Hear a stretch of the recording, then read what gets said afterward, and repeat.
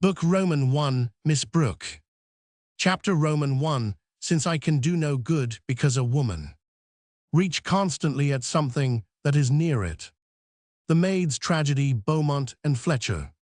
Miss Brooke had that kind of beauty, which seems to be thrown into relief by poor dress. Her hand and wrist were so finely formed that she could wear sleeves not less bare of style than those in which the Blessed Virgin appeared to Italian painters, and her profile, as well as her stature and bearing, seemed to gain the more dignity from her plain garments, which by the side of provincial fashion gave her the impressiveness of a fine quotation from the Biblia from one of our elder poets. In a paragraph of today's newspaper, she was usually spoken of as being remarkably clever, but with the addition that her sister Celia had more common sense. Nevertheless, Celia wore scarcely more trimmings, and it was only to close observers that her dress differed from her sister's, and had a shade of coquetry in its arrangements. For Miss Brooke's plain dressing was due to mixed conditions, in most of which her sister shared. The pride of being ladies had something to do with it.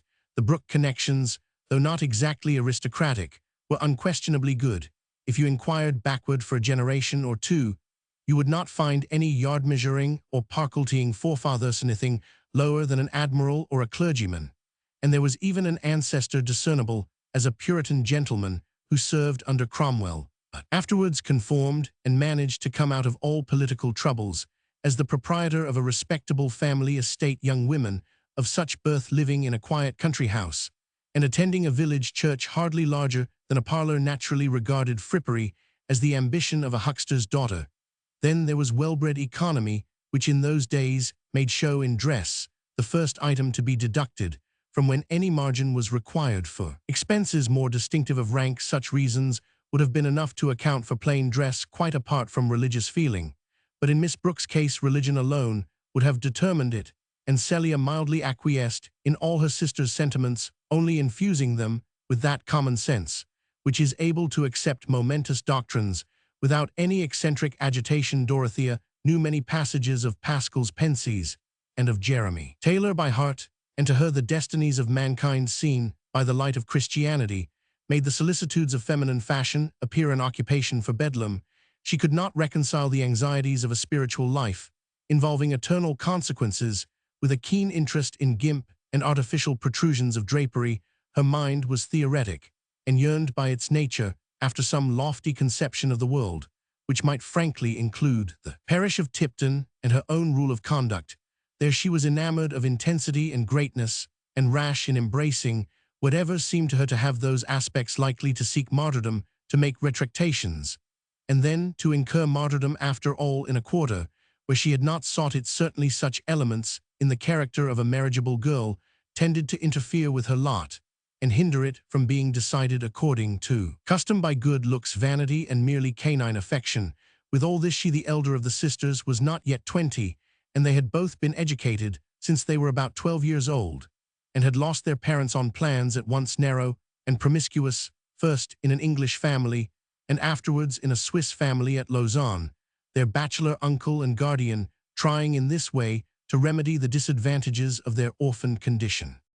It was hardly a year since they had come to live at Tipton Grange with their uncle, a man nearly 60, of acquiescent temper, miscellaneous opinions, and uncertain vote. He had travelled in his younger years, and was held in this part of the county to have contracted a too rambling habit of mind. Mr. Brooke's conclusions were as difficult to predict as the weather. It was only safe to say that he would act with benevolent intentions, and that he would spend as little money as possible in carrying them out, for the most glutinously indefinite minds enclose some hard grains of habit, and a man has been seen lax about all his own interests, except the retention of his snuff-box, concerning which he was watchful, suspicious, and greedy of clutch. In Mr. Brooke, the hereditary strain of Puritan energy was clearly in abeyance, but in his niece Dorothea it glowed alike through faults and virtues, turning sometimes into impatience of her uncle's talk, or his way of letting things be on his estate, and making her long all the more for the time when she would be of age, and have some command of money for generous schemes. She was regarded as an heiress, for not only had the sisters 700 a each from their parents, but if Dorothea married and had a son, that son would inherit Mr. Brooke's estate, presumably worth about 3,000 a rental, which seemed wealth to provincial families, still discussing Mr. Peel's late conduct on the Catholic question innocent of future goldfields, and of that gorgeous plutocracy which has so nobly exalted the necessities of genteel life. And how should Dorothea not marry a girl so handsome, and with such prospects nothing could hinder it but her love of extremes and her insistence on regulating life, according to notions which might cause a wary man to hesitate before he made her an offer or even might lead her at last to refuse all offers, a young lady of some birth and fortune who knelt suddenly down on a brick floor by the side of a sick laborer, and prayed fervidly, as if she thought herself living in the time of the apostles, who had strange whims of fasting like a papist, and of sitting up at night to read old theological books. Such a wife might awaken you some fine morning with a new scheme for the application of her income, which would interfere with political economy and the keeping of saddle horses. A man would naturally think twice before he risked himself in such fellowship. Women were expected to have weak opinions, but the great safeguard of society and of domestic life was that opinions were not acted on. Sane people did what their neighbors did, so that if any lunatics were at large, one might know and avoid them.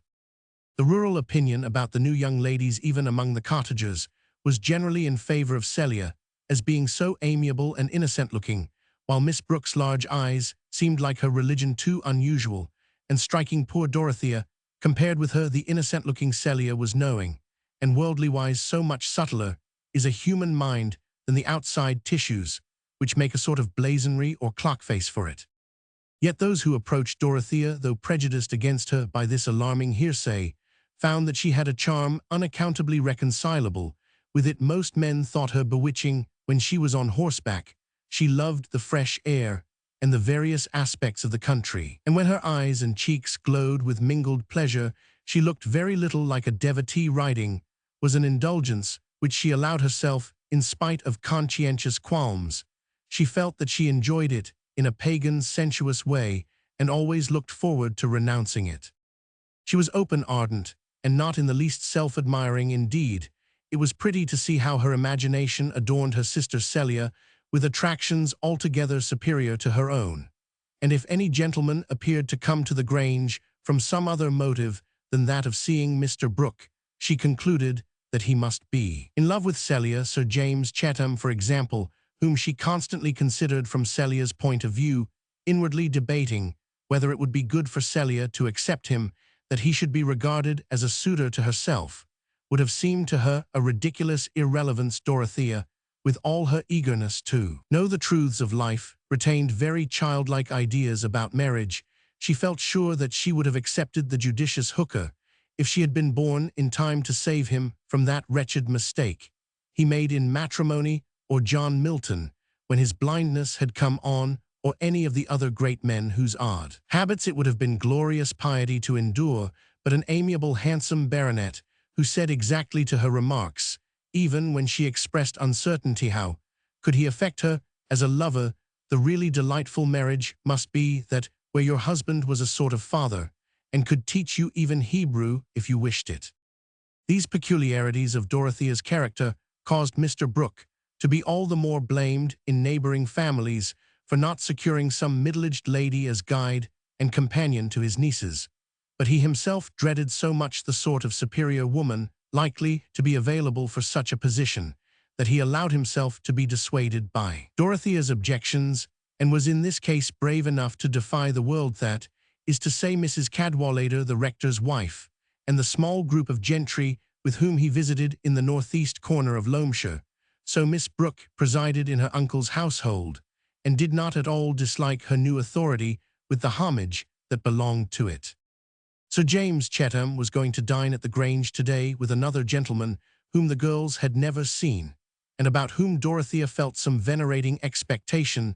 This was the Reverend Edward Casaubon, noted in the county as a man of profound learning, understood for many years to be engaged on a great work concerning religious history, also as a man of wealth enough to give lustre to his piety, and having views of his own which were to be more clearly ascertained on the publication of his book. His very name carried an impressiveness hardly to be measured without a precise chronology of scholarship.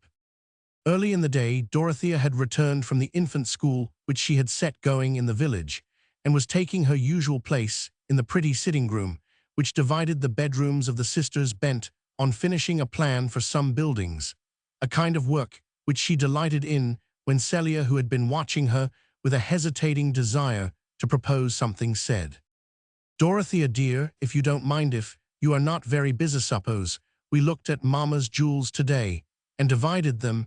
It is exactly 6 months today since Uncle gave them to you, and you have not looked at them yet." Celia's face had the shadow of a pouting expression in it, the full presence of the pout being kept back by an habitual awe of Dorothea, and principal two associated facts which might show a mysterious electricity if you touched them incautiously. To her relief, Dorothea's eyes were full of laughter as she looked up. "What a wonderful little almanac you are, Celia. Is it 6 calendar or 6 lunar months? It is the last day of September now, and it was the 1st of April when Uncle gave them to you, you know. He said that he had forgotten them till then. I believe you have never thought of them since you locked them up in the cabinet here." "Well, dear, we should never wear them, you know." Dorothea spoke in a full cordial tone, half caressing, half explanatory. She had her pencil in her hand and was making tiny side plans on a margin. Celia colored and looked very grave. "I think, dear, we are wanting in respect to Mamma's memory to put them by and take no notice of them." And she added, after hesitating a little with a rising sob of mortification, "Necklaces are quite usual now, and Madame Poincan, who is stricter in some things even than you, are used to wear ornaments, and Christians generally. There are women in heaven now who wore jewels." Celia was conscious of some mental strength when she really applied herself to argument. "You would like to wear them?" exclaimed Dorothea, an air of astonished discovery animating her whole person, with a dramatic action which she had caught from that very Madame Poincan who wore the ornaments, of course. "Then let us have them out. Why did you not tell me before? But the keys, the keys." She pressed her hands against the sides of her head and seemed to despair of her memory.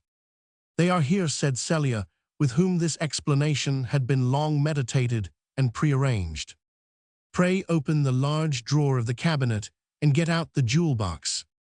The casket was soon opened before them, and the various jewels spread out, making a bright parterre on the table. It was no great collection, but a few of the ornaments were really of remarkable beauty, the finest, that was obvious at first, being a necklace of purple amethysts set in exquisite gold work, and a pearl cross with 5 brilliants in it. Dorothea immediately took up the necklace and fastened it round her sister's neck, where it fitted almost as closely as a bracelet, but the circle suited the Henrietta Maria style of Celia's head and neck, and she could see that it did in the pierglass opposite. "There, Celia, you can wear that with your Indian muslin, but this cross you must wear with your dark dresses." Celia was trying not to smile with pleasure. "Oh, Dodo, you must keep the cross yourself." "No, no, dear, no," said Dorothea, putting up her hand with careless deprecation. "Yes, indeed, you must. It would suit you in your black dress. Now," said Celia insistingly, "you might wear that." "Not for the world, not for the world. A cross is the last thing I would wear as a trinket." Dorothea shuddered slightly. "Then you will think it wicked in me to wear it," said Celia uneasily.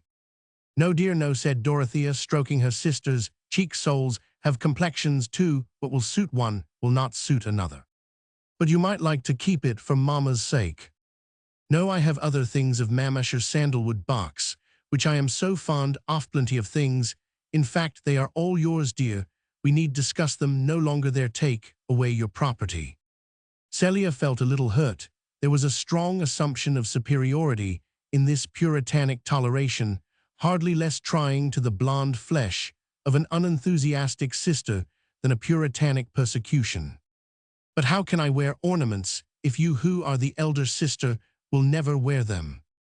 "Nay, Celia, that is too much to ask, that I should wear trinkets to keep you in countenance. If I were to put on such a necklace as that, I should feel as if I had been pirouetting. The world would go round with me, and I should not know how to walk."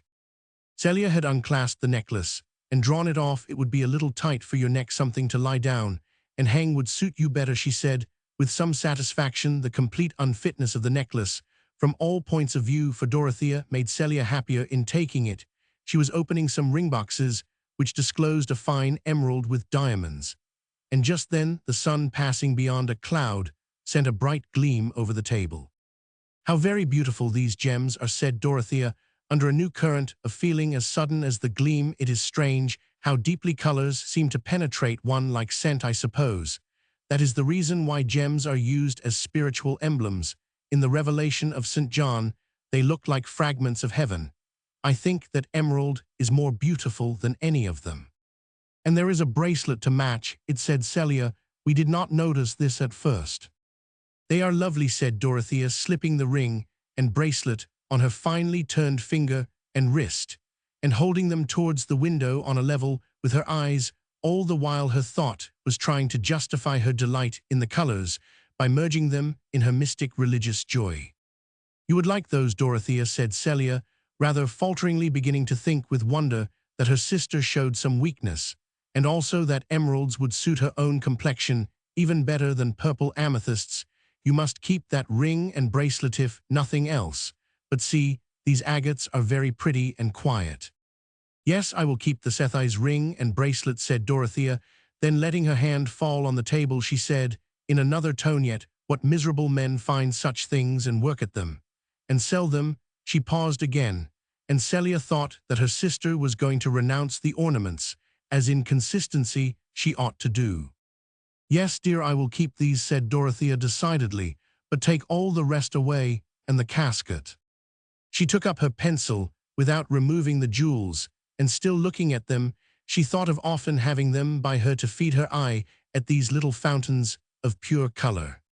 "Shall you wear them in company?" said Celia, who was watching her with real curiosity as to what she would do.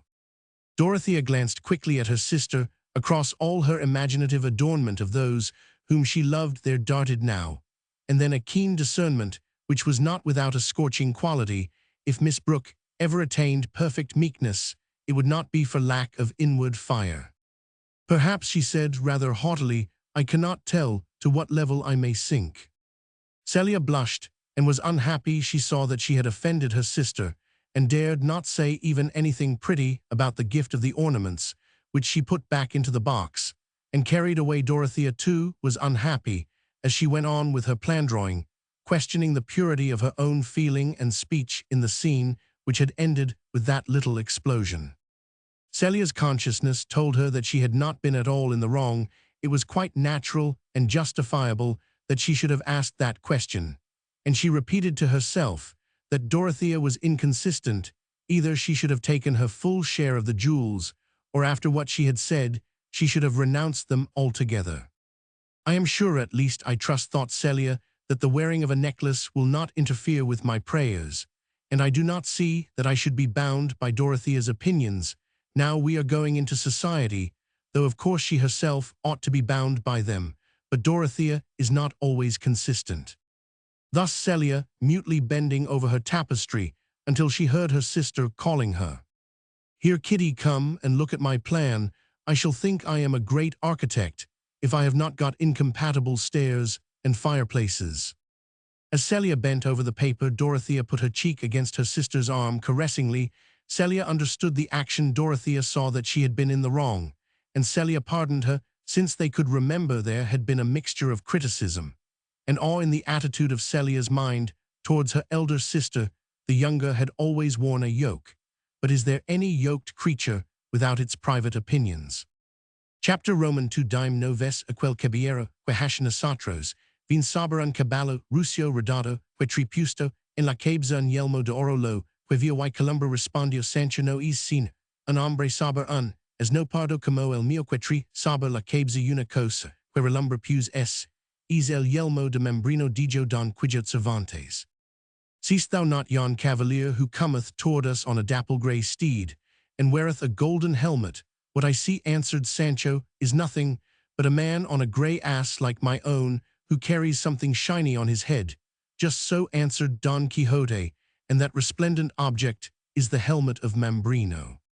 "Sir Humphrey Davy," said Mr. Brooke over the soup, in his easy smiling way, taking up Sir James Chetham's remark that he was studying Davy's agricultural chemistry.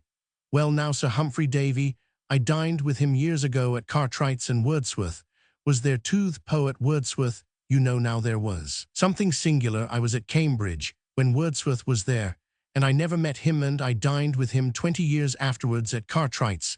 There's an oddity in things now. But Davy was there, he was a poet too, or, as I may say, Wordsworth was poet one, and Davy was poet too. That was true in every sense, you know. Dorothea felt a little more uneasy than usual in the beginning of dinner, the party being small, and the room still. These motes from the mass of a magistrate's mind fell too noticeably. She wondered how a man like Mr. Casaubon would support such triviality. His manners, she thought, were very dignified. The set of his iron-grey hair and his deep eye sockets made him resemble the portrait of Locke. He had the spare form and the pale complexion, which became a student as different as possible from the blooming Englishman of the red-whiskered type, represented by Sir James Chatham. "I am reading the agricultural chemistry," said this excellent baronet, "because I am going to take one of the farms into my own hands, and see if something cannot be done in setting a good pattern of farming among my tenants. Do you approve of that, Miss Brooke?" "A great mistake," Chatham interposed. "Mr. Brooke, going into electrifying your land and that kind of thing, and making a parlor of your cowhouse, it won't do. I went into science a great deal myself at one time, but I saw it would not do. It leads to everything. You can let nothing alone. No, see that your tenants don't sell their straw and that kind of thing, and give them draining tiles, you know. But your fancy farming will not daw the most expensive sort of whistle you can buy. You may as well keep a pack of hounds." "Surely," said Dorothea, "it is better to spend money in finding out how men can make the most of the land, which supports them all, than in keeping dogs and horses only to gallop over it. It is not a sin to make yourself poor in performing experiments for the good of all." She spoke with more energy than is expected of so young a lady, but Sir James had appealed to her. He was accustomed to do so, and she had often thought that she could urge him to many good actions when he was her brother-in-law. Mr. Casaubon turned his eyes very markedly on Dorothea while she was speaking, and seemed to observe her newly. "Young ladies don't understand political economy, you know," said Mr. Brooke, smiling towards Mr. Casaubon. "I remember when we were all reading Adam Smith. There is a book now. I took in all the new ideas at one time. Human perfectibility now. But some say history moves in circles, and that may be very well argued. I have argued it myself. The fact is, human reason may carry you little too far over the hedge. In fact, it carried me a good way at one time, but I saw it would not do. I pulled up in time, but not too hard. I have always been in favor of a little theory. We must have thought else. We shall be landed back in the dark ages. But talking of books, there is Southey's Peninsular War. I am reading that of a morning. You know Southey?"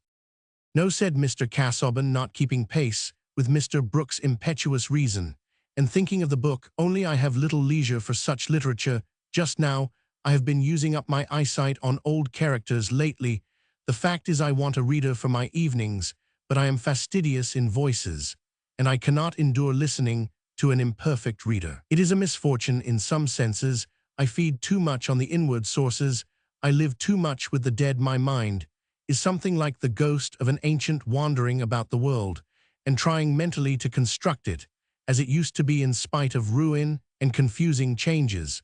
But I find it necessary to use the utmost caution about my eyesight." This was the first time that Mr. Casaubon had spoken at any length.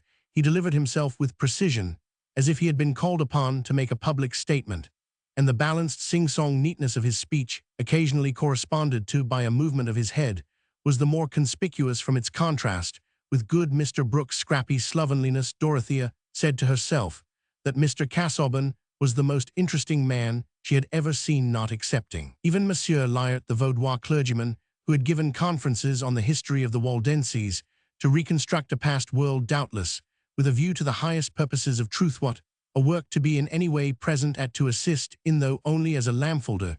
This elevating thought lifted her above her annoyance at being twitted with her ignorance of political economy that never explained science, which was thrust as an extinguisher over all her lights.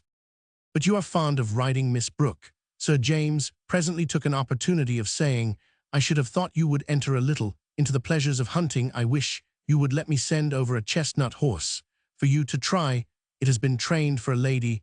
I saw you on Saturday cantering over the hill on a nag not worthy of you. My groom shall bring Corydon for you every day, if you will only mention the time. Thank you, you are very good. I mean to give up riding. I shall not ride any more, said Dorothea, urged to this brusque resolution by a little annoyance that Sir James would be soliciting her attention when she wanted to give it all to Mr. Casaubon. No, that is too hard, said Sir James, in a tone of reproach that showed strong interest. Your sister is given to self-mortification, is she not? He continued, turning to Celia, who sat at his right hand. I think she is, said Celia, feeling afraid lest she should say something that would not please her sister, and blushing as prettily as possible above her necklace. She likes giving up. If that were true, Celia, my giving up would be self-indulgence, not self-mortification. But there may be good reasons for choosing not to do what is very agreeable, said Dorothea. Mr. Brooke was speaking at the same time, but it was evident that Mr. Casaubon was observing Dorothea, and she was aware of it. Exactly, said Sir James. You give up from some high, generous motive. No, indeed, not exactly. I did not say that of myself, answered Dorothea, reddening. Unlike Celia, she rarely blushed, and only from high delight or anger at this moment. She felt angry with the perverse Sir James. Why did he not pay attention to Celia and leave her to listen to Mr. Casaubon? If that learned man would only talk instead of allowing himself to be talked to by Mr. Brooke, who was just then informing him that the Reformation either meant something or it did not, that he himself was a Protestant to the core, but that Catholicism was a fact, and as to refusing an acre of your ground for a Romanist chapel, all men needed the bridle of religion, which, properly speaking, was the dread of a hereafter.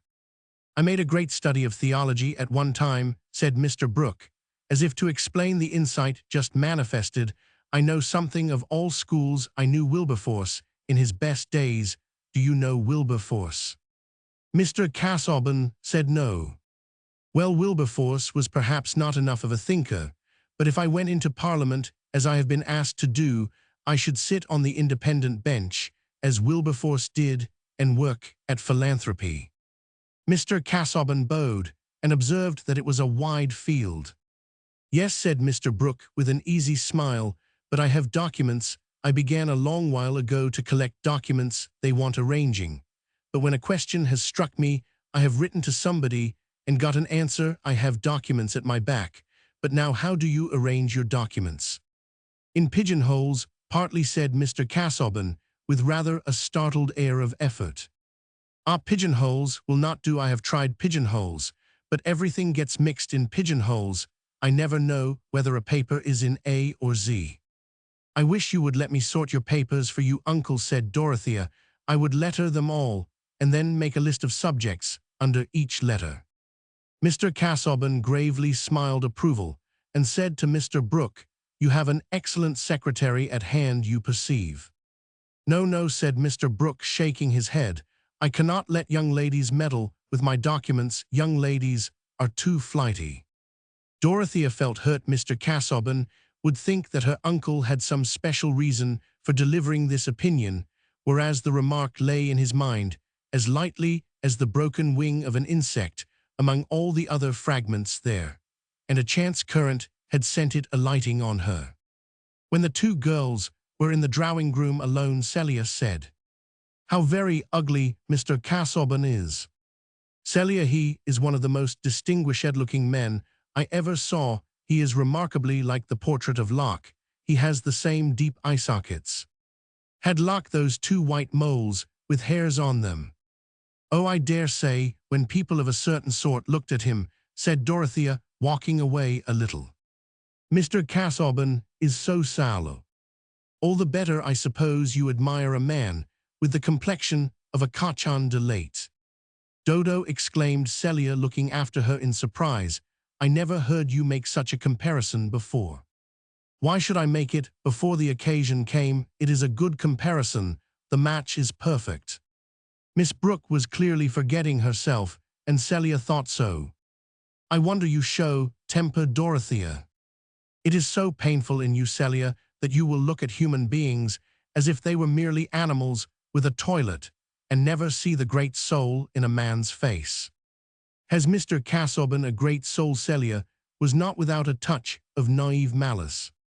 Yes, I believe he has, said Dorothea with the full voice of decision.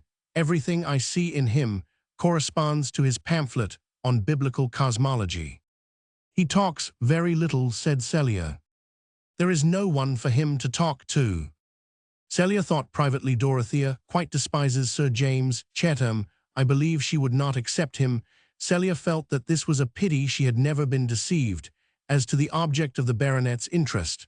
Sometimes, indeed, she had reflected that Dodo would perhaps not make a husband happy who had not her way of looking at things, and stifled in the depths of her heart was the feeling that her sister was too religious for family. Comfort notions and scruples were like spilt needles, making one afraid of treading or sitting down or even eating. When Miss Brooke was at the tea table, Sir James came to sit down by her, not having felt her mode of answering him at all offensive. Why should he? He thought it probable that Miss Brooke liked him, and manners must be very marked indeed before they cease to be interpreted by preconceptions, either confident or distrustful.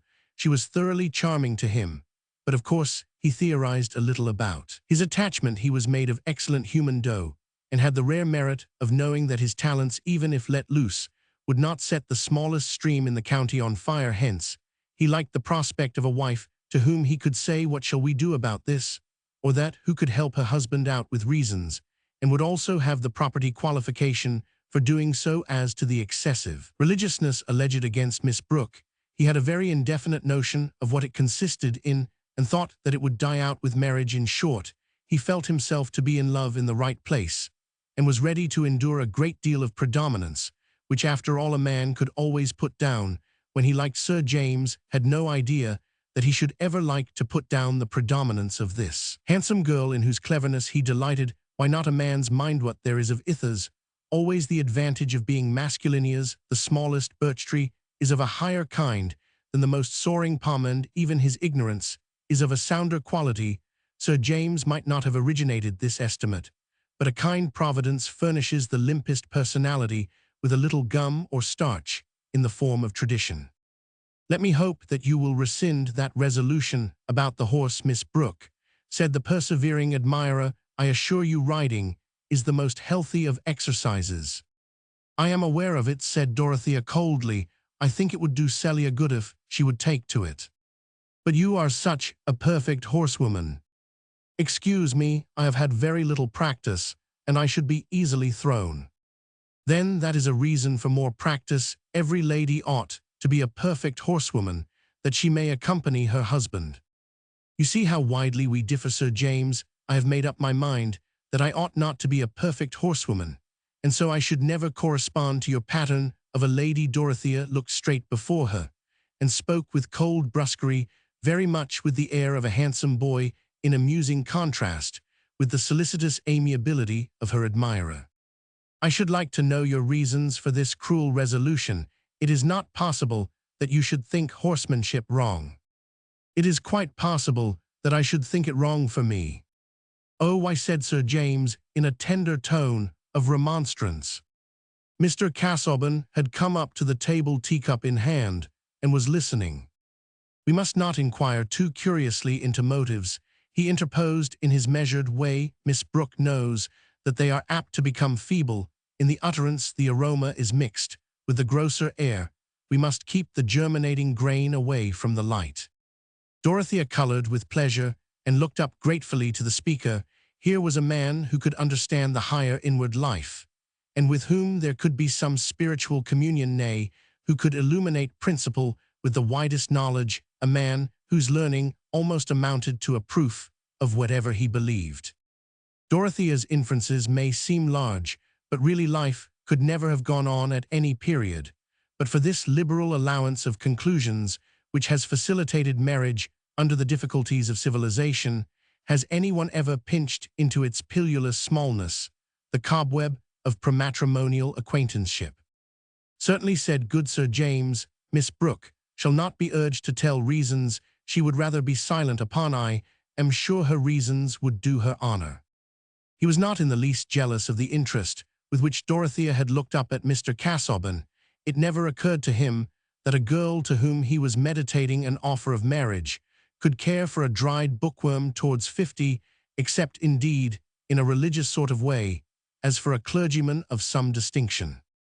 However, since Miss Brooke had become engaged in a conversation with Mr. Casaubon about the Vaudois clergy, Sir James betook himself to Celia and talked to her about her sister, spoke of a house in town, and asked whether Miss Brooke disliked London away from her sister. Celia talked quite easily, and Sir James said to himself that the second Miss Brooke was certainly very agreeable, as well as pretty, though not, as some people pretended, more clever and sensible than the elder sister. He felt that he had chosen the one who was in all respects the superior, and a man naturally likes to look forward to having the best. He would be the very mawworm of bachelors who pretended not to expect it. Chapter Roman 3, Say Goddess, what ensued when Raphael, the affable archangel, Eve. The story heard attentive and was filled with admiration and deep muse to hear of things so high and strain. Paradise Lost b. Roman 7. If it had really occurred to Mr. Casaubon to think of Miss Brooke as a suitable wife for him, the reasons that might induce her to accept him were already planted in her mind, and by the evening of the next day the reasons had budded and bloomed, for they had had a long conversation in the morning, while Celia, who did not like the company of Mr. Casaubon's moles and sallowness, had escaped to the vicarage to play with the curate's ill-shod but merry children. Dorothea by this time had looked deep into the ungauged reservoir of Mr. Casaubon's mind, seeing reflected there, in vague labyrinthine extension, every quality she herself brought, had opened much of her own experience to him, and had understood from him the scope of his great work, also of attractively labyrinthine extent, for he had been as instructive as Milton's affable archangel, and with something of the archangelic manner he told her how he had undertaken to show what indeed had been attempted before, but not with that thoroughness, justice of comparison, and effectiveness of arrangement, at which Mr. Casaubon aimed, that all the mythical systems or erratic mythical fragments in the world were corruptions of a tradition originally revealed, having once mastered the true position, and taken a firm footing there, the vast field of mythical constructions became intelligible, nay luminous, with the reflected light of correspondences, but to gather in this great harvest of truth was no light or speedy work. His notes already made a formidable range of volumes, but the crowning task would be to condense these voluminous, still accumulating results, and bring them, like the earlier vintage of Hippocratic books, to fit a little shelf. In explaining this to Dorothea, Mr. Casaubon expressed himself nearly as he would have done to a fellow student, for he had not two styles of talking at command. It is true that, when he used a Greek or Latin phrase, he always gave the English with scrupulous care, but he would probably have done this in any case.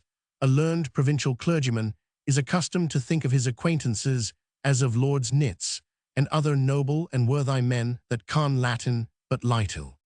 Dorothea was altogether captivated by the wide embrace of this conception. Here was something beyond the shallows of ladies' school literature. Here was a living Bossuet, whose work would reconcile complete knowledge with devoted piety. Here was a modern Augustine, who united the glories of doctor and saint. The sanctity seemed no less clearly marked than the learning, for when Dorothea was impelled to open her mind on certain themes, which she could speak of to no one whom she had before seen at Tipton, especially on the secondary importance of ecclesiastical forms and articles of belief, compared with that spiritual religion, that submergence of self in communion with divine perfection, which seemed to her to be expressed in the best Christian books of widely distant ages, she found in Mr. Casaubon a listener who understood her at once, who could assure her of his own agreement with that view when duly tempered with wise conformity, and could mention historical examples before unknown to her. He thinks with me, said Dorothea to herself, or rather, he thinks a whole world of which my thought is but a poor twopenny mirror, and his feelings too, his whole experience you had a lake, compared with my little pool.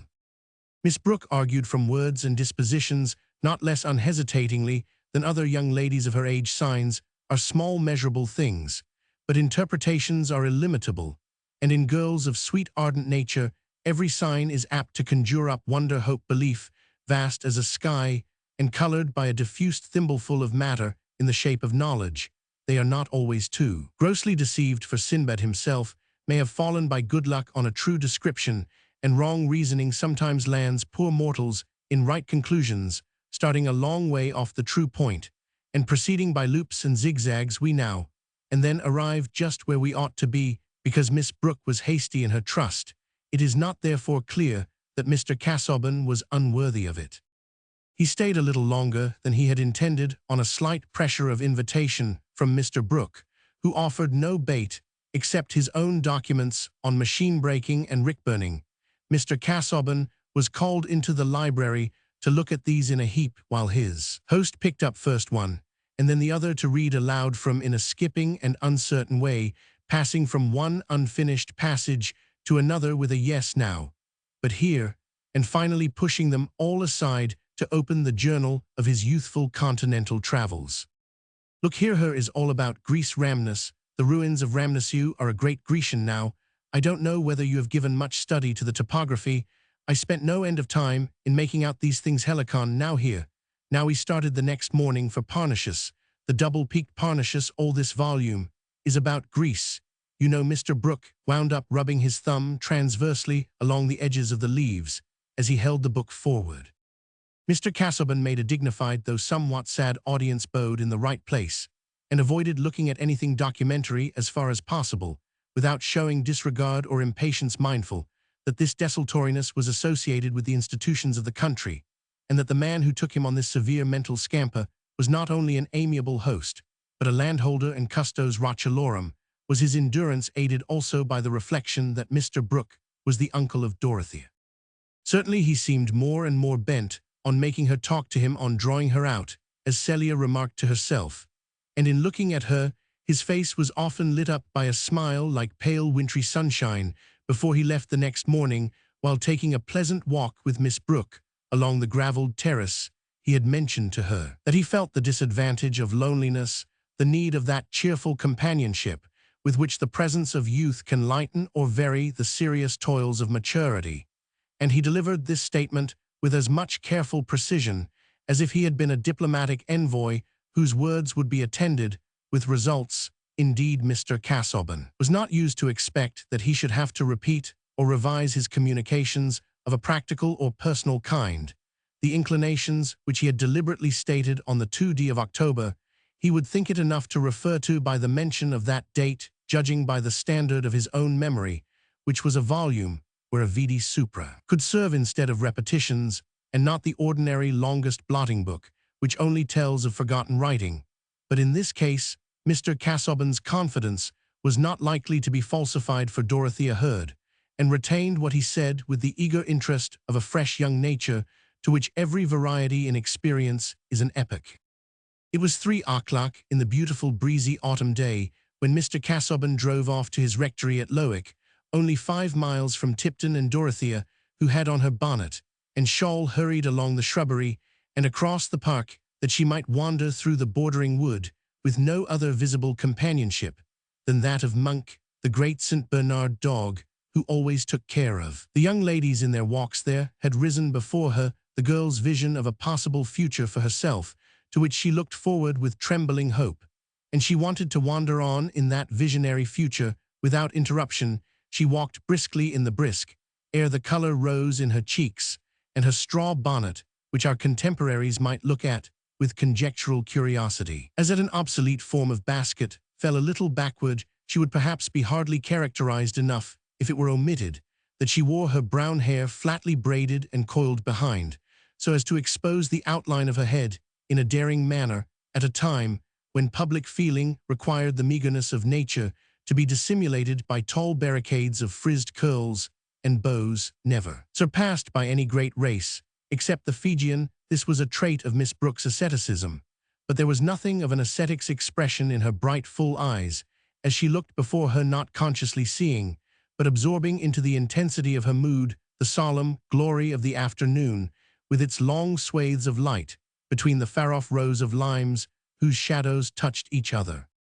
All people, young or old, that is, all people in those antereform times, would have thought her an interesting object if they had referred the glow in her eyes and cheeks to the newly awakened ordinary images of young love, the illusions of Chloe about Strephon have been sufficiently consecrated in poetry as the pathetic. Loveliness of all spontaneous trust ought to be Miss Pippin, adoring young Pumpkin and dreaming along endless vistas of unwearying companionship, was a little drama which never tired our fathers and mothers, and had been put into all costumes but Pumpkin have a figure which would sustain the disadvantages of the short-waisted. Swallowtail and everybody felt it not only natural but necessary to the perfection of womanhood that a sweet girl should be at once convinced of his virtue, his exceptional ability, and above all his perfect sincerity, but perhaps no persons then living, certainly none in the neighborhood of Tipton Wood, have had a sympathetic understanding for the dreams of a girl whose notions about marriage took their color entirely from an exalted enthusiasm about the ends of life, an enthusiasm which was lit chiefly by its own fire, and included neither the niceties of the trousseau, the pattern of plate, nor even the honors and sweet joys of the blooming matron. It had now entered Dorothea's mind that Mr. Casaubon might wish to make her his wife, and the idea that he would do so touched her with a sort of reverential gratitude. How good of Humane! It would be almost as if a winged messenger had suddenly stood beside her path and held out his hand towards her. For a long while she had been oppressed by the indefiniteness which hung in her mind like a thick summer haze over all her desire to make her life greatly effective. What could she do? What ought she to do? Hardly more than a budding woman, but yet with an active conscience and a great mental need not to be satisfied by a girlish instruction comparable to the nibblings and judgments of a discursive mouse.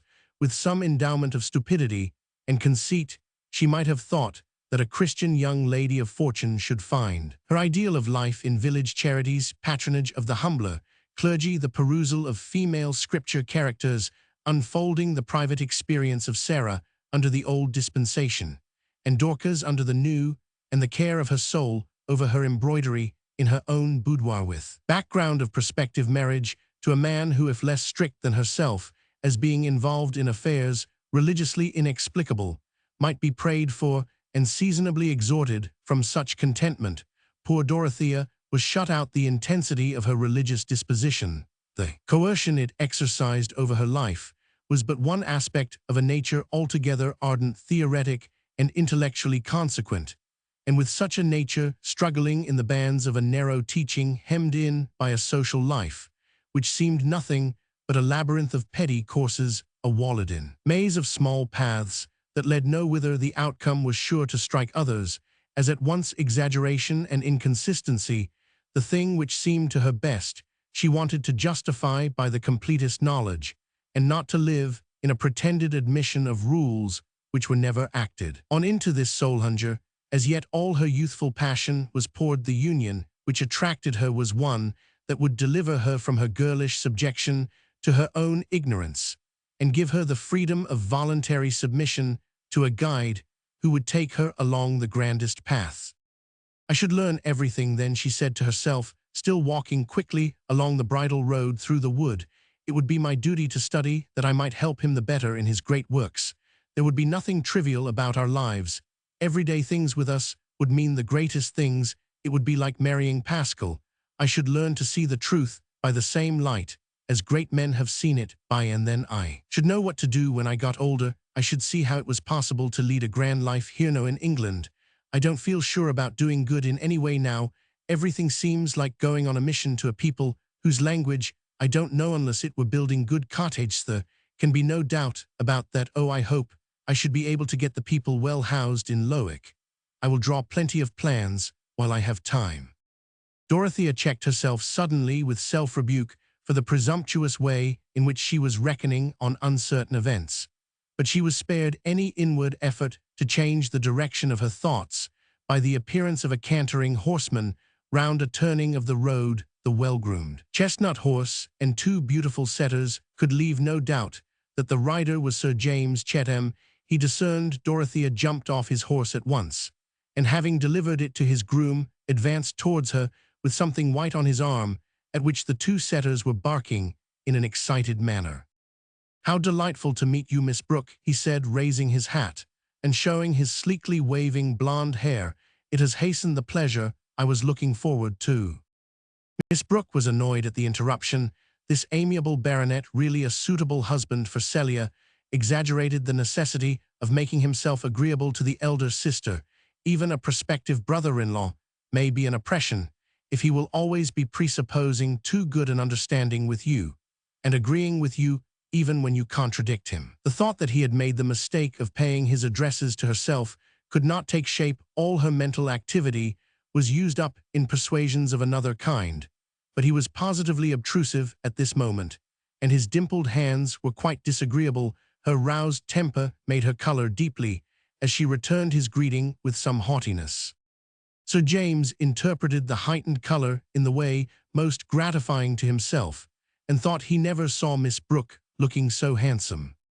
"I have brought a little petitioner," he said, "or rather I have brought him to see if he will be approved before his petition is offered." He showed the white object under his arm, which was a tiny Maltese puppy, one of nature's most naive toys. "It is painful to me to see these creatures that are bred merely as pets," said Dorothea, whose opinion was forming itself, that very moment, as opinions will, under the heat of irritation. "Oh, why," said Sir James, as they walked forward. "I believe all the petting that is given them does not make them happy. They are too helpless, their lives are too frail. A weasel or a mouse that gets its own living is more interesting. I like to think that the animals about us have souls something like our own, and either carry on their own little affairs, or can be companions to us, like Monk here. Those creatures are parasitic." "I am so glad I know that you do not like them," said good Sir James. "I should never keep them for myself, but ladies usually are fond of these Maltese dogs. Here, John, take this dog, will you?" The objectionable puppy, whose nose and eyes were equally black and expressive, was thus got rid of, since Miss Brooke decided that it had better not have been born, but she felt it necessary to explain. "You must not judge of Celia's feeling from mine. I think she likes these small pets. She had a tiny terrier once, which she was very fond of. It made me unhappy, because I was afraid of treading on it. I am rather short-sighted." "You have your own opinion about everything, Miss Brooke, and it is always a good opinion." What answer was possible to such stupid complimenting? "Do you know, I envy you," that Sir James said, as they continued walking at the rather brisk pace set by Dorothea. "I don't quite understand what you mean." "Your power of forming an opinion. I can form an opinion of persons, I know, when I like people, but about other matters, do you know, I have often a difficulty in deciding. One hears very sensible things said on opposite sides. Or that seems sensible, perhaps. We don't always discriminate between sense and nonsense." Dorothea felt that she was rather rude. "Exactly," said Sir James, "but you seem to have the power of discrimination." "On the contrary, I am often unable to decide, but that is from ignorance. The right conclusion is there all the same, though I am unable to see it. I think there are few who would see it more readily. Do you know, Lovegood was telling me yesterday that you had the best notion in the world of a plan for cottage, quite wonderful for a young lady. He thought you had a real genius, to use his expression. He said you wanted Mr. Brooke to build a new set of cottages, but he seemed to think it hardly probable that your uncle would consent. Do you know, that is one of the things I wish to do. I mean, on my own estate. I should be so glad to carry out that plan of yours, if you would let me see it. Of course, it is sinking money. That is why people object to it. Laborers can never pay rent to make it answer. But after all, it is worth doing." "Worth doing, yes, indeed," said Dorothea, energetically forgetting her previous small vexations. "I think we deserve to be beaten out of our beautiful houses, with a scourge of small cords, all of us, who let tenants live in such styes as we see round us. Life in cottages might be happier than ours, if they were real houses, fit for human beings, from whom we expect duties and affections. Will you show me your plan?" "Yes, certainly. I dare say it is very faulty, but I have been examining all the plans for cottages in Loudon's book, and picked out what seem the best things. Oh, what a happiness it would be to set the pattern about here. I think instead of Lazarus at the gate, we should put the pigsty cottages outside the park gate." Dorothea was in the best temper now Sir James, as brother-in-law building model cottages on his estate, and then perhaps others being built at Lowick, and more elsewhere in imitation it, would be as if the spirit of Oberlin had passed over the parishes to make the life of poverty beautiful. Sir James saw all the plans, and took one away to consult upon with Lovegood. He also took away a complacent sense that he was making great progress in Miss Brooke's good opinion. The Maltese puppy was not offered to Celia, an omission which Dorothea afterwards thought of with surprise, but she blamed herself for it. She had been engrossing Sir James. After all, it was a relief that there was no puppy to tread upon. Celia was present while the plans were being examined, and observed Sir James' illusion. He thinks that Dodo cares about him, and she only cares about her plans, yet I am not certain that she would refuse him if she thought he would let her manage everything and carry out all her notions, and how very uncomfortable Sir James would be. I cannot bear notions. It was Celia's private luxury to indulge in this dislike. She dared not confess it to her sister in any direct statement, for that would be laying herself open to a demonstration that she was somehow or other at war with all goodness. But on safe opportunities, she had an indirect mode of making her negative wisdom tell upon Dorothea, and calling her down from her rhapsodic mood by reminding her that people were staring, not listening. Celia was not impulsive. What she had to say could wait, and came from her always with the same quiet staccato evenness. When people talked with energy and emphasis, she watched their faces and features. Merely, she never could understand how well-bred persons consented to sing and open their mouths in the ridiculous manner requisite for that vocal exercise. It was not many days before Mr. Casaubon paid a morning visit, on which he was invited again for the following week to dine and stay the night. Thus, Dorothea had 3 more conversations with him, and was convinced that her first impressions had been just. He was all she had at first imagined him to be. Almost everything he had said seemed like a specimen from a mine, or the inscription on the door of a museum which might open on the treasures of past ages, and this trust in his mental wealth was all the deeper and more effective on her inclination, because it was now obvious that his visits were made for her sake. This accomplished man condescended to think of a young girl and take the pains to talk to her, not with absurd compliment, but with an appeal to her understanding, and sometimes with instructive correction. What delightful companionship! Mr. Casaubon seemed even unconscious that trivialities existed, and never handed round that small talk of heavy men, which is as acceptable as stale bridecake brought forth with an odor of cupboard. He talked of what he was interested in, or else he was silent and bowed with sad civility to Dorothea. This was adorable genuineness and religious abstinence from that artificiality which uses up the soul in the efforts of pretense, for she looked as reverently at Mr. Casaubon's religious elevation above herself as she did at his intellect and learning. He assented to her expressions of devout feeling, and usually with an appropriate quotation, he allowed himself to say that he had gone through some spiritual conflicts in his youth. In short, Dorothea saw that here she might reckon on understanding, sympathy, and guidance. On only one of her favorite themes she was disappointed. Mr. Casaubon apparently did not care about building cottages, and diverted the talk to the extremely narrow accommodation which was to be had in the dwellings of the ancient Egyptians. As if to check a too high standard, after he was gone, Dorothea dwelt with some agitation on this indifference of his, and her mind was much exercised with arguments drawn from the varying conditions of climate which modify human needs, and from the admitted wickedness of pagan despots. Should she not urge these arguments on Mr. Casaubon when he came again? But further reflection told her that she was presumptuous in demanding his attention to such a subject. He would not disapprove of her occupying herself with it in leisure moments, as other women expected to occupy themselves with their dress, and embroidery would not forbid it. When Dorothea felt rather ashamed, as she detected herself in these speculations, but her uncle had been invited to go to Lowick to stay a couple of days. Was it reasonable to suppose that Mr. Casaubon delighted in Mr. Brooke's society for its own sake, either with or without documents? Meanwhile, that little disappointment made her delight the more in Sir James Chetham's readiness to set on foot the desired improvements. He came much oftener than Mr. Casaubon and Dorothea ceased to find him disagreeable, since he showed himself so entirely in earnest, for he had already entered with much practical ability into Lovegood's estimates, and was charmingly docile. She proposed to build a couple of cottages and transfer 2 families from their old cabins, which could then be pulled down so that new ones could be built on the old sites. Sir James said exactly, and she bore the word remarkably well. Certainly these men who had so few spontaneous ideas might be very useful members of society under good feminine direction if they were fortunate in choosing their sisters-in-law.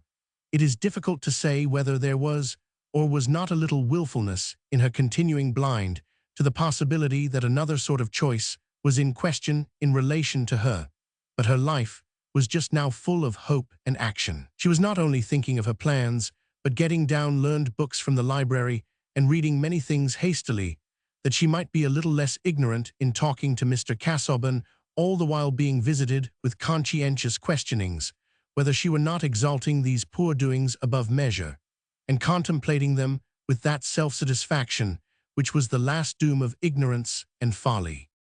Chapter Roman 4th. Gent, our deeds are fetters that we forge ourselves. 2d. Gent, I truly, but I think it is the world that brings the iron. Sir James seems determined to do everything you wish, said Celia, as they were driving home from an inspection of the new building site.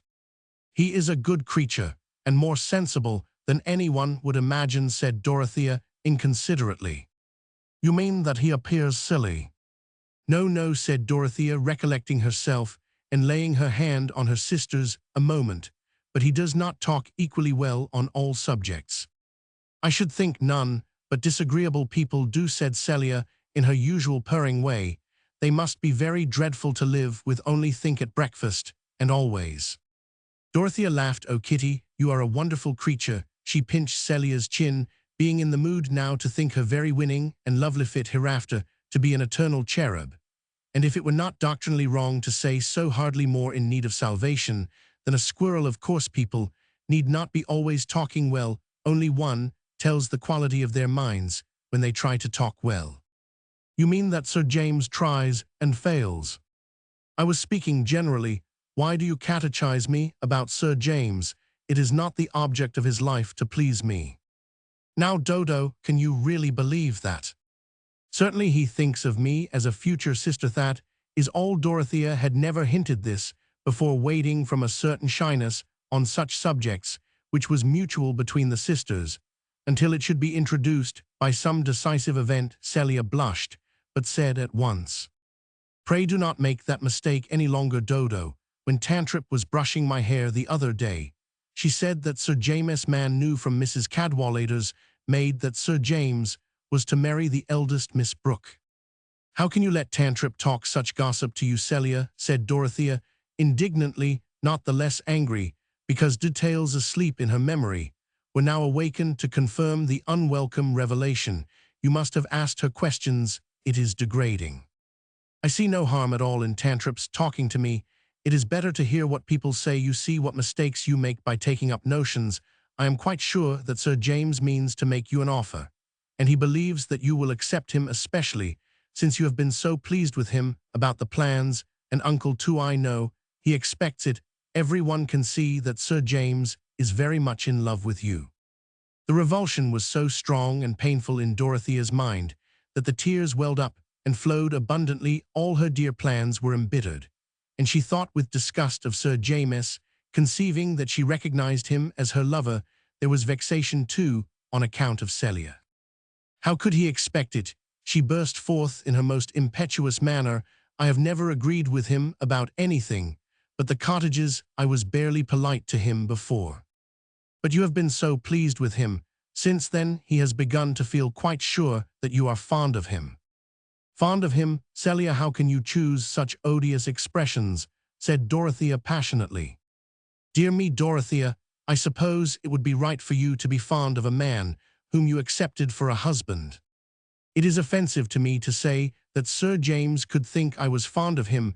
Besides, it is not the right word for the feeling I must have towards the man I would accept as a husband. Well, I am sorry for Sir James. I thought it right to tell you, because you went on, as you always do, never looking just where you are, and treading in the wrong place. You always see what nobody else sees. It is impossible to satisfy you, yet you never see what is quite plain. That's your way, Dodo. Something certainly gave Celia unusual courage. And she was not sparing the sister, of whom she was occasionally in awe, who can tell what just criticisms Mur the cat may be passing on us beings of wider speculation. It is very painful, said Dorothea, feeling scourged. I can have no more to do with the cottages. I must be uncivil to him. I must tell him I will have nothing to do with them. It is very painful. Her eyes filled again with tears. Wait a little, think about it. You know he is going away for a day or two to see his sister. There will be nobody besides Lovegood. Celia could not help relenting. Poor Dodo, she went on, in an amiable staccato. It is very hard. It is your favorite fad to draw plans. Fad to draw plans? Do you think I only care about my fellow creatures' houses in that childish way? I may well make mistakes. How can one ever do anything nobly Christian living among people with such petty thoughts? No more was said. Dorothea was too much jarred to recover her temper, and behave so as to show that she admitted any error in herself. She was disposed rather to accuse the intolerable narrowness and the purblind conscience of the society around her, and Celia was no longer the eternal cherub, but a thorn in her spirit, a pink and white nullifidian worse than any discouraging presence in the Pilgrim's Progress. The fad of drawing plans, what was life worth, what great faith was possible when the whole effect of one's actions could be withered up into such parched rubbish as that when she got out of the carriage her cheeks were pale and her eyelids red. She was an image of sorrow, and her uncle, who met her in the hall, would have been alarmed if Celia had not been close to her, looking so pretty and composed that he at once concluded Dorothea's tears to have their origin in her excessive religiousness. He had returned during their absence from a journey to the county town about a petition for the pardon of some criminal. Well, my dears, he said kindly as they went up to kiss him, I hope nothing disagreeable has happened while I have been away. No, uncle, said Celia. We have been to Freshitt to look at the cottages. We thought you would have been at home to lunch. I came by Lowick to lunch. You didn't know I came by Lowick. And I have brought a couple of pamphlets for you, Dorothy, in the library. You know they lie on the table in the library. It seemed as if an electric stream went through Dorothea, thrilling her from despair into expectation. They were pamphlets about the early church, the oppression of Celia Tantripp, and Sir James was shaken off, and she walked straight to the library. Celia went upstairs. Mr. Brooke was detained by a message, but when he re-entered the library, he found Dorothea seated and already deep in one of the pamphlets, which had some marginal manuscript of Mr. Casaubon's, taking it in as eagerly as she might have taken in the scent of a fresh bouquet after a dry, hot, dreary walk. She was getting away from Tipton and Freshitt and her own sad liability to tread in the wrong places on her way to the New Jerusalem. Mr. Brooke sat down in his armchair, stretched his legs towards the wood fire, which had fallen into a wondrous mass of glowing dice between the dogs, and rubbed his hands, gently, looking very mildly towards Dorothea, but with a neutral, leisurely air, as if he had nothing particular to say. Dorothea closed her pamphlet as soon as she was aware of her uncle's presence, and rose as if to go. Usually she would have been interested about her uncle's merciful errand on behalf of the criminal, but her late agitation had made her absent-minded. I came back by Lowick, you know, said Mr. Brooke, not as if with any intention to arrest her departure, but apparently from his usual tendency to say what he had said before. This fundamental principle of human speech was markedly exhibited in Mr. Brooke. I lunched there and saw Casaubon's library, and that kind of thing. There's a sharp air driving. Want you sit down, my dear, you look cold. Dorothea felt quite inclined to accept the invitation sometimes when her uncle's easy way of taking things did not happen to be exasperating. It was rather soothing. She threw off her mantle and bonnet and sat down opposite to him, enjoying the glow, but lifting up her beautiful hands for a screen. They were not thin hands or small hands, but powerful feminine maternal hands. She seemed to be holding them up in propitiation for her passionate desire to know and to think, which in the unfriendly mediums of Tipton and Freshitt had issued in crying and red eyelids. She bethought herself now of the condemned criminal. What news have you brought about the sheep-stealer, uncle? What poor Bunchwell it seems we can't get him off is to be hanged. Dorothea's brow took an expression of reprobation and pity. Hanged, you know, said Mr. Brooke, with a quiet nod. Poor Romilly. He would have helped us. I knew Romilly. Casaubon didn't know Romilly. He is a little buried in books, you know. Casaubon is. When a man has great studies and is writing a great work, he must, of course, give up seeing much of the world. How can he go about making acquaintances? That's true, but a man mopes, you know. I have always been a bachelor too, but I have that sort of disposition that I never moped. It was my way to go about everywhere and take in everything. I never moped. But I can see that Casaubon does, you know. He wants a companion, you know. It would be a great honor to anyone to be his companion, said Dorothea energetically. You like him, eh? Said Mr. Brooke, without showing any surprise or other emotion. Well, now I've known Casaubon 10 years, ever since he came to Lowick. But I never got anything out of him, any ideas, you know. However, he is a tip-top man, and maybe a bishop, that kind of thing, you know, if Peel stays in, and he has a very high opinion of you, my dear. Dorothea could not speak. The fact is, he has a very high opinion indeed of you, and he speaks uncommonly well. Does Casaubon. He has deferred to me, you not being of age. In short, I have promised to speak to you, though I told him I thought there was not much chance. I was bound to tell him that I said my niece is very young and that kind of thing, but I didn't think it necessary to go into everything. However, the long and the short of it is that he has asked my permission to make you an offer of marriage, you know, said Mr. Brooke, with his explanatory nod. I thought it better to tell you, my dear. No one could have detected any anxiety in Mr. Brooke's manner, but he did really wish to know something of his niece's mind, that if there were any need for advice, he might give it in time. What feeling he, as a magistrate who had taken in so many ideas, could make room for was unmixedly kind. Since Dorothea did not speak immediately, he repeated, I thought it better to tell you, my dear. Thank you, uncle, said Dorothea in a clear, unwavering tone. I am very grateful to Mr. Casaubon. If he makes me an offer, I shall accept him. I admire and honor him more than any man I ever saw. Mr. Brooke paused a little, and then said in a lingering low tone, Ah, well, he is a good match in some respects, but now Chatham is a good match, and our land lies together. I shall never interfere against your wishes. My dear, people should have their own way in marriage, and that sort of thing up to a certain point.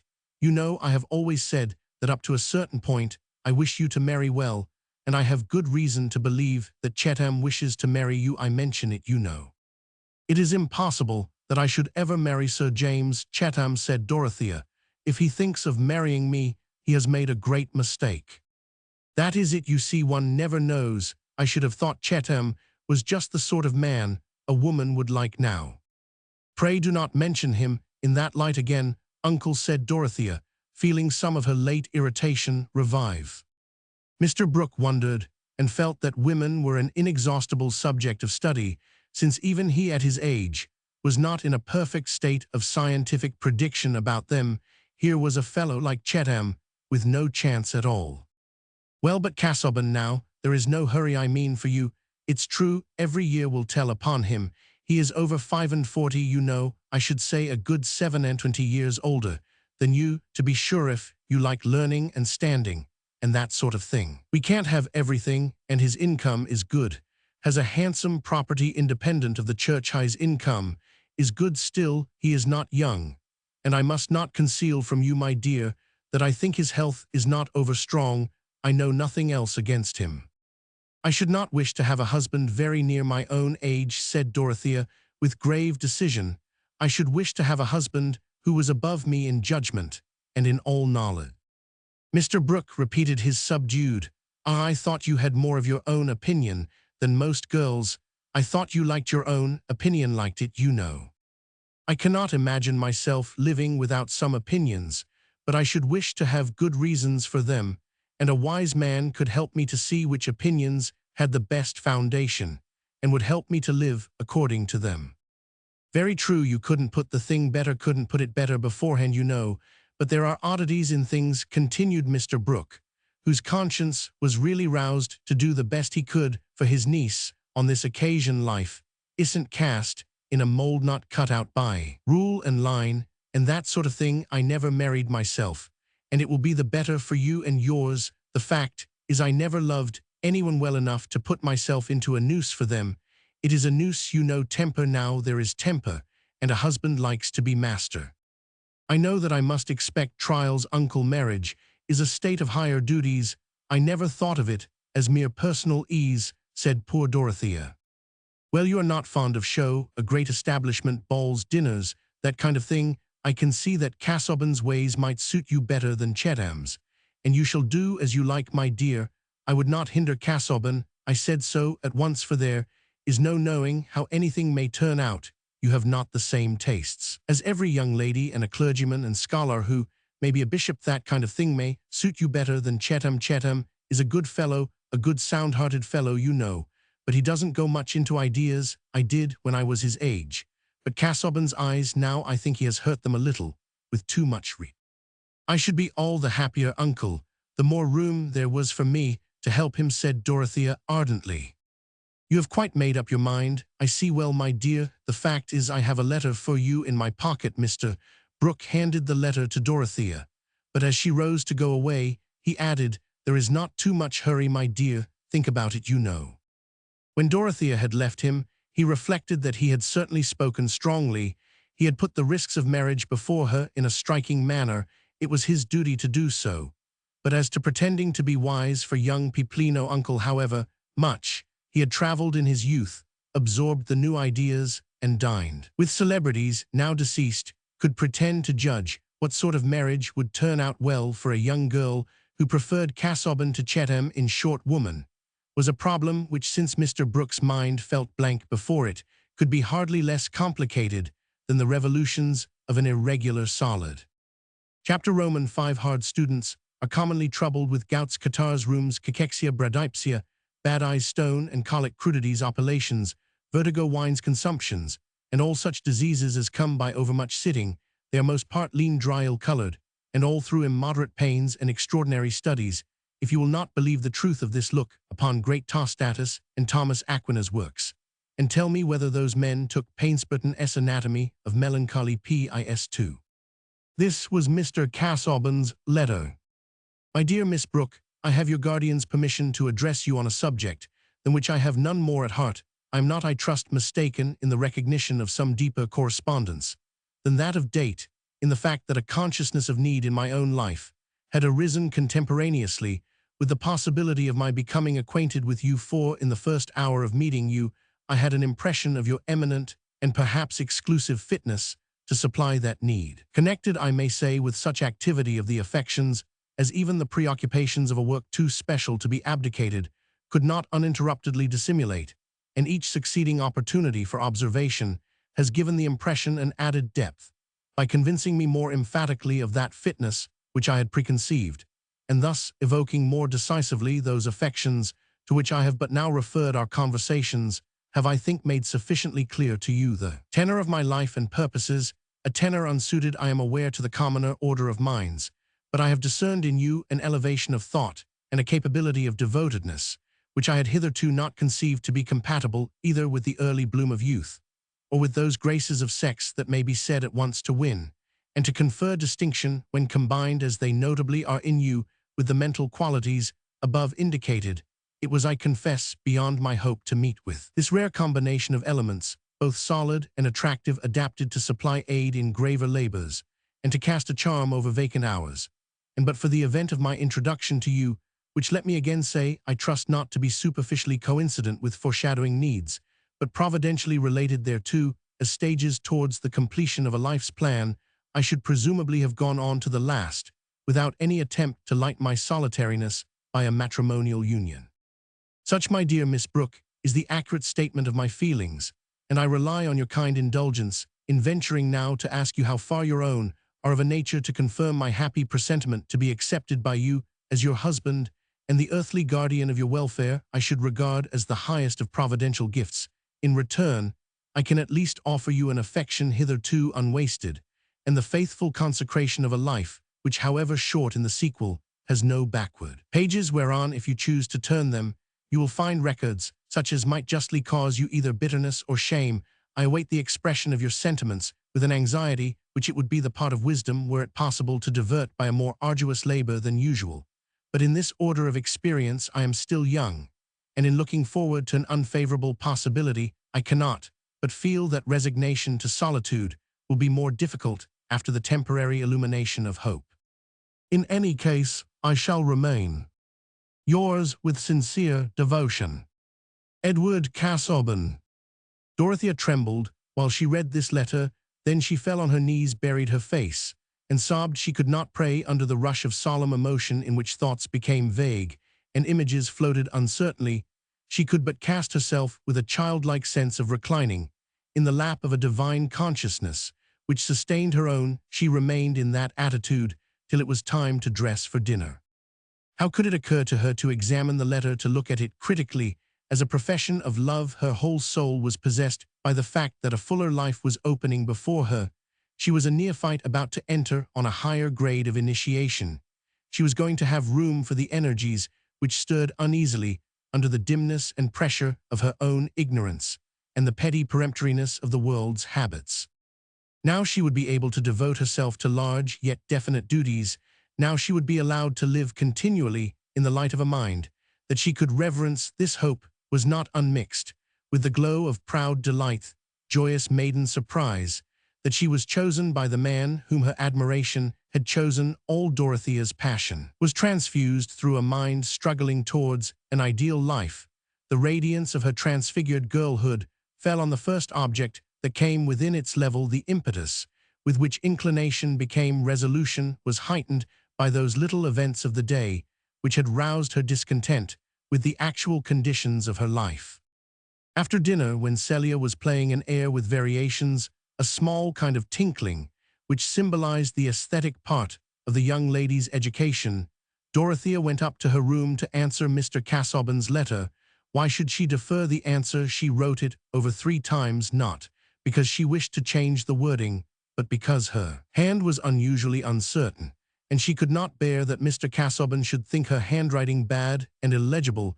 She piqued herself on writing a hand in which each letter was distinguishable without any large range of conjecture, and she meant to make much use of this accomplishment to save Mr. Casaubon's eyes. 3 times she wrote, "My dear Mr. Casaubon, I am very grateful to you for loving me and thinking me worthy to be your wife.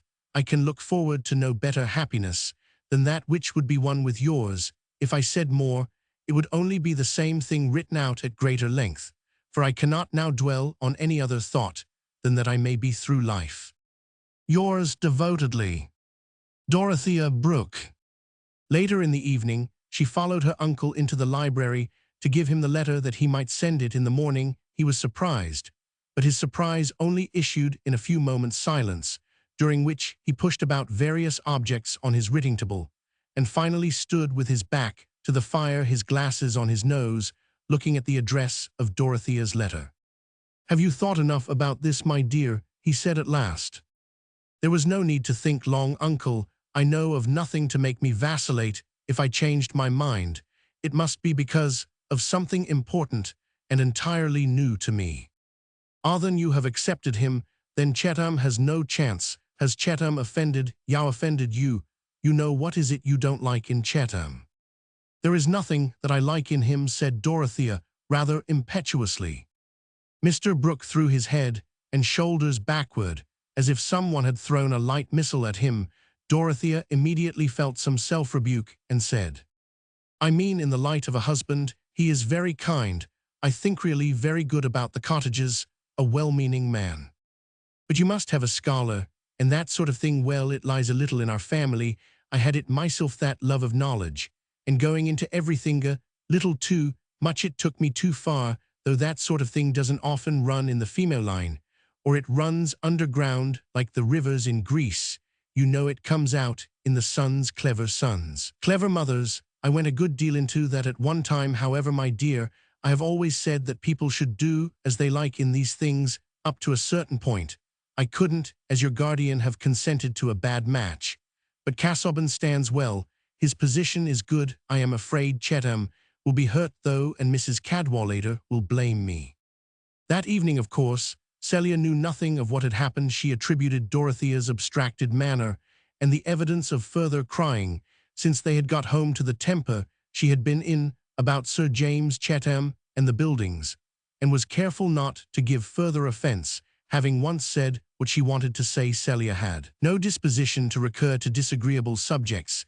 It had been her nature, when a child, never to quarrel with anyone, only to observe with wonder that they quarrelled with her and looked like turkeycocks, whereupon she was ready to play at cat's cradle with them whenever they recovered themselves. And as to Dorothea, it had always been her way to find something wrong in her sister's words, though Celia inwardly protested that she always said just how things were, and nothing else. She never did, and never could put words together out of her own head.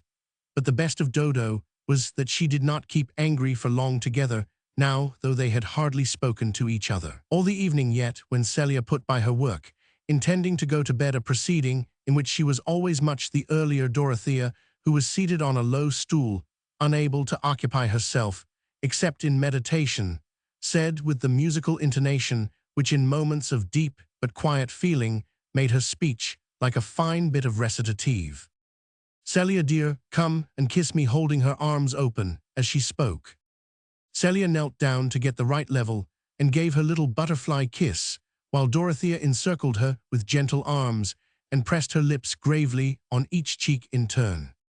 "Don't sit up, Dodo, you are so pale tonight. Go to bed soon," said Celia in a comfortable way, without any touch of pathos. "No, dear, I am very, very happy," said Dorothea fervently. "So much the better," thought Celia, but how strangely Dodo goes from one extreme to the other. The next day at luncheon, the butler, handing something to Mr. Brooke, said, "Jonas is come back, sir, and has brought this letter." Mr. Brooke read the letter, and then nodding toward Dorothea said, "Casaubon, my dear, he will be here to dinner. He didn't wait to write more, didn't wait, you know." It could not seem remarkable to Celia that a dinner guest should be announced to her sister beforehand, but her eyes following the same direction as her uncle's, she was struck with the peculiar effect of the announcement on Dorothea.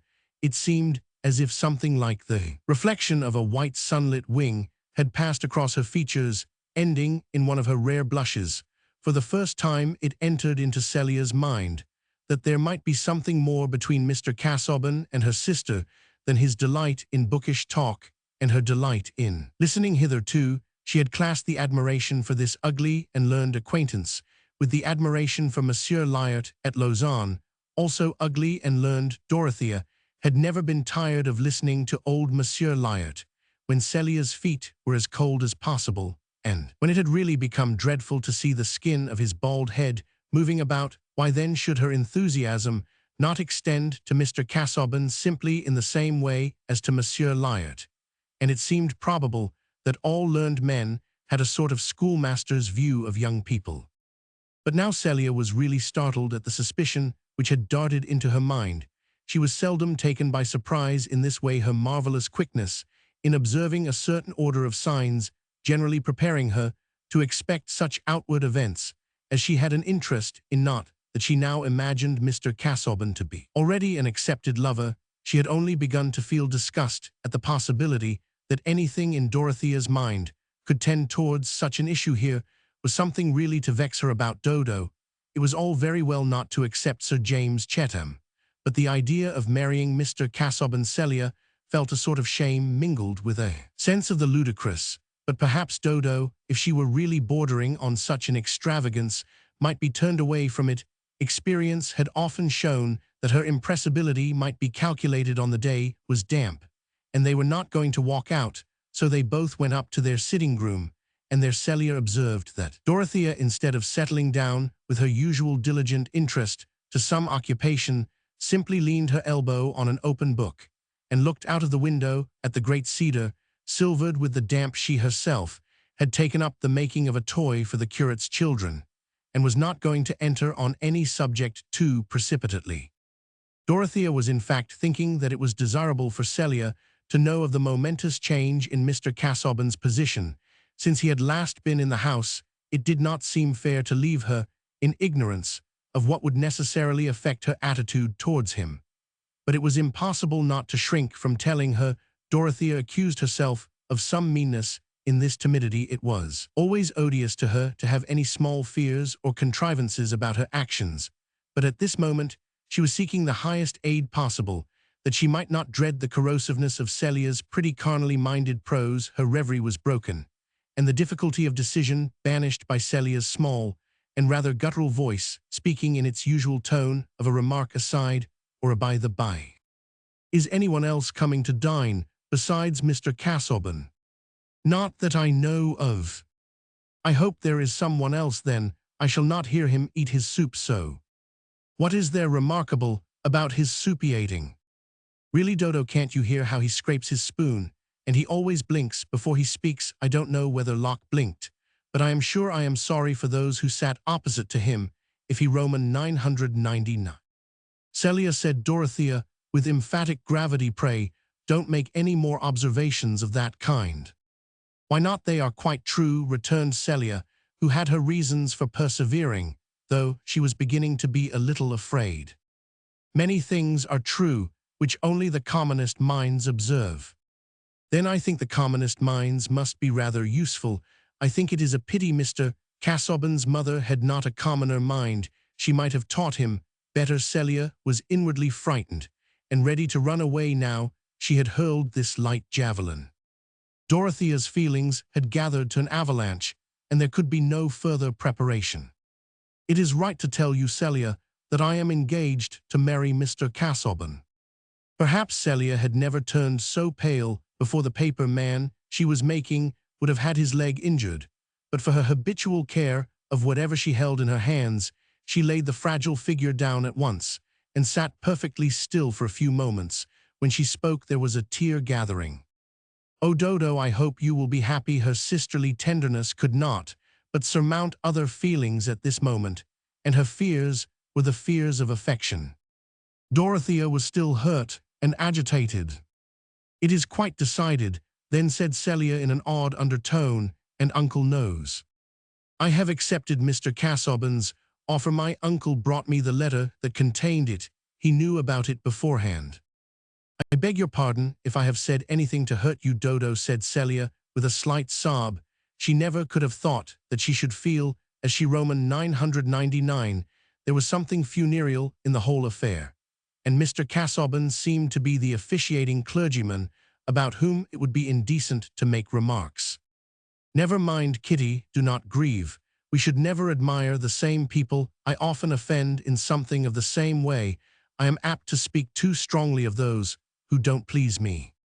In spite of this magnanimity, Dorothea was still smarting, perhaps as much from Celia's subdued astonishment as from her small criticisms. Of course, all the world round Tipton would be out of sympathy with this marriage. Dorothea knew of no one who thought as she did about life and its best objects. Nevertheless, before the evening was at an end, she was very happy in an hour's tete-a-tete with Mr. Casaubon. She talked to him with more freedom than she had ever felt before, even pouring out her joy at the thought of devoting herself to him, and of learning how she might best share and further all his great ends. Mr. Casaubon was touched with an unknown delight. What man would not have been at this childlike, unrestrained ardor? He was not surprised. What lover would have been that he should be the object of it? "My dear young lady, Miss Brooke," Dorothea, he said, pressing her hand between his hands, "this is a happiness greater than I had ever imagined to be in reserve for me, that I should ever meet with a mind and person so rich in the mingled graces which could render marriage desirable, was far indeed from my conception. You have all, nay, more than all those qualities which I have ever regarded as the characteristic excellences of womanhood. The great charm of your sex is its capability of an ardent, self-sacrificing affection, and herein we see its fitness to round and complete the existence of our own. Hitherto I have known few pleasures save of the severer kind. My satisfactions have been those of the solitary student. I have been little disposed to gather flowers that would wither in my hand, but now I shall pluck them with eagerness to place them in your bosom." No speech could have been more thoroughly honest in its intention. The frigid rhetoric at the end was as sincere as the bark of a dog or the cawing of an amorous rook. Would it not be rash to conclude that there was no passion behind those sonnets to Delia which strike us as the thin music of a mandolin? Dorothea's faith supplied all that Mr. Casaubon's words seemed to leave unsaid. What believer sees a disturbing omission or infelicity, the text, whether of prophet or of poet, expands for whatever we can put into it, and even his bad grammar is sublime. "I am very ignorant. You will quite wonder at my ignorance," said Dorothea. "I have so many thoughts that may be quite mistaken, and now I shall be able to tell them all to you, and ask you about them." But she added with rapid imagination of Mr. Casaubon's probable feeling, "I will not trouble you too much. Only when you are inclined to listen to me, you must often be weary with the pursuit of subjects in your own track.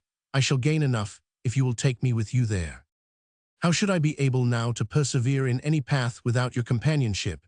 said Mr. Casaubon, kissing her candid brow, and feeling that heaven had vouchsafed him a blessing in every way suited to his peculiar wants. He was being unconsciously wrought upon by the charms of a nature which was entirely without hidden calculations, either for immediate effects or for remoter ends. It was this which made Dorothea so childlike, and according to some judges, so stupid with all her reputed cleverness, as for example in the present case of throwing herself, metaphorically speaking, at Mr. Casaubon's feet, and kissing his unfashionable shoedies as if he were a Protestant pope. She was not in the least teaching Mr. Casaubon to ask if he were good enough for her, but merely asking herself anxiously how she could be good enough for Mr. Casaubon before he left the next day. It had been decided that the marriage should take place within 6 weeks. Why not? Mr. Casaubon's house was ready. It was not a parsonage, but a considerable mansion with much land attached to it. The parsonage was inhabited by the curate, who did all the duty except preaching the morning sermon. Chapter Romans 6. My lady's tongue is like the meadow blades that cut you, stroking them with idle hand. Nice cutting is her function, she divides with spiritual edge the millet seed, and makes intangible savings.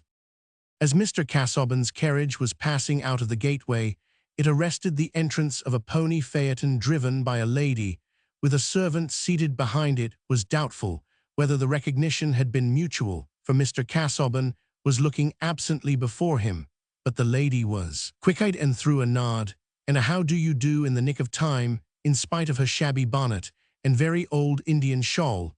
It was plain that the lodgekeeper regarded her as an important personage from the low curtsy which was dropped on the entrance of the small phaeton. "Well, Mrs. Fitchett, how are your fowls laying now?" said the high-coloured, dark-eyed lady, with the clearest chiselled utterance. "Pretty well for laying, madam, but they've teen to eating their eggs. I've no peace o' mind with 'em at all. Oh, the cannibals better sell them cheap at once. What will you sell them? A couple. One can't eat fowls of a bad character at a high price." "Well, madam, half a crown. I couldn't let 'em go not under. Half a crown these times. Come no for the rector's chicken broth on a Sunday. He has consumed all hours that I can spare. You are half paid with the sermon, Mrs. Fitchett. Remember that take a pair of tumbler pigeons for them little beauties. You must come and see them. You have no tumblers among your pigeons." "Well, madam, Master Fitchett shall go and see 'em after work. He's very hot on new sorts to oblige you." "Oblige me, it will be the best bargain he ever made. A pair of church pigeons for a couple of wicked Spanish fowls that eat their own eggs. Don't you and Fitchett boast too much, that is all."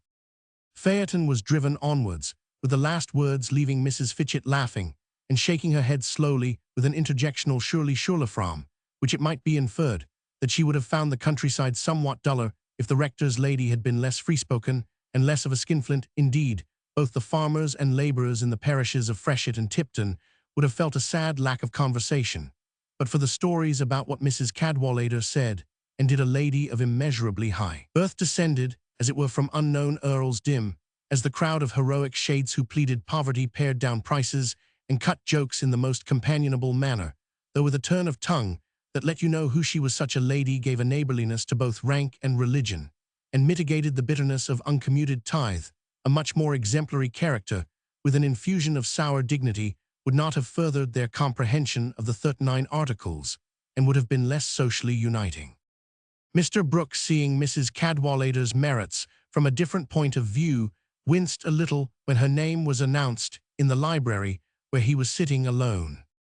"I see you have had our Loic Cicero here," she said, seating herself comfortably, throwing back her wraps, and showing a thin but well-built figure. "I suspect you, and he are brewing some bad polities, else you would not be seeing so much of the lively man. I shall inform against you. Remember, you are both suspicious characters. Since you took Peel's side about the Catholic bill, I shall tell everybody that you are going to put up for Middlemarch on the Whig side when old Pinkerton resigns, and that Casaubon is going to help you in an underhand manner, going to bribe the voters with pamphlets, and throw open the public houses to distribute them. Come, confess." "Nothing of the sort," said Mr. Brooke, smiling and rubbing his eyeglasses, but really blushing a little at the impeachment. "Casaubon, and I don't talk politics much.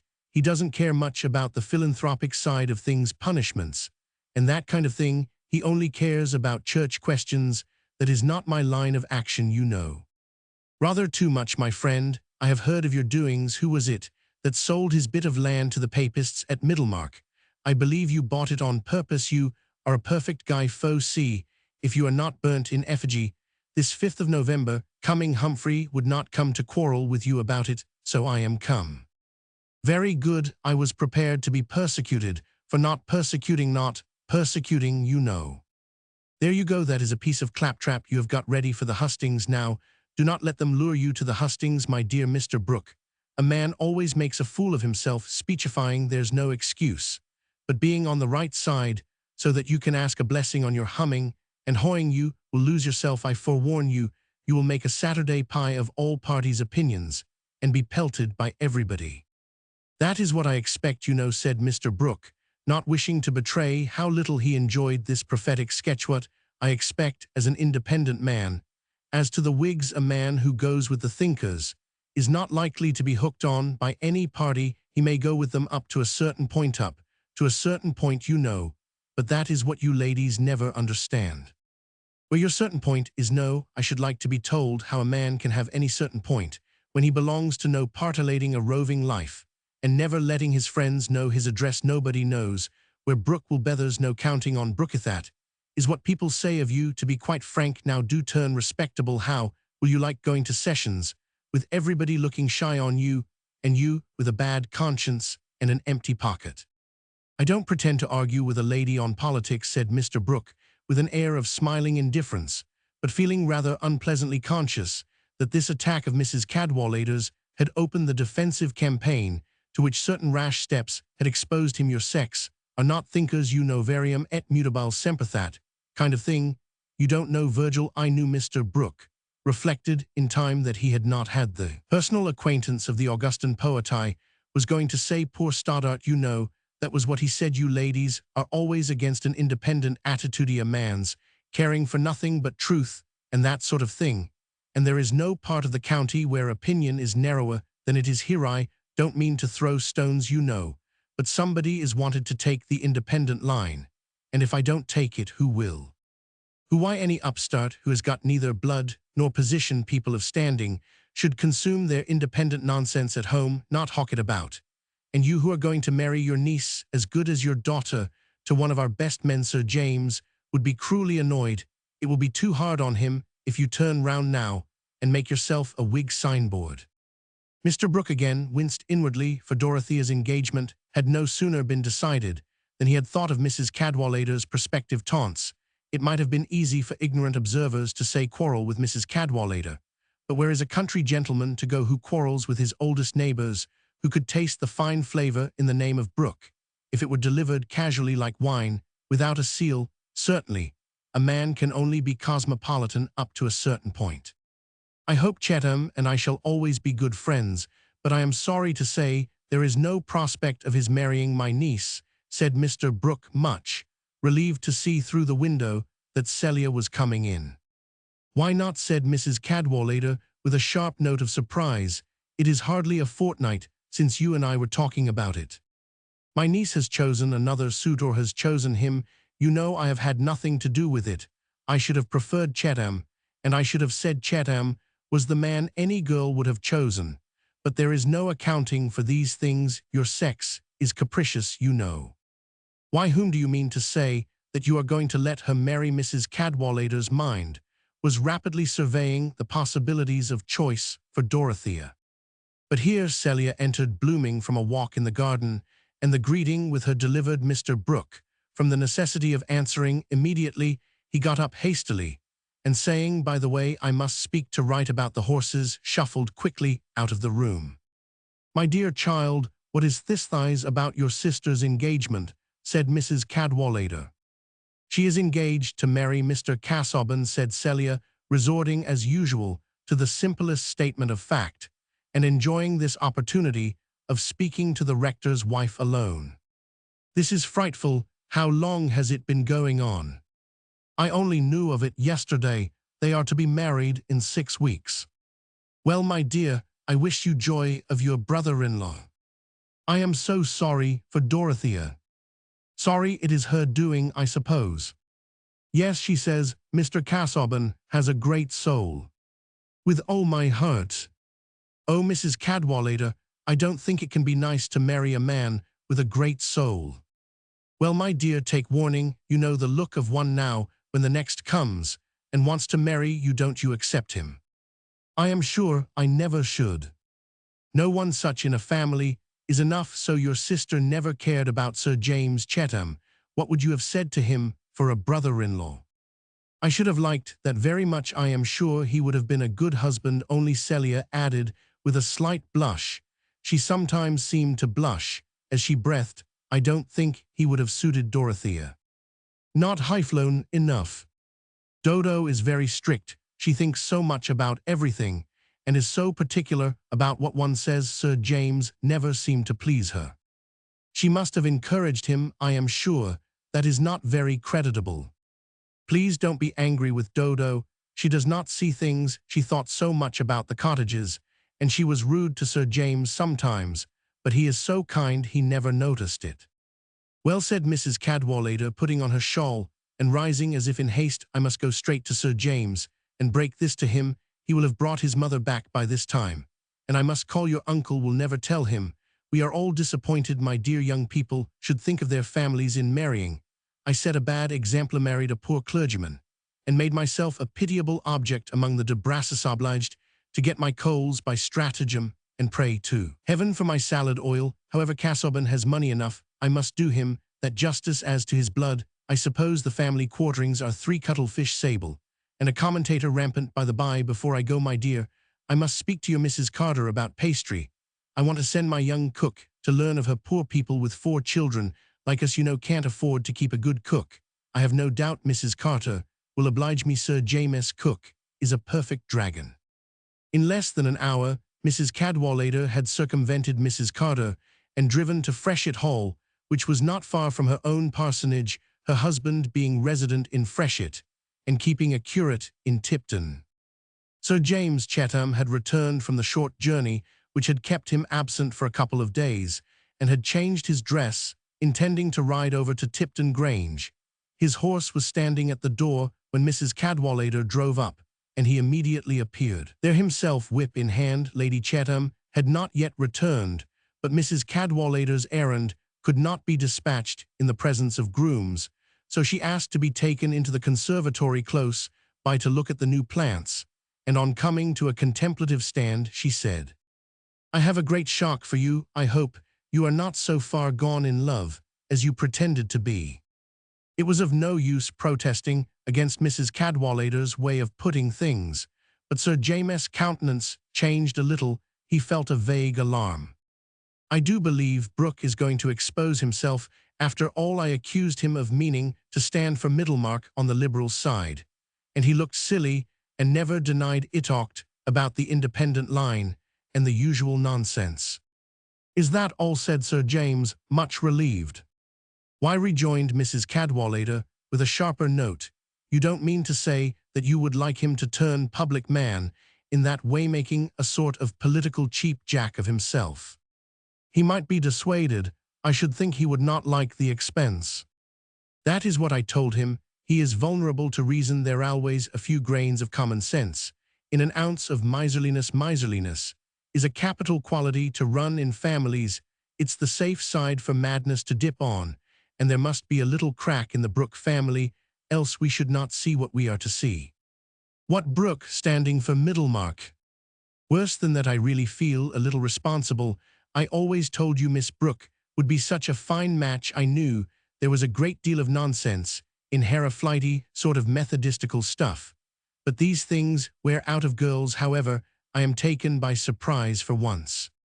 What do you mean, Mrs. Cadwallader? Said Sir James, his fear lest Miss Brooke should have run away to join the Moravian Brethren or some preposterous sect unknown to good society, was a little allayed by the knowledge that Mrs. Cadwallader always made the worst of things.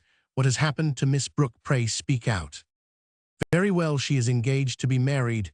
Mrs. Cadwallader paused a few moments, observing the deeply hurt expression in her friend's face, which he was trying to conceal by a nervous smile while he whipped his boot, but she soon added, engaged to Casaubon. Sir James let his whip fall and stooped to pick it up. Perhaps his face had never before gathered so much concentrated disgust as when he turned to Mrs. Cadwallader and repeated, Casaubon. Even so, you know my errand now. Good God, it is horrible. He is no better than a mummy. The point of view has to be allowed, for as that of a blooming and disappointed rival. She says he is a great soul, a great bladder for dried peas to rattle in, said Mrs. Cadwallader. What business has an old bachelor like that to marry? Said Sir James. He has one foot in the grave. He means to draw it out again, I suppose. Brooke ought not to allow it. He should insist on its being put off till she is of age. She would think better of it. Then what is a guardian for? As if you could ever squeeze a resolution out of Brooke. Cadwallader might talk to him. Not he. Humphrey finds everybody charming. I never can get him to abuse Casaubon. He will even speak well of the bishop, though I tell him it is unnatural in a beneficed clergyman. What can one do with a husband who attends so little to the decencies? I hide it as well as I can by abusing everybody myself. Come, cheer up. You are well rid of Miss Brooke, a girl who would have been requiring you to see the stars by daylight. Between ourselves, little Celia is worth two of her, and likely after all to be the better match for this marriage to Casaubon, is as good as going to a nunnery. Oh, on my own account it is for Miss Brooke's sake. I think her friends should try to use their influence. Well, Humphrey doesn't know yet, but when I tell him, you may depend on it, he will say, why not? Casaubon is a good fellow and young enough. These charitable people never know vinegar from wine till they have swallowed it and got the colic. However, if I were a man, I should prefer Celia, especially when Dorothea was gone. The truth is you have been courting one and have won the other. I can see that she admires you almost as much as a man expects to be admired. If it were anyone but me who said so, you might think it exaggeration. Good be. Sir James handed Mrs. Cadwallader to the phaeton and then jumped on his horse. He was not going to renounce his ride because of his friend's unpleasant news, only to ride the faster in some other direction than that of Tipton Grange. Now why on earth should Mrs. Cadwallader have been at all busy about Miss Brooke's marriage?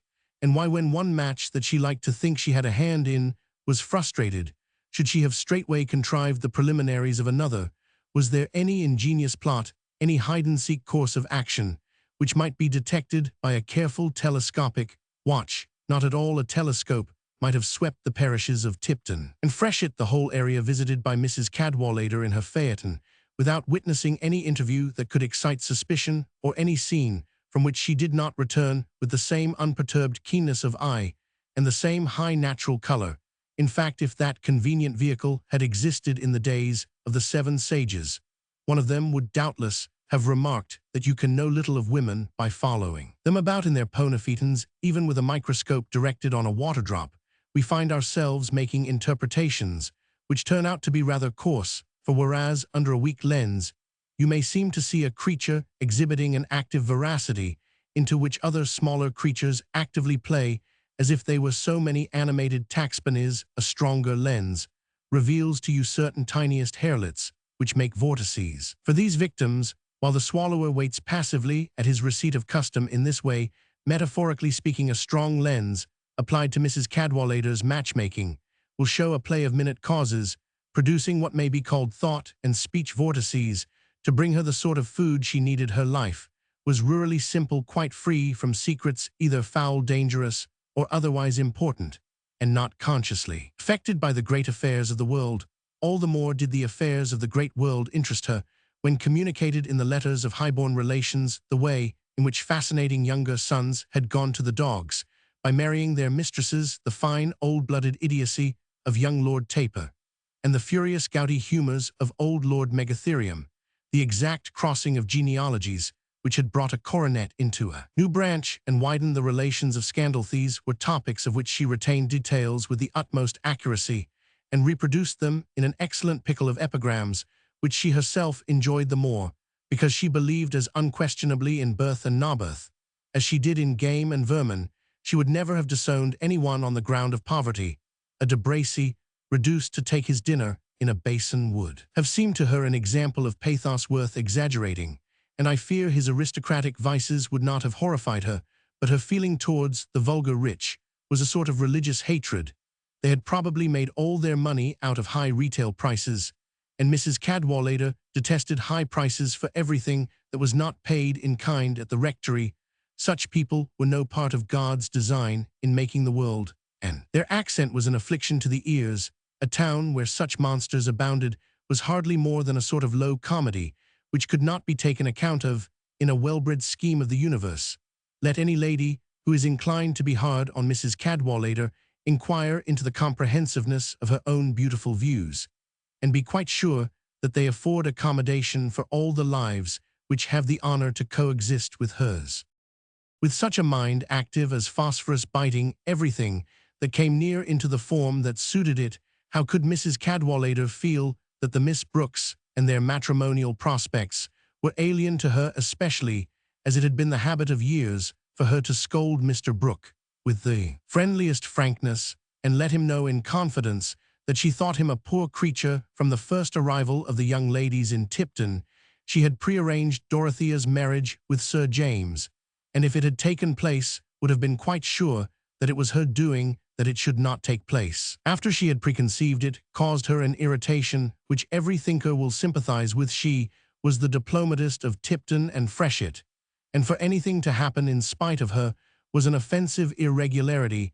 As to freaks like this of Miss Brookes, Mrs. Cadwallader had no patience with them, and now saw that her opinion of this girl had been infected with some of her husband's weak charitableness, those methodistical whims, that air of being more religious than the rector and curate together, came from a deeper and more constitutional disease than she had been willing to believe.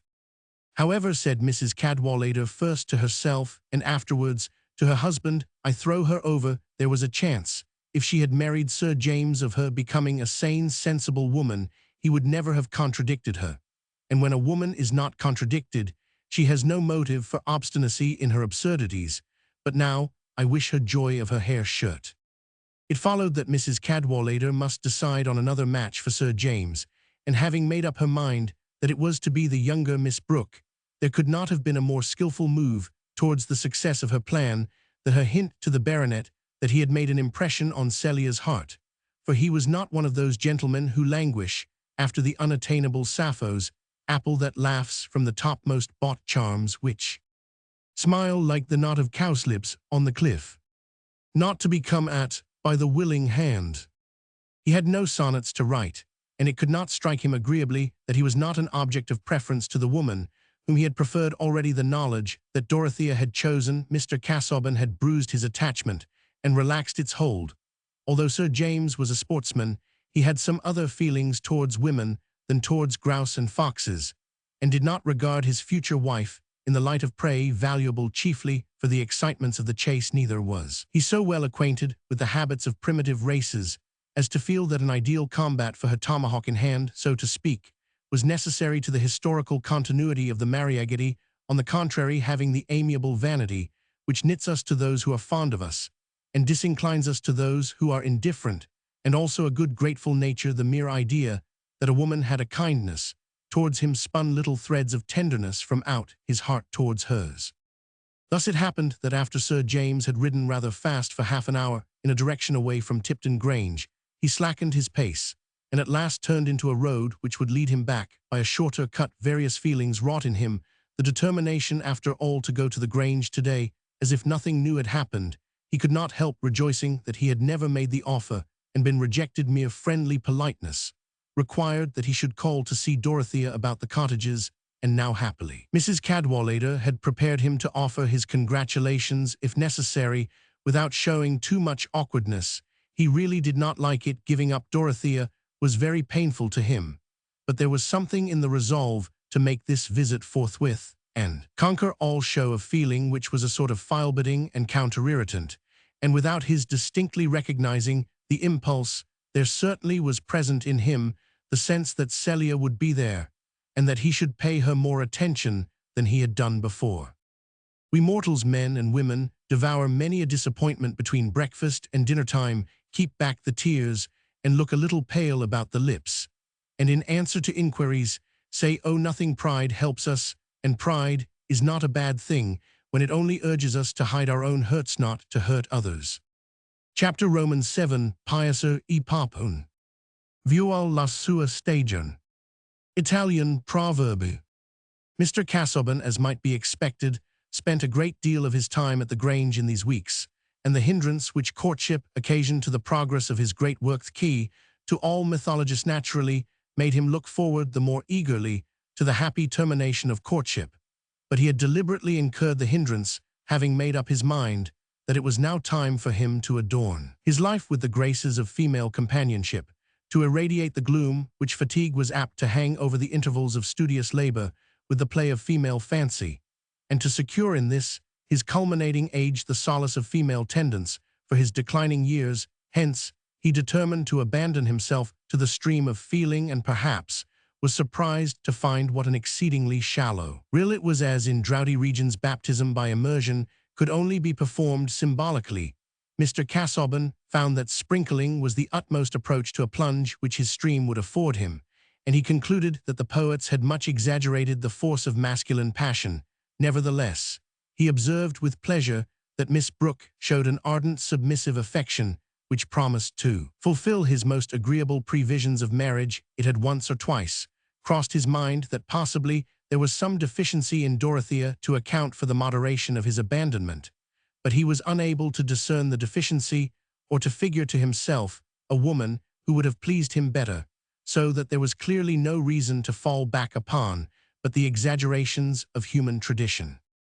"Could I not be preparing myself now to be more useful," said Dorothea to him one morning early in the time of courtship. "Could I not learn to read Latin and Greek aloud to you, as Milton's daughters did to their father, without understanding what they read?" "I fear that would be wearisome to you," said Mr. Casaubon, smiling. "And indeed, if I remember rightly, the young women you have mentioned regarded that exercise in unknown tongues as a ground for rebellion against the poet." "Yes, but in the first place, they were very naughty girls, else they would have been proud to minister to such a father, and in the second place, they might have studied privately and taught themselves to understand what they read, and then it would have been interesting. I hope you don't expect me to be naughty and stupid. I expect you to be all that an exquisite young lady can be in every possible relation of life. Certainly, it might be a great advantage if you were able to copy the Greek character, and to that end it were well to begin with a little reading." Dorothea seized this as a precious permission. She would not have asked Mr. Casaubon at once to teach her the languages, dreading of all things to be tiresome instead of helpful, but it was not entirely out of devotion to her future husband that she wished to know Latin and Greek.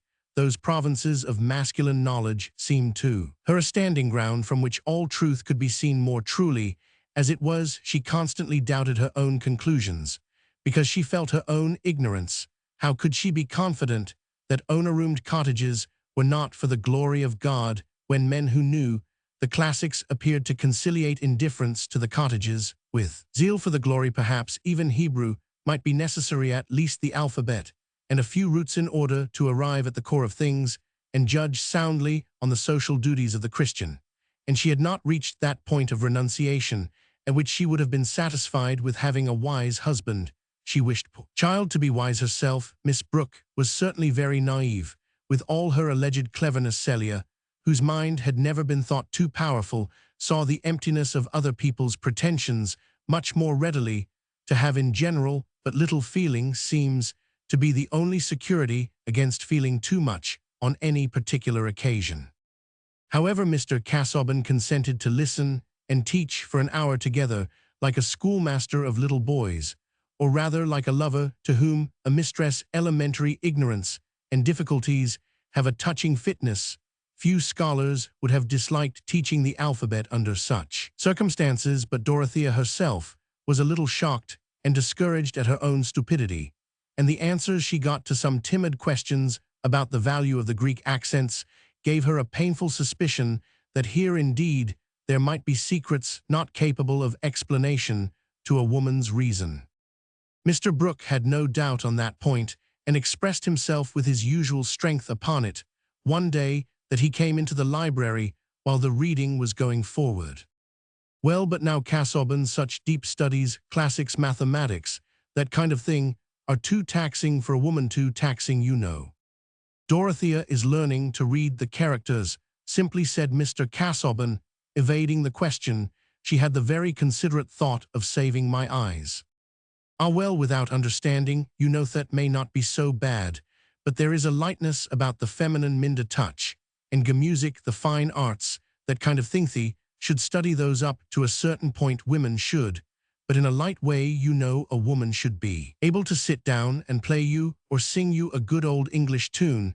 That is what I like, though I have heard most things been at the opera in Vienna, Gluck, Mozart, everything of that sort. But I am a conservative in musicists, not like ideas, you know. I stick to the good old tunes. Mr. Casaubon is not fond of the piano, and I am very glad he is not, said Dorothea, whose slight regard for domestic music and feminine fine art must be forgiven her, considering the small tinkling and smearing in which they chiefly consisted at that dark period. She smiled and looked up at her betrothed with grateful eyes. If he had always been asking her to play the last rose of summer, she would have required much resignation. He says there is only an old harpsichord at Lowick, and it is covered with books. Ah, there you are behind Celia, my dear. Celia now plays very prettily, and is always ready to play. However, since Casaubon does not like it, you are all right. But it's a pity you should not have little recreations of that sort. Casaubon, the bow, always strung, that kind of thing, you know, will not do. I never could look on it in the light of a recreation, to have my ears teased with measured noises, said Mr. Casaubon. A tune much iterated has the ridiculous effect of making the words in my mind perform a sort of minuet to keep Timean effect hardly tolerable, I imagine, after boyhood, as to the grander forms of music worthy to accompany solemn celebrations, and even to serve as an educating influence, according to the ancient conception. I say nothing, for with these we are not immediately concerned. No, but music of that sort I should enjoy, said Dorothea. When we were coming home from Lausanne, my uncle took us to hear the great organ at Freiburg, and it made me sob. That kind of thing is not healthy, my dear, said Mr. Brooke. Casaubon, she will be in your hands now. You must teach my niece to take things more quietly, Dorothea. He ended with a smile, not wishing to hurt his niece, but really thinking that it was perhaps better for her to be early married to so sober a fellow as Casaubon, since she would not hear of Chetam. It is wonderful, though, he said to himself, as he shuffled out of the room, it is wonderful that she should have liked him. However, the match is good. I should have been travelling out of my brief to have hindered it. Let Mrs. Cadwallader say what she will, he is pretty certain to be a bishop, is Casaubon. That was a very seasonable pamphlet of his on the Catholic question, a deanery. At least, they owe him a deanery. And here I must vindicate a claim to philosophical reflectiveness by remarking that Mr. Brooke on this occasion little thought of the radical speech, which at a later period he was led to make on the incomes of the bishops. What elegant historian would neglect a striking opportunity for pointing out that his heroes did not foresee the history of the world, or even their own actions? For example, that Henry of Navarre, when a Protestant baby, little thought of being a Catholic monarch, or that Alfred the Great, when he measured his laborious nights with burning candles, had no idea of future gentlemen measuring their idle days with watches. Here is a mine of truth, which, however vigorously it may be worked, is likely to outlast our coal. But of Mr. Brooke, I make a further remark, perhaps less warranted by precedent, namely, that if he had foreknown his speech, it might not have made any great difference to think with pleasure of his niece's husband having a large ecclesiastical income, was one thing to make a liberal speech was another thing, and it is a narrow mind which cannot look at a subject from various points of view. Chapter Roman 8. O rescue her, I am her brother now. And you her father, every gentle maid should have a guardian in each gentleman. It was wonderful to Sir James Chetham how well he continued to like going to the Grange, after he had once encountered the difficulty of seeing Dorothea for the first time in the light of a woman, who was engaged to another man. Of course, the forked lightning seemed to pass through him when he first approached her, and he remained conscious throughout the interview of hiding uneasiness, but good as he was, it must be owned that his uneasiness was less than it would have been if he had thought his rival a brilliant and desirable match. He had no sense of being eclipsed by Mr. Casaubon. He was only shocked that Dorothea was under a melancholy illusion, and his mortification lost some of its bitterness by being mingled with compassion.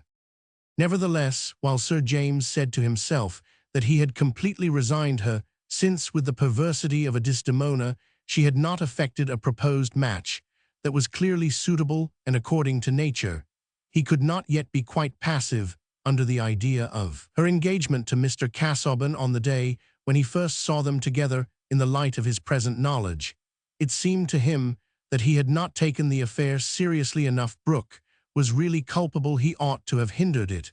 Who could speak to him? Something might be done, perhaps even now, at least to defer the marriage. On his way home, he turned into the rectory and asked for Mr. Cadwallader. Happily, the rector was at home, and his visitor was shown into the study, where all the fishing tackle hung, but he himself was in a little room adjoining at work with his turning apparatus, and he called to the baronet to join him there. The two were better friends than any other landholder and clergyman in the county, a significant fact which was in agreement with the amiable expression of their faces.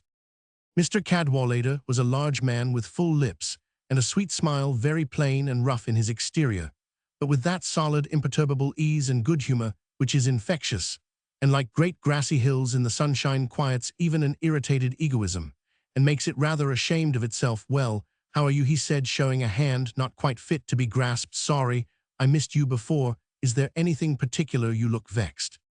Sir James's brow had a little crease in it, a little depression of the eyebrow, which he seemed purposely to exaggerate as he answered, "It is only this conduct of Brooke's.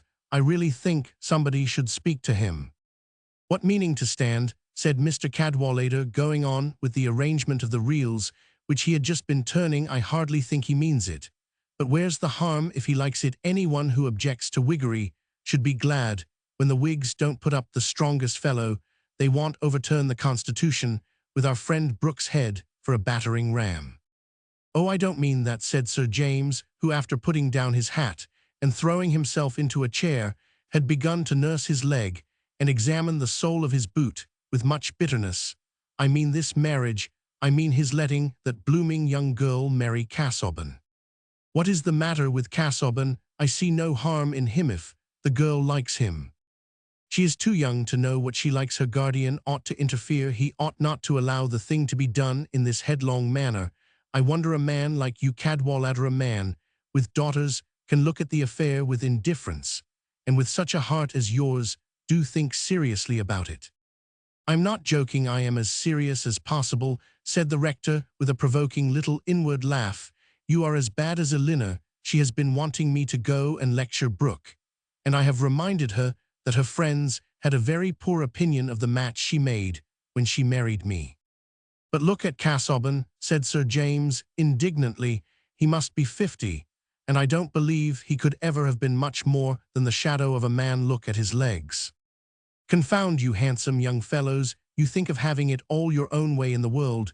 You don't understand women. They don't admire you half so much as you admire yourselves. Elinor used to tell her sisters that she married me for my ugliness. It was so various and amusing that it had quite conquered her prudence.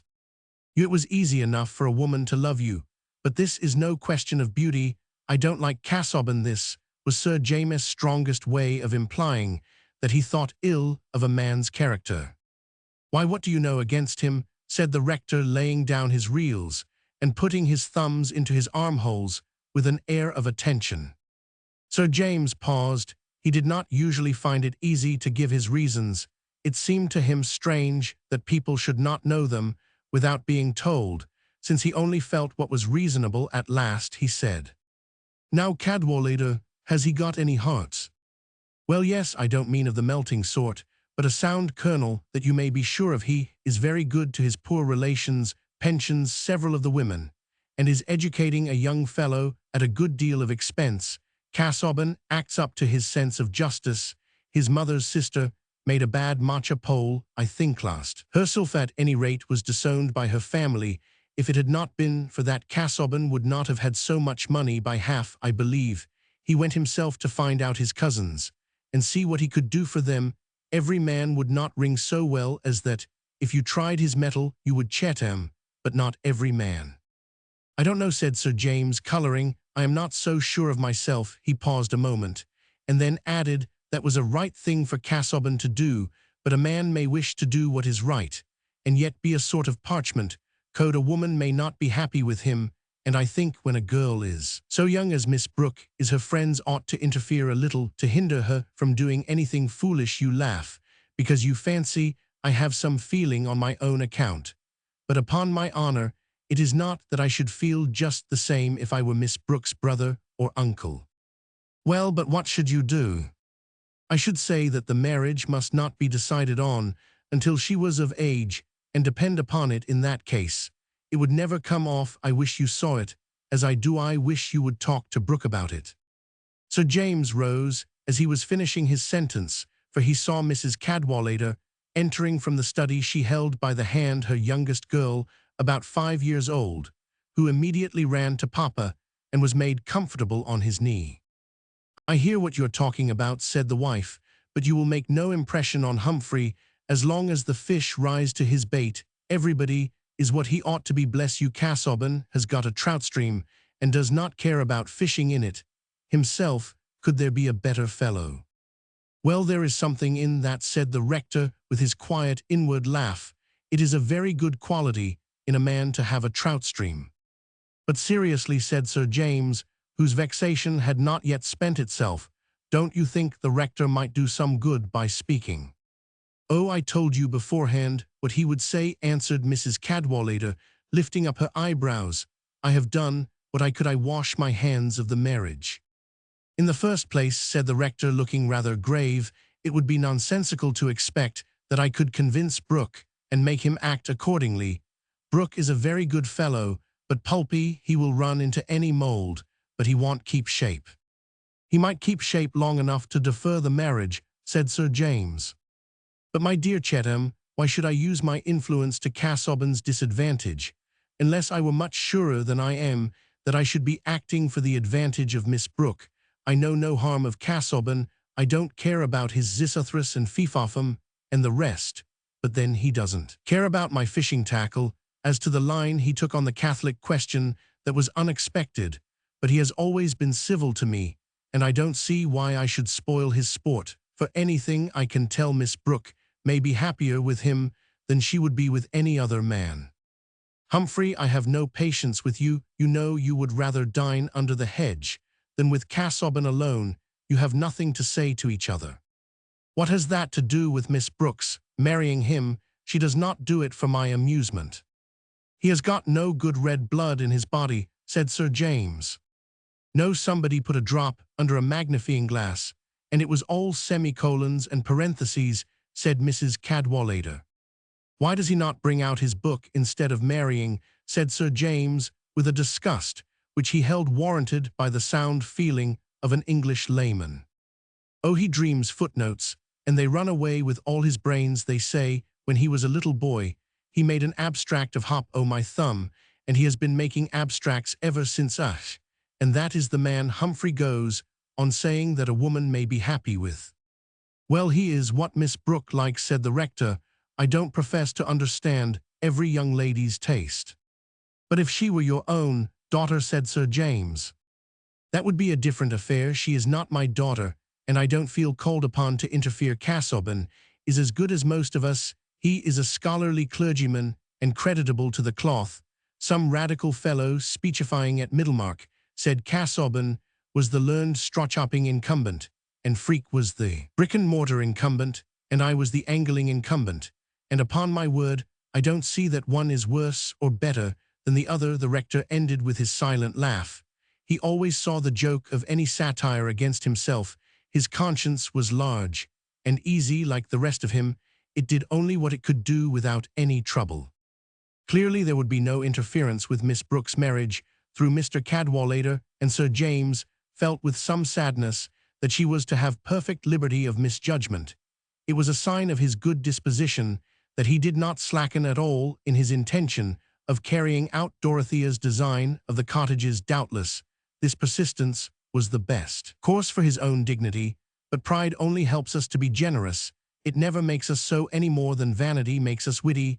She was now enough aware of Sir James's position with regard to her to appreciate the rectitude of his perseverance in a landlord's duty to which he had at first been urged by a lover's complaisance, and her pleasure in it was great enough to count for something even in her present happiness. Perhaps she gave to Sir James Chetham's cottages all the interest she could spare from Mr. Casaubon, or rather from the symphony of hopeful dreams, admiring trust, and passionate self-devotion, which that learned gentleman had set playing in her soul. Hence it happened that in the good baronet's succeeding visits, while he was beginning to pay small attentions to Celia, he found himself talking with more and more pleasure to Dorothea. She was perfectly unconstrained, and without irritation towards him now, and he was gradually discovering the delight there is in frank kindness and companionship between a man and a woman who have no passion to hide or confess. Chapter Roman 9th, Gent an ancient land in ancient oracles. Is called Lothirsty. All the struggle there was after order and a perfect rule. Pray, where lie such lands now?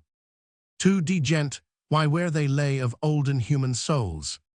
Mr. Casaubon's behavior about settlements was highly satisfactory to Mr. Brooke, and the preliminaries of marriage rolled smoothly along, shortening the weeks of courtship. The betrothed bride must see her future home and dictate any changes that she would like to have made there. A woman dictates before marriage in order that she may have an appetite for submission afterwards, and certainly the mistakes that we male and female mortals make when we have our own way might fairly raise some wonder that we are so fond of it.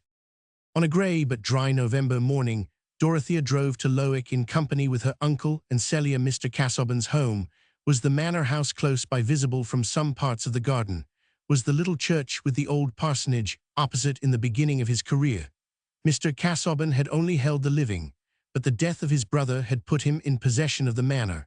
Also, it had a small park, with a fine old oak here and there, and an avenue of limes towards the southwest front, with a sunk fence between park and pleasure ground, so that from the drawing-room windows the glance swept uninterruptedly along a slope of greensward, till the limes ended in a level of corn and pastures, which often seemed to melt into a lake under the setting sun. This was the happy side of the house, for the south and east looked rather melancholy even under the brightest morning. The grounds here were more confined, the flower-beds showed no very careful tendance, and large clumps of trees, chiefly of sombre hues, had risen high not 10 yards from the windows. The building of greenish stone was in the old English style, not ugly, but small-windowed and melancholy-looking, the sort of house that must have children, many flowers, open windows, and little vistas of bright things to make it seem a joyous home in this latter end of autumn, with a sparse remnant of yellow leaves falling slowly athwart the dark evergreens in a stillness without sunshine.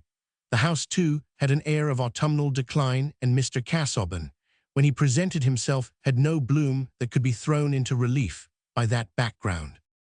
"Oh dear," Celia said to herself, "I am sure Freshitt Hall would have been pleasanter than this." She thought of the white freestone, the pillared portico, and the terrace full of flowers, Sir James smiling above them like a prince issuing from his enchantment, in a rosebush, with a handkerchief swiftly metamorphosed from the most delicately odorous petals. Sir James, who talked so agreeably always about things which had common sense in them, and not about learning. Celia had those light young feminine tastes which grave and weather-worn gentlemen sometimes prefer in a wife, but happily Mr. Casaubon's bias had been different, for he would have had no chance with Celia. Dorothea, on the contrary, found the house and grounds all that she could wish: the dark bookshelves in the long library, the carpets and curtains with colors subdued by time, the curious old maps and bird's-eye views on the walls of the corridor, with here and there an old vase below, had no oppression for her, and seemed more cheerful than the casts and pictures at the Grange, which her uncle had long ago brought home from his travels. The being probably among the ideas he had taken in at one time to poor Dorothea, these severe classical nudities and smirking Renaissance corrigiosities were painfully inexplicable, staring into the midst of her puritanic conceptions. She had never been taught how she could bring them into any sort of relevance with her life, but the owners of Lowick apparently had not been travelers, and Mr. Casaubon's studies of the past were not carried on by means of such aids. Dorothea walked about the house with delightful emotion. Everything seemed hallowed to her.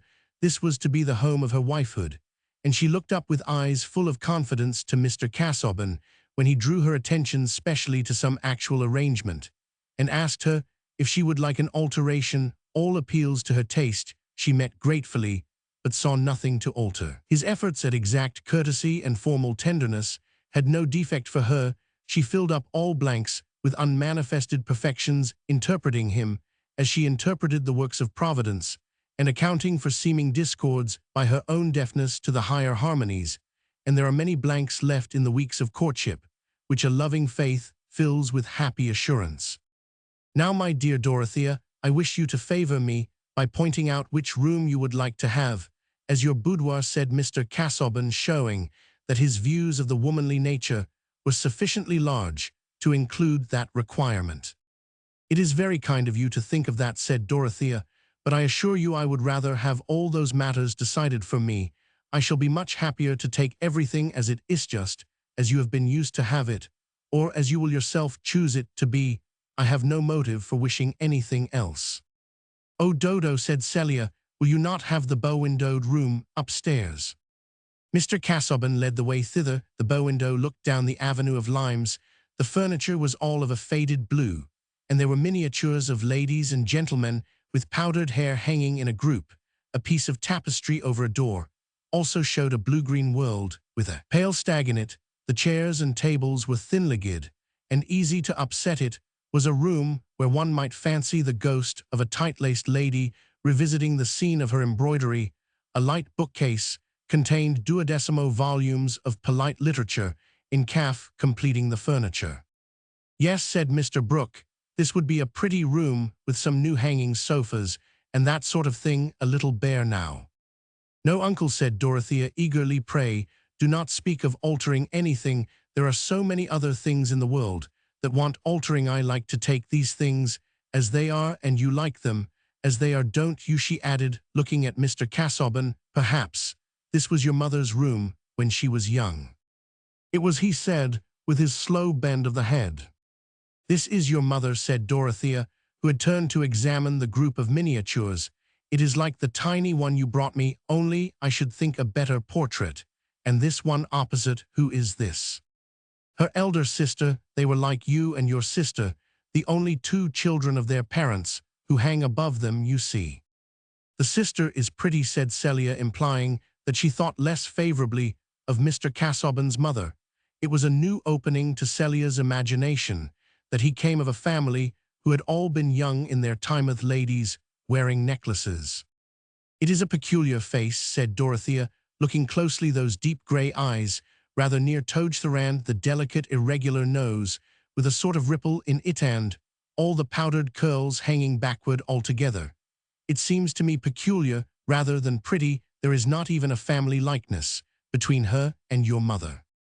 No, and they were not alike in their lot. You did not mention her to me, said Dorothea. My aunt made an unfortunate marriage. I never saw her. Dorothea wondered a little, but felt that it would be indelicate just then to ask for any information which Mr. Casaubon did not proffer, and she turned to the window to admire the view. The sun had lately pierced the grey, and the avenue of limes cast shadows. Shall we not walk in the garden now, said Dorothea. And you would like to see the church, you know, said Mr. Brooke. It is a droll little church. And the village, it all lies in a nutshell. By the way, it will suit you, Dorothea, for the cottages are like a row of almshouses, little gardens, gillyflowers, that sort of thing. Yes, please, said Dorothea, looking at Mr. Casaubon. I should like to see all that. She had got nothing from him more graphic about the Lowick cottages than that they were not bad. They were soon on a gravel walk, which led chiefly between grassy borders and clumps of trees, this being the nearest way to the church. Mr. Casaubon said, at the little gate leading into the churchyard. There was a pause, while Mr. Casaubon went to the parsonage close by to fetch a key. Celia, who had been hanging a little in the rear, came up presently when she saw that Mr. Casaubon was gone away, and said in her easy staccato, which always seemed to contradict the suspicion of any malicious intent, "Do you know, Dorothea, I saw someone quite young coming up one of the walks." "Is that astonishing, Celia?" "There may be a young gardener, you know we not," said Mr. Brooke. "I told Casaubon he should change his gardener." "No, not a gardener," said Celia, "a gentleman with a sketchbook. He had light brown curls. I only saw his back, but he was quite young." "The curate's son, perhaps," said Mr. Brooke. "Ah, there is Casaubon again. And Tucker with him. He is going to introduce Tucker. You don't know Tucker yet." Mr. Tucker was the middle-aged curate, one of the inferior clergy, who are usually not wanting in sons. But after the introduction, the conversation did not lead to any question about his family, and the startling apparition of youthfulness was forgotten by every one. But Celia, she inwardly declined to believe that the light brown curls and slim figure could have any relationship to Mr. Tucker, who was just as old and muster-looking as she would have expected Mr. Casaubon's curate to be. Doubtless an excellent man who would go to heaven, for Celia wished not to be unprincipled. But the corners of his mouth were so unpleasant. Celia thought, with some dismalness, of the time she should have to spend as bridesmaid at Lowick, while the curate had probably no pretty little children whom she could like irrespective of principle. Mr. Tucker was invaluable in their walk, and perhaps Mr. Casaubon had not been without foresight on this head, the curate being able to answer all Dorothea's questions about the villagers and the other parishioners. Everybody, he assured her, was well off in Lowick, not a cottager in those double cottages at a low rent, but kept a pig, and the strips of garden at the back were well tended. The small boys wore excellent corduroy, the girls went out as tidy servants, or did a little stroplating at home. No looms here, no dissent. And though the public disposition was rather towards laying by money than towards spirituality, there was not much vice. The speckled fowls were so numerous that Mr. Brooke observed, "Your farmers leave some barley for the women to glean. I see the poor folks here might have a fowl in their pot, as the good French king used to wish for all his people. The French eat a good many foul-skinny fowls, you know." "I think it was a very cheap wish of his," said Dorothea indignantly. "Are kings such monsters that a wish like that must be reckoned a royal virtue?" "And if he wished them a skinny fowl," said Celia, "that would not be nice, but perhaps he wished them to have fat fowls." "Yes, but the word has dropped out of the text, or perhaps was subaditum, that is present in the king's mind, but not uttered," said Mr. Casaubon, smiling, and bending his head towards Celia, who immediately dropped backward a little, because she could not bear Mr. Casaubon to blink at her. Dorothea sank into silence on the way back to the house. She felt some disappointment, of which she was yet ashamed, that there was nothing for her to do in Lowick, and in the next few minutes her mind had glanced over the possibility, which she would have preferred, of finding that her home would be in a parish which had a larger share of the world's misery, so that she might have had more active duties in it. Then, recurring to the future actually before her, she made a picture of more complete devotion to Mr. Casaubon's aims, in which she would await new duties. Many such might reveal themselves to the higher knowledge gained by her in that companionship. Mr. Tucker soon left them, having some clerical work, which would not allow him to lunch at the Hall, and as they were re-entering the garden through the little gate, Mr. Casaubon said, "You seem a little sad, Dorothea. I trust you are pleased with what you have seen." "I am feeling something which is perhaps foolish and wrong," answered Dorothea, with her usual openness, almost wishing that the people wanted more to be done for them. "Here I have known so few ways of making my life good for anything. Of course, my notions of usefulness must be narrow. I must learn new ways of helping people. Doubtless, said Mr. Casaubon, each position has its corresponding duties. Yours, I trust, as the mistress of Lowick, will not leave any yearning unfulfilled. Indeed, I believe that, said Dorothea earnestly. Do not suppose that I am sad. That is well, but if you are not tired, we will take another way to the house than that by which we came. Dorothea was not at all tired, and a little circuit was made towards a fine yew tree, the chief hereditary glory of the grounds on this side of the house.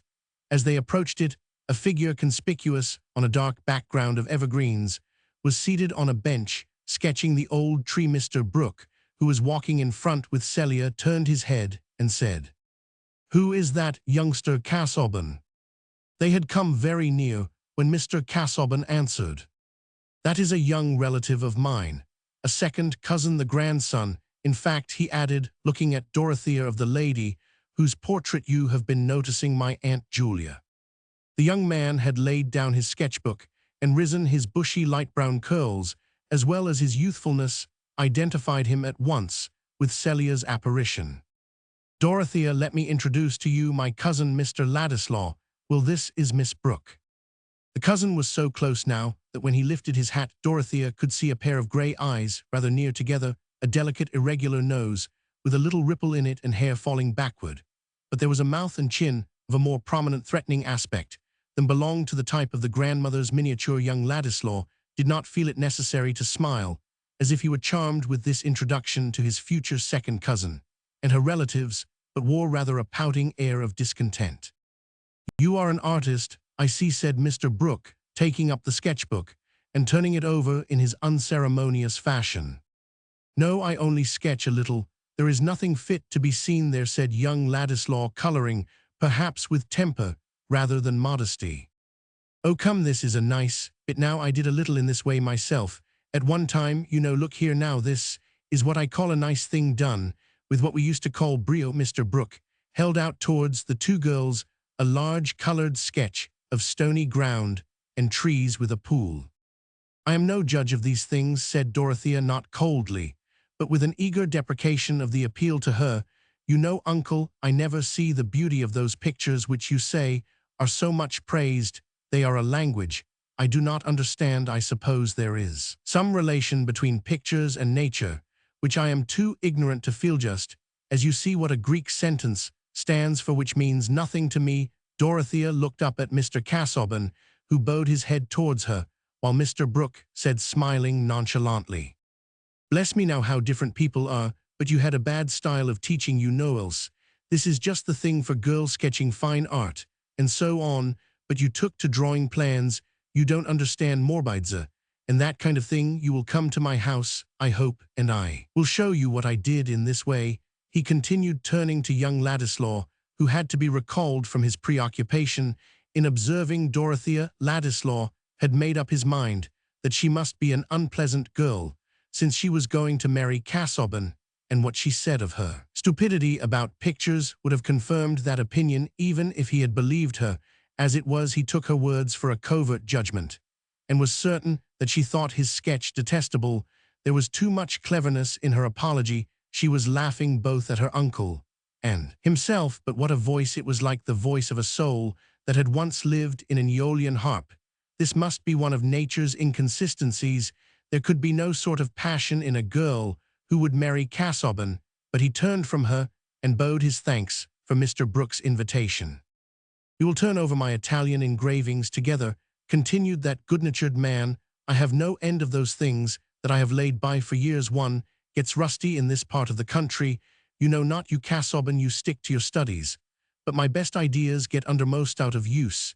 You know, you clever young men must guard against indolence.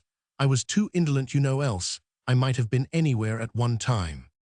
"That is a seasonable admonition," said Mr. Casaubon, "but now we will pass on to the house, lest the young ladies should be tired of standing."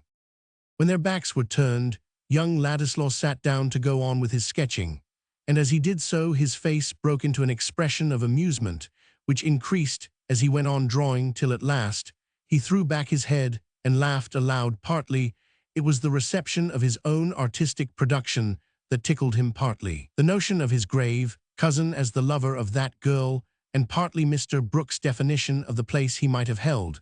But for the impediment of indolence, Mr.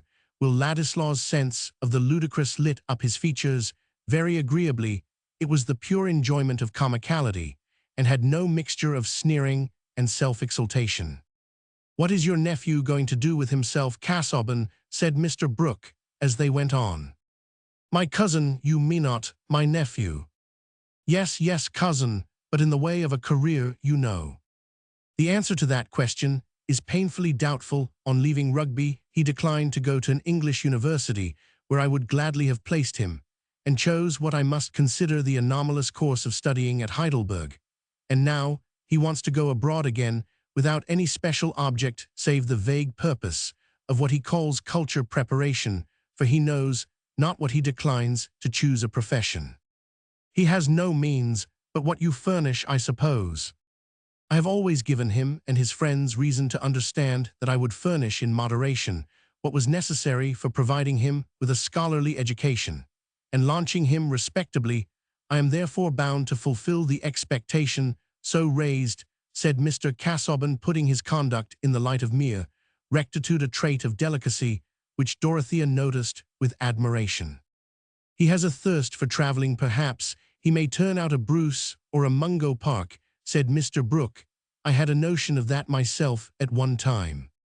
No, he has no bent towards exploration or the enlargement of our geognosis. That would be a special purpose, which I could recognize with some approbation, though without felicitating him on a career which so often ends in premature and violent death. But so far is he from having any desire for a more accurate knowledge of the earth's surface, that he said he should prefer not to know the sources of the Nile, and that there should be some unknown regions preserved as hunting grounds for the poetic imagination. Well, there is something in that, you know, said Mr. Brooke, who had certainly an impartial mind. It is, I fear, nothing more than a part of his general inaccuracy and indisposition to thoroughness of all kinds, which would be a bad augury for him in any profession, civil or sacred even, were he so far submissive to ordinary rule as to choose one. Perhaps he has conscientious scruples founded on his own unfitness, said Dorothea, who was interesting herself in finding a favorable explanation, because the law and medicine should be very serious professions to undertake, should they not? People's lives and fortunes depend on them. Doubtless, but I fear that my young relative, Will Ladislaw, is chiefly determined in his aversion to these callings by a dislike to steady application, and to that kind of acquirement which is needful instrumentally, but is not charming or immediately inviting to self-indulgent taste. I have insisted to him on what Aristotle has stated with admirable brevity, that for the achievement of any work regarded as an end, there must be a prior exercise of many energies or acquired facilities of a secondary order demanding patience. I have pointed to my own manuscript volumes, which represent the toil of years preparatory to a work not yet accomplished. But in vain to careful reasoning of this kind, he replies by calling himself Pegasus, and every form of prescribed work harness. Celia laughed. She was surprised to find that Mr. Casaubon could say something quite amusing. Well, you know, he may turn out a Byron, a Chatterton, a Churchill, that sort of thing. There's no telling, said Mr. Brooke. Shall you let him go to Italy or wherever else he wants to go? Yes, I have agreed to furnish him with moderate supplies for a year or so. He asks no more. I shall let him be tried by the test of freedom. That is very kind of you, said Dorothea, looking up at Mr. Casaubon with delight. It is noble. After all, people may really have in them some vocation, which is not quite plain to themselves. May they not? They may seem idle and weak, because they are growing. We should be very patient with each other, I think. I suppose it is being engaged to be married that has made you think patience good, said Celia, as soon as she and Dorothea were alone together, taking off their wrappings. You mean that I am very impatient, Celia? Yes, when people don't do and say just what you like. Celia had become less afraid of saying things to Dorothea, since this engagement cleverness seemed to her more pitiable than ever. Chapter Roman 10. He had catched a great cold, had he had no other clothes to wear than the skin of a bear, not yet killed fuller. Young Ladislaw did not pay that visit to which Mr. Brooke had invited him, and only 6 days afterwards Mr. Casaubon mentioned that his young relative had started for the continent, seeming by this cold vagueness to waive inquiry. Indeed, Will had declined to fix on any more precise destination than the entire area of Europe. Genius, he held, is necessarily intolerant of fetters. On the one hand, it must have the utmost play for its spontaneity. On the other, it may confidently await those messages from the universe which summon it to its peculiar work, only placing itself in an attitude of receptivity towards all sublime chances. The attitudes of receptivity are various, and Will had sincerely tried many of them. He was not excessively fond of wine, but he had several times taken too much simply as an experiment in that form of ecstasy. He had fasted till he was faint, and then supped on lobster. He had made himself ill with doses of opium. Nothing greatly original had resulted from these measures, and the effects of the opium had convinced him that there was an entire dissimilarity between his constitution and De Quincey's. The superadded circumstance which would evolve the genius had not yet come. The universe had not yet beckoned. Even Caesar's fortune at one time was but a grand presentiment. We know what a masquerade all development is, and what effective shapes may be disguised in helpless embryos. In fact, the world is full of hopeful analogies, and handsome dubious eggs, called possibilities, will saw clearly enough the pitiable instances of long incubation producing no chick, and but for gratitude would have laughed at Casaubon, whose plodding application, rows of notebooks, and small taper of learned theory exploring the tossed ruins of the world, seemed to enforce a moral entirely encouraging to Will's generous reliance on the intentions of the universe with regard to himself. He held that reliance to be a mark of genius, and certainly it is no mark to the contrary. Genius consisting neither in self-conceit nor in humility, but in a power to make or do not anything in general, but something in particular.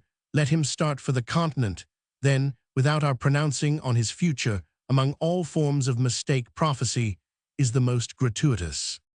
But at present, this caution against a too hasty judgment interests me more in relation to Mr. Casaubon than to his young cousin. If to Dorothea, Mr. Casaubon had been the mere occasion which had set alight the fine inflammable material of her youthful illusions, does it follow that he was fairly represented in the minds of those less impassioned personages who have hitherto delivered their judgments concerning him?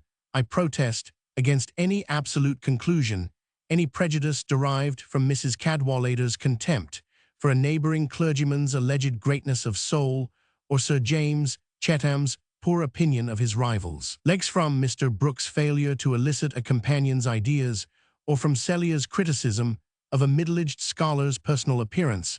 I am not sure that the greatest man of his age, if ever that solitary superlative existed, could escape these unfavorable reflections of himself in various small mirrors, and even Milton, looking for his portrait in a spoon, must submit to have the facial angle of a bumpkin. Moreover, if Mr. Casaubon, speaking for himself, has rather a chilling rhetoric, it is not therefore certain that there is no good work or fine feeling in him. Did not an immortal physicist and interpreter of hieroglyphs write detestable verses? Has the theory of the solar system been advanced by graceful manners and conversational tact? Suppose we turn from outside estimates of a man to wonder with keener interest what is the report of his own consciousness about his doings or capacity, with what hindrances he is carrying on his daily labors, what fading of hopes, or what deeper fixity of self-delusion the years are marking off within him, and with what spirit he wrestles against universal pressure, which will one day be too heavy for him and bring his heart to its final pause. Doubtless, his lot is important in his own eyes, and the chief reason that we think he asks too large a place in our consideration must be our want of room for him, since we refer him to the divine, regard with perfect confidence. Nay, it is even held sublime for our neighbor to expect the utmost there, however little he may have got from us. Mr. Casaubon, too, was the center of his own world, if he was liable to think that others were providentially made for him, and especially to consider them in the light of their fitness. For the author of A Key to All Mythologies, this trait is not quite alien to us, and like the other mendicant hopes of mortals, claims some of our pity. Certainly this affair of his marriage with Miss Brooke touched him more nearly than it did any one of the persons who have hitherto shown their disapproval of it. And in the present stage of things, I feel more tenderly towards his experience of success than towards the disappointment of the amiable Sir James, for in truth, as the day fixed for his marriage came nearer, Mr. Casaubon did not find his spirits rising, nor did the contemplation of that matrimonial garden scene, whereas all experience showed the path was to be bordered with flowers, prove persistently more enchanting to him than the accustomed vaults where he walked taper in hand. He did not confess to himself still, less could he have breathed to another his surprise that though he had won a lovely and noble-hearted girl, he had not won delight, which he had also regarded as an object to be found by search.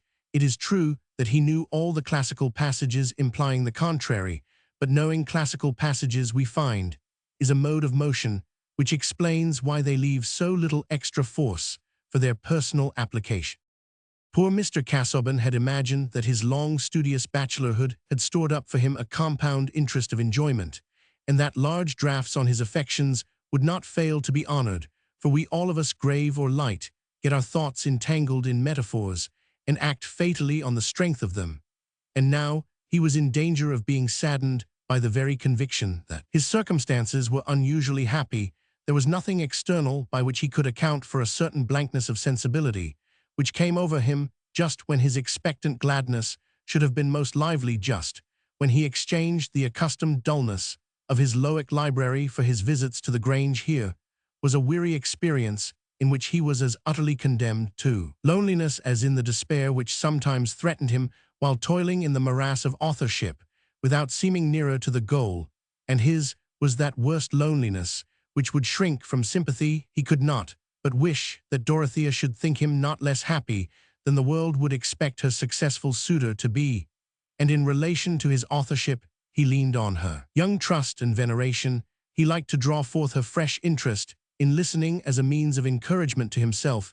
In talking to her, he presented all his performance and intention with the reflected confidence of the pedagogue, and rid himself for the time of that chilling ideal audience which crowded his laborious, uncreative hours with the vaporous pressure of Tartarian shades.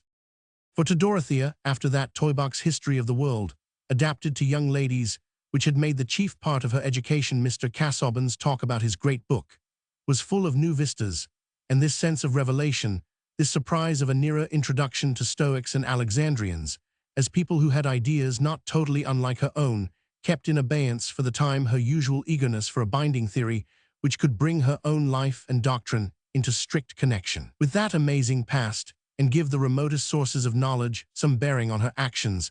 That more complete teaching would come. Mr. Casaubon would tell her all that she was looking forward to higher initiation in ideas, as she was looking forward to marriage, and blending her dim conceptions of both.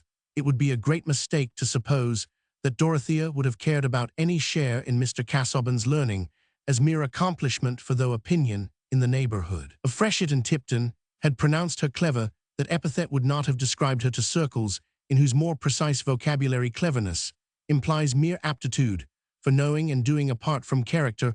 All her eagerness for acquirement lay within that full current of sympathetic motive, in which her ideas and impulses were habitually swept along. She did not want to deck herself with knowledgeto, wear it loose from the nerves and blood that fed her action, and if she had written a book she must have done it, as Saint Teresa did, under the command of an authority that constrained her conscience, but something she yearned for by which her life might be filled with action at once rational and ardent. And since the time was gone by for guiding visions and spiritual directors, since prayer heightened yearning, but not instruction, what lamp was there? But knowledge. Surely learned men kept the only oil, and who more learned than Mr. Casaubon? Thus, in these brief weeks, Dorothea's joyous, grateful expectation was unbroken, and however her lover might occasionally be conscious of flatness, he could never refer it to any slackening of her affectionate interest. The season was mild enough to encourage the project of extending the wedding journey as far as Rome, and Mr. Casaubon was anxious for this, because he wished to inspect some manuscripts in the Vatican. "I still regret that your sister is not to accompany us," he said one morning some time after it had been ascertained that Celia objected to go, and that Dorothea did not wish for her companionship. "You will have many lonely hours, Dorothea, for I shall be constrained to make the utmost use of my time during our stay in Rome, and I should feel more at liberty if you had a companion." The words "I should feel more at liberty" grated on Dorothea. For the first time in speaking to Mr. Casaubon, she colored from annoyance. "You must have misunderstood me very much," she said, "if you think I should not enter into the value of your time, if you think that I should not willingly give up whatever interfered with your using it to the best purpose." "That is very amiable in you, my dear Dorothea," said Mr. Casaubon, not in the least noticing that she was hurt. "But if you had a lady as your companion, I could put you both under the care of a cicerone, and we could thus achieve two purposes in the same space of time." "I beg you will not refer to this again," said Dorothea rather haughtily, but immediately she feared that she was wrong, and turning towards him, she laid her hand on his, adding, in a different tone, "Pray, do not be anxious about me. I shall have so much to think of when I am alone, and Tantrip will be a sufficient companion, just to take care of me. I could not bear to have Celia, she would be miserable." It was time to dress. There was to be a dinner party that day, the last of the parties which were held at the Grange as proper preliminaries to the wedding, and Dorothea was glad of a reason for moving away at once on the sound of the bell. As if she needed more than her usual amount of preparation, she was ashamed of being irritated from some cause she could not define even to herself, for though she had no intention to be untruthful, her reply had not touched the real hurt within her. Mr. Casaubon's words had been quite reasonable, yet they had brought a vague, instantaneous sense of aloofness on his part. "Surely I am in a strangely selfish, weak state of mind," she said to herself. "How can I have a husband who is so much above me without knowing that he needs me less than I need him?" Having convinced herself that Mr. Casaubon was altogether right, she recovered her equanimity, and was an agreeable image of serene dignity when she came into the drawing-room in her silver-grey dress, simple lines of her dark brown hair parted over her brow and coiled massively behind, in keeping with the entire absence from her manner and expression of all search after mere effect. Sometimes, when Dorothea was in company, there seemed to be as complete an air of repose about her as if she had been a picture of Santa Barbara looking out from her tower into the clear air. But these intervals of quietude made the energy of her speech and emotion the more remarked when some outward appeal had touched her. She was naturally the subject of many observations this evening, for the dinner party was large and rather more miscellaneous as to the male portion than any which had been held at the Grange, since Mr. Brooke's nieces had resided with him, so that the talking was done in duos and trios more or less inharmonious. There was the newly elected mayor of Middlemarch, who happened to be a manufacturer, the philanthropic banker, his brother-in-law, who predominated so much in the town that some called him a Methodist, others a hypocrite, according to the resources of their vocabulary, and there were various professional men. In fact, Mrs. Cadwallader said that Brooke was beginning to treat the Middlemarchers, and that she preferred the farmers at the tithe dinner, who drank her health unpretentiously, and were not ashamed of their grandfather's furniture, for in that part of the country, before reform had done its notable part in developing the political consciousness, there was a clearer distinction of ranks and a dimmer distinction of parties, so that Mr. Brooke's miscellaneous invitations seemed to belong to that general laxity which came from his inordinate travel and habit of taking too much in the form of ideas. Already, as Miss Brooke passed out of the dining-room, opportunity was found for some interjectional asides. "A fine woman, Miss Brooke, an uncommonly fine woman, by God," said Mr. Standish, the old lawyer, who had been so long concerned with the landed gentry that he had become landed himself, and used that oath in a deep-mouthed manner as a sort of armorial bearings, stamping the speech of a man who held a good position. Mr. Bulstrode, the banker, seemed to be addressed, but that gentleman disliked coarseness and profanity, and merely bowed. The remark was taken up by Mr. Chichley, a middle-aged bachelor and coursing celebrity, who had a complexion something like an Easter egg, a few hairs carefully arranged, and a carriage implying the consciousness of a distinguished appearance. Yes, but not my style of woman. I like a woman who lays herself out a little more to please us. There should be a little filigree about a woman, something of the coquette. A man likes a sort of challenge. The more of a dead set she makes at you, the better. There's some truth in that, said Mr. Standish, disposed to be genial. And by God, it's usually the way with them, I suppose. It answers some wise end's providence, made them so Bulstrode. I should be disposed to refer coquetry to another source, said Mr. Bulstrode. I should rather refer it to the devil. I, to be sure, there should be a little devil in a woman, said Mr. Chichley, whose study of the fair sex seemed to have been detrimental to his theology, and I like them blonde with a certain gait and a swan neck. Between ourselves, the mayor's daughter is more to my taste than Miss Brooke or Miss Celia. Either, if I were a marrying man, I should choose Miss Vincy before either of them. Well, make up, said Mr. Standish jocosely. You see, the middle-aged fellows carry the day. Mr. Chichley shook his head with much meaning. He was not going to incur the certainty of being accepted by the woman he would choose. The Miss Vincy, who had the honor of being Mr. Chichley's ideal, was of course not present, for Mr. Brooke, always objecting to go too far, would not have chosen that his nieces should meet the daughter of a Middlemarch manufacturer, unless it were on a public occasion.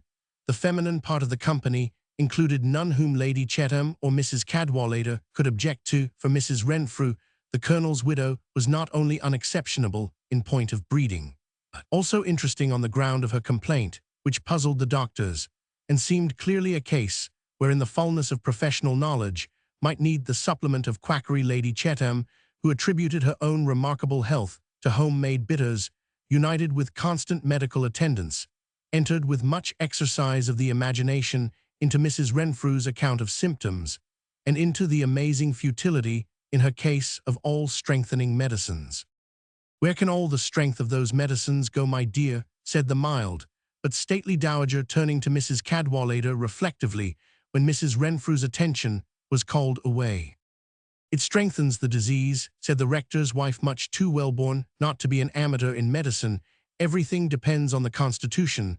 Some people make fat some blood, and some bile. That's my view of the matter, and whatever they take is a sort of grist to the Roman 1099. Then she ought to take medicines that would reduce or reduce the disease, you know, if you are right, my dear, and I think what you say is reasonable. Certainly it is reasonable. You have two sorts of potatoes fed on the same soil. One of them grows more and more watery. Like this poor Mrs. Renfrew, that is what I think. Dropsy, there is no swelling, yet it is inward. I should say she ought to take drying medicines. Shouldn't yower a dry hot air bath. Many things might be tried of a drying nature.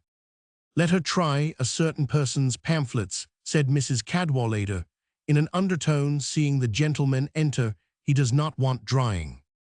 Who, my dear? Said Lady Chetham, a charming woman, not so quick as to nullify the pleasure of explanation. The bridegroom Casaubon, he has certainly been drying up faster since the engagement. The flame of passion, I suppose.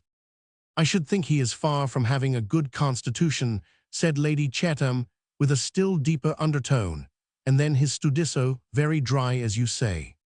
Really, by the side of Sir James, he looks like a death's head skinned over for the occasion. Mark my words, in a year from this time that girl will hate him. She looks up to him as an oracle now, and by and by she will be at the other extreme, all flightiness. How very shocking! I fear she is headstrong. But tell me, you know all about him. Is there anything very bad? What is the truth? The truth, he is as bad as the wrong physicnessty to take, and sure to disagree. There could not be anything worse than that, said Lady Chetham, with so vivid a conception of the physic, that she seemed to have learned something exact about Mr. Casaubon's disadvantages. However, James will hear nothing against Miss Brooke. He says she is the mirror of women still. That is a generous make-believe of his, depend upon it. He likes little Celia better, and she appreciates him. I hope you like my little Celia. Certainly she is fonder of geraniums, and seems more docile, though not so fine a figure. But we were talking of physic. Tell me about this new young surgeon, Mr. Lydgate. I am told he is wonderfully clever. He certainly looks a fine brow indeed. He is a gentleman. I heard him talking to Humphrey. He talks well. Yes, Mr. Brooke says he is one of the Lydgates of Northumberland, really well connected. One does not expect it in a practitioner of that kind. For my own part, I like a medical man, more on a footing with the servants. They are often all the cleverer, I assure you. I found poor Hick's judgment unfailing. I never knew him wrong. He was coarse and butcher-like. But he knew my constitution. It was a loss to me, his going off so suddenly. Dear me, what a very animated conversation Miss Brooke seems to be having with this Mr. Lydgate. She is talking cottages and hospitals with him, said Mrs. Cadwallader, whose ears and power of interpretation were quick. I believe he is a sort of philanthropist, so Brooke is sure to take him up. James, said Lady Chatham, when her son came near, bring Mr. Lydgate and introduce him to me. I want to test him. The affable dowager declared herself delighted with this opportunity of making Mr. Lydgate's acquaintance, having heard of his success in treating fever on a new plan.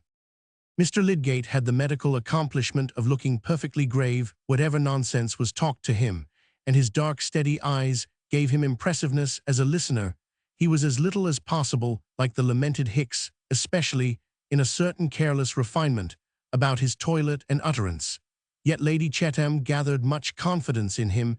He confirmed her view of her own constitution as being peculiar by admitting that all constitutions might be called peculiar, and he did not deny that hers might be more peculiar than others. He did not approve of a too-lowering system, including reckless cupping, nor on the other hand of incessant port wine and bark. He said, I think so, with an air of so much deference, accompanying the insight of agreement, that she formed the most cordial opinion of his talents.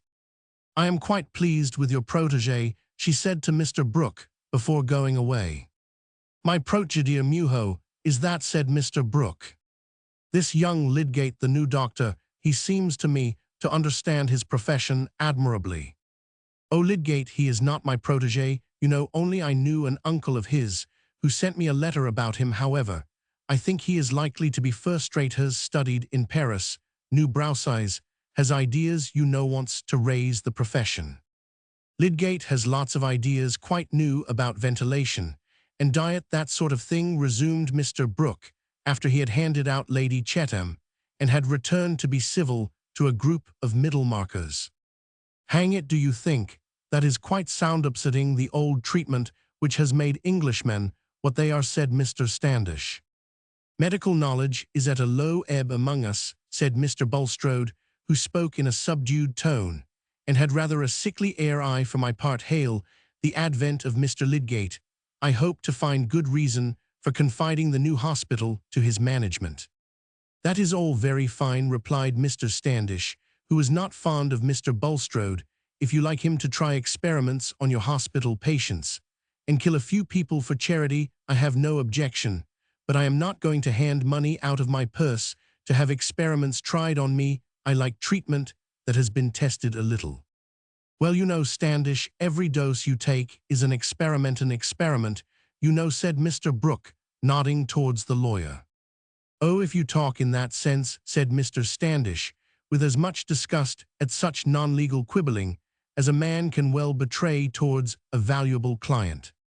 I should be glad of any treatment that would cure me without reducing me to a skeleton like poor Granger, said Mr. Vincey, the mayor, a florid man who would have served for a study of flesh, in striking contrast with the Franciscan tints of Mr.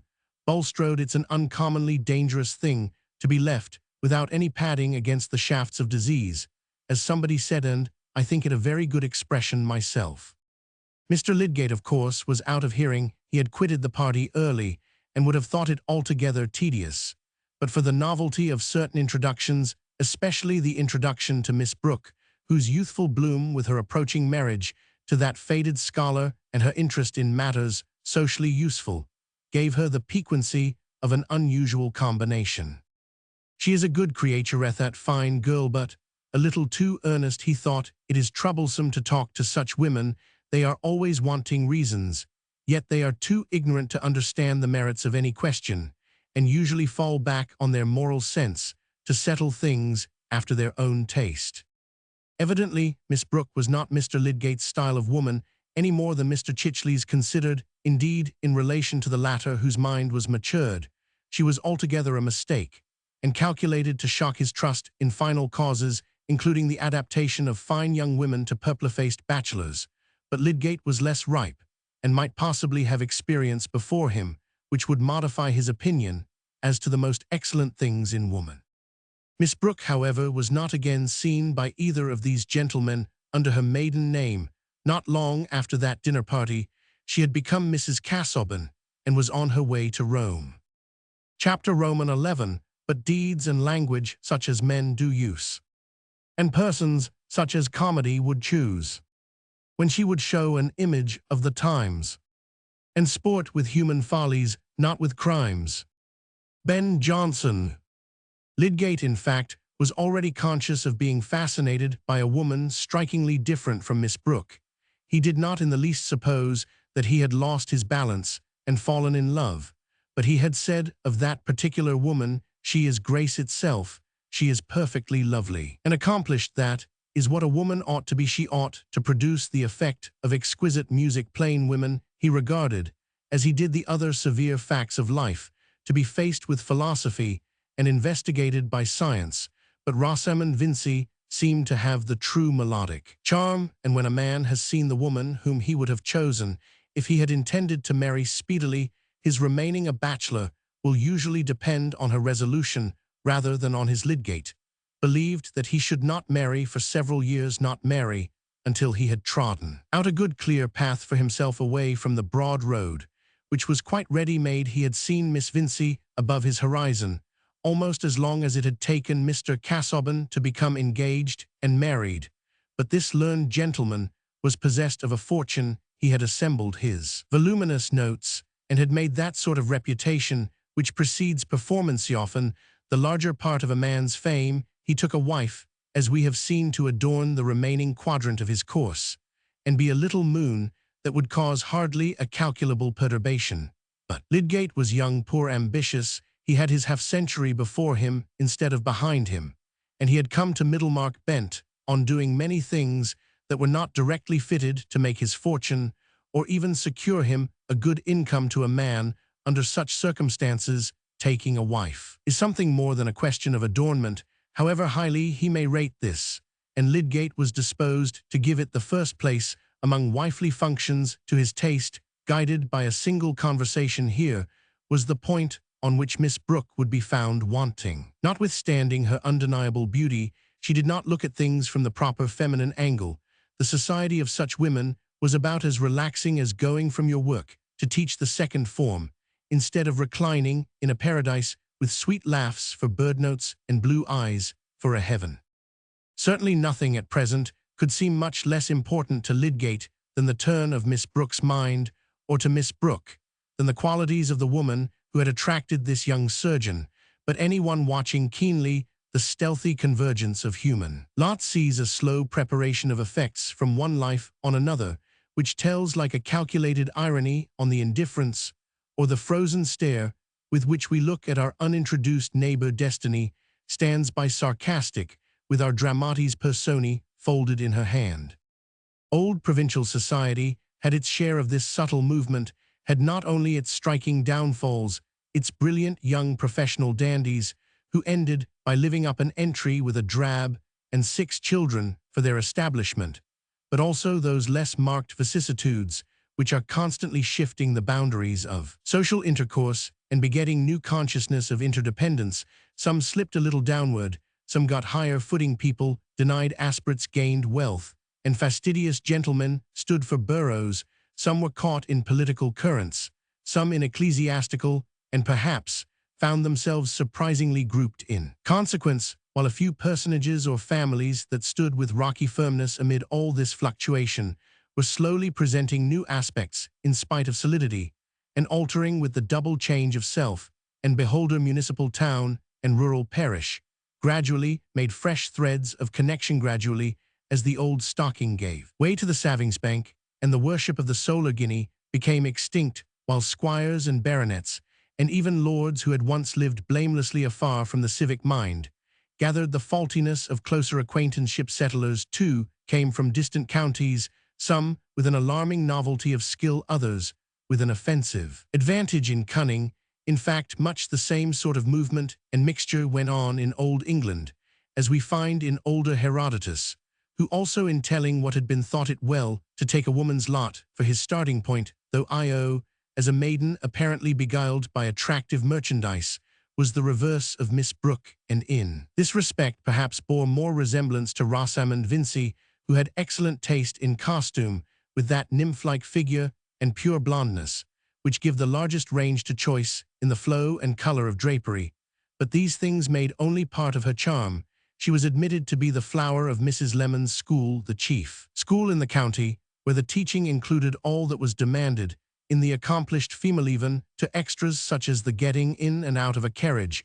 Mrs. Lemon herself had always held up Miss Vincy as an example. No pupil, she said, exceeded that young lady for mental acquisition and propriety of speech, while her musical execution was quite exceptional. We cannot help the way in which people speak of us, and probably if Mrs. Lemon had undertaken to describe Juliet or Imogen, these heroines would not have seemed poetical. The first vision of Rosamond would have been enough with most judges to dispel any prejudice excited by Mrs. Lemon's praise. Lydgate could not be long in Middlemarch without having that agreeable vision, or even without making the acquaintance of the Vincy family, for though Mr. Peacock, whose practice he had paid something to enter on, had not been their doctor, Mrs. Vincy, not liking the lowering system adopted by him, he had many patients among their connections and acquaintances, for who of any consequence in Middlemarch was not connected, or at least acquainted with the Vincys? They were old manufacturers, and had kept a good house for 3 generations, in which there had naturally been much intermarrying with neighbors more or less decidedly genteel. Mr. Vincy's sister had made a wealthy match in accepting Mr. Bulstrode, who, however, as a man not born in the town and altogether of dimly known origin, was considered to have done well in uniting himself with a real Middlemarch family. On the other hand, Mr. Vincy had descended a little, having taken an innkeeper's daughter, but on this side, too, there was a cheering sense of money, for Mrs. Vincy's sister had been second wife to rich old Mr. Featherstone, and had died childless years ago, so that her nephews and nieces might be supposed to touch the affections of the widower. And it happened that Mr. Bulstrode and Mr. Featherstone, two of Peacock's most important patients, had from different causes given an especially good reception to his successor, who had raised some partisanship as well as discussion. Mr. Wrench, medical attendant to the Vincy family, very early had grounds for thinking lightly of Lydgate's professional discretion, and there was no report about him which was not retailed at the Vincys, where visitors were frequent. Mr. Vincy was more inclined to general goodfellowship than to taking sides, but there was no need for him to be hasty in making any new man acquaintance. Rosamond silently wished that her father would invite Mr. Lydgate. She was tired of the faces and figures she had always been used to, various irregular profiles and gaits and turns of phrase, distinguishing those Middlemarch young men whom she had known as boys. She had been at school with girls of higher position, whose brothers she felt sure it would have been possible for her to be more interested in than in these inevitable Middlemarch companions, but she would not have chosen to mention her wish to her father, and he for his part was in no hurry on the subject. An alderman, about to be mayor, must by and be enlarge his dinner parties, but at present there were plenty of guests at his well-spread table.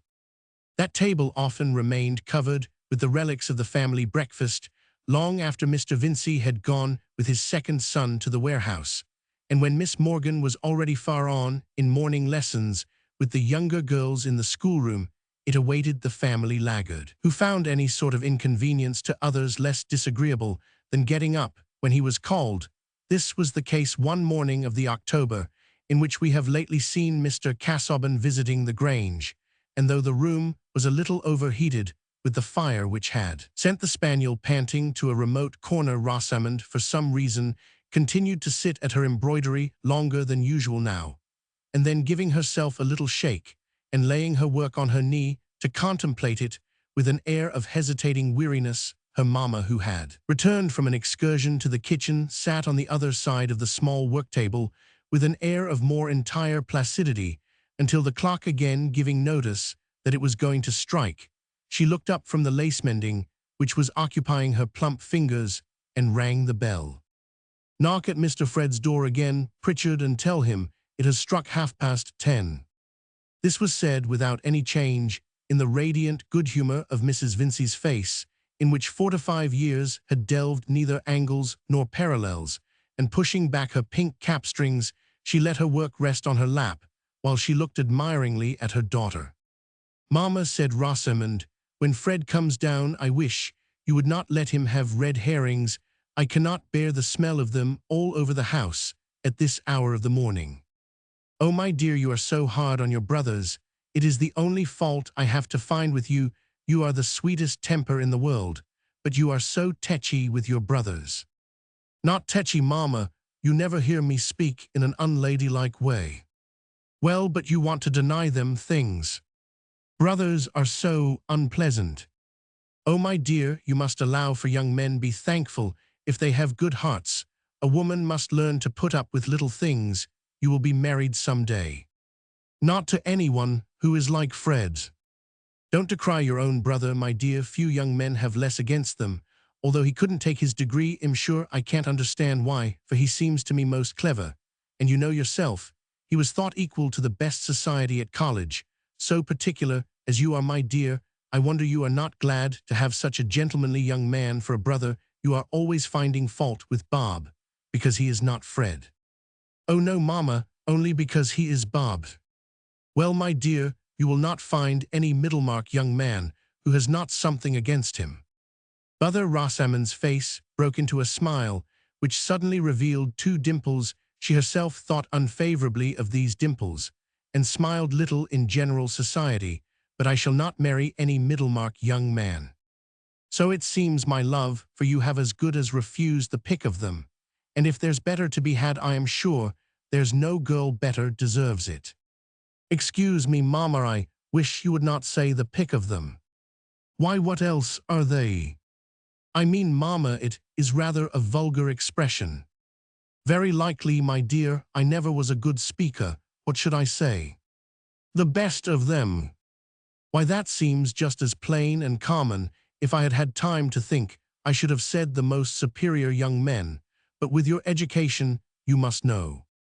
"What must Rosie know, mother?" said Mr. Fred, who had slid in unobserved through the half-open door, while the ladies were bending over their work, and now going up to the fire, stood with his back towards it, warming the soles of his slippers. "Whether it's right to say superior young men," said Mrs. Vincey, ringing the bell. "Oh, there are so many superior teas and sugars now. Superior is getting to be shopkeepers' slang." "Are you beginning to dislike slang, then?" said Rosamond with mild gravity. "Only the wrong sort. All choice of words is slang. It marks a class. There is correct English that is not slang." "I beg your pardon, correct English is the slang of prigs who write history and essays, and the strongest slang of all is the slang of poets." "You will say anything, Fred, to gain your point." "Well, tell me whether it is slang or poetry to call an ox a leg-plater." "Of course you can call it poetry if you like."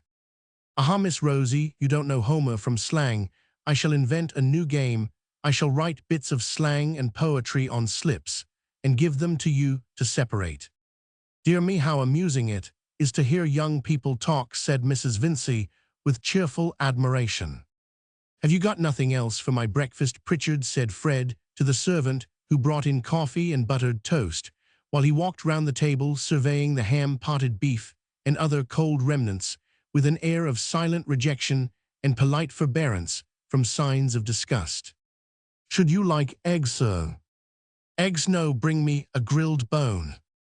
"Really, Fred," said Rosamond, when the servant had left the room, "if you must have hot things for breakfast, I wish you would come down earlier. You can get up at 6 o'clock to go out hunting. I cannot understand why you find it so difficult to get up on other mornings." "That is your want of understanding, Rosie. I can get up to go hunting because I like it. What would you think of me if I came down 2 hours after everyone else and ordered grilled bone?" "I should think you were an uncommonly fast young lady," said Fred, eating his toast with the utmost composure. I cannot see why brothers are to make themselves disagreeable any more than sisters. I don't make myself disagreeable. It is you who find me so disagreeable is a word that describes your feelings and not my actions. I think it describes the smell of grilled bone. Not at all, it describes a sensation in your little nose, associated with certain finicking notions, which are the classics of Mrs. Lemon's school. Look at my mother. You don't see her objecting to everything except what she does herself. She is my notion of a pleasant woman. Bless you both, my dears, and don't quarrel, said Mrs. Vincey, with motherly cordiality. Come, Fred, tell us all about the new doctor. How is your uncle pleased with him? Pretty well, I think. He asks Lydgate all sorts of questions, and then screws up his face, while he hears the answers as if they were pinching his toes. That's his way. Ah, here comes my grilled bone. But how came you to stay out so late, my dear? You only said you were going to your uncle's. Oh, I dined at Plymdale's. We had whist. Lydgate was there too. And what do you think of him? He is very gentlemanly, I suppose. They say he is of excellent family. His relations, quite county people. Yes, said Fred, there was a Lydgate at John's who spent no end of money. I find this man is a second cousin of his, but rich men may have very poor devils for second cousins. It always makes a difference, though, to be of good family, said Rosamond, with a tone of decision, which showed that she had thought on this subject. Rosamond felt that she might have been happier if she had not been the daughter of a Middlemarch manufacturer. She disliked anything which reminded her that her mother's father had been an innkeeper. Certainly, anyone remembering the fact might think that Mrs. Vincey had the air of a very handsome, good-humored landlady, accustomed to the most capricious orders of gentlemen. I thought it was odd his name was Tertius, said the bright-faced matron, but of course it's a name in the family. But now tell us exactly what sort of man he is. Oh, tallish, dark, clever talks. Well, rather a prig, I think. I never can make out what you mean by a prig, said Rosamond. A fellow who wants to show that he has opinions. Why, my dear, doctors must have opinions, said Mrs. Vincey. What are they there for else? Yes, mother, the opinions they are paid for, but a prig is a fellow who is always making you a present of his opinions. I suppose Mary Garth admires Mr. Lydgate, said Rosamond, not without a touch of innuendo. Really, I can't say, said Fred rather glumly as he left the table, and taking up a novel which he had brought down with him threw himself into an armchair. If you are jealous of her, go oftener to Stone Court yourself and eclipse her. I wish you would not be so vulgar, Fred. If you have finished, pray ring the bell. It is truth, though, what your brother says, Rosamond. Mrs. Vincey began when the servant had cleared the table. It is 1,000 pities you haven't patience to go and see your uncle more so proud of you as he is, and wanted you to live with him. There's no knowing what he might have done for you, as well as for Fred. God knows I'm fond of having you at home with me, but I can part with my children for their good, and now it stands to reason that your Uncle Featherstone will do something for Mary Garth. Mary Garth can bear being at Stone Court, because she likes that better than being a governess, said Rosamond, folding up her work. I would rather not have anything left to me if I must earn it by enduring much of my uncle's cough and his ugly relations. He can't be long for this world, my dear. I wouldn't hasten his end, but what with asthma and that inward complaint, let us hope there is something better for him in another. And I have no ill will towards Mary Garth, but there's justice to be thought of, and Mr. Featherstone's first wife brought him no money, as my sister Roman 999, her nieces and nephews can't have so much claim as my sisters, and I must say I think Mary Garth a dreadful plain girl, more fit for a governess. Everyone would not agree with you there, mother, said Fred, who seemed to be able to read and listen too. Well, my dear, said Mrs. Vincey, wheeling skillfully, if she had some fortune left her, a man marries his wife's relations, and the Garths are so poor and live in such a small way. But I shall leave you to your studies, my dear, for I must go and do some shopping. Fred's studies are not very deep, said Rosamond, rising with her mamma. He is only reading a novel. Well, well, by and be he'll go to his Latin and things, said Mrs. Vincey, soothingly stroking her son's head. There's a fire in the smoking room on purpose. It's your father's, wish you know, Fred, my dear, and I always tell him you will be good and go to college again to take your degree." Fred drew his mother's hand down to his lips, but said nothing. "I suppose you are not going out riding today," said Rosamond, lingering a little after her mamma was gone. "No, why?" "Papa says I may have the chestnut to ride now." "You can go with me tomorrow, if you like, only I am going to Stone Court, remember." "I want to ride so much, it is indifferent to me where we go." Rosamond really wished to go to Stone Court of all other places. "Oh, I say, Rosie," said Fred, as she was passing out of the room, "if you are going to the piano, let me come and play some airs with you." "Pray do not ask me this morning." "Why not this morning?" "Really, Fred, I wish you would leave off playing the flute. A man looks very silly playing the flute, and you play so out of tune. When next anyone makes love to you, Miss Rosamond, I will tell him how obliging you are." "Why should you expect me to oblige you by hearing you play the flute any more than I should expect you to oblige me by not playing it? And why should you expect me to take you out riding?" This question led to an adjustment, for Rosamond had set her mind on that particular ride.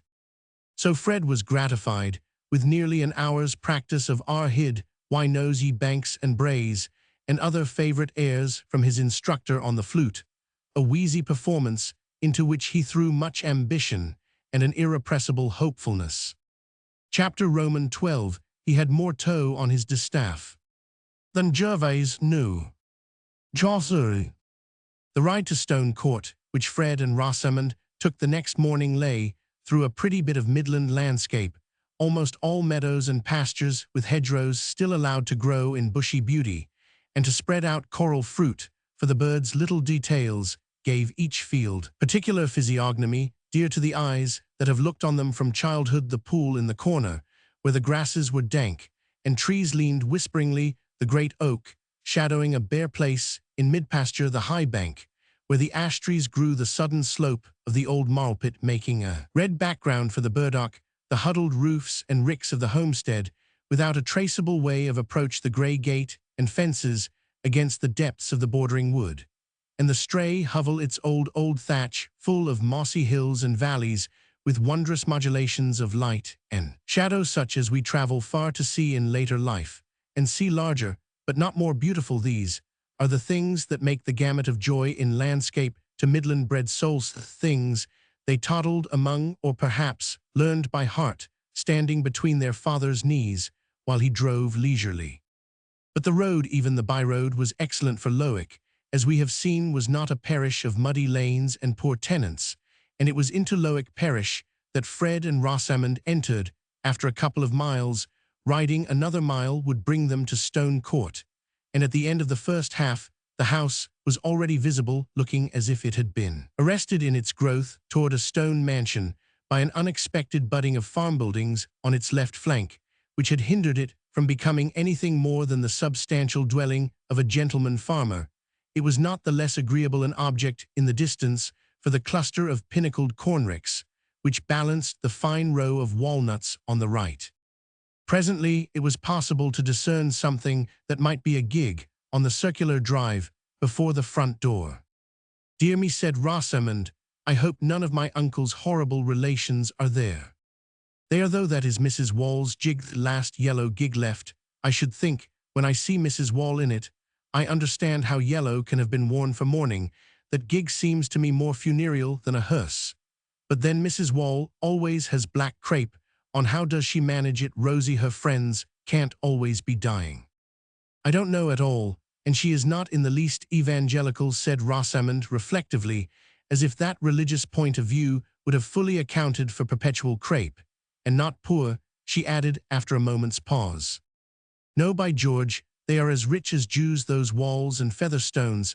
I mean, for people like them, who don't want to spend anything, and yet they hang about my uncle like vultures, and are afraid of a farthing going away from their side of the family, but I believe he hates them all."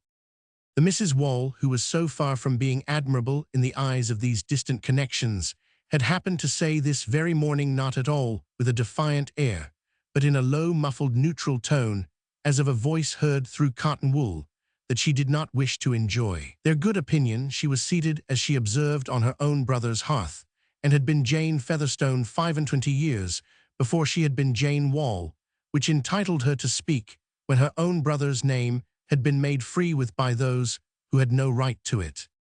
"What are you driving at there?" said Mr. Featherstone, holding his stick between his knees and settling his wig, while he gave her a momentary sharp glance, which seemed to react on him like a draught of cold air, and set him coughing. Mrs. Wall had to defer her answer till he was quiet again, till Mary Garth had supplied him with fresh syrup, and he had begun to rub the gold knob of his stick, looking bitterly at the fire. It was a bright fire, but it made no difference to the chill-looking purplish tint of Mrs. Wall's face, which was as neutral as her voice, having mere chinks for eyes and lips that hardly moved in speaking. "The doctors can't master that cough, brother. It's just like what I have, for I am your own sister constitution and everything. But as I was saying, it's a pity Mrs. Vincey's family can't be better conducted." "Teacher, you said nothing." "Oh, the sort you said somebody had made free with my name. And no more than can be proved, if what everybody says is true. My brother Solomon tells me it's the talk up and down in Middlemarch, how unsteady young Vincey is, and has been forever gambling at billiards since home he came." "Nonsense, what's a game at billiards? It's a good gentlemanly game, and young Vincey is not a clodhopper. If your son John took to billiards, now he'd make a fool of himself." "Your nephew John never took to billiards or any other game, brother, and is far from losing hundreds of pounds, which, if what everybody says is true, must be found somewhere else than out of Mr. Vincey, the father's pocket, for they say he's been losing money for years, though nobody would think so to see him go coursing and keeping open house as they do, and I've heard say Mr. Bulstrode condemns Mrs. Vincey beyond anything for her flightiness, and spoiling her children so." "What's Bulstrode to me? I don't bank with him." "Well, Mrs. Bulstrode is Mr. Vincey's own sister, and they do say that Mr. Vincey mostly trades on the bank money, and you may see yourself, brother, when a woman past 40 has pink strings always flying, and that light way of laughing at everything, it's very unbecoming. But indulging your children is one thing, and finding money to pay their debts is another, and it's openly said that young Vincey has raised money on his expectations. I don't say what expectations. Miss Garth hears me, and is welcome to tell again. I know young people hang together." "No, thank you, Mrs. Wall," said Mary Garth. "I dislike hearing scandal too much to wish to repeat it." Mr. Featherstone rubbed the knob of his stick, and made a brief convulsive show of laughter, which had much the same genuineness as an old whist player's chuckle over a bad hand. Still looking at the fire, he said, "And who pretends to say Fred Vincey hasn't got expectations? Such a fine-spirited fellow is like enough to have 'em." There was a slight pause before Mrs. Wall replied, and when she did so, her voice seemed to be slightly moistened with tears, though her face was still dry. "Whether or no, brother, it is naturally painful to me and my brother Solomon to hear your name made free with, and your complaint being such as may carry you off sudden, and people who are no more Featherstones than the Merry Andrew at the fair, openly reckoning on your property coming to them, and me your own sister, and Solomon your own brother. And if that's to be it, what has it pleased the Almighty to make families for?" Here Mrs. Wall's tears fell, but with moderation. "Come out with it, Jane," said Mr. Featherstone, looking at her. "You mean to say Fred Vincey has been getting somebody to advance him money on what he says he knows about my will, eh?" "I never said so, brother." Mrs. Wall's voice had again become dry and unshaken. "It was told me by my brother Solomon last night, when he called coming from market, to give me advice about the old wheat, me being a widow, and my son John only 23, though steady beyond anything, and he had it from most undeniable authority, and not one but many." "Stuff and nonsense. I don't believe a word of it. It's all a got-up story. Go to the window, missy. I thought I heard a horse. See if the doctor's coming." "Not got up by me, brother, nor yet by Solomon, who whatever else he may been, I don't deny, he has audititious made his will, and parted his property equal between such kin as he's friends with, though for my part, I think there are times when some should be considered more than others, but Solomon makes it no secret what he means to do." "The more fool," he said. Mr. Featherstone, with some difficulty breaking into a severe fit of coughing that required Mary Garth to stand near him so that she did not find out whose horses they were, which presently paused, stamping on the gravel before the door. Before Mr. Featherstone's cough was quiet, Rosamond entered bearing up her riding habit with much grace. She bowed ceremoniously to Mrs. Wall, who said stiffly, "How do you do, Miss?" smiled, and nodded silently to Mary, and remained standing till the coughing should cease and allow her uncle to notice her. "Heyday, miss," he said at last, "you have a fine color. Where's Fred?" "Seeing about the horses. He will be in presently." Sit down, Mrs. Wall. You'd better go." Even those neighbors who had called Peter Featherstone an old fox had never accused him of being insincerely polite, and his sister was quite used to the peculiar absence of ceremony with which he marked his sense of blood relationship. Indeed, she herself was accustomed to think that entire freedom from the necessity of behaving agreeably was included in the Almighty's intentions about families. She rose slowly without any sign of resentment, and said in her usual muffled monotone, "Brother, I hope the new doctor will be able to do something for you. Solomon says there's great talk of his cleverness. I am sure it's my wish you should be spared, and there's none more ready to nurse you than your own sister, and your own nieces. If you'd only say the word, there's Rebecca and Joanna and Elizabeth, you know." I remember Elsie. I've remembered all dark and ugly. They'd need have some money. There never was any beauty in the women of our family, but the Featherstones have always had some money, and the Walls too. Wall had money too. A warm man was Wall. I money's a good egg, and if you've got money to leave behind you, lay it in a warm nest. Good be Mrs. Wall. Here Mr. Featherstone pulled at both sides of his wig as if he wanted to deafen himself, and his sister went away ruminating on this oracular speech of his. Notwithstanding her jealousy of the Vinceys and of Mary Garth, there remained as the nethermost sediment in her mental shallows a persuasion that her brother Peter Featherstone could never leave his chief property away from his blood relation cells. Why had the Almighty carried off his 2 wives, both childless, after he had gained so much by manganese and things turning up when nobody expected it? And why was there a Lowick parish church, and the Walls and Powderells all sitting in the same pew for generations, and the Featherstone pew next to them? If the Sunday after her brother Peter's death everybody was to know that the property was gone out of the family, the human mind has at no period accepted a moral chaos, and so preposterous a result was not strictly conceivable, but we are frightened at much that is not strictly conceivable. When Fred came in, the old man eyed him with a peculiar twinkle, which the younger had often had reason to interpret as pride in the satisfactory details of his appearance. "You too, Mrs. Go away," said Mr. Featherstone. "I want to speak to Fred." "Come into my room, Rosamond. You will not mind the cold for a little while," said Mary. The 2 girls had not only known each other in childhood, but had been at the same provincial school together, Mary as an articled pupil, so that they had many memories in common, and liked very well to talk in private. Indeed, this tete-a-tete was one of Rosamond's objects in coming to Stone Court. Old Featherstone would not begin the dialogue till the door had been closed. He continued to look at Fred with the same twinkle, and with one of his habitual grimaces, alternately screwing and widening his mouth. And when he spoke, it was in a low tone which might be taken for that of an informer ready to be bought off, rather than for the tone of an offended senior. He was not a man to feel any strong moral indignation, even on account of trespasses against himself. It was natural that others should want to get an advantage over him, but then he was a little too cunning for them. "So, sir, you've been paying 10% for money, which you've promised to pay off by mortgaging my land when I am dead and gone. You put my life at a 12-month say, but I can alter my will yet." Fred blushed. He had not borrowed money in that way for excellent reasons, but he was conscious of having spoken with some confidence, perhaps with more than he exactly remembered, about his prospect of getting Featherstone's land as a future means of paying present debts. "I don't know what you refer to, sir. I have certainly never borrowed any money on such an insecurity. Please do explain." "No, sir, it's you must explain. I can alter my will yet. Let me tell you, I am of sound mind, can reckon compound interest in my head, and remember every fool's name as well as I could 20 years ago. What the deuce, I am under 80. I say, you must contradict this story.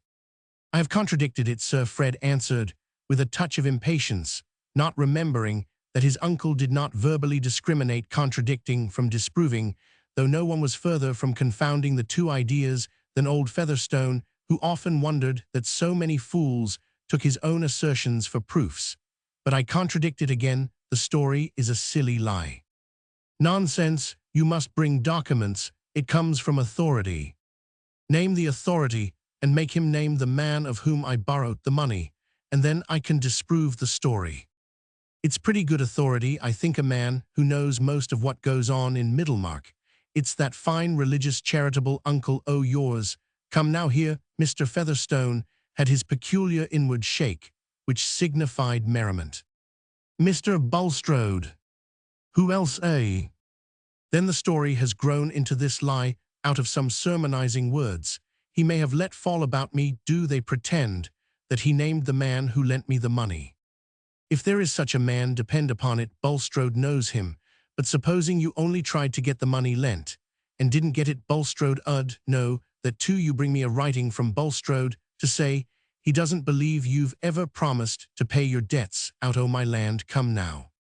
Mr. Featherstone's face required its whole scale of grimaces as a muscular outlet to his silent triumph in the soundness of his faculties.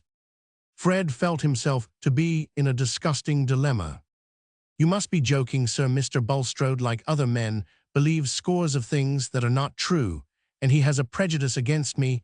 I could easily get him to write that he knew no facts in proof of the report you speak of, though it might lead to unpleasantness, but I could hardly ask him to write down what he believes or does not believe about me. Fred paused an instant, and then added in politic appeal to his uncle's vanity, that is hardly a thing for a gentleman to ask, but he was disappointed in the result. I know what you mean. You'd sooner offend me than Bulstrode, and what's he's got no land hereabout, that ever I heard tell of a speculating fellow. He may come down any day when the devil leaves off backing him, and that's what his religion means. He wants God Almighty to come in. That's nonsense. There's one thing I made out pretty clear when I used to go to church, and it's this: God Almighty sticks to the land. He promises land, and he gives land, and he makes chaps rich with corn and cattle. But you take the other side. You like Bulstrode and speculation better than Featherstone and land. I beg your pardon, sir, said Fred, rising, standing with his back to the fire, and beating his boot with his whip. I like neither Bulstrode nor speculation. He spoke, rather sulkily, feeling himself stalemated. Well, you can do without me. That's pretty clear, said old Featherstone, secretly disliking the possibility that Fred would show himself at all independent. You neither want a bit of land to make a squire of you instead of a starving parson, nor a lift of £100. By the way, it's all one to me. I can make 5 codicils if I like, and I shall keep my banknotes for a nest egg. It's all one to me. Fred colored again. Featherstone had rarely given him presents of money, and at this moment it seemed almost harder to part with the immediate prospect of banknotes than with the more distant prospect of the land. I am not ungrateful, sir. I never meant to show disregard for any kind intentions you might have towards me. On the contrary. Very good, then prove it. You bring me a letter from Bulstrode saying he doesn't believe you've been cracking and promising to pay your debts out o' my land. And then, if there's any scrape you've got into, well, see if I can't back you a bit. Come now, that's a bargain. Here, give me your arm. I'll try and walk round the room. Fred, in spite of his irritation, had kindness enough in him to be a little sorry for the unloved, unvenerated old man, who, with his dropsical legs, looked more than usually pitiable in walking.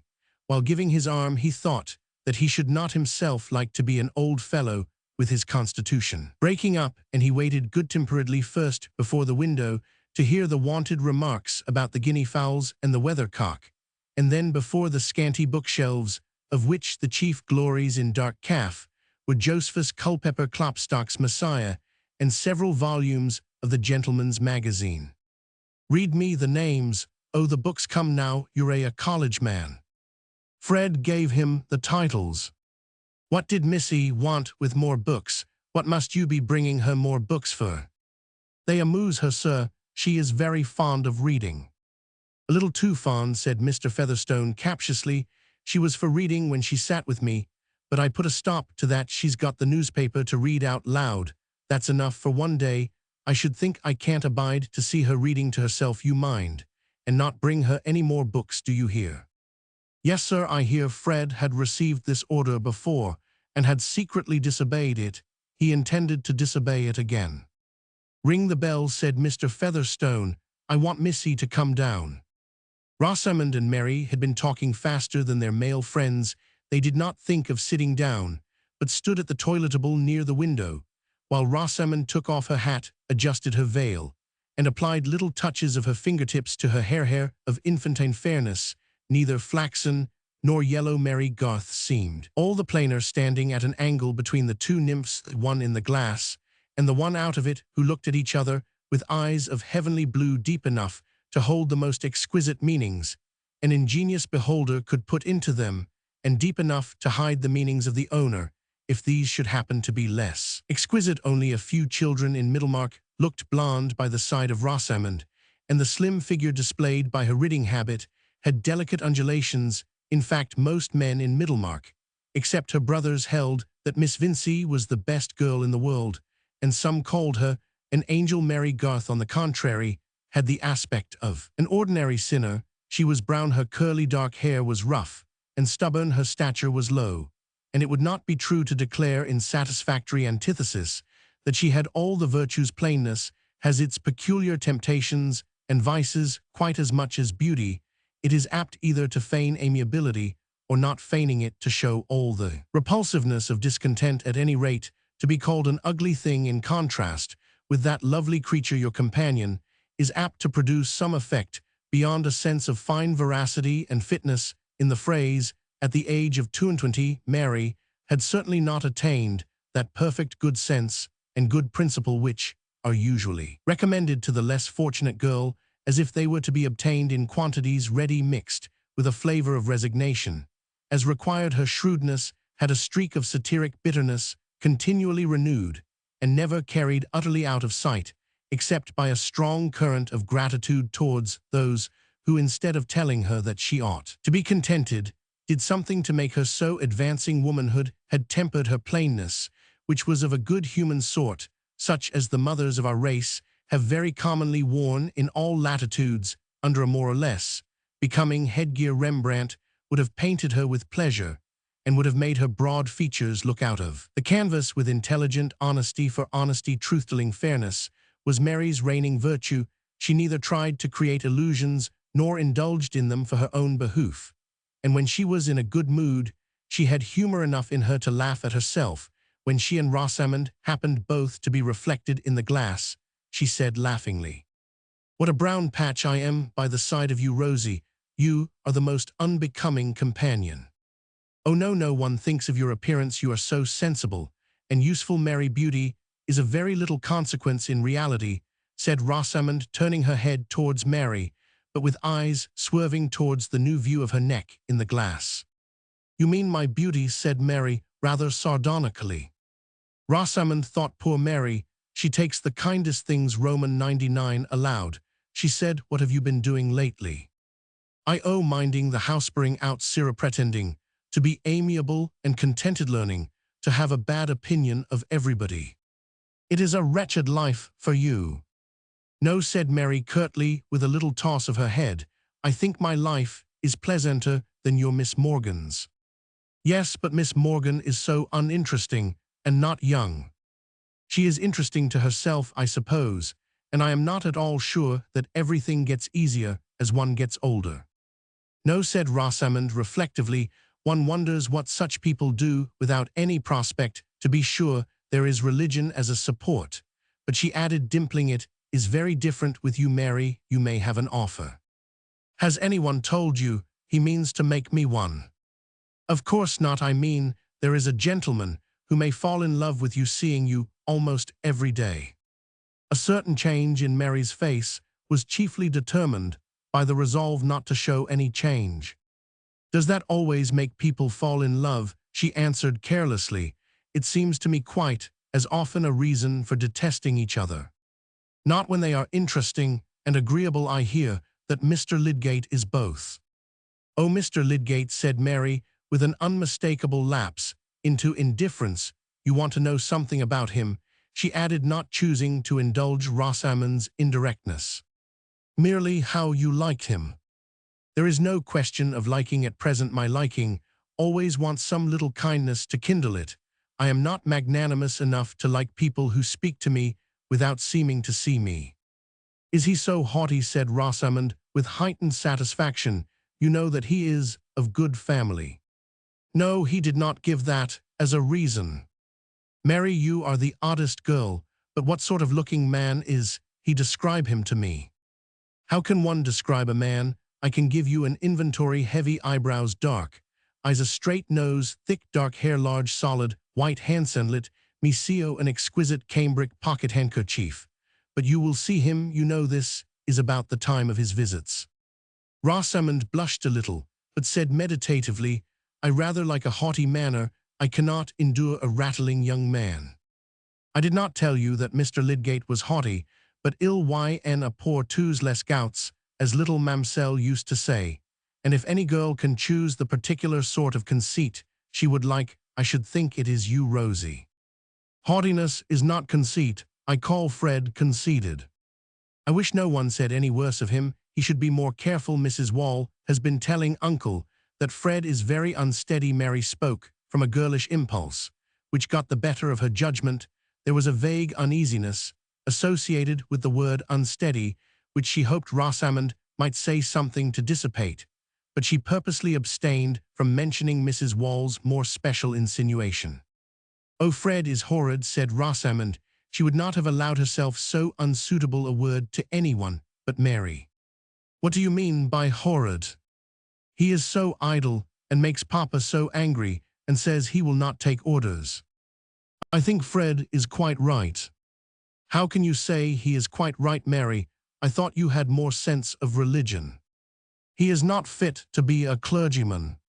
But he ought to be fit. Well, then, he is not what he ought to be. I know some other people who are in the same case. But no one approves of them. I should not like to marry a clergyman, but there must be clergymen. It does not follow that Fred must be one.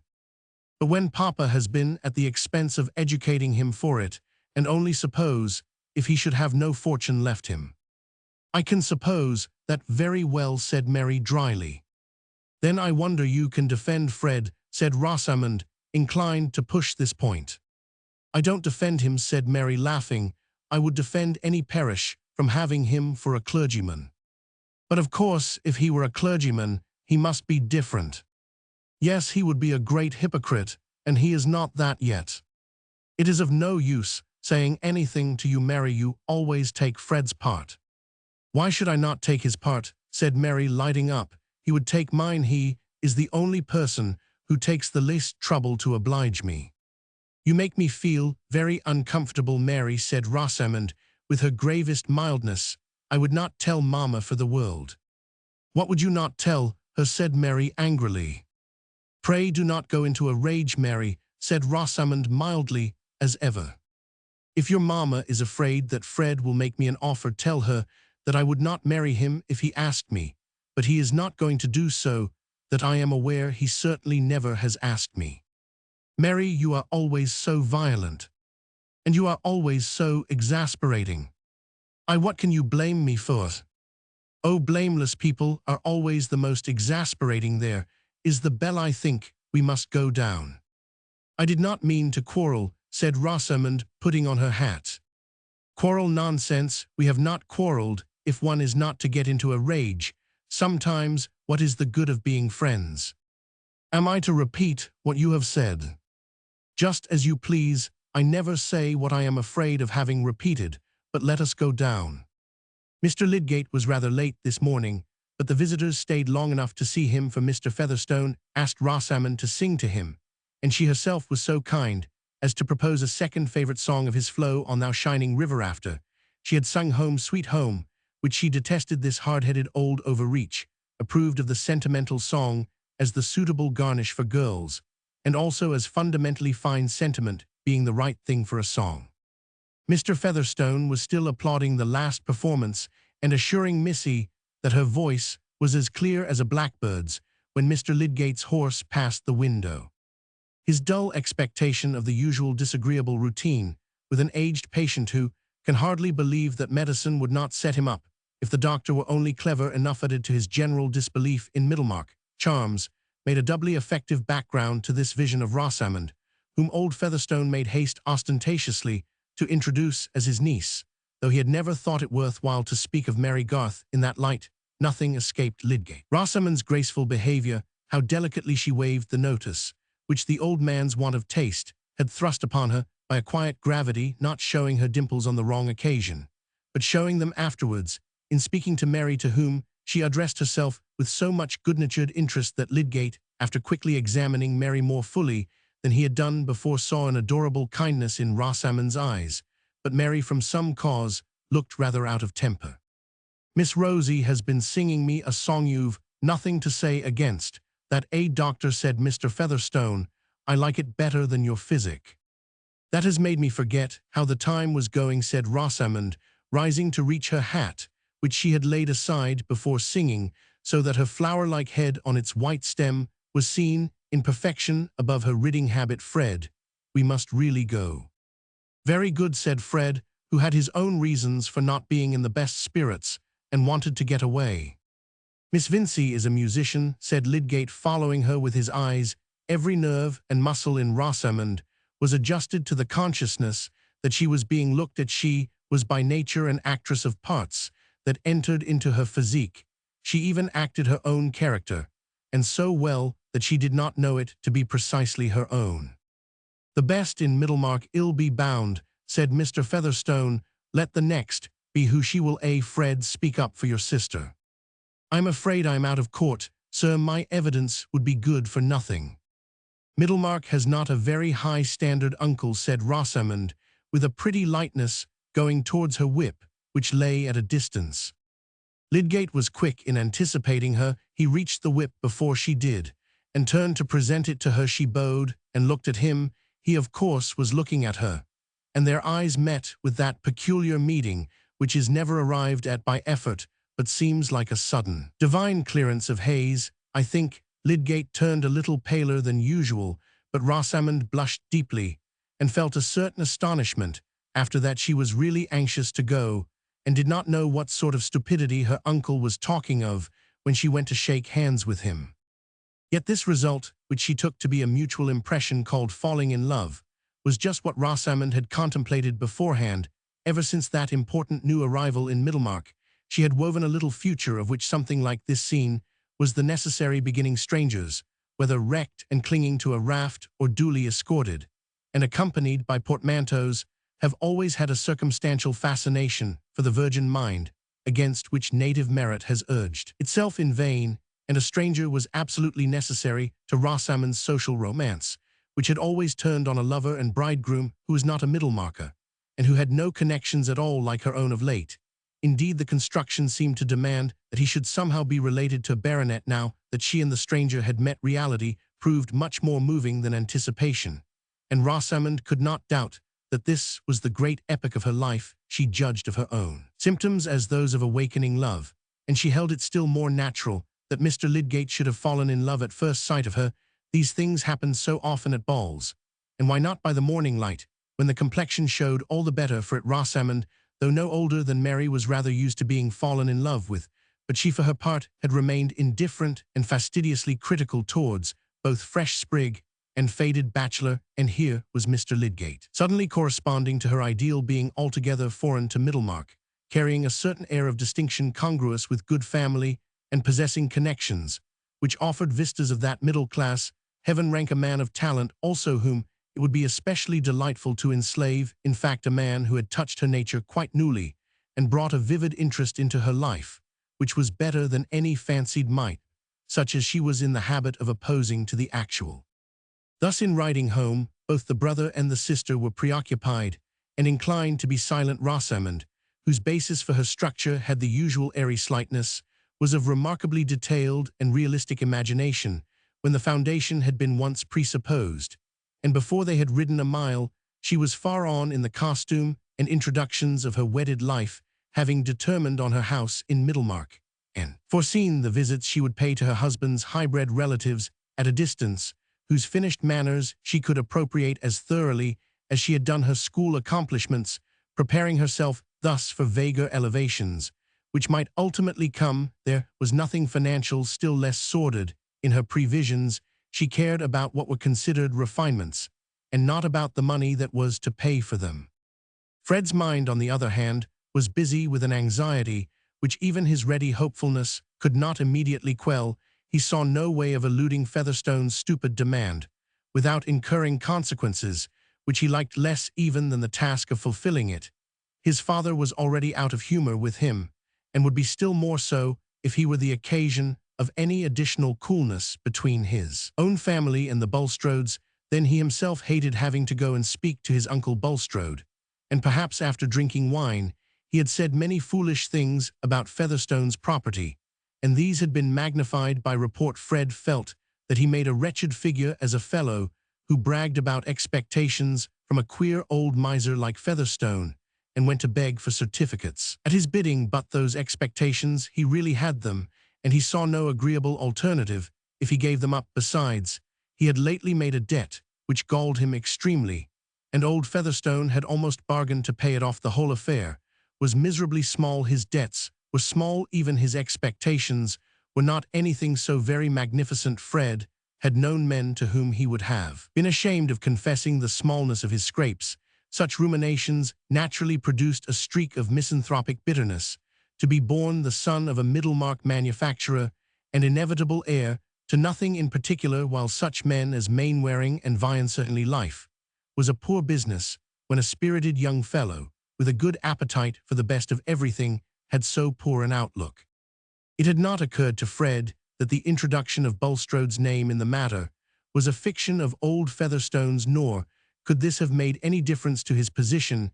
He saw plainly enough that the old man wanted to exercise his power by tormenting him a little, and also probably to get some satisfaction out of seeing him on unpleasant terms with Bulstrode. Fred fancied that he saw to the bottom of his uncle Featherstone's soul, though in reality half what he saw there was no more than the reflex of his own inclinations.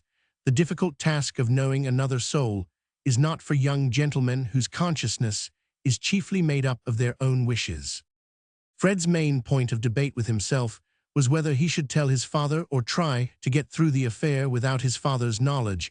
It was probably Mrs. Wall who had been talking about him, and if Mary Garth had repeated Mrs. Wall's report to Rosamond, it would be sure to reach his father, who would as surely question him about it. He said to Rosamond, as they slackened their pace, "Rosie, did Mary tell you that Mrs. Wall had said anything about me?" "Yes, indeed, she Roman 990. "What?" "That you were very unsteady." "Was that all?" "I should think that was enough, Fred." "You are sure she said no more?"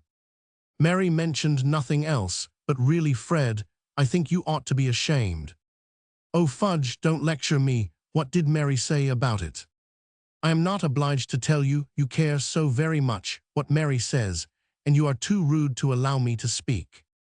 "Of course I care what Mary says. She is the best girl I know.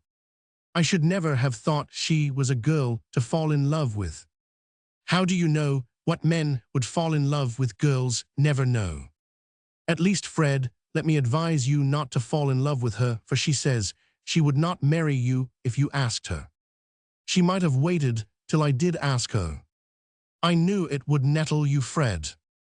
"Not at all. She would not have said so if you had not provoked her." Before reaching home, Fred concluded that he would tell the whole affair as simply as possible to his father, who might perhaps take on himself the unpleasant business of speaking to Bulstrode.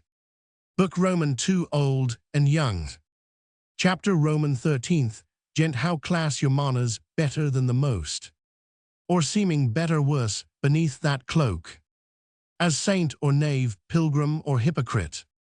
2d. Gent, nay, tell me how you class your wealth of books, the drifted relics of old time, as well sort them at once by size and livery. Vellum tall copies and the common calf will hardly cover more diversity than all your labels cunningly devised. to class your unread authors. In consequence of what he had heard from Fred, Mr. Vincey determined to speak with Mr. Bulstrode in his private room at the bank at 1:30, when he was usually free from other callers, but a visitor had come in at 1 o'clock, and Mr. Bulstrode had so much to say to him that there was little chance of the interview being over in half an hour. The banker's speech was fluent, but it was also copious, and he used up an appreciable amount of time in brief, meditative pauses. Do not imagine his sickly aspect to have been of the yellow black-haired sort. He had a pale blonde skin, thin grey-besprinkled brown hair, light grey eyes, and a large forehead. Loud men called his subdued tone an undertone, and sometimes implied that it was inconsistent with openness, though there seems to be no reason why a loud man should not be given to concealment of anything except his own voice, unless it can be shown that Holy Writ has placed the seat of candour in the lungs. Mr. Bulstrode had also a deferential bending attitude in listening, and an apparently fixed attentiveness in his eyes, which made those persons who thought themselves worth hearing infer that he was seeking the utmost improvement from their discourse. Others, who expected to make no great figure, disliked this kind of moral lantern turned on them. If you are not proud of your cellar, there is no thrill of satisfaction in seeing your guest hold up his wineglass to the light and look judicial. Such joys are reserved for conscious merit. Hence Mr. Bulstrode's close attention was not agreeable to the publicans, sinners in Middlemarch. It was attributed by some to his being a Pharisee, and by others to his being evangelical. Less superficial reasoners among them wished to know who his father and grandfather were, observing that 25 years ago nobody had ever heard of a Bulstrode in Middlemarch. To his present visitor Lydgate, the scrutinizing look was a matter of indifference. He simply formed an unfavorable opinion of the banker's constitution, and concluded that he had an eager inward life with little enjoyment of tangible things. I shall be exceedingly obliged if you will look in on me here occasionally, Mr. Lydgate, the banker observed, after a brief pause. If, as I dare to hope, I have the privilege of finding you a valuable coadjutor in the interesting matter of hospital management, there will be many questions which we shall need to discuss in private. As to the new hospital, which is nearly finished, I shall consider what you have said about the advantages of the special destination for fevers. The decision will rest with me, for though Lord Medlicote has given the land and timber for the building, he is not disposed to give his personal attention to the object. There are few things better worth the pains in a provincial town like this, said Lydgate. A fine fever hospital, in addition to the old infirmary, might be the nucleus of a medical school here when once we get our medical reforms. And what would do more for medical education than the spread of such schools over the country? A born provincial man who has a grain of public spirit, as well as a few ideas, should do what he can to resist the rush of everything that is a little better than common towards London.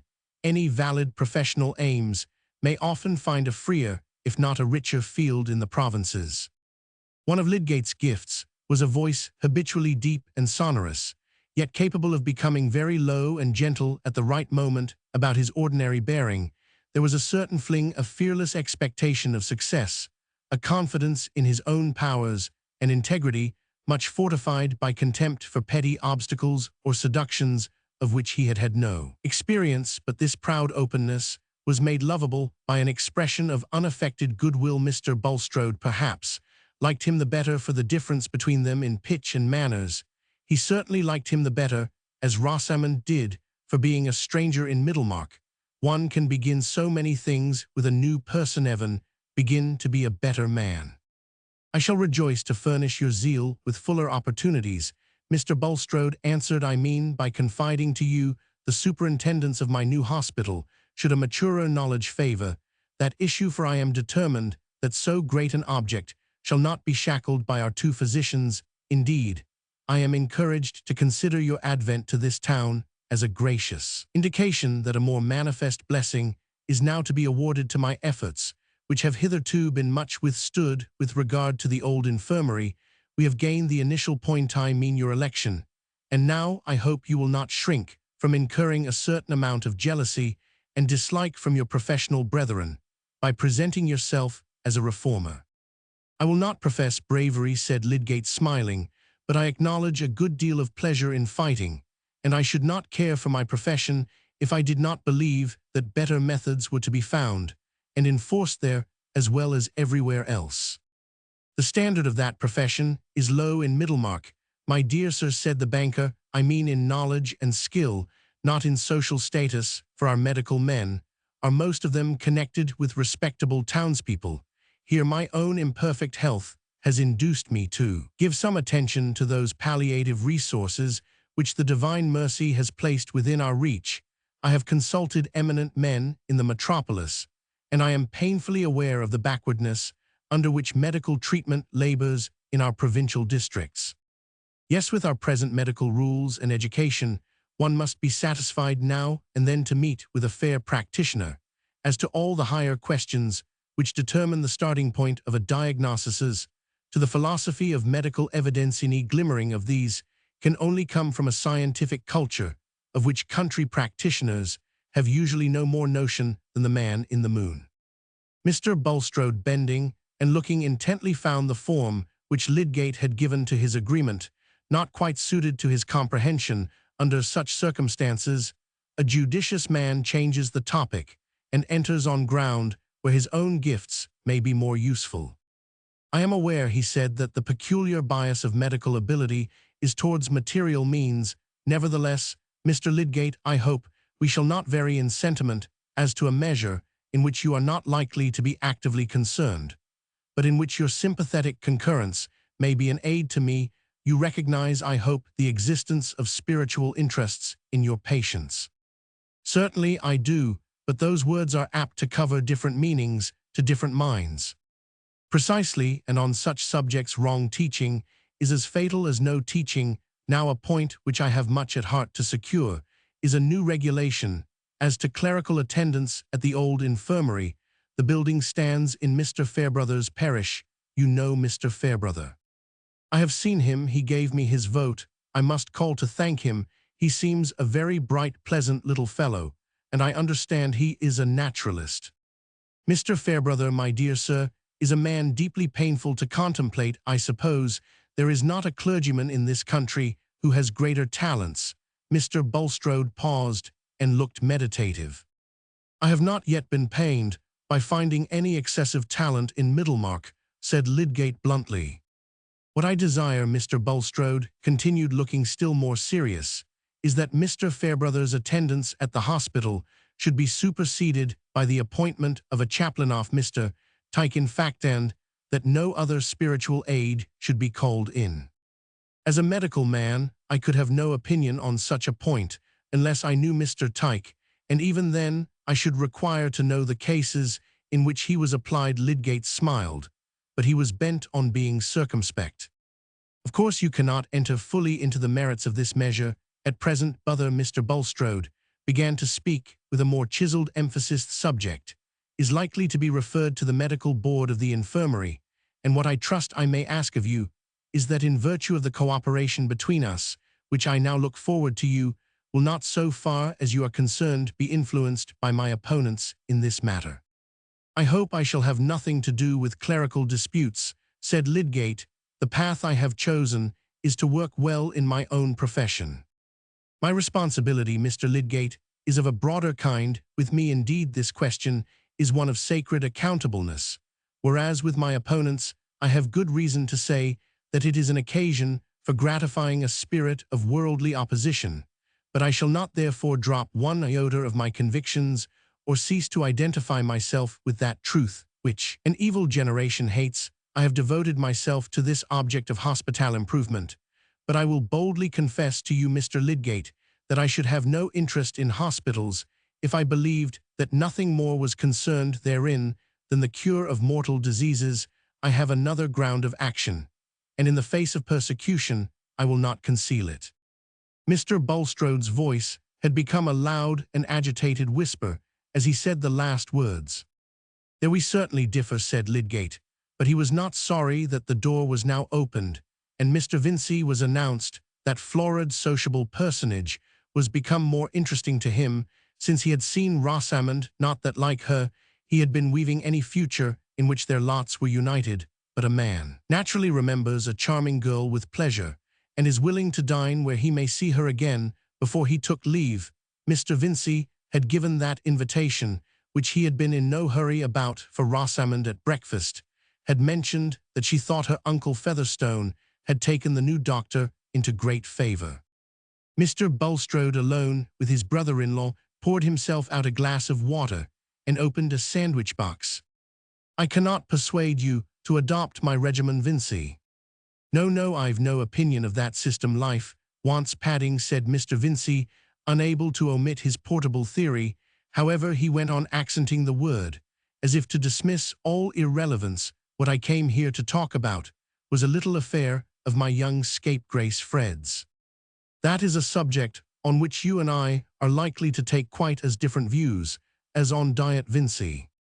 "I hope not this time." Mr. Vincey was resolved to be good-humoured. "The fact is, it's about a whim of old Featherstone's. Somebody has been cooking up a story out of spite and telling it to the old man to try to set him against Fred. He's very fond of Fred and is likely to do something handsome for him. Indeed, he has as good as told Fred that he means to leave him his land, and that makes other people jealous. Vincey, I must repeat that you will not get any concurrence from me as to the course you have pursued with your eldest son. It was entirely from worldly vanity that you destined him for the church. With a family of 3 sons and 4 daughters, you were not warranted in devoting money to an expensive education which has succeeded in nothing. But in giving him extravagant, idle habits, you are now reaping the consequences." To point out other people's errors was a duty that Mr. Bulstrode rarely shrank from, but Mr. Vincey was not equally prepared to be patient when a man has the immediate prospect of being mayor, and is ready in the interests of commerce to take up a firm attitude on politics. Generally, he has naturally a sense of his importance to the framework of things, which seems to throw questions of private conduct into the background, and this particular reproof irritated him more than any other. It was eminently superfluous to him to be told that he was reaping the consequences, but he felt his neck under Bulstrode's yoke, and though he usually enjoyed kicking, he was anxious to refrain from that relief. "As to that, Bulstrode, it's no use going back. I am not one of your pattern men, and I don't pretend to be. I couldn't foresee everything in the trade. There wasn't a finer business in Middlemarch than ours, and the lad was clever. My poor brother was in the church, and would have done well had got preferment already, but that stomach fever took him off, else he might have been a dean by this time. I think I was justified in what I tried to do for Fred. If you come to religion, it seems to me a man shouldn't want to carve out his meat to an ounce. Beforehand must trust a little to Providence, and be generous. It's a good British feeling to try and raise your family a little, in my opinion. It's a father's duty to give his sons a fine chance. I don't wish to act otherwise than as your best friend, Vincey, when I say that what you have been uttering just now is one mass of worldliness and inconsistent folly." "Very well," said Mr. Vincey, kicking. "In spite of resolutions, I never profess to be anything but worldly, and what's more, I don't see anybody else who is not worldly. I suppose you don't conduct business on what you call unworldly principles. The only difference I see is that one worldliness is a little bit honester than another."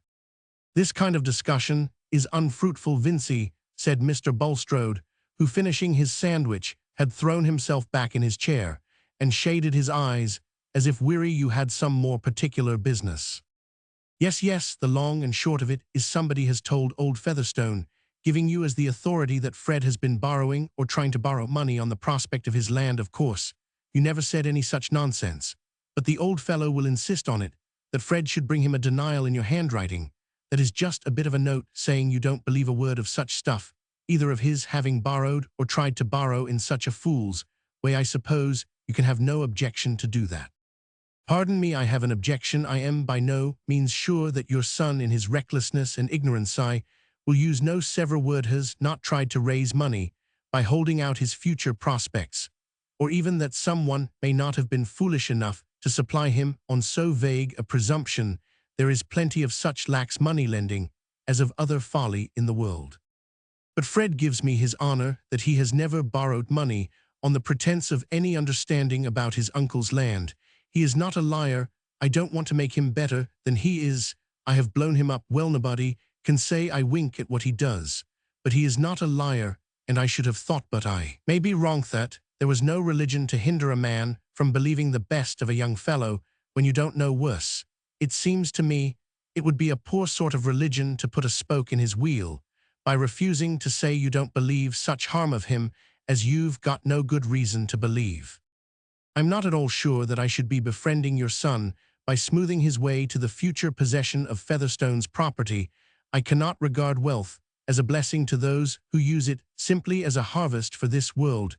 You do not like to hear these things, Vincey, but on this occasion I feel called upon to tell you that I have no motive for furthering such a disposition of property as that which you refer to. I do not shrink from saying that it will not tend to your son's eternal welfare, or to the glory of God. Why then should you expect me to pen this kind of affidavit, which has no object but to keep up a foolish partiality and secure a foolish bequest? If you mean to hinder everybody from having money, but saints and evangelists, you must give up some profitable partnerships. That's all I can say. Mr. Vincey burst out very bluntly. It may be for the glory of God, but it is not for the glory of the Middlemarch trade that Plymdale's house uses those blue and green dyes it gets from the brassing manufactory. They rot the silk. That's all I know about it. Perhaps, if other people knew so much of the profit went to the glory of God, they might like it better, but I don't mind so much about that. I could get up a pretty row if I chose. Mr. Bulstrode paused a little before he answered. You pain me very much by speaking in this way, Vincey. I do not expect you to understand my grounds of action. It is not an easy thing even to thread a path for principles in the intricacies of the world, still less to make the thread clear for the careless and the scoffing. You must remember, if you please, that I stretch my tolerance towards you as my wife's brother, and that it little becomes you to complain of me as withholding material help towards the worldly position of your family. I must remind you that it is not your own prudence or judgment that has enabled you to keep your place in the trade.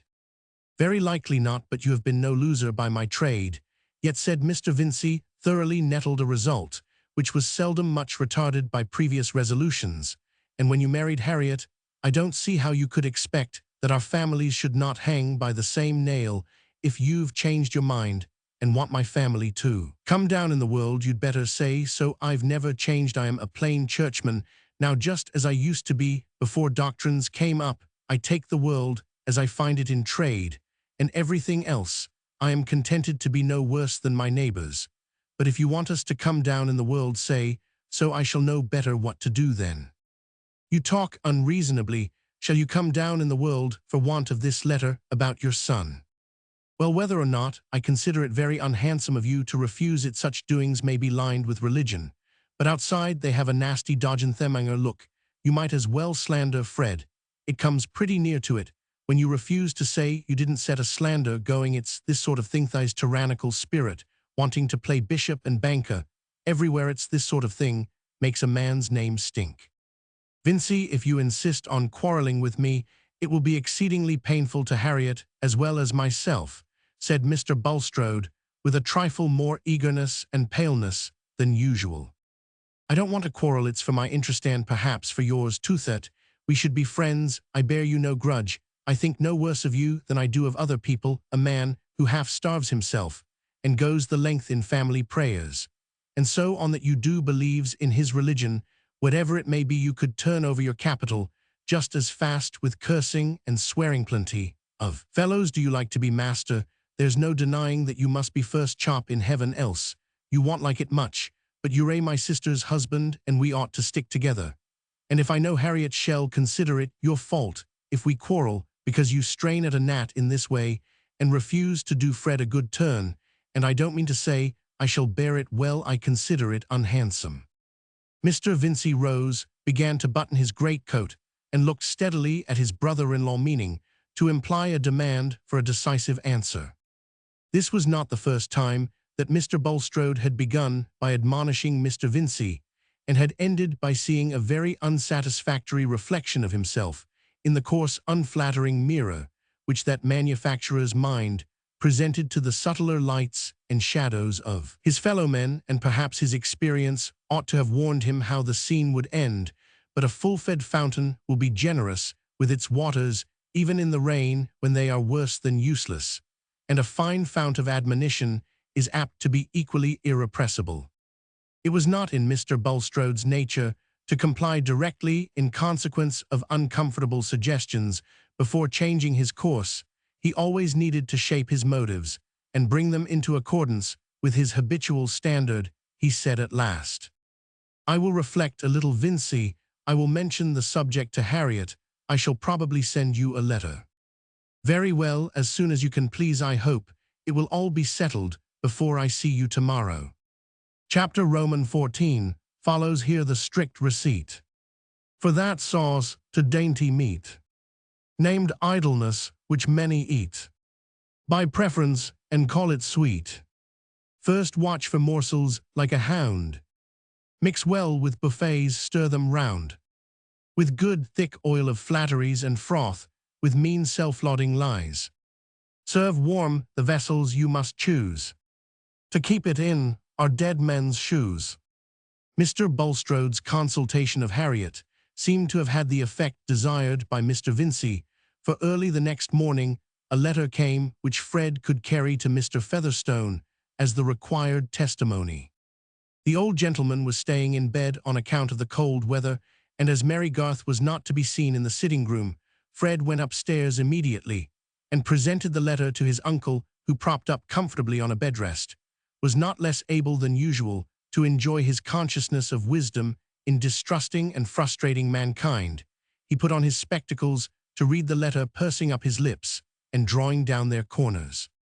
"Under the circumstances, I will not decline to state my conviction. What fine words the fellow puts! He's as fine as an auctioneer. That your son Frederick has not obtained any advance of money on bequests promised by Mr. Featherstone, promised, who said I had ever promised. I promise nothing. I shall make codicils as long as I like, and that, considering the nature of such a proceeding, it is unreasonable to presume that a young man of sense and character would attempt it. But the gentleman doesn't say you are a young man of sense and character, mark you. That, sir, as to my own concern with any report of such a nature, I distinctly affirm that I never made any statement to the effect that your son had borrowed money on any property that might accrue to him on Mr. Featherstone's demisibles. My heart property accrudemise lawyer. Standish is nothing to him. He couldn't speak finer if he wanted to borrow. Well, Mr. Featherstone here looked over his spectacles at Fred, while he handed back the letter to him with a contemptuous gesture. "You don't suppose I believe a thing because Bulstrode writes it out fine, eh?" Fred colored. "You wish to have the letter, sir? I should think it very likely that Mr. Bulstrode's denial is as good as the authority which told you what he denies." "Every bit. I never said I believed either one or the other. And now what do you expect?" said Mr. Featherstone, curtly, keeping on his spectacles, but withdrawing his hands under his wraps. "I expect nothing, sir." Fred, with difficulty, restrained himself from venting his irritation. "I came to bring you the letter. If you like, I will bid you good morning." Not yet, not yet. Ring the bell. I want Missy to come." It was a servant who came in answer to the bell. "Tell Missy to come," said Mr. Featherstone impatiently. What business had she to go away? He spoke in the same tone when Mary came. "Why couldn't you sit still here till I told you to go? I want my waistcoat now. I told you always to put it on the bed." Mary's eyes looked rather red, as if she had been crying. It was clear that Mr. Featherstone was in one of his most snappish humors this morning, and though Fred had now the prospect of receiving the much-needed present of money, he would have preferred being free to turn round on the old tyrant and tell him that Mary Garth was too good to be at his beck. Though Fred had risen as she entered the room, she had barely noticed him, and looked as if her nerves were quivering with the expectation that something would be thrown at her. But she never had anything worse than words to dread. When she went to reach the waistcoat from a peg, Fred went up to her and said, "Allow me." "Let it alone. You bring it, Missy, and lay it down here," said Mr. Featherstone. "Now you go away again till I call you," he added, when the waistcoat was laid down by him. It was usual with him to season his pleasure in showing favor to one person by being especially disagreeable to another, and Mary was always at hand to furnish the condiment when his own relatives came. she was treated better slowly. He took out a bunch of keys from the waistcoat pocket, and slowly he drew forth a tin box which was under the bedclothes. "You expect I am going to give you a little fortune, eh?" he said, looking above his spectacles, and pausing in the act of opening the Roman 549. "Not at all, sir. You were good enough to speak of making me a present the other day, else, of course, I should not have thought of the matter." But Fred was of a hopeful disposition, and a vision had presented itself of a sum just large enough to deliver him from a certain anxiety. When Fred got into debt, it always seemed to him highly probable that something or other did not necessarily conceive what would come to pass, enabling him to pay in due time. And now that the providential occurrence was apparently close at hand, it would have been sheer absurdity to think that the supply would be short of the need, as absurd as a faith that believed in half a miracle for want of strength to believe in a whole one. The deep-veined hands fingered many banknotes, one after the other, laying them down flat again, while Fred leaned back in his chair, scorning to look eager.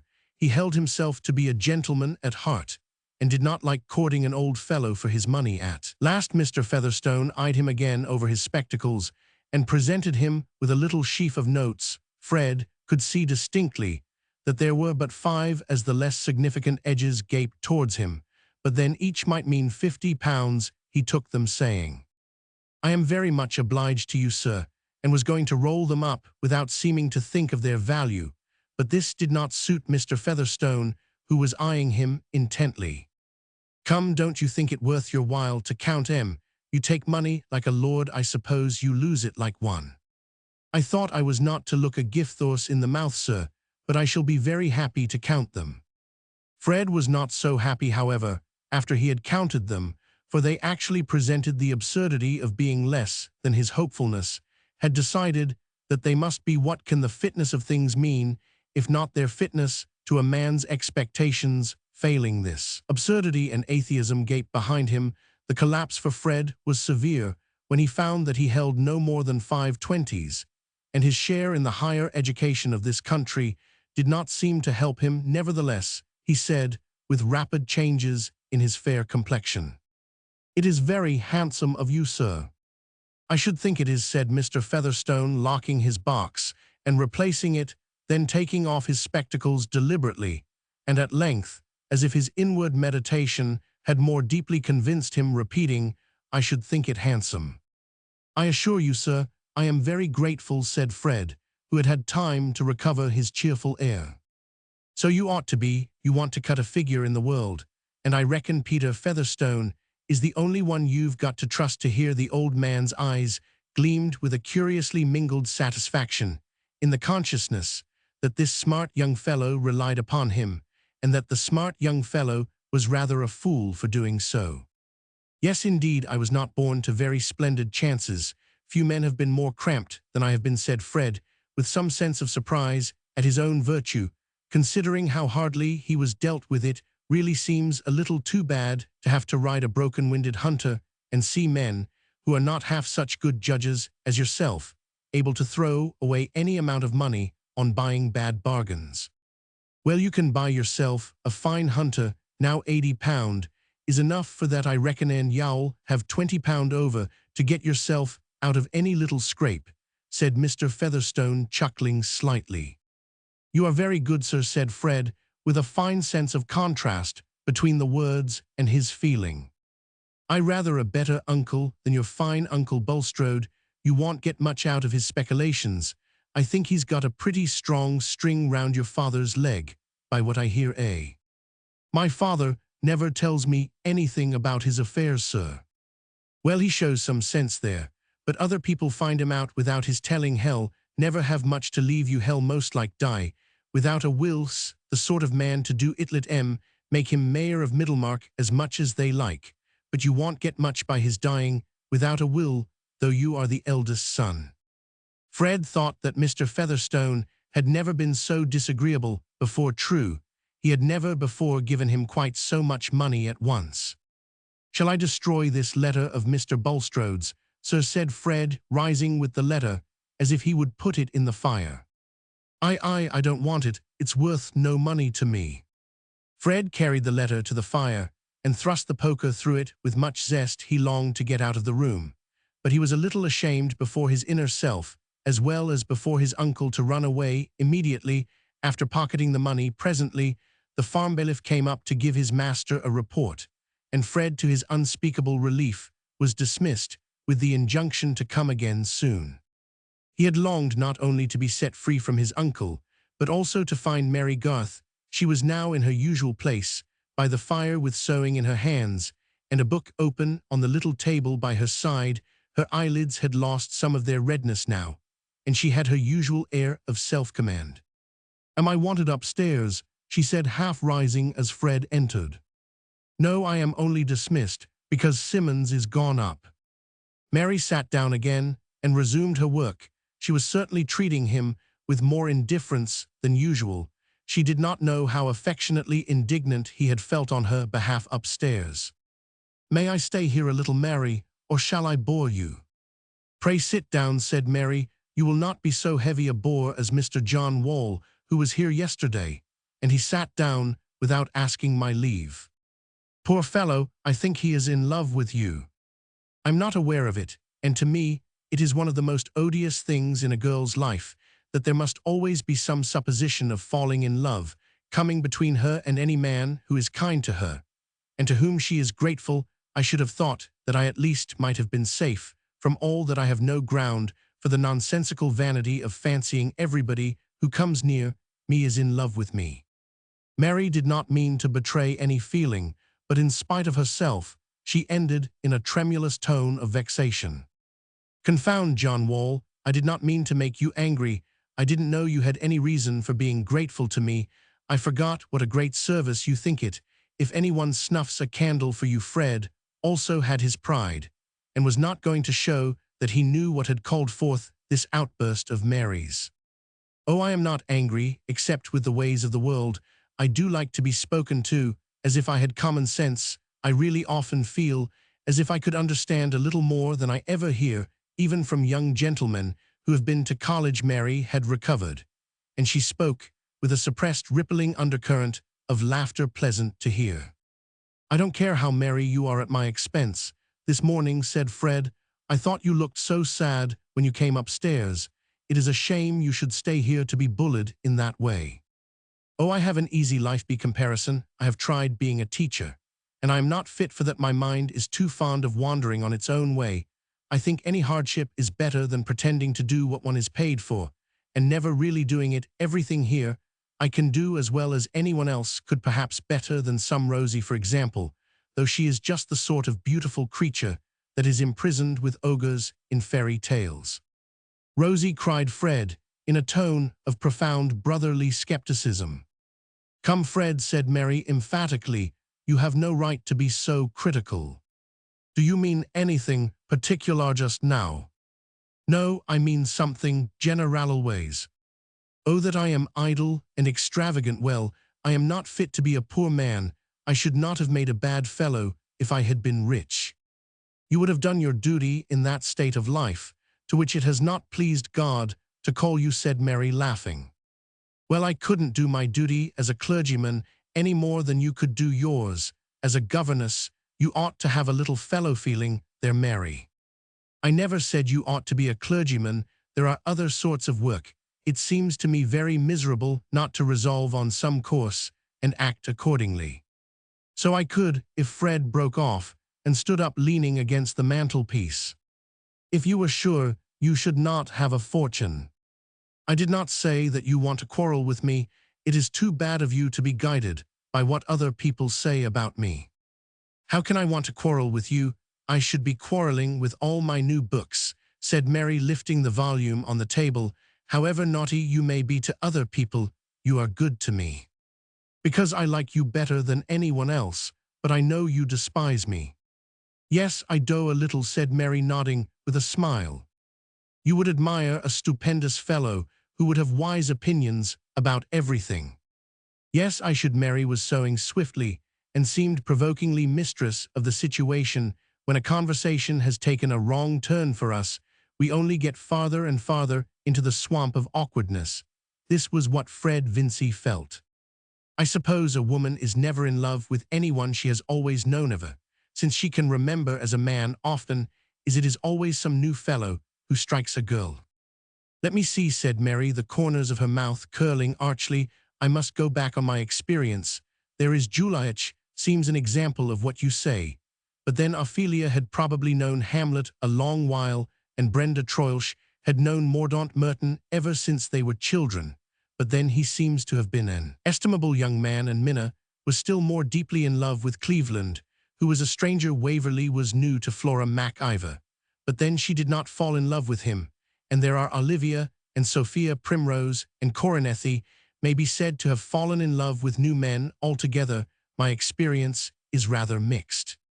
Mary looked up with some roguishness at Fred, and that look of hers was very dear to him, though the eyes were nothing more than clear windows, where observation sat laughingly.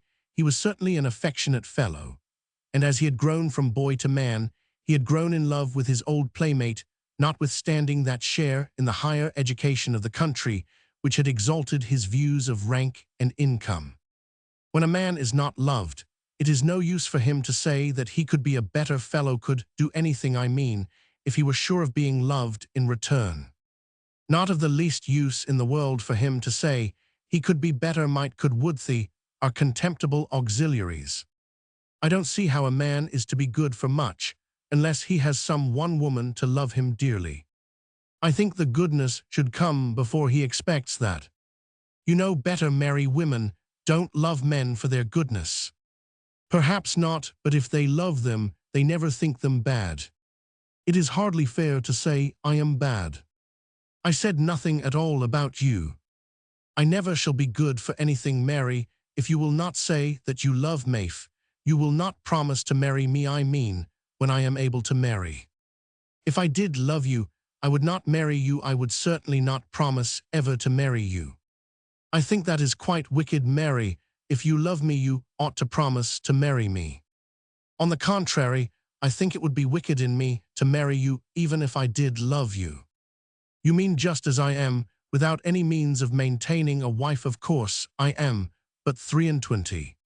In that last point you will alter, but I am not so sure of any other alteration. My father says an idle man ought not to exist, much less be married.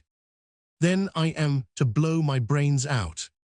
No, on the whole, I should think you would do better to pass your examination. I have heard Mr. Fairbrother say it is disgracefully easy. That is all very fine. Anything is easy to him, not that cleverness has anything to do with it. I am 10 times cleverer than many men who pass.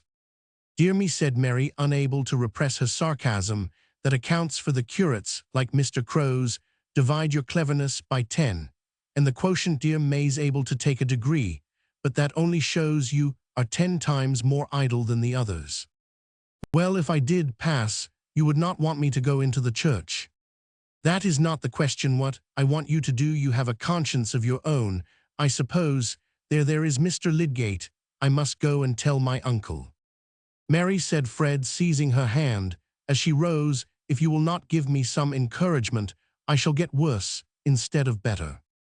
I will not give you any encouragement, said Mary, reddening. Your friends would dislike it, and so would mine. My father would think it a disgrace to me if I accepted a man who got into debt and would not work. Fred was stung and released her hand. She walked to the door, but there she turned and said, Fred, you have always been so good, so generous to me. I am not ungrateful, but never speak to me in that way again. Very well, said Fred sulkily, taking up his hat and whip. His complexion showed patches of pale pink and dead white. Like many a plucked, idle young gentleman, he was thoroughly in love, and with a plain girl who had no money, but having Mr. Featherstone's land in the background, and a persuasion that let Mary say what she would, she really did care for him. Fred was not utterly in despair. When he got home, he gave 4 of the 20s to his mother, asking her to keep them for him. I don't want to spend that money, mother. I want it to pay a debt with, so keep it safe away from my fingers. Bless you, my dear, said Mrs. Vincey. She doted on her eldest son, and her youngest girl, a child of 6, whom others thought her 2 naughtiest children. The mother's eyes are not always deceived in their partiality. She at least can best judge who is the tender, filial-hearted child, and Fred was certainly very fond of his mother. Perhaps it was his fondness for another person also that made him particularly anxious to take some security against his own liability, to spend the £100 for the creditor to whom he owed 160, held a firmer security in the shape of a bill signed by Mary's father. Chapter Roman 15. Black eyes you have left, you say. Blue eyes fail to draw you. Yet you seem more rapt today than of old we saw you.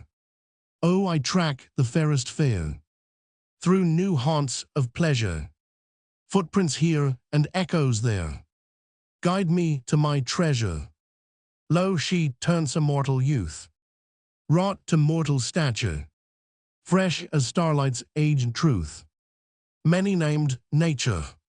A great historian, as he insisted on calling himself, who had the happiness to be dead 120 years ago, and so to take his place among the colossi whose huge legs are living pettiness, is observed to walk under glories in his copious remarks and digressions as the least imitable part of his work, and especially in those initial chapters to the successive books of his history, where he seems to bring his armchair to the proscenium and chat with us in all the lusty ease of his fine English.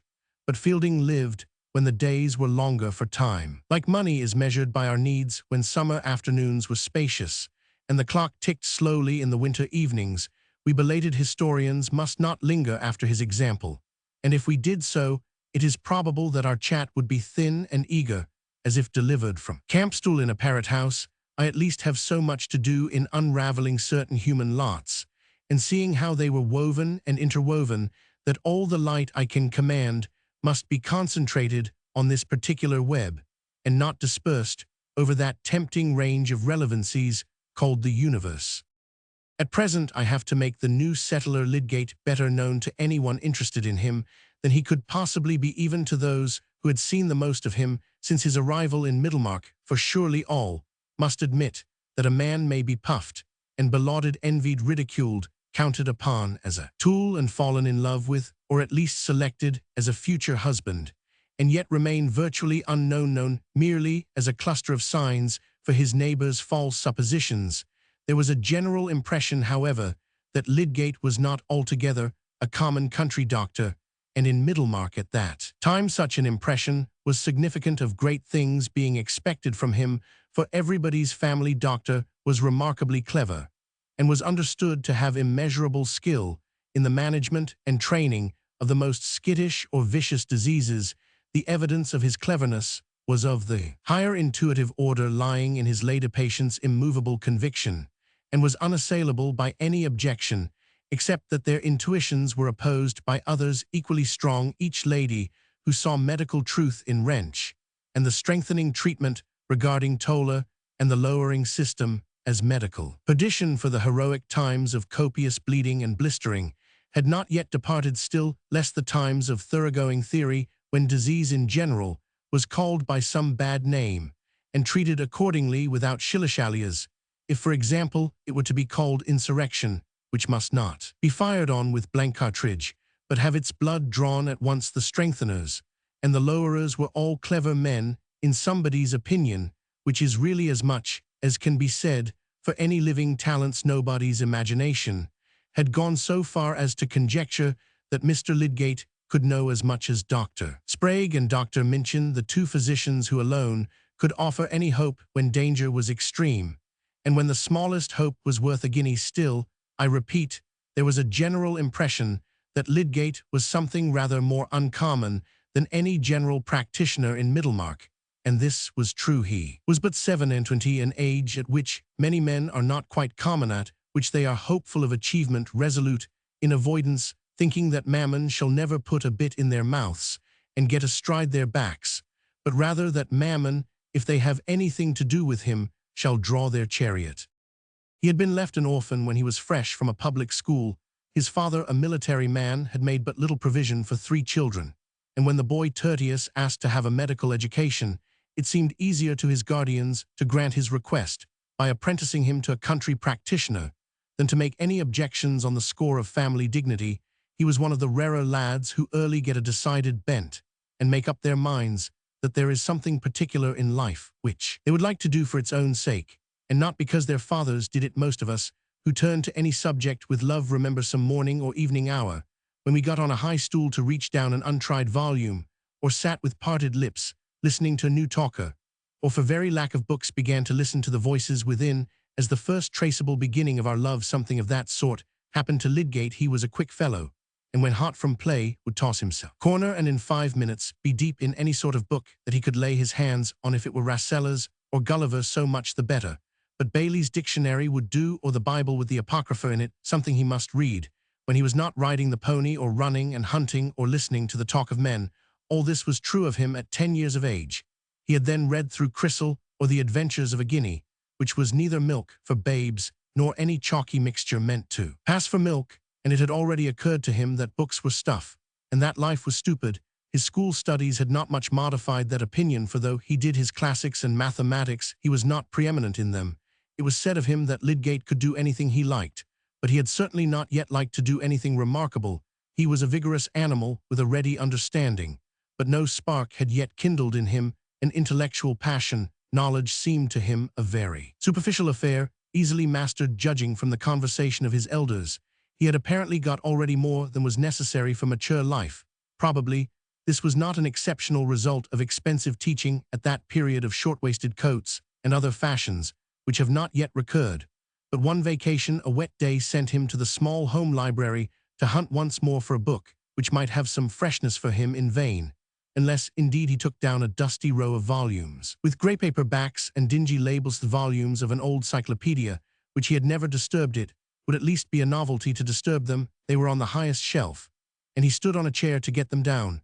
But he opened the volume which he first took from the shelf. Somehow one is apt to read in a makeshift attitude, just where it might seem inconvenient to do so. The page he opened on was under the head of anatomy, and the first passage that drew his eyes was on the valves of the heart. He was not much acquainted with valves of any sort, but he knew that valvi were folding doors, and through this crevice came a sudden light, startling him with his first vivid notion of finely adjusted mechanism in the human frame. A liberal education had of course left him free to read the indecent passages in the school classics, but beyond a general sense of secrecy and obscenity in connection with his internal structure, had left his imagination quite unbiased, so that for anything he knew his brains lay in small bags at his temples, and he had no more thought of representing to himself how his blood circulated than how paper served instead of gold. But the moment of vocation had come, and before he got down from his chair, the world was made new to him by a presentiment of endless processes, filling the vast spaces planked out of his sight by that wordy ignorance, which he had supposed to be knowledge. From that hour Lydgate felt the growth of an intellectual passion. We are not afraid of telling over and over again how a man comes to fall in love with a woman, and be wedded to her, or else be fatally parted from her. Is it due to excess of poetry, or of stupidity, that we are never weary of describing what King James called a woman's macdom and her fairness, never weary of listening to the twanging of the old troubadour strings, and are comparatively uninterested in that other kind of macdom and fairness, which must be wooed with industrious thought and patient renunciation of small desires? In the story of this passion, too, the development varies. Sometimes it is the glorious marriage, sometimes frustration and final parting, and not seldom the catastrophe is bound up with the other passion sung by the troubadours.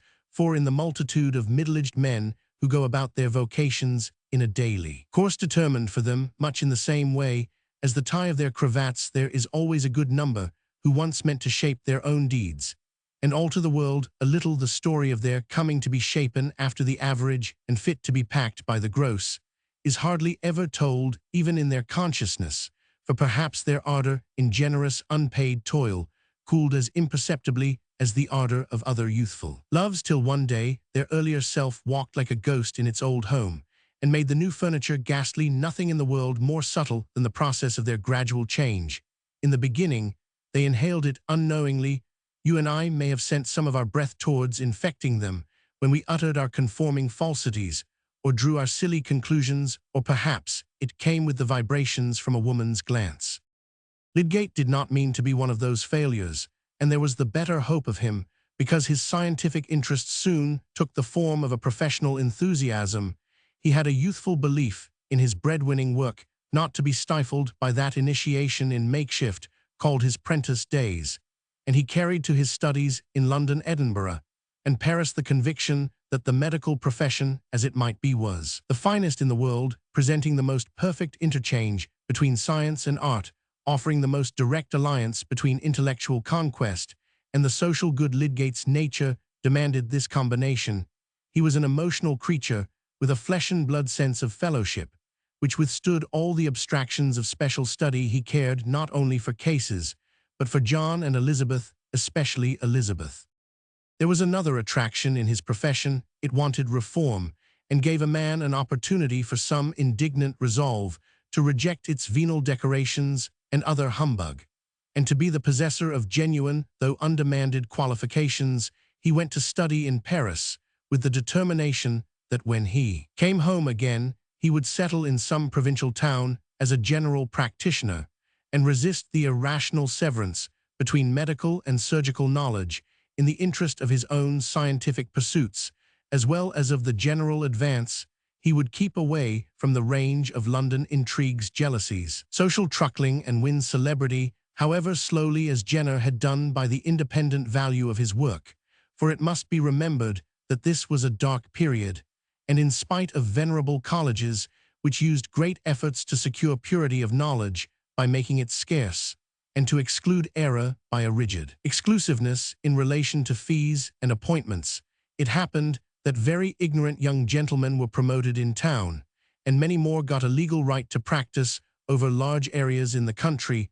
Also the high standard held up to the public mind by the College of Physicians, which gave its peculiar sanction to the expensive and highly rarefied medical instruction obtained by graduates of Oxford and Cambridge, did not hinder quackery from having an excellent time of it, for since professional practice chiefly consisted in giving a great many drugs, the public inferred that it might be better off with more drugs still, if they could only be got cheaply, and hence swallowed large cubic measures of physic, prescribed by unscrupulous ignorance, which had taken no degrees, considering that statistics had not yet embraced a calculation as to the number of ignorant or canting doctors, which absolutely must exist in the teeth of all changes. It seemed to Lydgate that a change in the units was the most direct mode of changing the numbers. He meant to be a unit who would make a certain amount of difference towards that spreading change which would one day tell appreciably upon the averages,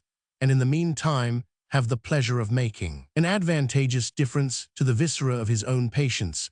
But he did not simply aim at a more genuine kind of practice than was common. He was ambitious of a wider effect. He was fired with the possibility that he might work out the proof of an anatomical conception and make a link in the chain of discovery. Does it seem incongruous to you that a Middlemarch surgeon should dream of himself as a discoverer? Most of us, indeed, know little of the great originators until they have been lifted up among the constellations and already rule our fates. But that Herschel, for example, who broke the barriers of the heavens, did he not once play a provincial church organ and give music lessons to stumbling pianists? Each of those shining ones had to walk on the earth among neighbors who perhaps thought much more of his gait and his garments than of anything which was to give him a title to everlasting fame. Each of them had his little local personal history, sprinkled with small temptations and sordid cares which made the retarding friction of his course towards final companionship with the immortals. Lydgate was not blind to the dangers of such friction, but he had plenty of confidence in his resolution to avoid it as far as possible. Being 27, he felt himself experienced, and he was not going to have his vanities provoked by contact with the showy worldly successes of the capital, but to live among people who could hold no rivalry with that pursuit of a great idea which was to be a twin object with the assiduous practice of his profession. There was fascination in the hope that the two purposes would illuminate each other, the careful observation and inference, which was his daily work, the use of the lens to further his judgment in special cases, would further his thought as an instrument of larger inquiry. Was not this the typical preeminence of his profession? He would be a good Middlemarch doctor, and by that very means keep himself in the track of far-reaching investigation. On one point he may fairly claim approval at this particular stage of his career. He did not mean to imitate those philanthropic models who make a profit out of poisonous pickles to support themselves while they are exposing adulteration or hold shares in a gambling hell that they may have leisure to represent the cause of public morality. He intended to begin, in his own case, some particular reforms which were quite certainly within his reach, and much less of a problem than the demonstrating of an anatomical conception. One of these reforms was to act stoutly on the strength of a recent legal decision, and simply prescribe without dispensing drugs or taking percentage from druggists. This was an innovation for one who had chosen to adopt the style of general practitioner in a country town, and would be felt as offensive criticism by his professional brethren. But Lydgate meant to innovate in his treatment also, and he was wise enough to see that the best security for his practicing honestly according to his belief was to get rid of systematic temptations to the contrary. Perhaps that was a more cheerful time for observers and theorizers than the present. We are apt to think it the finest era of the world, when America was beginning to be discovered, when a bold sailor, even if he were wrecked, might alight on a new kingdom. And about 1829, the dark territories of pathology were a fine America for a spirited young adventurer. Lydgate was ambitious above all to contribute towards enlarging the scientific, rational basis of his profession. The more he became interested in special questions of disease, such as the nature of fever or fevers, the more keenly he felt the need for that fundamental knowledge of structure, which just at the beginning of the century had been illuminated by the brief and glorious career of Bichat, who died when he was only 31, but like another Alexander, left a realm large enough for many heirs.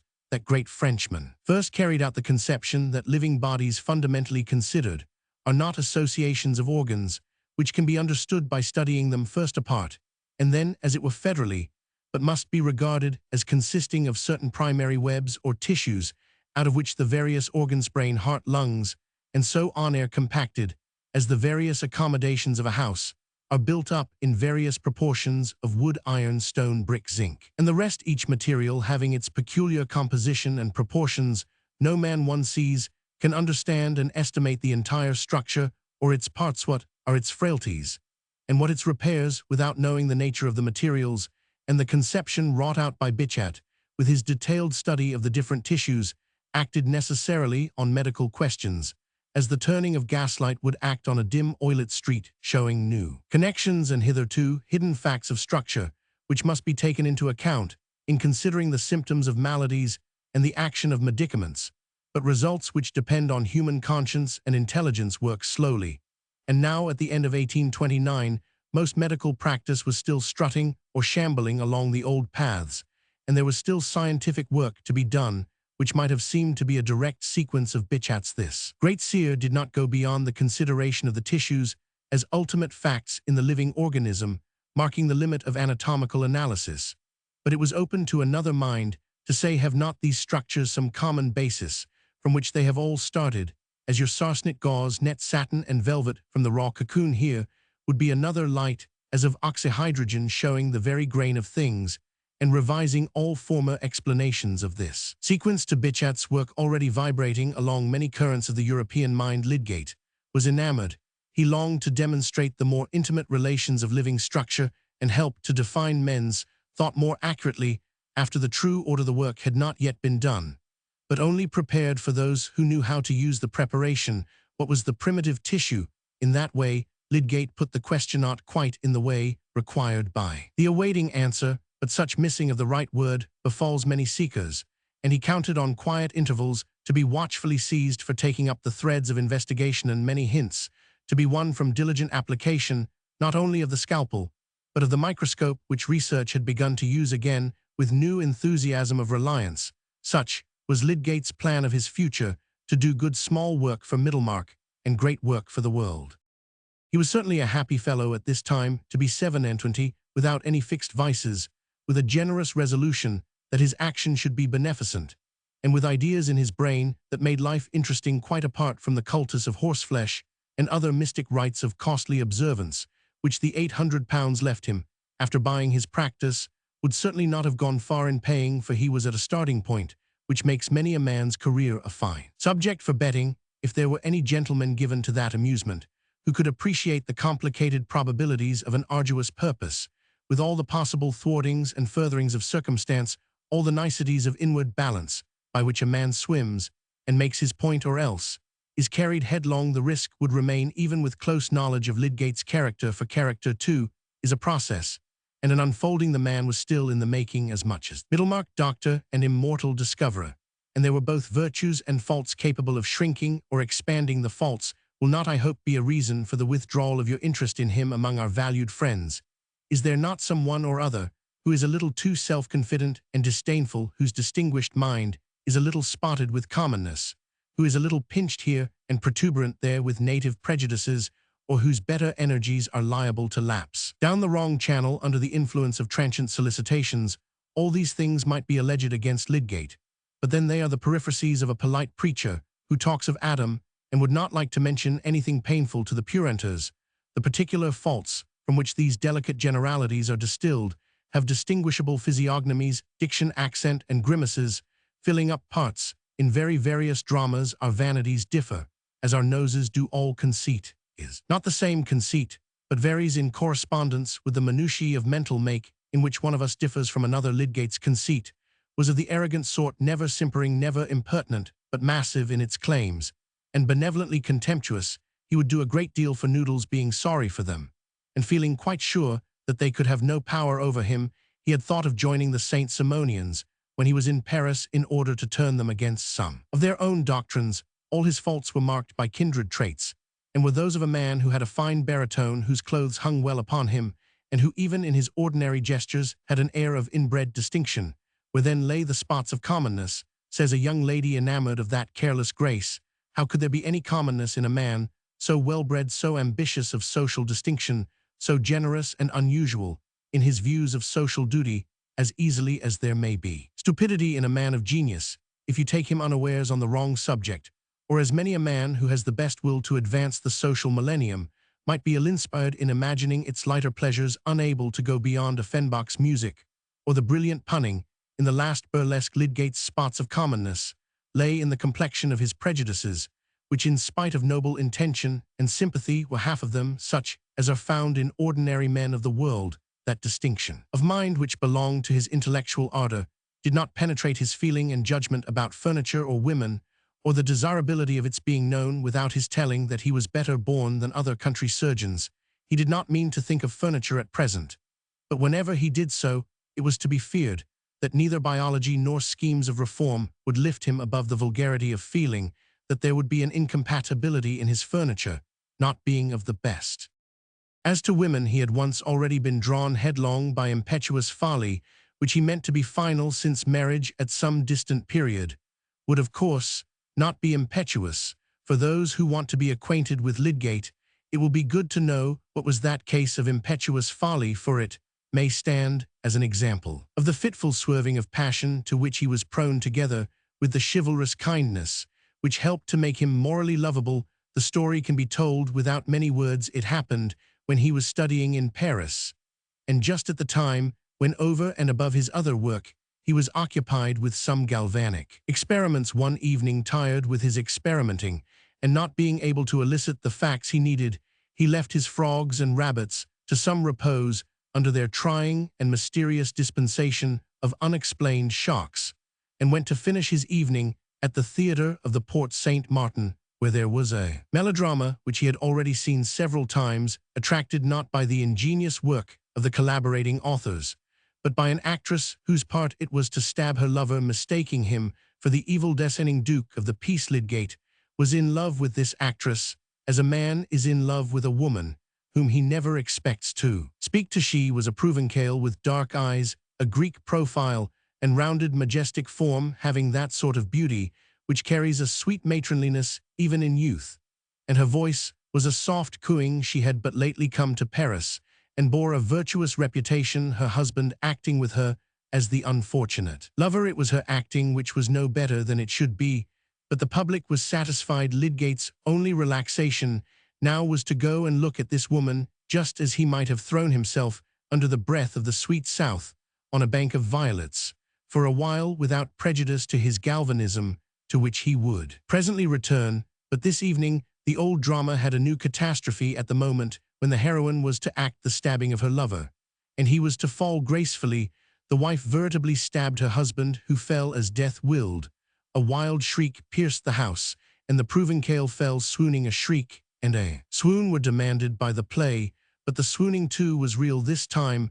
Lydgate leaped and climbed he hardly knew how on to the stage, and was active in help making the acquaintance of his heroine by finding a contusion on her head and lifting her gently in his arms. Paris rang with the story of this death. Was it a murder? Some of the actress' warmest admirers were inclined to believe in her guilt and liked her the better for it. Such was the taste of those times. But Lydgate was not one of these. He vehemently contended for her innocence, and the remote impersonal passion for her beauty which he had felt before had passed now into personal devotion and tender thought of her lot. The notion of murder was absurd. No motive was discoverable, the young couple being understood to dote on each other. And it was not unprecedented that an accidental slip of the foot should have brought these grave consequences. The legal investigation ended in Madame Laura's release. Lydgate, by this time, had had many interviews with her, and found her more and more adorable. She talked little, but that was an additional charm. She was melancholy, and seemed grateful. Her presence was enough, like that of the evening light. Lydgate was madly anxious about her affection, and jealous lest any other man than himself should win it and ask her to marry him. But instead of reopening her engagement at the Porte Saint Martin, where she would have been all the more popular for the fatal episode, she left Paris without warning, forsaking her little court of admirers. Perhaps no one carried inquiry far except Lydgate, who felt that all science had come to a standstill, while he imagined the unhappy Laura stricken by ever-wandering sorrow, herself wandering and finding no faithful comforter. Hidden actresses, however, are not so difficult to find as some other hidden facts, and it was not long before Lydgate gathered indications that Laura had taken the route to Lyon. He found her at last acting with great success at Avignon under the same name, looking more majestic than ever as a forsaken wife, carrying her child in her arms. He spoke to her after the play was received, with the usual quietude which seemed to him beautiful as clear depths of water, and obtained leave to visit her the next day, when he was bent on telling her that he adored her, and on asking her to marry him. He knew that this was like the sudden impulse of a madman, incongruous even with his habitual foibles. No matter, it was the one thing which he was resolved to do. He had two selves within him apparently, and they must learn to accommodate each other and bear reciprocal impediments. Strange that some of us with quick alternate vision see beyond our infatuations, and even while we rave on the heights, behold the wide plain where our persistent self pauses and awaits us. To have approached Laura with any suit that was not reverentially tender would have been simply a contradiction of his whole feeling towards her. "You have come all the way from Paris to find me," she said to him the next day, sitting before him with folded arms and looking at him with eyes that seemed to wonder as an untamed, ruminating animal wonders. "Are all Englishmen like that?" "I came because I could not live without trying to see you. You are lonely. I love you. I want you to consent to be my wife. I will wait. But I want you to promise that you will marry no one else." Laura looked at him in silence with a melancholy radiance from under her grand eyelids until he was full of rapturous certainty and knelt close to her knees. "I will tell you something," she said in her cooing way, keeping her arms folded. "My foot really slipped." I know," said Lydgate deprecatingly. "It was a fatal accident, a dreadful stroke of calamity that bound me to you the more." Again Laura paused a little, and then said slowly, "I meant to do it." Lydgate's strong man, as he was turned pale, and trembled moments seemed to pass before he rose and stood at a distance from her. "There was a secret," then he said at last, even vehemently. "He was brutal to you. You hated him." "No, he wearied me. He was too fond. He would live in Paris, and not in my country. That was not agreeable to me." "Great God," said Lydgate in a groan of horror, "and you planned to murder him?" "I did not plan. It came to me in the play. I meant to do it." Lydgate stood mute and unconsciously pressed his hat on. While he looked at her, he saw this woman first to whom he had given his young adoration amid the the throng of stupid criminals. "You are a good young man," she said, "but I do not like husbands. I will never have another." 3 days afterwards, Lydgate was at his galvanism again, in his Paris chambers, believing that illusions were at an end for him. He was saved from hardening effects by the abundant kindness of his heart and his belief that human life might be made better, but he had more reason than ever for trusting his judgment now that it was so experienced, and henceforth he would take a strictly scientific view of woman, entertaining no expectations, but such as were justified beforehand. No one in Middlemarch was likely to have such a notion of Lydgate's past as has here been faintly shadowed, and indeed the respectable townsfolk, they were not more given than mortals generally to any eager attempt at exactness in the representation to themselves of what did not come under their own senses, not only young virgins of that town, but grey-bearded men also were often in haste to conjecture how a new acquaintance might be wrought into their purposes, contented with very vague knowledge as to the way in which life had been shaping him for that instrumentality. Middlemarch, in fact, counted on swallowing Lydgate and assimilating him very comfortably. Chapter Romans 16, all that in woman is adored. In thy fair self I find, for the whole sex can but afford, the handsome and the kind. Sir Charles Sedley. The question whether Mr. Tyke should be appointed as salaried chaplain to the hospital was an exciting topic to the Middlemarchers, and Lydgate heard it discussed in a way that threw much light on the power exercised in the town by Mr.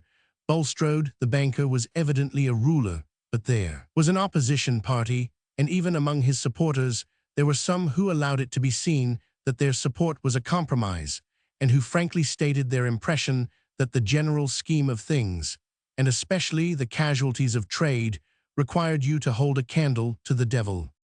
Mr. Bulstrode's power was not due simply to his being a country banker who knew the financial secrets of most traders in the town and could touch the springs of their credit. It was fortified by a beneficence that was at once ready and sever ready to confer obligations, and severe in watching the result. He had gathered as an industrious man, always at his post, a chief share in administering the town charities, and his private charities were both minute and abundant. He would take a great deal of pains about apprenticing Tegg the shoemaker's son, and he would watch over Tegg's church-going. He would defend Mrs. Stripe, the washerwoman, against Stubbs' unjust exaction on the score of her draying ground, and he would himself scrutinize a calumny against Mrs. Stripe. His private minor loans were numerous, but he would inquire strictly into the circumstances both before and after. In this way a man gathers a domain in his neighbor's hope and fear, as well as gratitude and power. When once it has got into that subtle region, propagates itself, spreading out of all proportion to its external means. It was a principle with Mr. Bulstrode to gain as much power as possible, that he might use it for the glory of God. He went through a great deal of spiritual conflict and inward argument in order to adjust his motives and make clear to himself what God's glory required. But as we have seen, his motives were not always rightly appreciated. There were many crass minds in Middlemarch whose reflective scales could only weigh things in the lump, and they had a strong suspicion that since Mr. Bulstrode could not enjoy life in their fashion, eating and drinking so little as he did, and worrying himself about everything, he must have a sort of vampire's feast in the sense of mastery. The subject of the chaplaincy came up at Mr. Vincey's table when Lydgate was dining there, and the family connection with Mr. Bulstrode did not, he observed, prevent some freedom of remark, even on the part of the host himself, though his reasons against the proposed arrangement turned entirely on his objection to Mr. Tyke's sermons, which were all doctrine, and his preference for Mr. Fairbrother, whose sermons were free from that taint. Mr. Vincey liked well enough the notion of the chaplain's having a salary, supposing it were given to Fairbrother, who was as good a little fellow as ever breathed, and the best preacher anywhere, and companionable too. "What line shall you take then?" said Mr. Chichley, the coroner, a great coursing comrade of Mr. Vincey's. "Oh, I'm precious glad I'm not one of the directors now. I shall vote for referring the matter to the directors and the medical board together. I shall roll some of my responsibility on your shoulders, doctor," said Mr. Vincey, glancing first at Dr. Sprague, the senior physician of the town, and then at Lydgate, who sat opposite. "You medical gentlemen must consult which sort of black draught you will prescribe, Mr. Lydgate. I know little of either, said Lydgate, but in general appointments are apt to be made too much a question of personal liking. The fittest man for a particular post is not always the best fellow or the most agreeable. Sometimes, if you wanted to get a reform, your only way would be to pension off the good fellows whom everybody is fond of, and put them out of the question. Dr. Sprague, who was considered the physician of most weight, though Dr. Minchin was usually said to have more penetration, divested his large heavy face of all expression, and looked at his wineglass, while Lydgate was speaking whatever was not problematical and suspected about this young man, for example, a certain showiness as to foreign ideas, and a disposition to unsettle what had been settled and forgotten by his elders, was positively unwelcome to a physician whose standing had been fixed 30 years before by a treatise on meningitis, of which at least one copy marked own was bound in calf. For my part, one have some fellow-feeling with Dr. Sprague. One's self-satisfaction is an untaxed kind of property, which it is very unpleasant to find deprecated. Lydgate's remark, however, did not meet the sense of the company. Mr. Vincey said that if he could have his way, he would not put disagreeable fellows anywhere. Hang your reforms, said Mr. Chichley. There's no greater humbug in the world. You never hear of a reform, but it means some trick to put in new men. I hope you are not one of the Lancet's men, Mr. Lydgate, wanting to take the coronership out of the hands of the legal profession. Your words appear to point that way. I disapprove of Wackley, interposed Dr. Sprague. No man more. He is an ill-intentioned fellow who would sacrifice the respectability of the profession, which everybody knows depends on the London colleges, for the sake of getting some notoriety for himself. There are men who don't mind about being kicked blue if they can only get talked about. But Wackley is right. Sometimes, the doctor added judicially, I could mention 1 or 2 points in which Wackley is in the right. Oh well, said Mr. Chichley, I blame no man for standing up in favor of his own cloth, but coming to argument, I should like to know how a coroner is to judge of evidence if he has not had a legal training. My opinion, said Lydgate, legal training only makes a man more incompetent in questions that require knowledge of another kind. People talk about evidence as if it could really be weighed in scales by a blind justice. No man can judge what is good evidence on any particular subject, unless he knows that subject well. A lawyer is no better than an old woman at a post-mortem examination. How is he to know the action of a poison? You might as well say that scanning verse will teach you to scan the potato crops. You are aware, I suppose, that it is not the coroner's business to conduct the post-mortem, but only to take the evidence of the medical witness, said Mr. Chichley with some scorn. Who is often almost as ignorant as the coroner himself, said Lydgate. Questions of medical jurisprudence ought not to be left to the chance of decent knowledge in a medical witness, and the coroner ought not to be a man who will believe that strychnine will destroy the coats of the stomach if an ignorant practitioner happens to tell him so. Lydgate had really lost sight of the fact that Mr. Chichley was His Majesty's coroner, and ended innocently with the question, don't you agree with me, Dr. Sprague? To a certain extent with regard to populous districts, and in the metropolis, said the doctor, but I hope it will be long before this part of the country loses the services of my friend Chichley, even though it might get the best man in our profession to succeed him. I am sure Vincey will agree with me. Yes, yes, give me a coroner who is a good coursing man, said Mr. Vincey jovially, and in my opinion you're a safest with a lawyer. Nobody can know everything. Most things are visitation of God. And as to poisoning, why, what you want to know is the law. Come, shall we join the ladies? Lydgate's private opinion was that Mr. Chichley might be the very coroner without bias as to the coats of the stomach, but he had not meant to be personal. This was one of the difficulties of moving in good Middlemarch society. It was dangerous to insist on knowledge as a qualification for any salaried office. Fred Vincey had called Lydgate a prig, and now Mr. Chichley was inclined to call him Prickard, especially when in the drawing-room he seemed to be making himself eminently agreeable to Rosamond, whom he had easily monopolized in a tete-a-tete. Since Mrs. Vincey herself sat at the tea-table, she resigned no domestic function to her daughter, and the matron's blooming good-natured face with the two volatile pink strings floating from her fine throat, and her cheery manners to husband and children was certainly among the great attractions of the Vincy house attractions, which made it all the easier to fall in love with the daughter.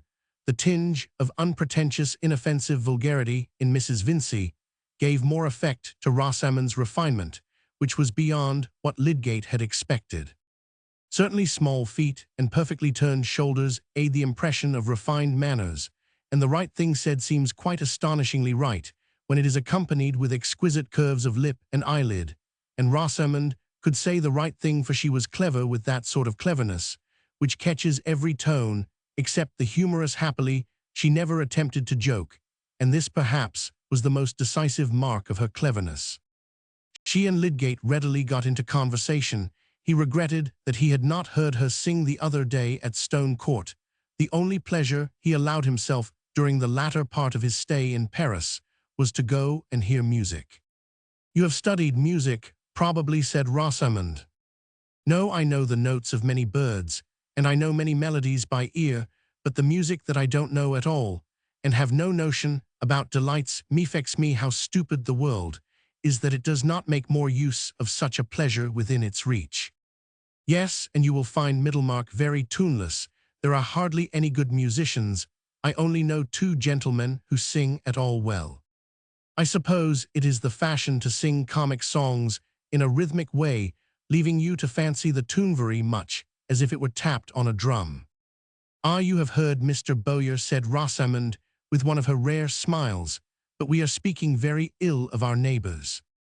Lydgate was almost forgetting that he must carry on the conversation in thinking how lovely this creature was, her garment seeming to be made out of the faintest blue sky herself, so immaculately blonde, as if the petals of some gigantic flower had just opened and disclosed her, and yet with this infantine blondness showing so much ready self-possessed grace, since he had had the memory of Laura Lydgate, had lost all taste for large-eyed silence.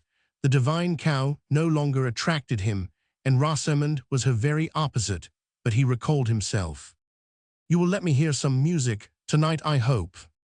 "I will let you hear my attempts, if you like," said Rosamond. "Papa is sure to insist on my singing, but I shall tremble before you who have heard the best singers in Paris.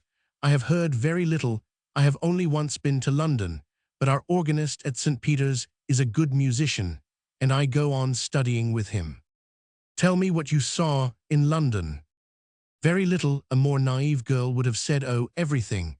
But Rosamond knew better. A few of the ordinary sights, such as raw country girls, are always taken to. "You call yourself a raw country girl," said Lydgate, looking at her with an involuntary emphasis of admiration which made Rosamond blush with pleasure. But she remained simply serious, turned her long neck a little, and put up her hand to touch her wondrous hairplates, an habitual gesture with her, as pretty as any movements of a kitten's paw. Not that Rosamond was in the least like a kitten. She was a sylph caught young, and educated at Mrs. Lemon's. "I assure you my mind is raw," she said immediately. "I pass at Middlemarch. I am not afraid of talking to our old neighbours, but I am really afraid of you. An accomplished woman almost always knows more than we men, though her knowledge is of a different sort. I am sure you could teach me 1,000 thingses. An exquisite bird could teach a bear, if there were any common language between them. Happily, there is a common language between women and men, and so the bears can get taught. Ah, there is Fred beginning to strum. I must go and hinder him from jarring all your nerves," said Rosamond, moving to the other side of the room, where Fred, having opened the piano at his father's desire that Rosamond might give them some music, was parenthetically performing Cherry Ripe with one hand. Able men who have passed their examinations will do these things sometimes, not less than the plucked Fred. "Fred, pray defer your practicing till tomorrow. You will make Mr. Lydgate ill," said Rosamond. "He has an ear." Fred laughed and went on with his tune to the end. Rosamond turned to Lydgate, smiling gently, and said, "You perceive the bears will not always be taught." "Now then, Rosie," said Fred, springing from the stool and twisting it upward for her with a hearty expectation of enjoyment, "some good rousing tunes first." Rosamond played admirably. Her master at Mrs. Lemon's school, close to a county town, with a memorable history that had its relics in church and castle, was one of those excellent musicians here and there to be found in our provinces, worthy to compare with many a noted Kapellmeister in a country which offers more plentiful conditions of musical celebrity. Rosamond, with the executant's instinct, had seized his manner of playing, and gave forth his large rendering of noble music.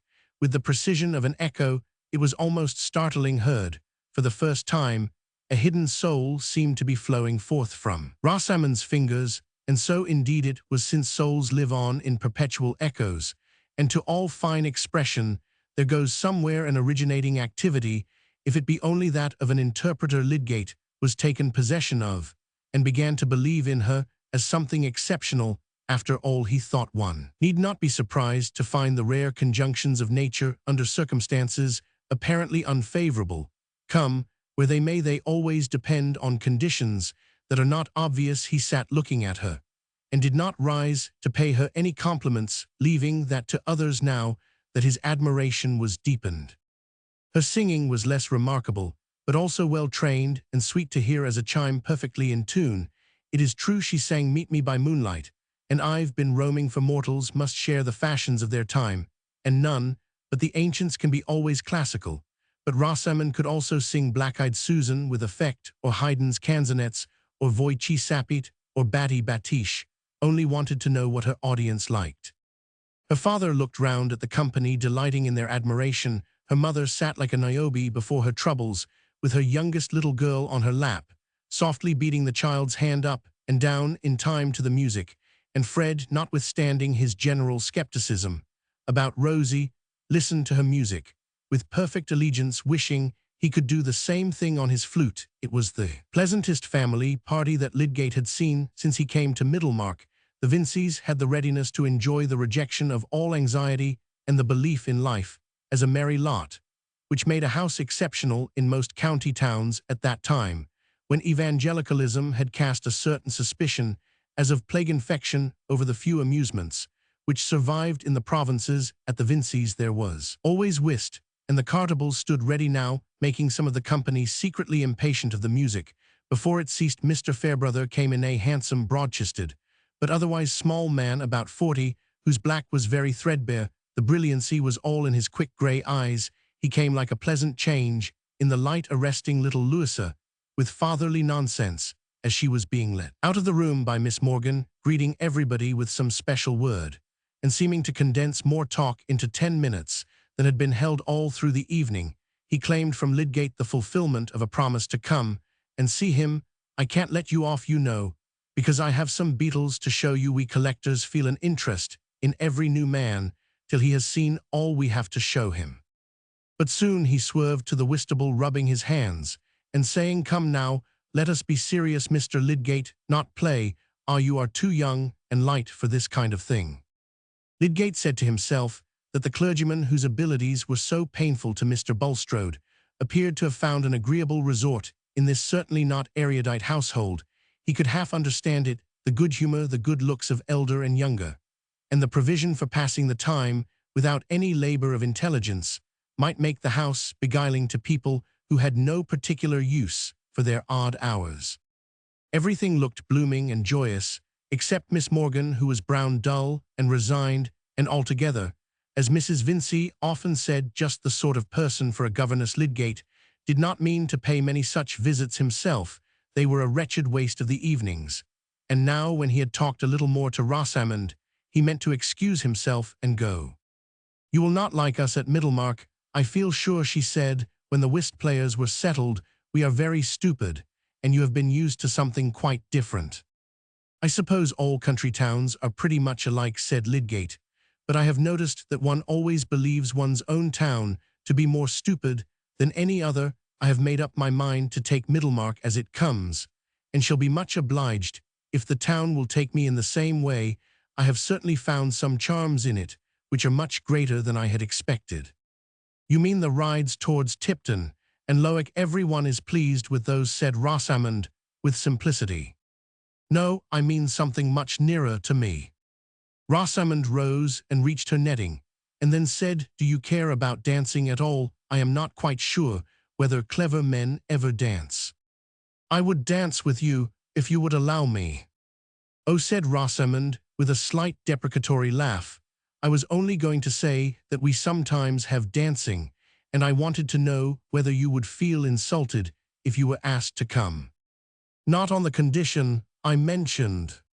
After this chat, Lydgate thought that he was going, but on moving towards the Whistables, he got interested in watching Mr. Fairbrother's play, which was masterly, and also his face, which was a striking mixture of the shrewd and the Roman 1449 at 10 o'clock. Supper was brought in, such were the customs of Middlemarch, and there was punch drinking, but Mr. Fairbrother had only a glass of water. He was winning, but there seemed to be no reason why the renewal of rubbers should end, and Lydgate at last took his leave. But as it was not 11 o'clock, he chose to walk in the brisk air towards the tower of St. Botolph's, Mr. Fairbrother's church, which stood out dark square and massive against the starlight. It was the oldest church in Middlemarch. The living, however, was but a vicarage worth barely 400 a year. Lydgate had heard that, and he wondered now whether Mr. Fairbrother cared about the money he won at cards, thinking he seems a very pleasant fellow. But Bulstrode may have his good reasons. Many things would be easier to Lydgate if it should turn out that Mr. Bulstrode was generally justifiable. What is his religious doctrine to me if he carries some good notions? Along with it, one must use such brains as are to be found. These were actually Lydgate's first meditations as he walked away from Mr. Vincey's, and on this ground I fear that many ladies will consider him hardly worthy of their attention. He thought of Rosamond and her music only in the second place, and though when her turn came he dwelt on the image of her for the rest of his walk, he felt no agitation, and had no sense that any new current had set into his life.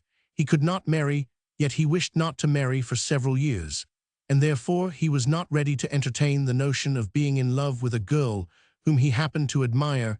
He did admire Rosamond exceedingly, but that madness which had once beset him about Laura was not, he thought, likely to recur in relation to any other woman. Certainly, if falling in love had been at all in question, it would have been quite safe with a creature like this Miss Vincey, who had just the kind of intelligence one would desire in a woman, polished, refined, docile, lending itself to finish in all the delicacies of life, and enshrined in a body which expressed this with a force of demonstration that excluded the need for other evidence. Lydgate felt sure that if ever he married, his wife would have that feminine radiance, that distinctive womanhood which must be classed with flowers and music, that sort of beauty which by its very nature was virtuous, being molded only for pure and delicate joys. But since he did not mean to marry for the next 5 years, his more pressing business was to look into Louis' new book on fever, which he was specially interested in, because he had known Louis in Paris, and had followed many anatomical demonstrations in order to ascertain the specific differences of typhus and typhoid. He went home and read far into the smallest hour, bringing a much more testing vision of details and relations into this pathological study than he had ever thought it necessary to apply to the complexities of love and marriage, these being subjects on which he felt himself amply informed by literature and that traditional wisdom which is handed down in the genial conversation of men, whereas fever had obscure conditions and gave him that delightful labor of the imagination which is not mere arbitrariness, but the exercise of disciplined power, combining and constructing with the clearest eye for probabilities and the fullest obedience to knowledge, and then, in yet more energetic alliance with impartial nature, standing aloof to invent tests by which to try its own work. Many men have been praised as vividly imaginative on the strength of their profuseness, in indifferent drawing or cheap narration, reports of very poor talk going on in distant orbs, or portraits of Lucifer coming down on his bad errands, as a large ugly man with bat's wings and spurts of phosphorescence, or exaggerations, wantonness that seemed to reflect life in a diseased dream. But these kinds of inspiration Lydgate regarded as rather vulgar and vinous, compared with the imagination that reveals subtle actions inaccessible by any sort of lens, but tracked in that outer darkness through long pathways of necessary sequence by the inward light which is the last refinement of energy, capable of bathing even the ethereal atoms in its ideally illuminated space. He, for his part, had tossed away all cheap inventions where ignorance finds itself able, and at ease, he was enamored of that arduous invention, which is the very eye of research, provisionally framing its object and correcting it to more and more exactness of relation.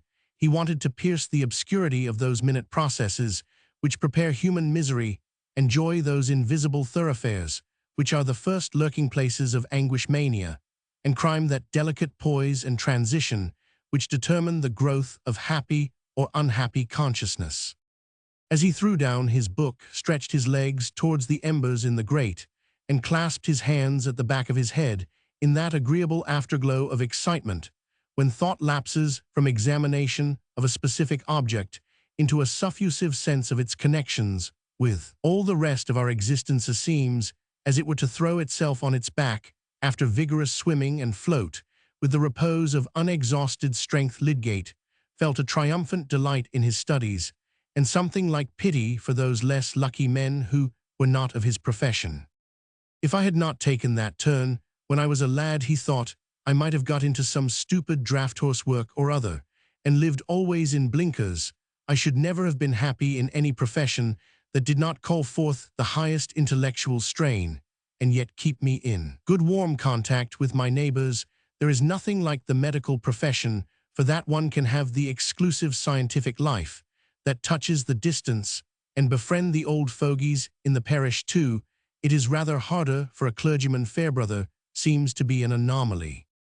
This last thought brought back the Vinceys and all the pictures of the evening. They floated in his mind agreeably enough, and as he took up his bed-candle, his lips were curled with that incipient smile which is apt to accompany agreeable recollections. He was an ardent fellow, but at present his ardor was absorbed in love of his work, and in the ambition of making his life recognized as a factor in the better life of mankind, like other heroes of science who had nothing but an obscure country practice to begin with.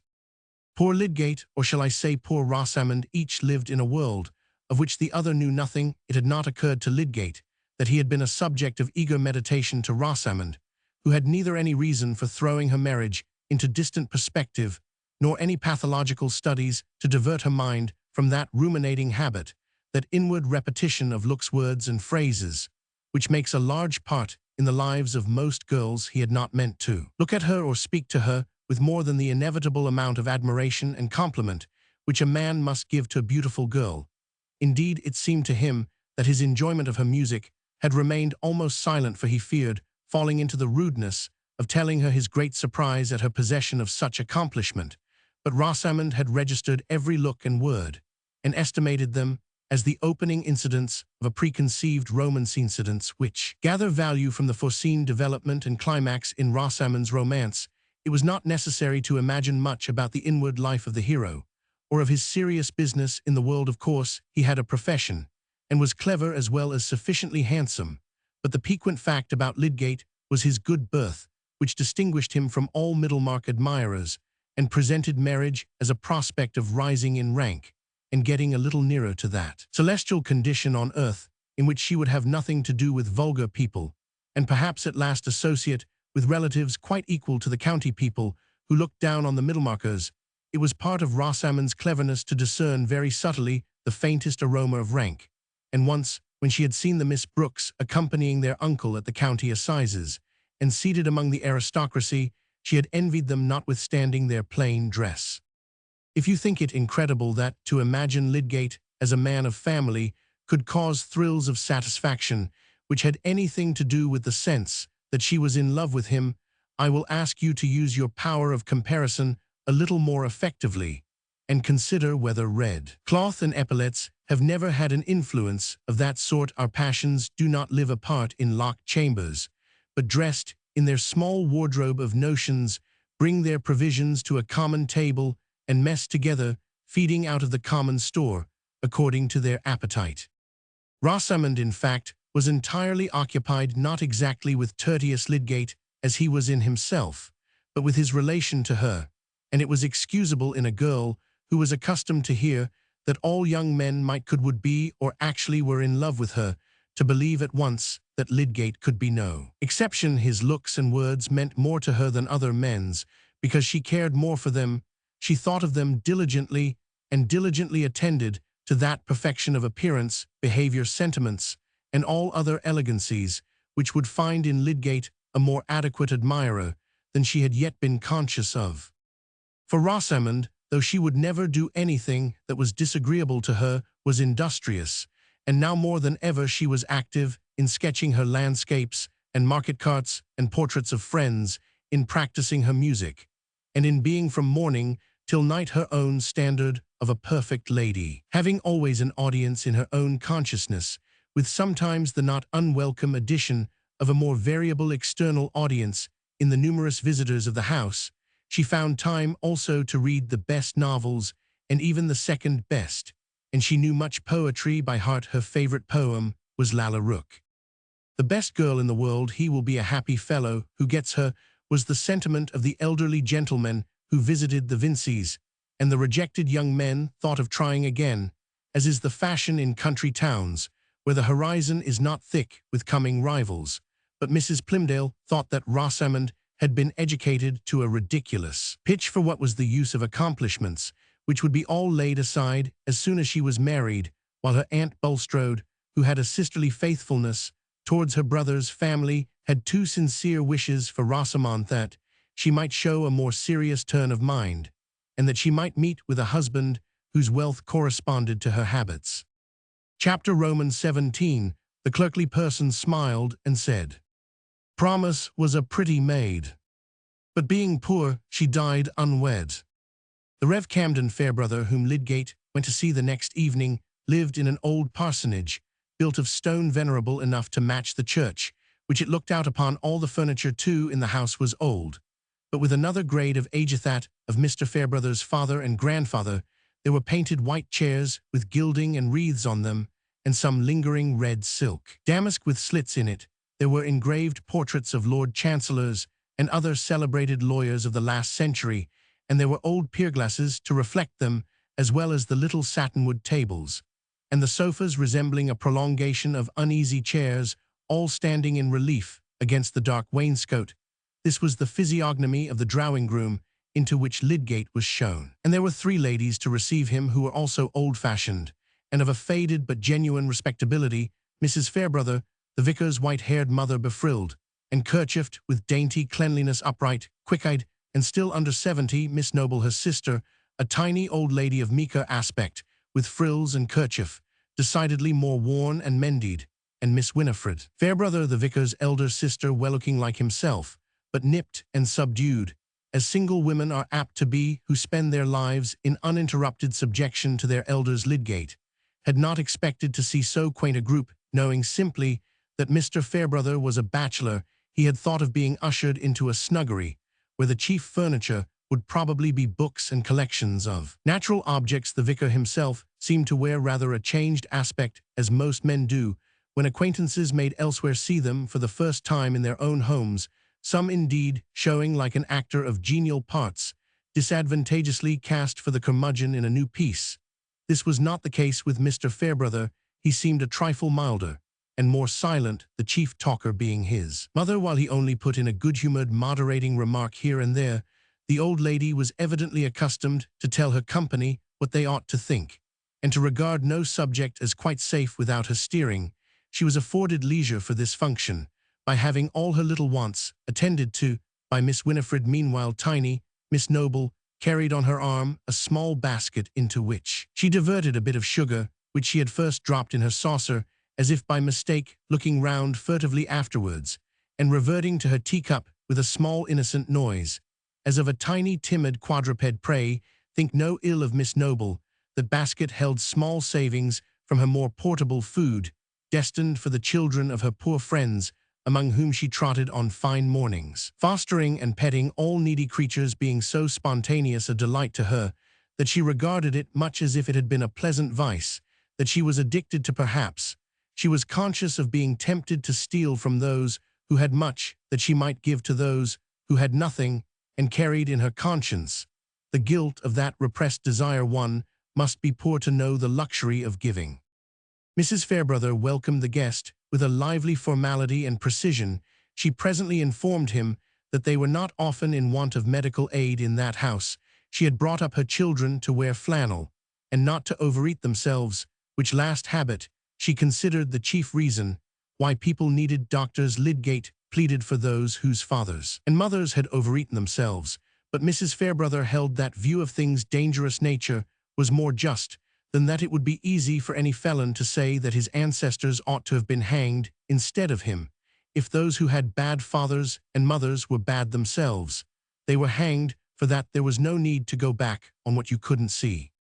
My mother is like old George III, said the vicar. She objects to metaphysics. I object to what is wrong, Camden. I say keep hold of a few plain truths and make everything square with them. When I was young, Mr. Lydgate, there never was any question about right and wrong. We knew our catechism, and that was enough. We learned our creed and our duty. Every respectable church person had the same opinions.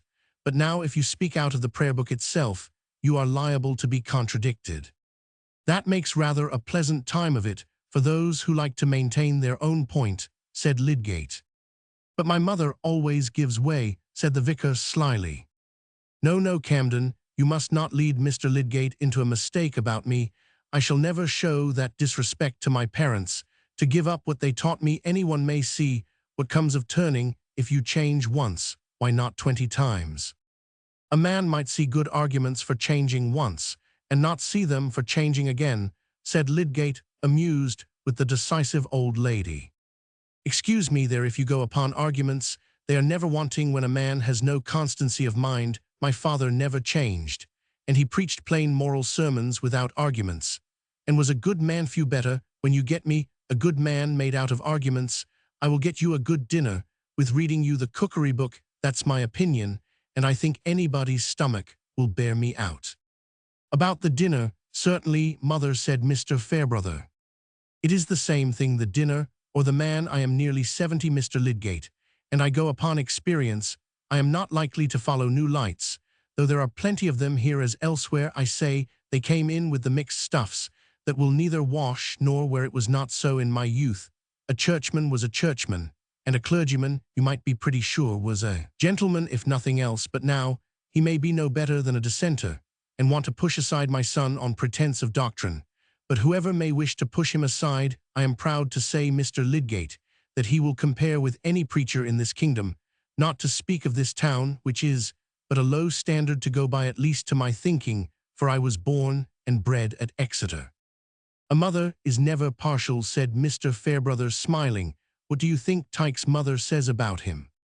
Ah, poor creature, what indeed, said Mrs. Fairbrother, her sharpness blunted for the moment by her confidence in maternal judgments. She says the truth to herself, depend upon it. And what is the truth, said Lydgate, I am curious to know. Oh, nothing bad at all, said Mr. Fairbrother.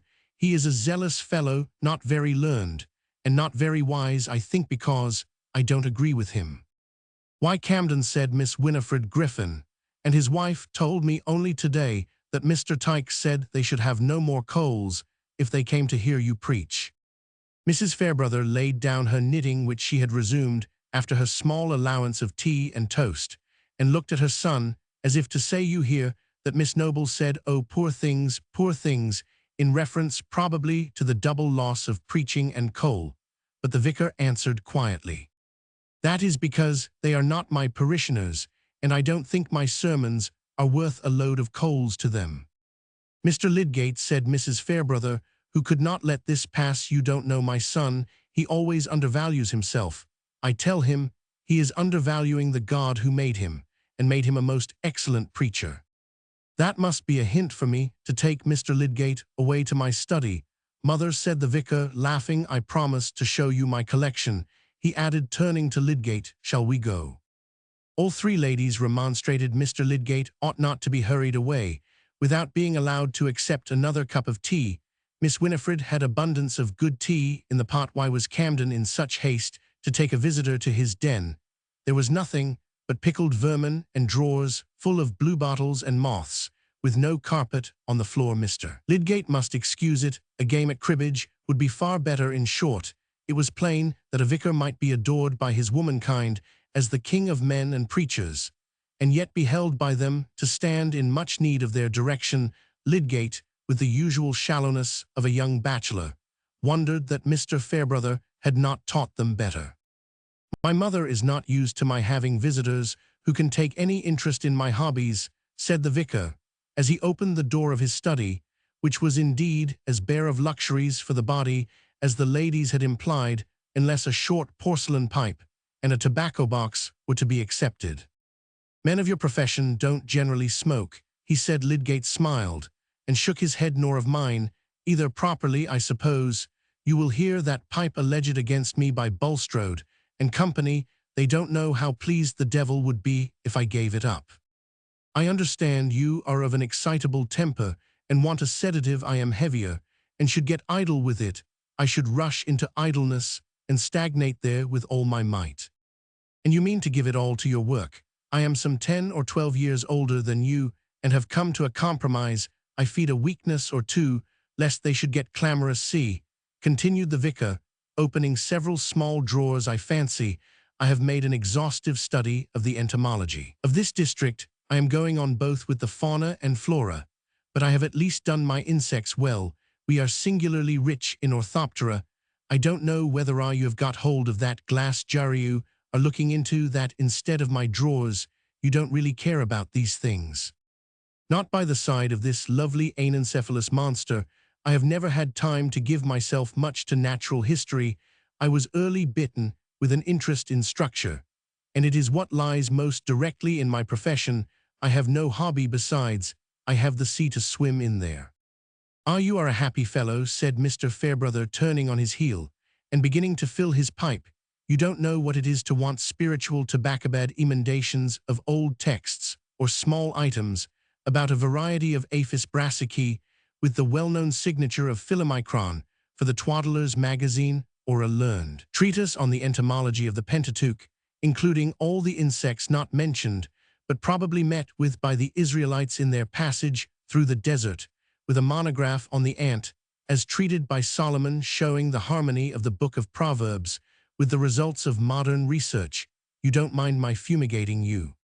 Lydgate was more surprised at the openness of this talk than at its implied meaning. That the vicar felt himself not altogether in the right vocation. The neat fitting up of drawers and shelves, and the bookcase filled with expensive illustrated books on natural history, made him think again of the winnings at cards and their destination. But he was beginning to wish that the very best construction of everything that Mr. Fairbrother did should be the true one. The vicar's frankness seemed not of the repulsive sort that comes from an uneasy consciousness, seeking to forestall the judgment of others, but simply the relief of a desire to do with as little pretense as possible. Apparently, he was not without a sense that his freedom of speech might seem premature, for he presently said, I have not yet told you that I have the advantage of you, Mr. Lydgate, and know you better than you know me. You remember Chorley, who shared your apartment at Paris for some time. I was a correspondent of his, and he told me a good deal about you. I was not quite sure, when you first came, that you were the same man. I was very glad when I found that you were only. I don't forget that you have not had the like prologue about me. Lydgate divined some delicacy of feeling here, but did not half understand it. By the way he said, what has become of Chorley? I have quite lost sight of him. He was hot on the French social systems, and talked of going to the backwoods to found a sort of Pythagorean community. Is he gone? Not at all. He is practicing at a German bath, and has married a rich patient. Then my notions were the best so far, said Lydgate, with a short scornful laugh. He would have it the medical profession was an inevitable system of humbug. I said the fault was in the men who truckle to lies and folly, instead of preaching against humbug.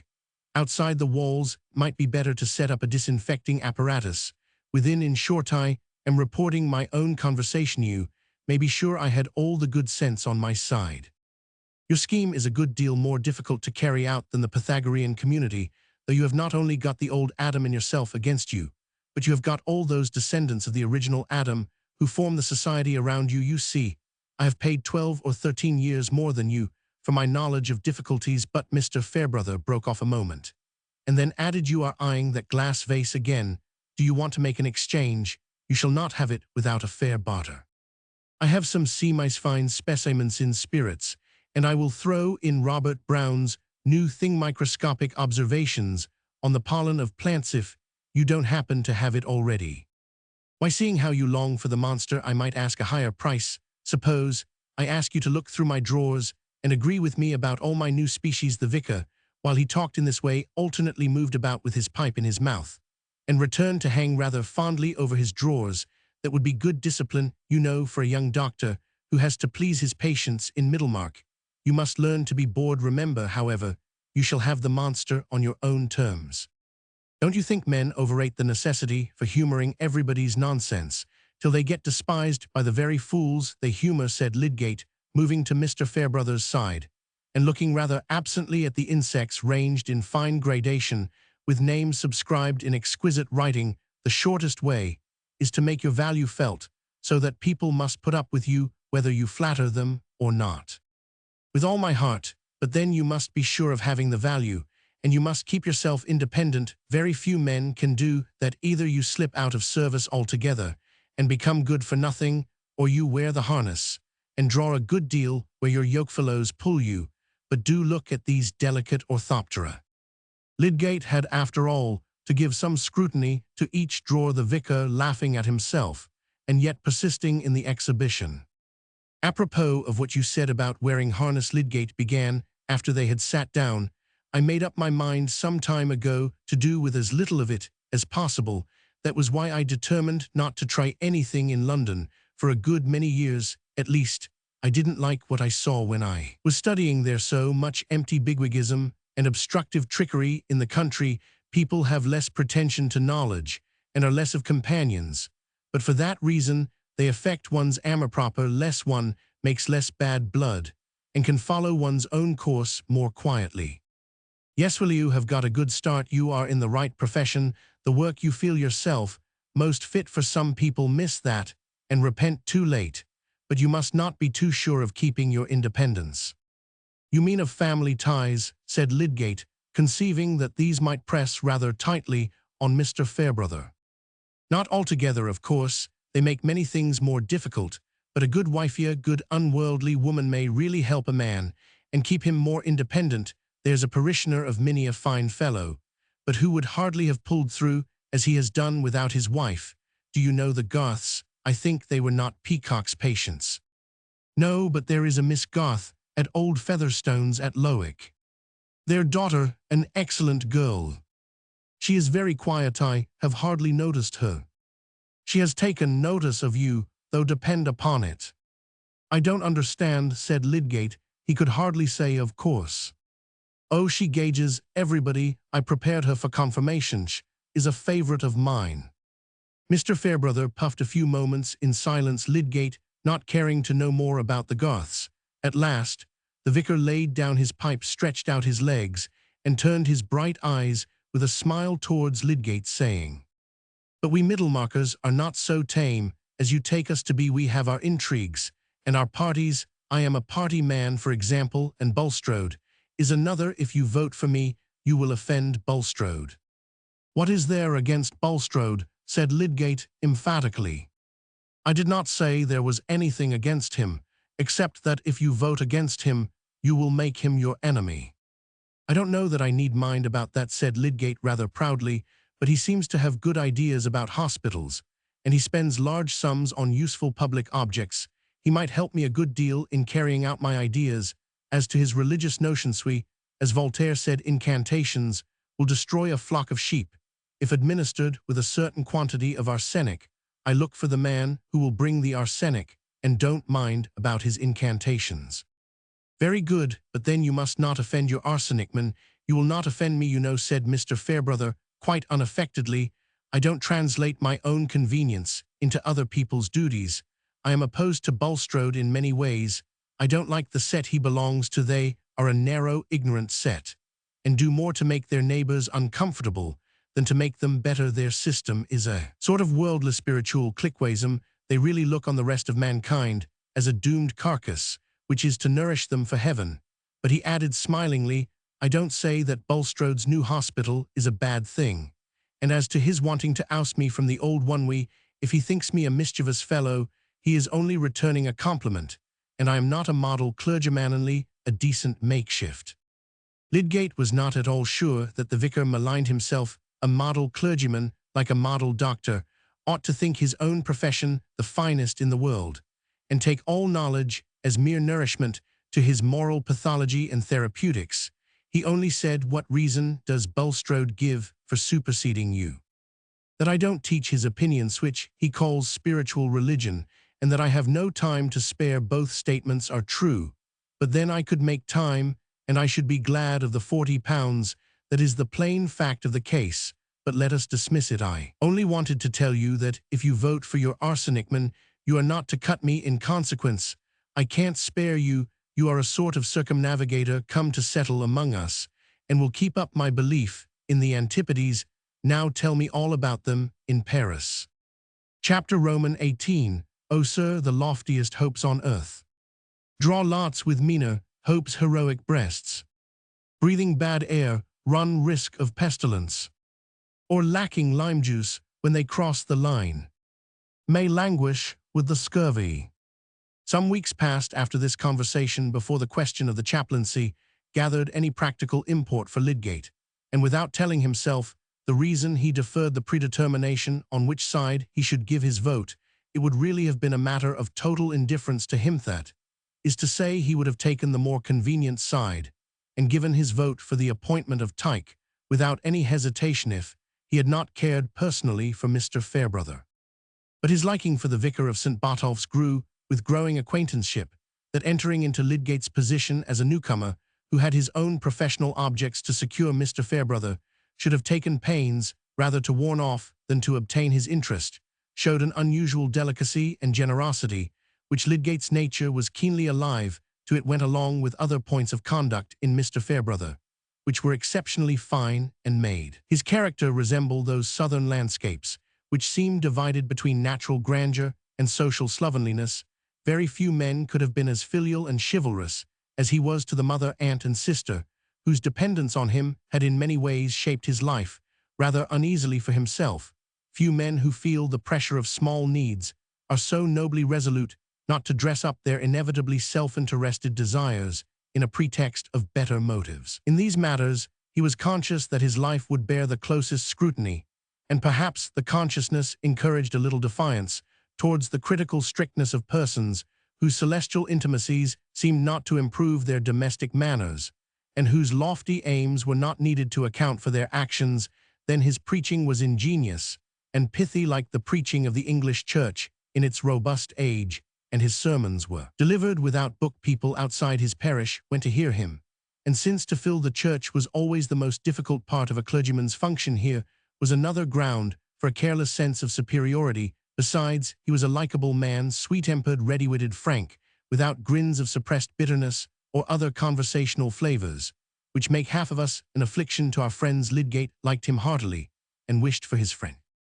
With this feeling uppermost, he continued to waive the question of the chaplaincy, and to persuade himself that it was not only no proper business of his, but likely enough never to vex him with a demand for his vote. Lydgate, at Mr. Bulstrode's request, was laying down plans for the internal arrangements of the new hospital, and the two were often in consultation. The banker was always presupposing that he could count in general on Lydgate as a coadjutor, but made no special recurrence to the coming decision between Tyke and Fairbrother. When the general board of the infirmary had met, however, and Lydgate had notice that the question of the chaplaincy was thrown on a council of the directors and medical men to meet on the following Friday, he had a vexed sense that he must make up his mind on this trivial Middlemarch business. He could not help hearing within him the distinct declaration that Bulstrode was prime minister, and that the Tyke affair was a question of office or no office, and he could not help an equally pronounced dislike to giving up the prospect of office, for his observation was constantly confirming Mr. Fairbrother's assurance that the banker would not overlook opposition, confound their petty politics, was one of his thoughts for 3 mornings in the meditative process of shaving, when he had begun to feel that he must really hold a court of conscience on this matter. Certainly, there were valid things to be said against the election of Mr. Fairbrother. He had too much on his hands already, especially considering how much time he spent on non-clerical occupations. Then again, it was a continually repeated shock, disturbing Lydgate's esteem, that the vicar should obviously play for the sake of money, liking the play indeed, but evidently liking some end, which it served Mr. Fairbrother contended on theory for the desirability of all games, and said that Englishmen's wit was stagnant for want of them, but Lydgate felt certain that he would have played very much less. But for the money there was a billiard-room at the Green Dragon, which some anxious mothers and wives regarded as the chief temptation in Middlemarch. The vicar was a first-rate billiard player, and though he did not frequent the Green Dragon, there were reports that he had sometimes been there in the daytime, and had won money. And as to the chaplaincy, he did not pretend that he cared for it, except for the sake of the £40. Lydgate was no Puritan, but he did not care for play, and winning money at it had always seemed a meanness to him. Besides, he had an ideal of life, which made this subservience of conduct to the gaining of small sums thoroughly hateful to him. Hitherto in his own life, his wants had been supplied without any trouble to himself, and his first impulse was always to be liberal with half-crowns as matters of no importance to a gentleman. It had never occurred to him to devise a plan for getting half-crowns. He had always known in a general way that he was not rich, but he had never felt poor, and he had no power of imagining the part which the want of money plays in determining the actions of men. Money had never been a motive to him, hence he was not ready to frame excuses for this deliberate pursuit of small gains. It was altogether repulsive to him, and he never entered into any calculation of the ratio between the vicar's income and his more or less necessary expenditure. It was possible that he would not have made such a calculation in his own case. And now, when the question of voting had come, this repulsive fact told more strongly against Mr. Fairbrother than it had done before. One would know much better what to do if men's characters were more consistent, and especially if one's friends were invariably fit for any function they desired to undertake. Lydgate was convinced that if there had been no valid objection to Mr. Fairbrother, he would have voted for him whatever Bulstrode might have felt on the subject. He did not intend to be a vassal of Bulstrode's. On the other hand, there was Tyke, a man entirely given to his clerical office, who was simply curate at a chapel of ease in St. Peter's parish, and had time for extra duty. Nobody had anything to say against Mr. Tyke, except that they could not bear him, and suspected him of cant. Really, from his point of view, Bulstrode was thoroughly justified. But whichever way Lydgate began to incline, there was something to make him wince, and being a proud man, he was a little exasperated at being obliged to wince. He did not like frustrating his own best purposes by getting on bad terms with Bulstrode. He did not like voting against Fairbrother and helping to deprive him of function and salary, and the question occurred whether the additional £40 might not leave the vicar free from that ignoble care about winning at cards. Moreover, Lydgate did not like the consciousness that in voting for Tyke he should be voting on the side obviously convenient for himself. But would the end really be his own convenience? Other people would say so, and would allege that he was currying favor with Bulstrode for the sake of making himself important and getting on in the world. What then? He, for his own part, knew that, if his personal prospects simply had been concerned, he would not have cared a rotten nut for the banker's friendship or enmity. What he really cared for was a medium for his work, a vehicle for his ideas, and after all, was he not bound to prefer the object of getting a good hospital where he could demonstrate the specific distinctions of fever and test therapeutic results before anything else connected with this chaplaincy?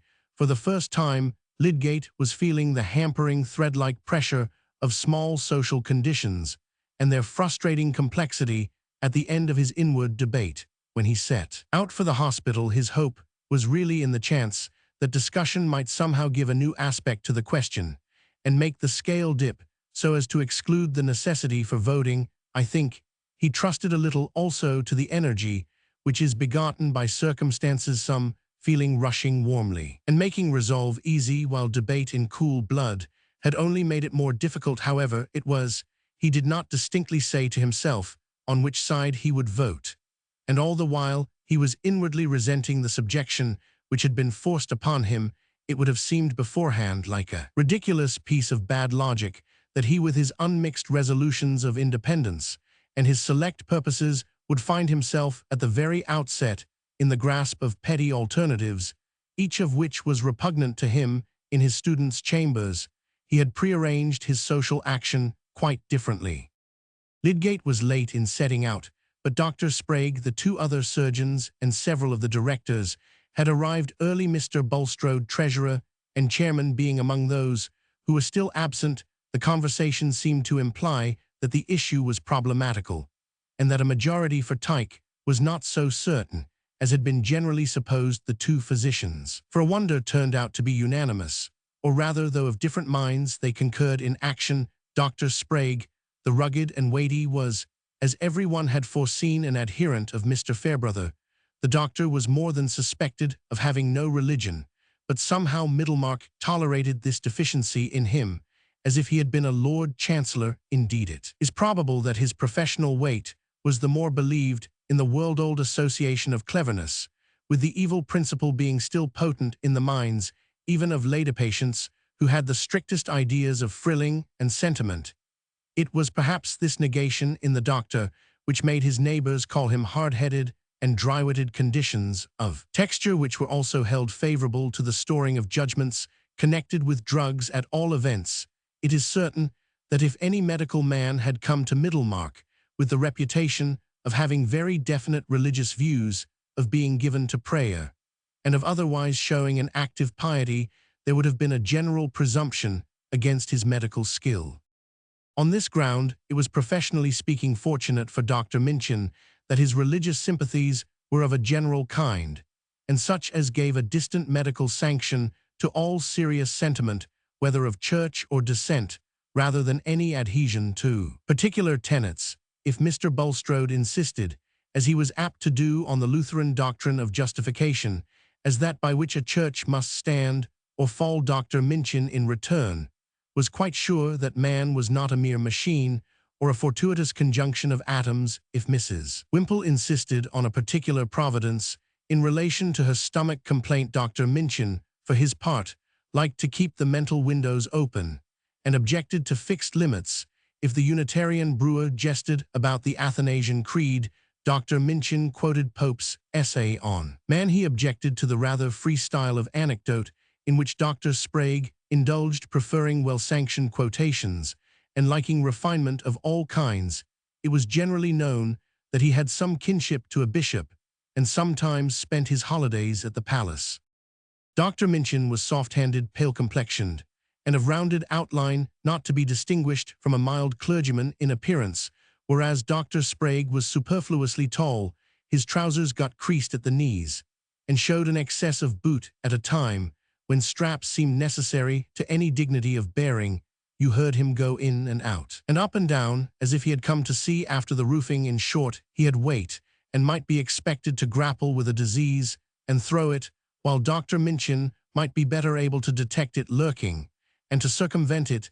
They enjoyed about equally the mysterious privilege of medical reputation, and concealed, with much etiquette, their contempt for each other's skill. Regarding themselves as Middlemarch institutions, they were ready to combine against all innovators, and against non-professionals given to interference on this ground. They were both in their hearts equally averse to Mr. Bulstrode, though Dr. Minchin had never been in open hostility with him, and never differed from him without elaborate explanation to Mrs. Bulstrode, who had found that Dr. Minchin alone understood her constitution, a layman who pried into the professional conduct of medical men, and was always obtruding his reforms. Though he was less directly embarrassing to the two physicians than to the surgeon apothecaries who attended paupers by contract, was nevertheless offensive to the professional nostril as such, and Dr. Minchin shared fully in the new pique against Bulstrode, excited by his apparent determination to patronize Lydgate. The long-established practitioners, Mr. Wrench and Mr. Toller, were just now standing apart and having a friendly colloquy in which they agreed that Lydgate was a jackanapes just made to serve Bulstrode's purpose to non-medical friends.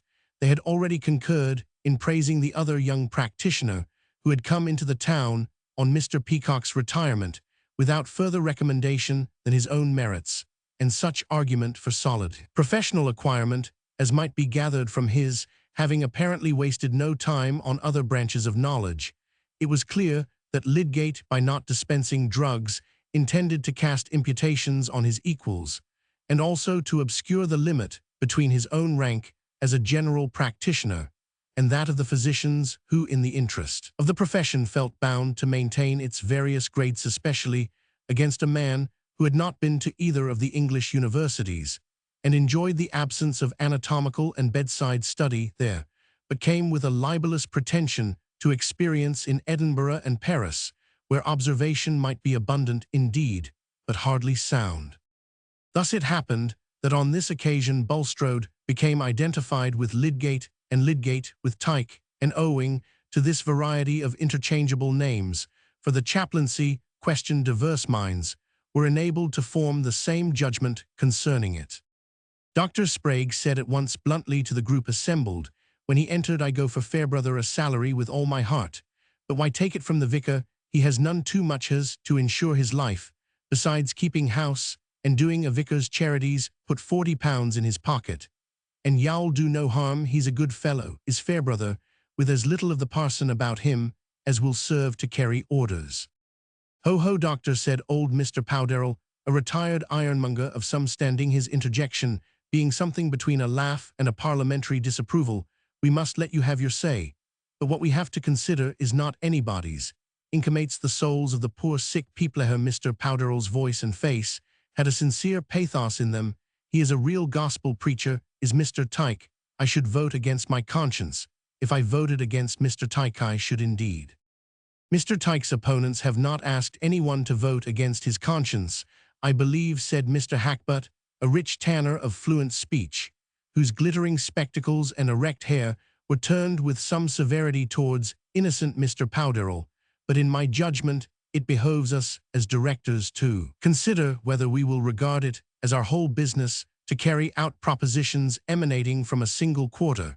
Will any member of the committee aver that he would have entertained the idea of displacing the gentleman who has always discharged the function of chaplain here if it had not been suggested to him by parties whose disposition it is to regard every institution of this town as a machinery for carrying out their own views? I tax no man's motives, let them lie between himself and a higher power. But I do say that there are influences at work here which are incompatible with genuine independence, and that a crawling servility is usually dictated by circumstances which gentlemen so conducting themselves could not afford either morally or financially to avow. I myself am a layman, but I have given no inconsiderable attention to the divisions in the church, and oh damn the divisions, burst in Mr. Frank Hawley, lawyer and town clerk, who rarely presented himself at the board, but now looked in hurriedly, whip in hand. We have nothing to do with them here. Fairbrother has been doing the work what there was without pay, and if pay is to be given, it should be given to him. I call it a confounded job to take the thing away from Fairbrother. I think it would be as well for gentlemen not to give their remarks a personal bearing, said Mr. Plymdale. I shall vote for the appointment of Mr. Tyke, but I should not have known, if Mr. Hackbutt hadn't hinted it, that I was a servile crawler. I disclaim any personalities, I expressly said, if I may be allowed to repeat, or even to conclude, what I was about to say. Ah, here's Minchin, said Mr. Frank Hawley, at which everybody turned away from Mr. Hackbutt, leaving him to feel the uselessness of superior gifts in Middlemarch. Come, doctor, I must have you on the right side, eh? I hope so, said Dr. Minchin, nodding and shaking hands here and there, at whatever cost to my feelings. If there's any feeling here, it should be feeling for the man who is turned out, I think, said Mr. Frank Hawley. I confess I have feelings on the other side. Also I have a divided esteem, said Dr. Minchin, rubbing his hands. I consider Mr. Tyke an exemplary man on more sound. I believe him to be proposed from unimpeachable motives. I for my part wish that I could give him my vote, but I am constrained to take a view of the case, which gives the preponderance to Mr. Fairbrother's claims. He is an amiable man, an able preacher, and has been longer among us. Old Mr. Powderell looked on sad, and silent Mr. Plymdale settled his cravat uneasily. You don't set up Fairbrother as a pattern of what a clergyman ought to be, I hope, said Mr. Larcher, the eminent carrier, who had just come in. I have no ill will towards him, but I think we owe something to the public not to speak of anything higher in these appointments. In my opinion, Fairbrother is too lax for a clergyman. I don't wish to bring up particulars against him, but he will make a little attendance here go as far as he can. And a devilish deal better than too much, said Mr. Hawley, whose bad language was notorious in that part of the county sick people can't bear so much praying and preaching, and that methodistical sort of religion is bad for the spirits, bad for the inside, he added, turning quickly round to the 4 medical men who were assembled.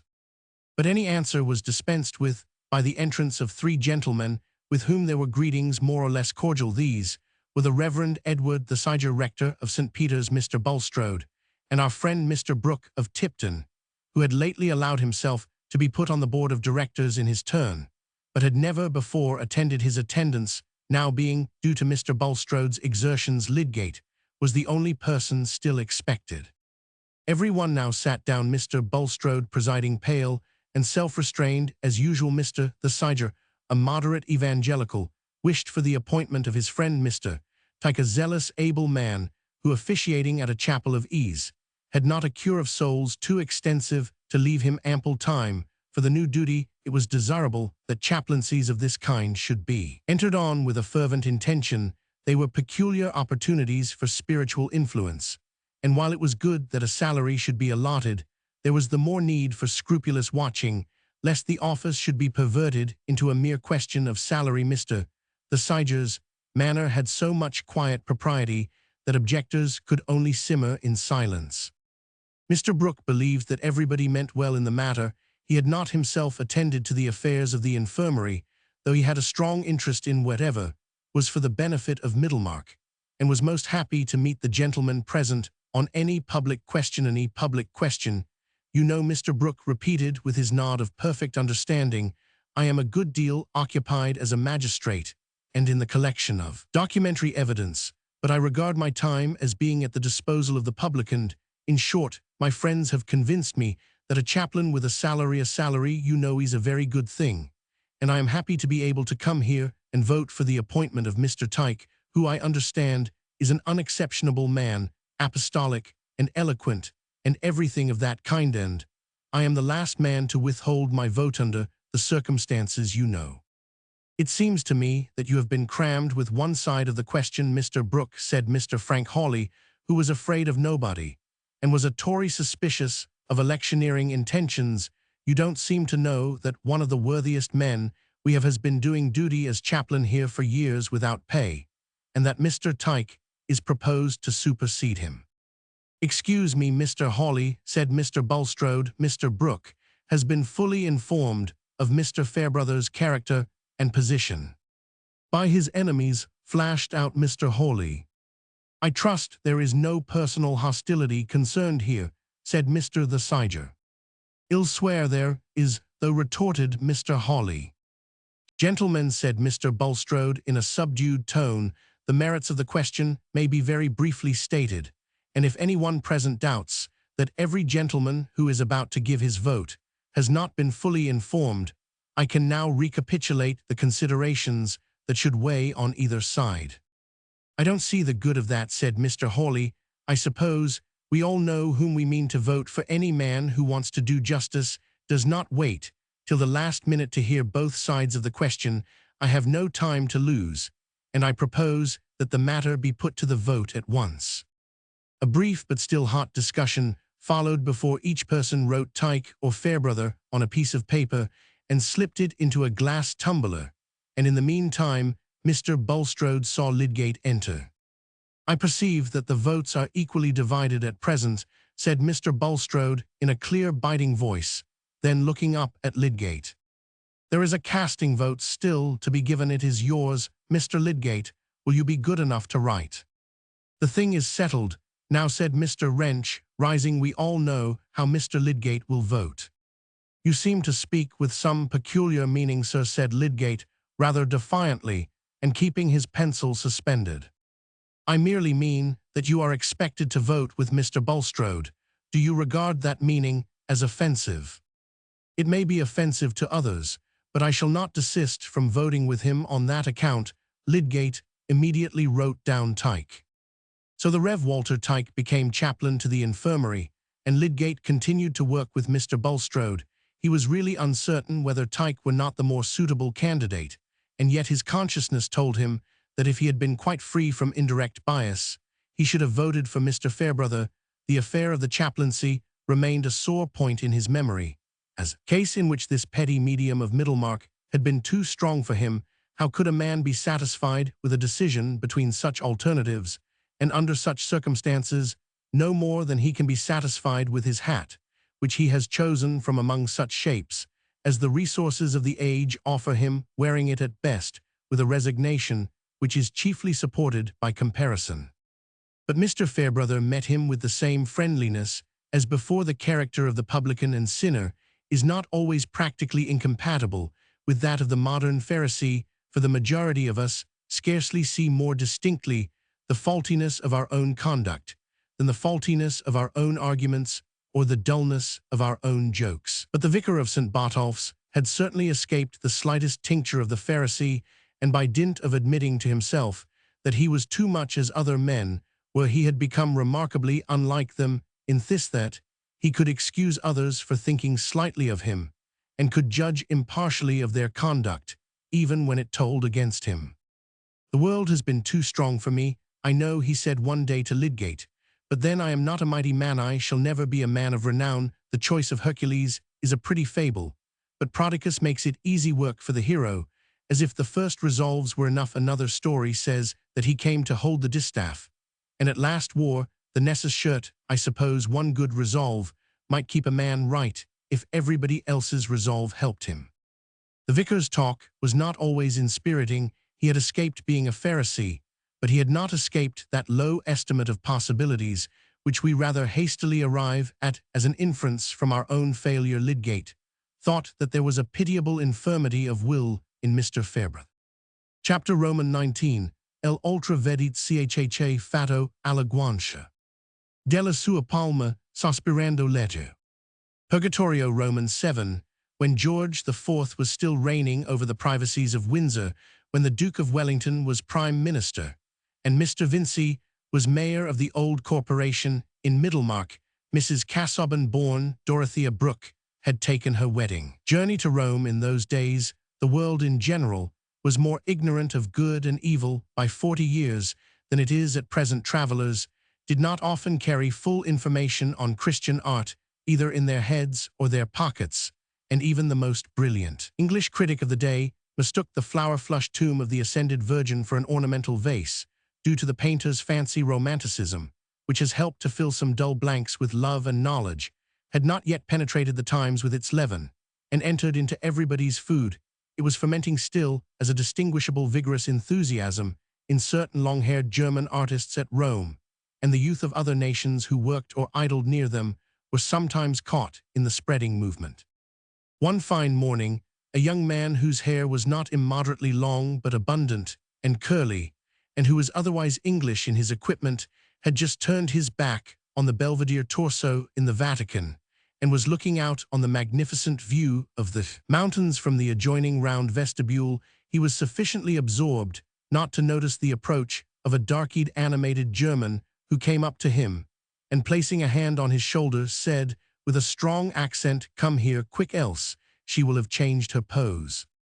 Quickness was ready at the call, and the two figures passed lightly along by the Meliga towards the hall where the reclining Ariadne, then called the Cleopatra, lies in the marble voluptuousness of her beauty, the drapery folding around her with a petal-like ease and tenderness. They were just in time to see another figure standing against a pedestal near the reclining marble, a breathing, blooming girl, whose form, not shamed by the Ariadne, was clad in Quakerish grey drapery. Her long cloak, fastened at the neck, was thrown backward from her arms, and one beautiful, ungloved hand pillowed her cheek, pushing somewhat backward the white beaver bonnet, which made a sort of halo to her face. Around the simply braided dark brown hair, she was not looking at the sculpture, probably not thinking of it.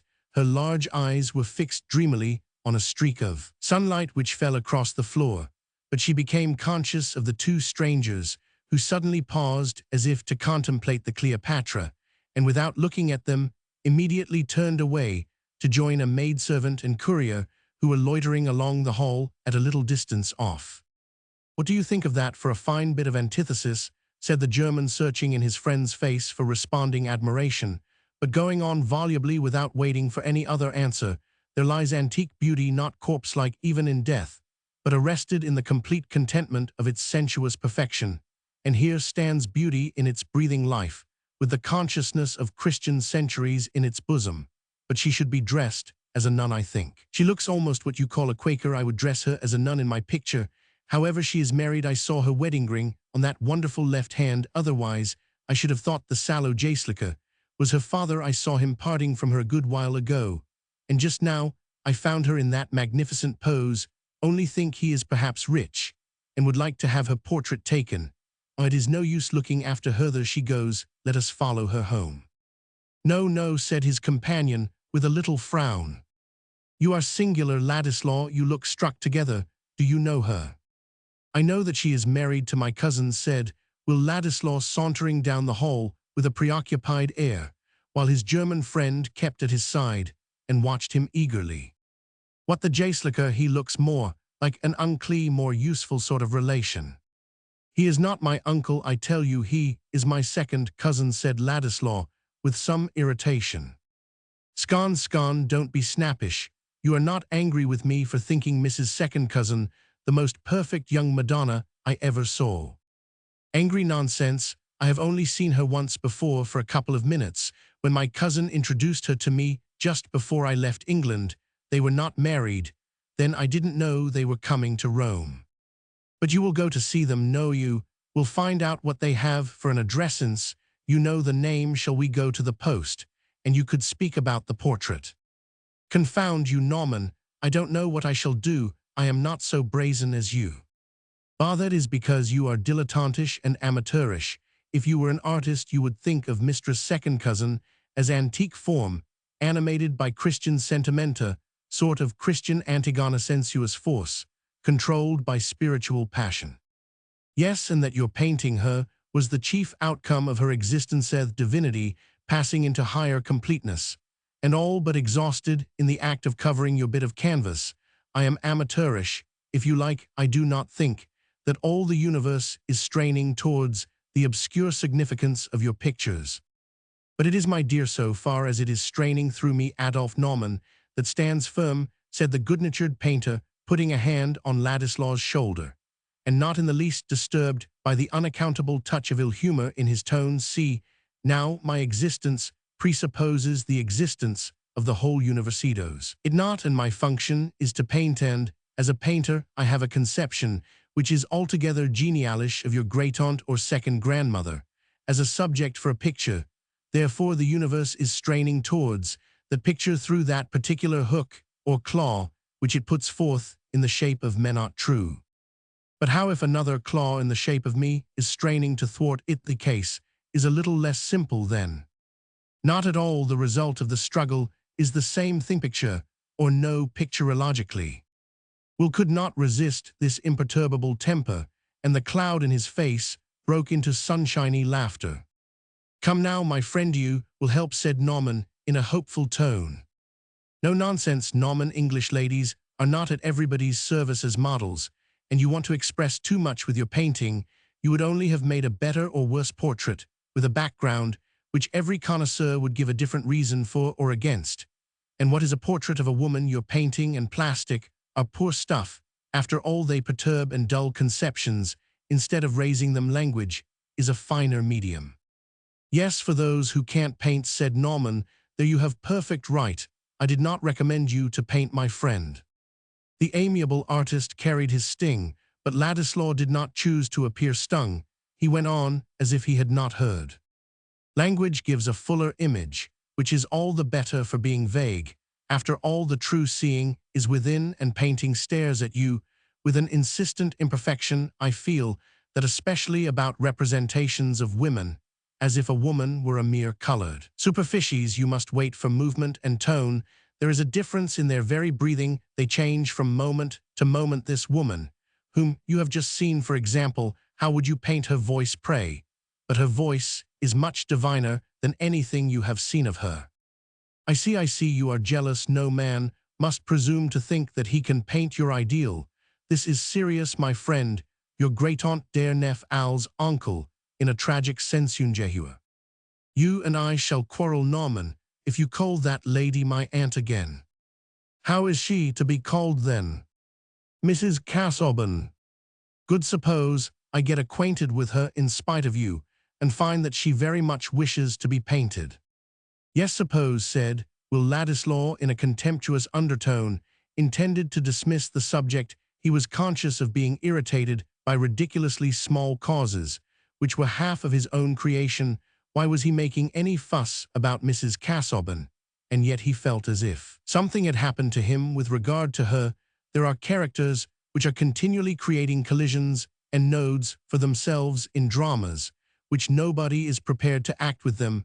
Their susceptibilities will clash against objects that remain innocently quiet.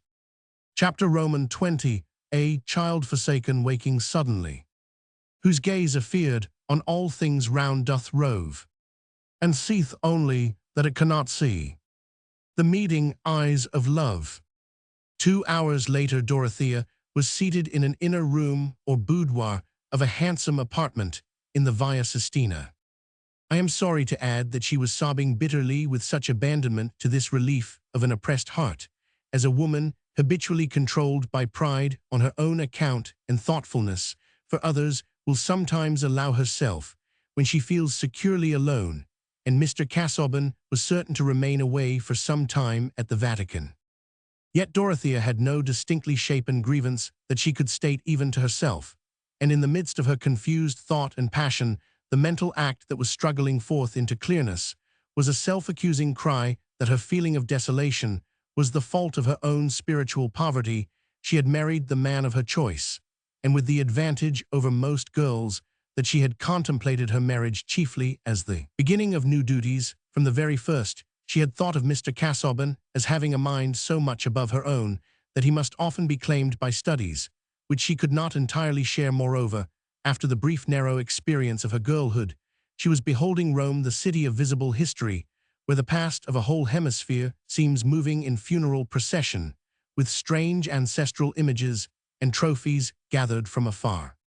But this stupendous fragmentariness heightened the dreamlike strangeness of her bridal life. Dorothea had now been 5 weeks in Rome, and in the kindly mornings, when autumn and winter seemed to go hand in hand, like a happy aged couple, one of whom would presently survive in chiller loneliness, she had driven about at first with Mr. Casaubon, but of late chiefly with Tantripp and their experienced courier. She had been led through the best galleries, had been taken to the chief points of view, had been shown the grandest ruins and the most glorious churches, and she had ended by oftenest choosing to drive out to the Campagna, where she could feel alone with the earth, and sky away from the oppressive masquerade of ages in which her own life too seemed to become a mask with enigmatical costumes. To those who have looked at Rome with the quickening power of a knowledge which breathes a growing soul into all historic shapes and traces out the suppressed transitions which unite all contrasts, Rome may still be the spiritual center and interpreter of the world, but let them conceive one more historical contrast: the gigantic broken revelations of that imperial and papal city thrust abruptly on the notions of a girl who had been brought up in English and Swiss Puritanism, fed on meager Protestant histories, and on art chiefly of the handscreen sort, a girl whose ardent nature turned all her small allowance of knowledge into principles, fusing her actions into their mold, and whose quick emotions gave the most abstract things the quality of a pleasure or a pain. A girl who had lately become a wife, and from the enthusiastic acceptance of untried duty found herself plunged in tumultuous preoccupation with her personal. Not the weight of unintelligible Rome might lie easily on bright nymphs to whom it formed a background for the brilliant picnic of Anglophone society, but Dorothea had no such defense against deep impressions, ruins and basilicas, palaces and colossi set in the midst of a sordid present where all that was living and warm-blooded seemed sunk in the deep degeneracy of a superstition divorced from reverence. The dimmer, but yet eager titanic life, gazing and struggling on walls and ceilings, the long vistas of white forms whose marble eyes seemed to hold the monotonous light of an alien world, all this vast wreck of ambitious ideals, sensuous and spiritual, mixed confusedly with the signs of breathing forgetfulness and degradation, at first jarred her as with an electric shock, and then urged themselves on her with that ache belonging to a glut of confused ideas, which checked the flow of emotion. Forms both pale and glowing, took possession of her young sense and fixed themselves in her memory, even when she was not thinking of them,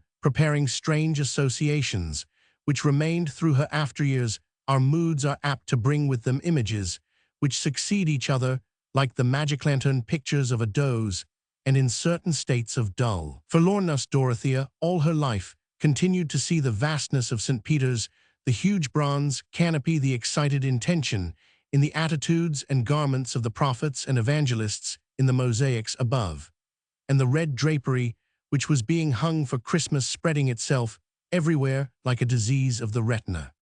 Not that this inward amazement of Dorothea's was anything very exceptional. Many souls in their young nudity are tumbled out among incongruities and left to find their feet among them, while their elders go about their business, nor can I suppose that, when Mrs. Casaubon is discovered in a fit of weeping 6 weeks after her wedding, the situation will be regarded as tragic. Some discouragement, some faintness of heart at the new real future, which replaces the imaginary, is not unusual, and we do not expect people to be deeply moved by what is not unusual. That element of tragedy which lies in the very fact of frequency has not yet wrought itself into the coarse emotion of mankind, and perhaps our frames could hardly bear much of it if we had a keen vision and feeling of all ordinary human life. It would be like hearing the grass grow and the squirrel's heart beat, and we should die of that roar which lies on the other side of silence, as it is the quickest of us walk about well wadded with stupidity. However, Dorothea was crying, and if she had been required to state the cause, she could only have done so in some such general words, as I have already used. To have been driven to be more particular would have been like trying to give a history of the lights and shadows for that new real future which was replacing the imaginary. Drew its material from the endless minutiae by which her view of Mr. Casaubon and her wifely relation, now that she was married to him, was gradually changing with the secret motion of a watch hand from what it had been in her maiden dream. It was too early yet for her fully to recognize, or at least admit, the change, still more for her to have readjusted that devotedness which was so necessary a part of her mental life, that she was almost sure sooner or later to recover it. Permanent rebellion, the disorder of a life without some loving reverent resolve, was not possible to her, but she was now in an interval when the very force of her nature heightened its confusion in this way. The early months of marriage often are times of critical tumult, whether that of a shrimp pool or of deeper waters, which afterwards subsides into cheerful peace. But was not Mr. Casaubon just as learned as before? Had his forms of expression changed, or his sentiments become less laudable? O waywardness of womanhood! Did his chronology fail him, or his ability to state not only a theory, but the names of those who held it, or his provision for giving the heads of any subject on demand? Was not Rome the place in all the world to give free play to such accomplishments? Besides, had not Dorothea's enthusiasm especially dwelt on the prospect of relieving the weight, and perhaps the sadness, with which great tasks lie on him who has to achieve them, and that such weight pressed on Mr. Casaubon was only plainer than before? All these are crushing questions, but whatever else remained the same. The light had changed, and you cannot find the pearly dawn at noonday. The fact is unalterable that a fellow mortal with whose nature you are acquainted solely through the brief entrances and exits of a few imaginative weeks called courtship may, when seen in the continuity of married companionship, be disclosed as something better or worse than what you have preconceived, but will certainly not appear altogether the same, and it would be astonishing to find how soon the change is felt if we had no kindred changes to compare with it. To share lodgings with a brilliant dinner companion, or to see your favorite politician in the ministry, may bring about changes quite as rapid. In these cases, too, we begin by knowing little and believing much, and we sometimes end by inverting the quantities. Still, such comparisons might mislead, for no man was more incapable of flashy make-believe than Mr. Casaubon. He was as genuine a character as any ruminant animal, and he had not actively assisted in creating any illusions about himself. How was it that in the weeks since her marriage Dorothea had not distinctly observed, but felt with a stifling depression, that the large vistas and wide fresh air which she had dreamed of finding in her husband's mind were replaced by anterooms and winding passages which seemed to lead no hither? I suppose it was that in courtship everything is regarded as provisional and preliminary, and the smallest sample of virtue or accomplishment is taken to guarantee delightful stores, which the broad leisure of marriage will reveal, but the dorsal of marriage once crossed expectation is concentrated on the present having once embarked on your marital voyage.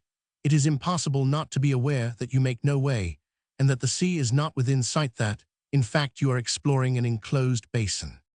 In their conversation before marriage, Mr. Casaubon had often dwelt on some explanation or questionable detail of which Dorothea did not see the bearing, but such imperfect coherence seemed due to the brokenness of their intercourse, and supported by her faith in their future, she had listened with fervid patience to a recitation of possible arguments to be brought against Mr. Casaubon's entirely new view of the Philistine god Dagon and other fish deities, thinking that hereafter she should see this subject, which touched him so nearly, from the same high ground whence, doubtless, it had become so important to him, again the matter-of-course statement and tone of dismissal with which he treated what to her were the most stirring thoughts was easily accounted for as belonging to the sense of haste and preoccupation in which she herself shared during their engagement.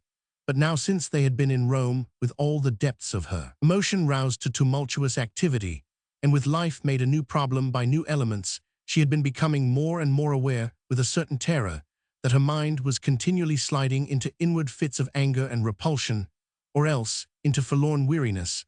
How far the judicious Hooker or any other hero of erudition would have been the same at Mr. Casaubon's time of life, she had no means of knowing, so that he could not have the advantage of comparison. But her husband's way of commenting on the strangely impressive objects around them had begun to affect her with a sort of mental shiver. He had perhaps the best intention of acquitting himself worthily, but only of acquitting himself. What was fresh to her mind was worn out to his, and such capacity of thought and feeling as had ever been stimulated in him by the general life of mankind had long shrunk to sort of dried preparation, a lifeless embalmment of knowledge. When he said, "Does this interest you, Dorothea? Shall we stay a little longer? I am ready to stay, if you wish it." It seemed to her as if going or staying were alike dreary. "Or should you like to go to the Farnesina, Dorothea? It contains celebrated frescoes designed or painted by Raphael, which most persons think it worth while to visit." "But do you care about them?" was always Dorothea's question. "They are, I believe, highly esteemed. Some of them represent the fable of Cupid and Psyche, which is probably the romantic invention of a literary period, and cannot, I think, be reckoned as a genuine mythical product. But if you like these wall paintings, we can easily drive thither, and you will then, I think, have seen the chief works of Raphael, any of which it were a pity to omit in a visit to Rome. He is the painter who has been held to combine the most complete grace of form with sublimity of expression. Such, at least, I have gathered to be the opinion of cognoscenti." This kind of answer, given in a measured official tone, as of a clergyman reading according to the rubric, did not help to justify the glories of the eternal city, or to give her the hope that if she knew more about them, the world would be joyously illuminated for her. There is hardly any contact more depressing to a young ardent creature than that of a mind in which years full of knowledge seem to have issued in a blank absence of interest or sympathy. On other subjects, indeed, Mr. Casaubon showed a tenacity of occupation and an eagerness which are usually regarded as the effect of enthusiasm, and Dorothea was anxious to follow this spontaneous direction of his thoughts, instead of being made to feel that she dragged him away from it. But she was gradually ceasing to expect, with her former delightful confidence, that she should see any wide opening where she followed him. Poor Mr. Casaubon himself was lost among small closets and winding stairs, and in an agitated dimness about the cabaret, or in an exposure of other mythologists' ill-considered parallels, easily lost sight of any purpose which had prompted him to these labors. With his taper stuck before him, he forgot the absence of windows, and in bitter manuscript remarks on other men's notions about the solar deities, he had become indifferent to the sunlight. These characteristics, fixed and unchangeable as bone in Mr. Casaubon, might have remained longer unfelt by Dorothea if she had been encouraged to pour forth her girlish and womanly feeling. If he would have held her hands between his, and listened with the delight of tenderness and understanding to all the little histories which made up her experience, and would have given her the same sort of intimacy in return, so that the past life of each could be included in their mutual knowledge and affection, if she could have fed her affection with those childlike caresses, which are the bent of every sweet woman who has begun by showering kisses on the hard pate of her bald doll, creating a happy soul within that woodenness from the wealth of her own love that was Dorothea's, bent with all her yearning to know what was afar from her, and to be widely benignant. She had ardor enough for what was near to have kissed Mr. Casaubon's coat-sleeve, or to have caressed his shoe-latchet, if he would have made any other sign of acceptance than pronouncing her,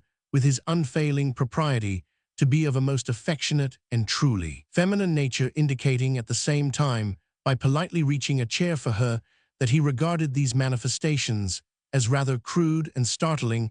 Having made his clerical toilet with due care in the morning, he was prepared only for those amenities of life which were suited to the well-adjusted stiff cravat of the period, and to a mind weighted with unpublished matter. And by a sad contradiction, Dorothea's ideas and resolves seemed like melting ice, floating and lost in the warm flood of which they had been but another form. She was humiliated to find herself a mere victim of feeling, as if she could know nothing, except through that medium all her strength was scattered in fits of agitation, of struggle, of despondency, and then again in visions of more complete renunciation, transforming all hard conditions into duty. Poor Dorothea! She was certainly troublesome herself chiefly, but this morning, for the first time, she had been troublesome to Mr. Casaubon. She had begun while they were taking coffee with a determination to shake off what she inwardly called her selfishness, and turned a face all cheerful attention to her husband, when he said, "My dear Dorothea, we must now think of all that is yet left undone as a preliminary to our departure. I would fain have returned home earlier, that we might have been at Lowick for the Christmas, but my inquiries here have been protracted beyond their anticipated period. I trust, however, that the time here has not been passed unpleasantly to you. Among the sights of Europe, that of Rome has ever been held one of the most striking, and in some respects edifying. I well remember that I considered it an epoch in my life when I visited it for the first time after the fall of Napoleon, an event which opened the continent to travelers. Indeed, I think it is one among several cities to which an extreme hyperbole has been applied. See Rome and die. But in your case, I would propose an emendation, and say, see Rome as a bride, and live henceforth as a happy wife." Mr. Casaubon pronounced this little speech with the most conscientious intention, blinking a little, and swaying his head up and down, and concluding with a smile. He had not found marriage a rapturous state, but he had no idea of being anything else than an irreproachable husband who would make a charming young woman as happy as she deserved to be. "I hope you are thoroughly satisfied with our stay, I mean, with the result, so far as your studies are concerned," said Dorothea, trying to keep her mind fixed on what most affected her husband.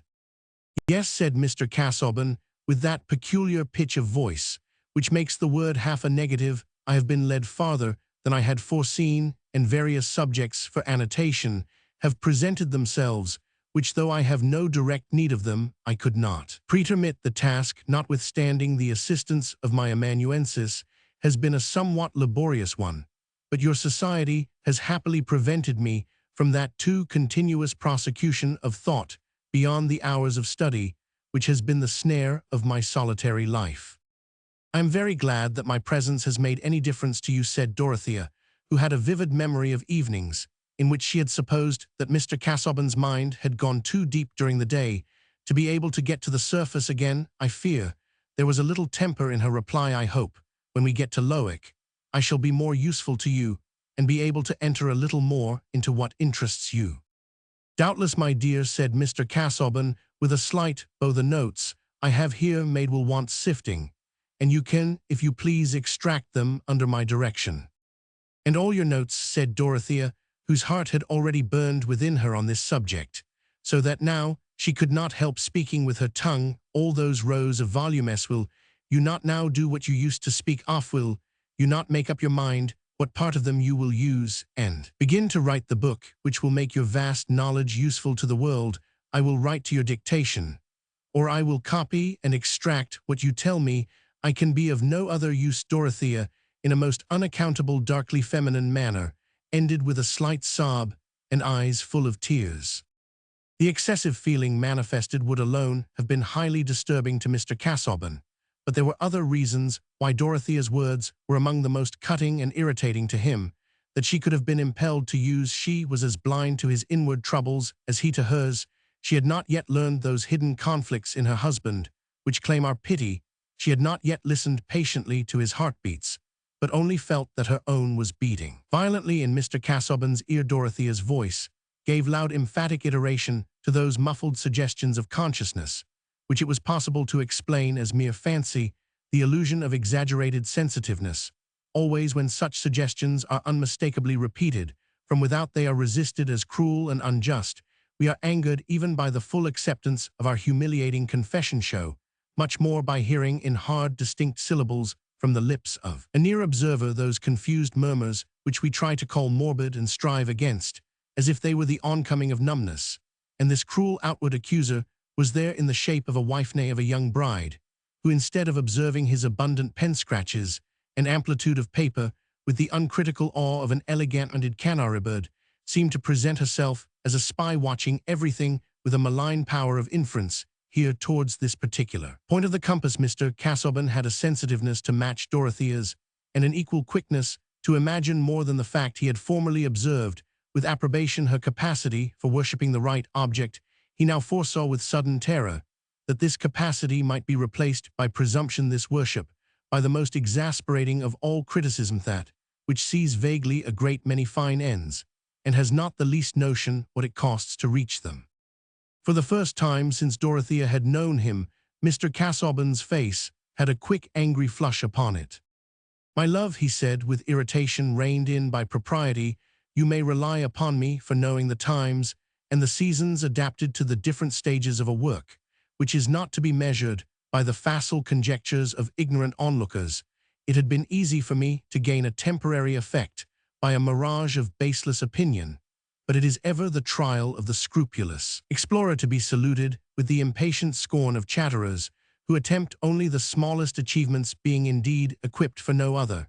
And it were well if all such could be admonished to discriminate judgments, of which the true subject matter lies entirely beyond their reach, from those of which the elements may be compassed by a narrow and superficial survey." This speech was delivered with an energy and readiness quite unusual with Mr. Casaubon. It was not indeed entirely an improvisation, but had taken shape in inward colloquy, and rushed out like the round grains from a fruit when sudden heat cracks it. Dorothea was not only his wife, she was a personification of that shallow world which surrounds the appreciated or desponding author. Dorothea was indignant in her turn, had she not been repressing everything in herself, except the desire to enter into some fellowship with her husband's chief interests. "My judgment was a very superficial one, such as I am capable of forming," she answered with a prompt resentment that needed no rehearsal. "You showed me the rows of notebooks. You have often spoken of them. You have often said that they wanted digesting, but I never heard you speak of the writing that is to be published. Those were very simple facts, and my judgment went no farther. I only begged you to let me be of some good to you."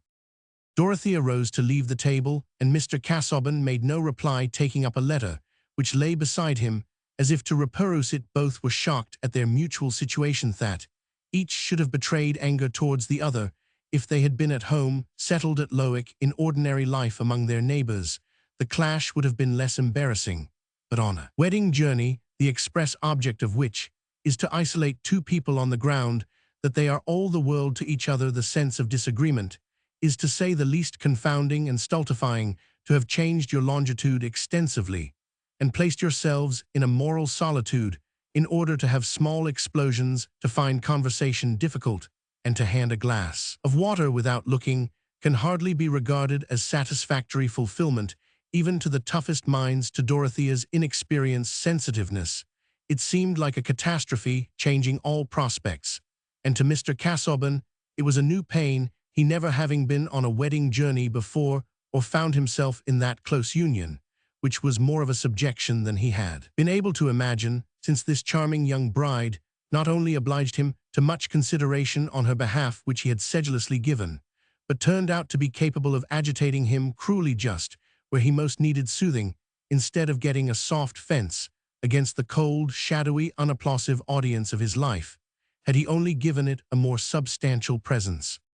Neither of them felt it possible to speak again at present. To have reversed a previous arrangement and declined to go out would have been a show of persistent anger, which Dorothea's conscience shrank from, seeing that she already began to feel herself guilty. However just her indignation might be, her ideal was not to claim justice, but to give tenderness. So when the carriage came to the door, she drove with Mr. Casaubon to the Vatican, walked with him through the stony avenue of inscriptions, and when she parted with him at the entrance to the library, went on through the museum out of mere listlessness. As to what was around her, she had not spirit to turn round and say that she would drive anywhere. It was when Mr. Casaubon was quitting her that Norman had first seen her, and he had entered the long gallery of sculpture at the same time with her. But here Norman had to await Ladislaw, with whom he was to settle a bet of champagne about an enigmatical medieval-looking figure. Thereafter they had examined the figure, and had walked on, finishing their dispute. They had parted, Ladislaw lingering behind while Norman had gone into the hall of statues, where he again saw Dorothea, and saw her in that brooding abstraction which made her pose remarkable. She did not really see the streak of sunlight on the floor more than she saw the statues. She was inwardly seeing the light of years to come. In her own home, and over the English fields and elms and hedge-bordered highroads, and feeling that the way in which they might be filled with joyful devotedness was not so clear to her as it had been, but in Dorothea's mind there was a current into which all thought and feeling were apt sooner or later to flow, reaching forward of the whole consciousness towards the fullest truth, the least partial good. There was clearly something better than anger and despondency.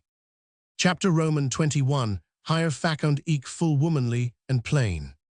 No counterfeited terms had she. To seamen wise. Chaucer. It was in that way Dorothea came to be sobbing as soon as she was securely alone, but she was presently roused by a knock at the door which made her hastily dry her eyes before saying, "Come in." Tantrip had brought a card and said that there was a gentleman waiting in the lobby. The courier had told him that only Mrs. Casaubon was at home, but he said he was a relation of Mr. Casaubon's. Would she see him?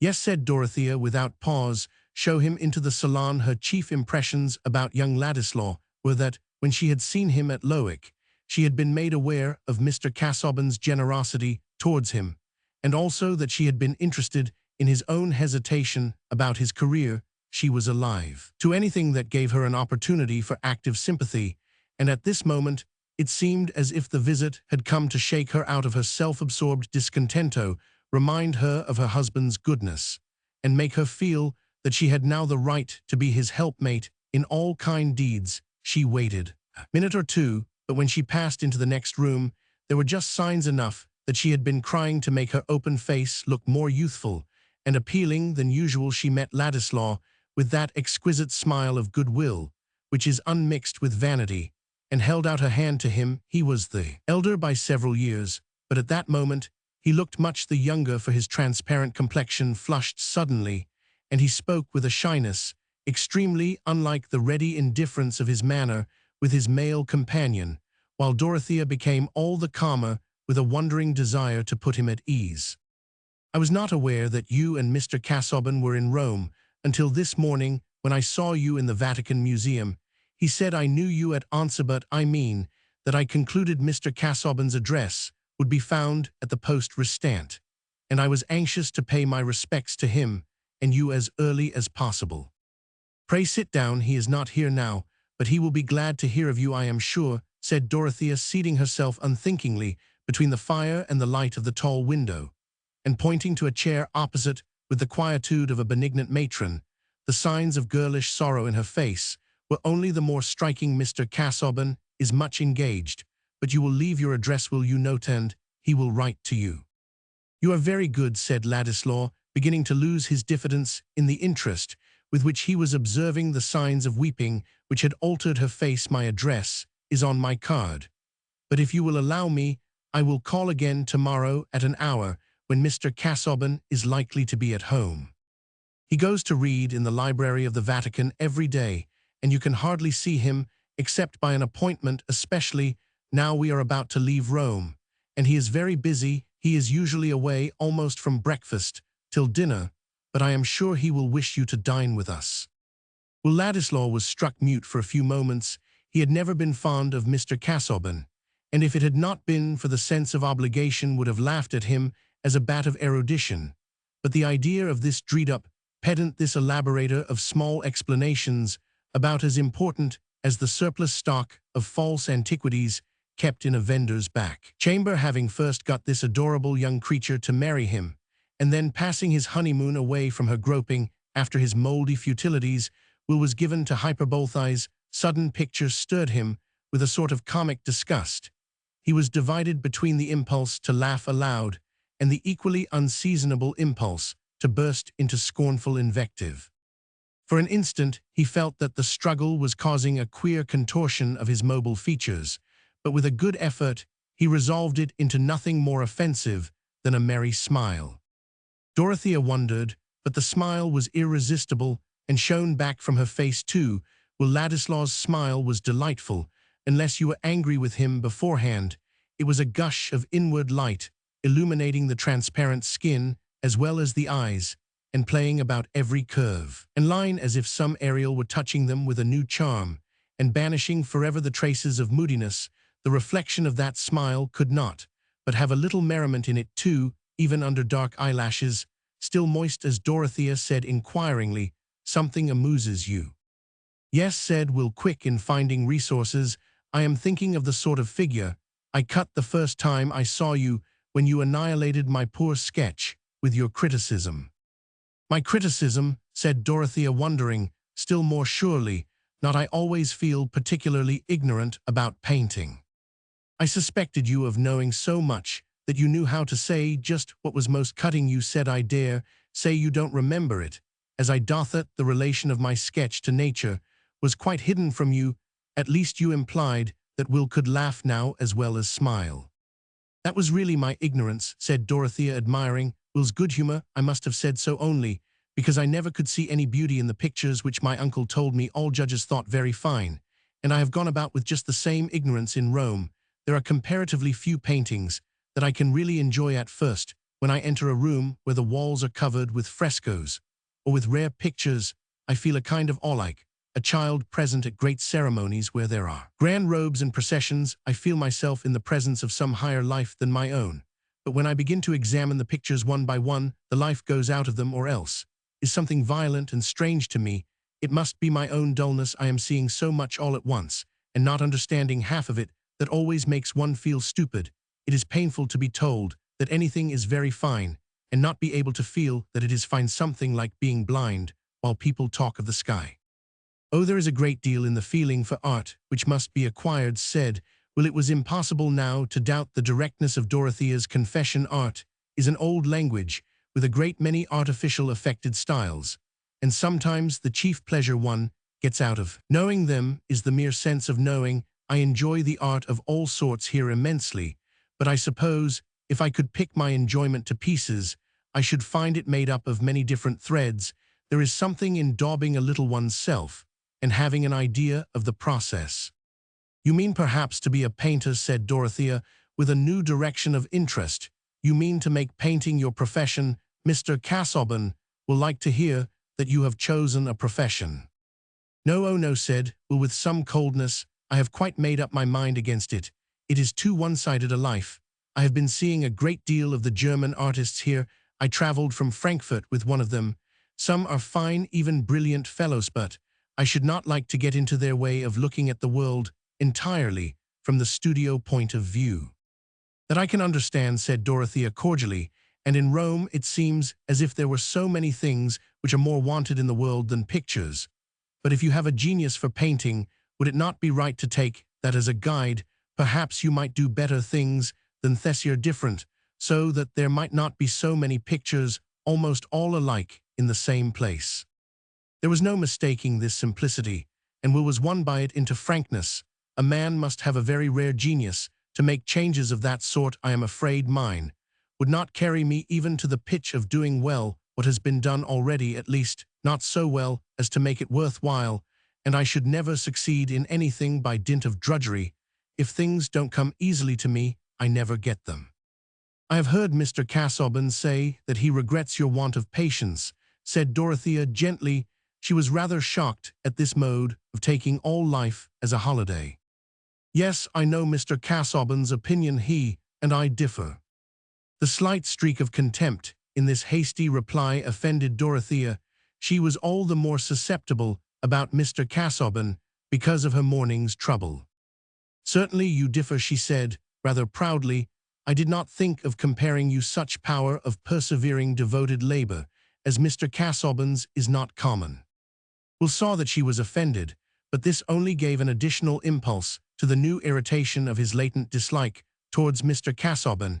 It was too intolerable that Dorothea should be worshipping this husband. Such weakness in a woman is pleasant to no man, but the husband in question. Mortals are easily tempted to pinch the life out of their neighbor's buzzing glory, and think that such killing is no murder.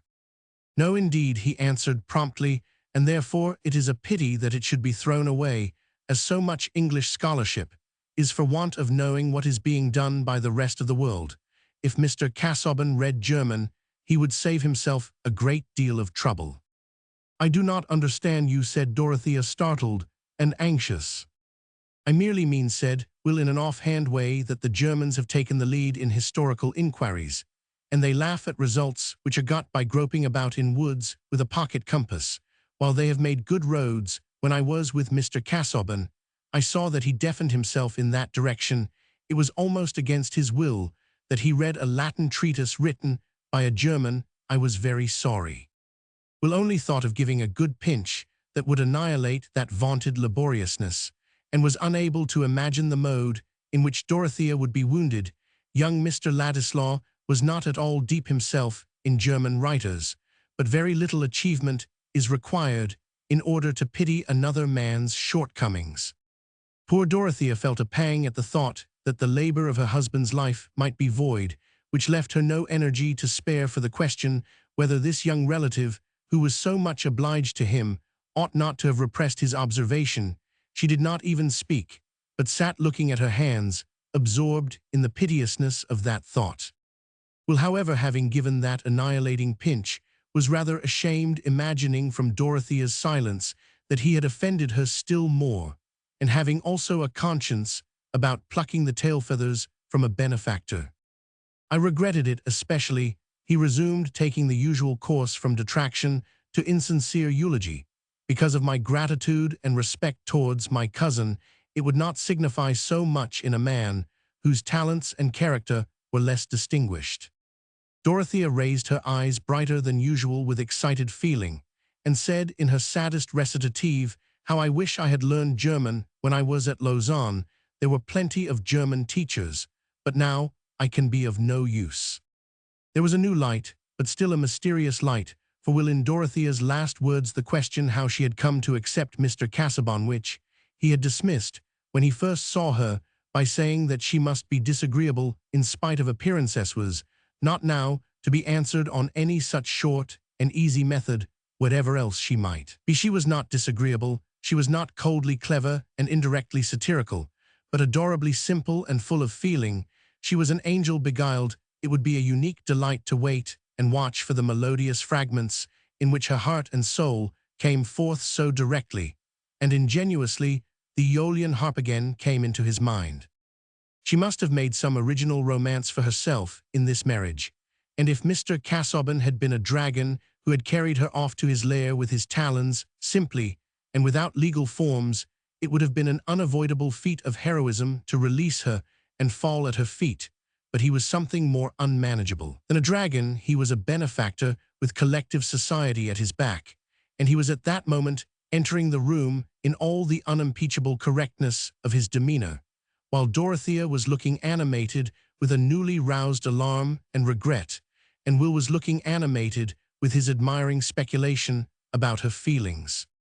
Mr. Casaubon felt a surprise which was quite unmixed with pleasure, but he did not swerve from his usual politeness of greeting. When Will rose and explained his presence, Mr. Casaubon was less happy than usual, and this perhaps made him look all the dimmer and more faded. Else, the effect might easily have been produced by the contrast of his young cousin's appearance. The first impression on seeing Will was one of sunny brightness, which added to the uncertainty of his changing expression. Surely his very features changed their form. His jaw looked sometimes large and sometimes small, and the little ripple in his nose was a preparation for metamorphosis. When he turned his head quickly, his hair seemed to shake out light, and some persons thought they saw decided genius in this coruscation. Mr. Casaubon, on the contrary, stood rayless. As Dorothea's eyes were turned anxiously on her husband, she was perhaps not insensible to the contrast, but it was only mingled with other causes in making her more conscious of that new alarm on his behalf, which was the first stirring of a pitying tenderness, fed by the realities of his lot, and not by her own dreams. Yet it was a source of greater freedom to her that Will was there. His young equality was agreeable, and also perhaps his openness to conviction. She felt an immense need of someone to speak to, and she had never before seen anyone who seemed so quick and pliable, so likely to understand everything. Mr. Casaubon gravely hoped that Will was passing his time profitably as well as pleasantly in Rome, had thought his intention was to remain in South Germany, but begged him to come and dine tomorrow, when he could converse more at large at present. He was somewhat weary. Ladislaw understood, and accepting the invitation, immediately took his leave. Dorothea's eyes followed her husband anxiously while he sank down wearily at the end of a sofa, and resting his elbow supported his head, and looked on the floor a little flushed, and with bright eyes she seated herself beside him and said, "Forgive me for speaking so hastily to you this morning. I was wrong. I fear I hurt you, and made the day more burdensome." "I am glad that you feel that, my dear," said Mr. Casaubon. He spoke quietly and bowed his head a little, but there was still an uneasy feeling in his eyes as he looked at her. "But you do forgive me," said Dorothea, with a quick sob in her need for some manifestation of feeling. She was ready to exaggerate her own fault. Would not love see returning penitence afar off, and fall on its neck, and kiss it? "My dear Dorothy, who with repentance is not satisfied, is not of heaven nor earth. You do not think me worthy to be banished by that severe sentence," said Mr. Casaubon, exerting himself to make a strong statement, and also to smile faintly. Dorothea was silent, but a tear which had come up with the sob would insist on falling. "You are excited, my dear, and I also am feeling some unpleasant consequences of too much mental disturbance," said Mr. Casaubon.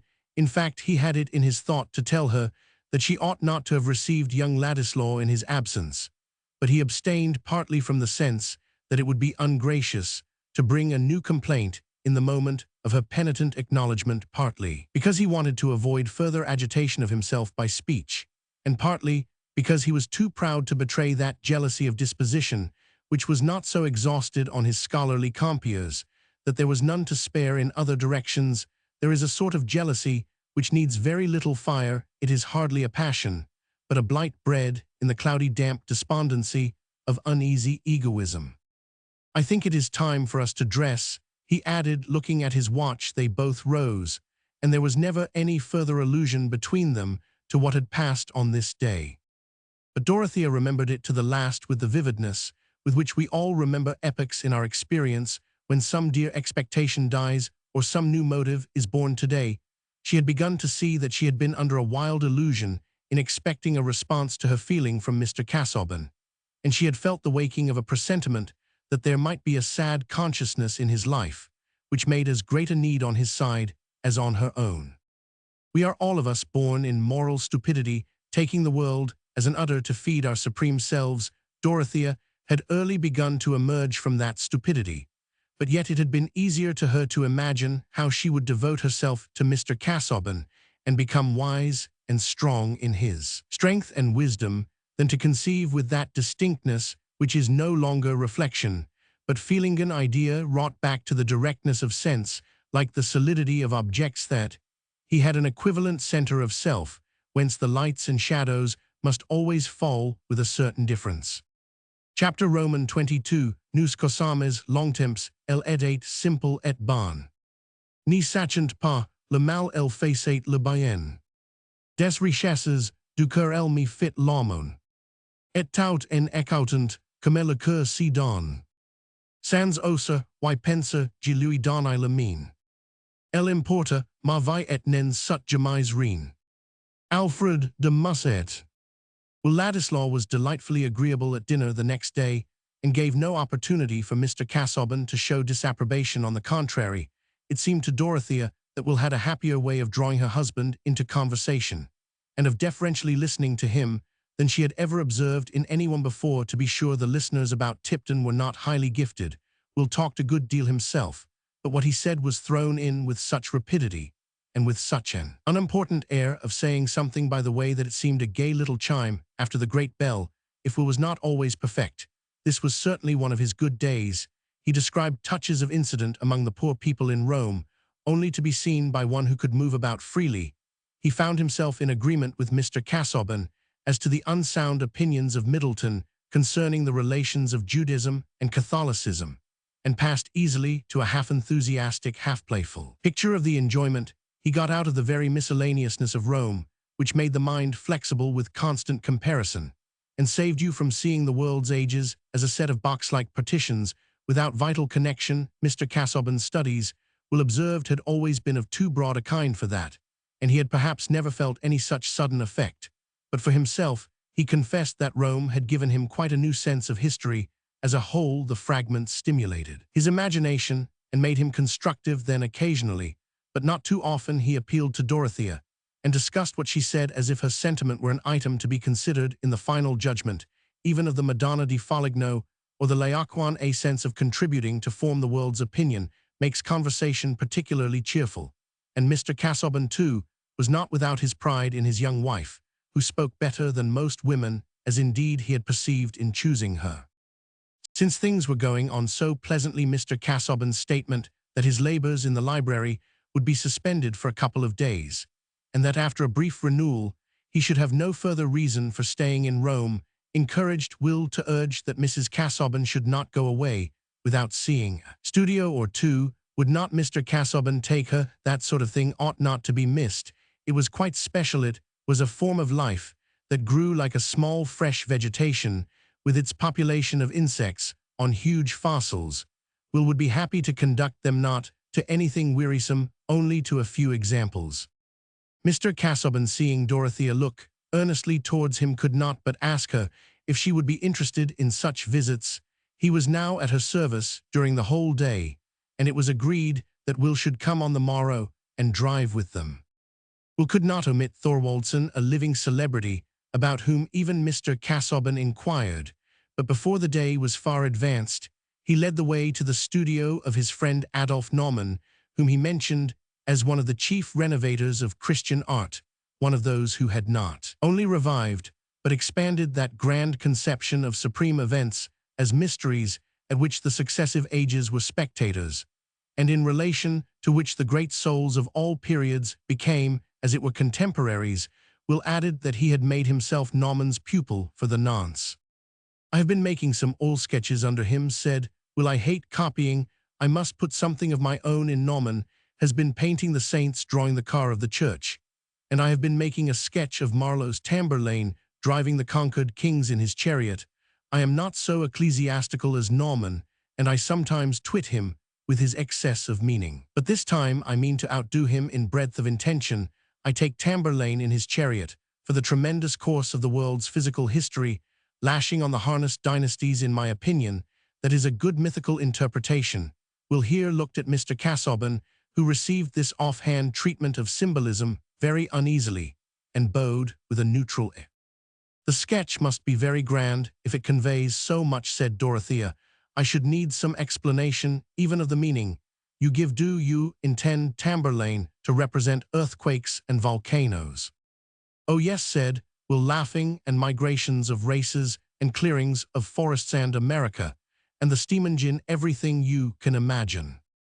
"What a difficult kind of shorthand," said Dorothea, smiling towards her husband. "It would require all your knowledge to be able to read it." Mr. Casaubon blinked furtively at Will. He had a suspicion that he was being laughed at, but it was not possible to include Dorothea in the suspicion. They found Naumann painting industriously, but no model was present. His pictures were advantageously arranged, and his own plain, vivacious person set off by a dove-colored blouse and a maroon velvet cap, so that everything was as fortunate as if he had expected the beautiful young English lady exactly at that time. The painter, in his confident English, gave little dissertations on his finished and unfinished subjects, seeming to observe Mr. Casaubon as much as he did Dorothea, will burst in here and there with ardent words of praise, marking out particular merits in his friend's work, and Dorothea felt that she was getting quite new notions as to the significance of Madonnas seated under inexplicable canopied thrones with the simple country as a background, and of saints with architectural models in their hands or knives accidentally wedged in their skulls. Some things which had seemed monstrous to her were gathering intelligibility and even a natural meaning, but all this was apparently a branch of knowledge in which Mr. Casaubon had not interested himself.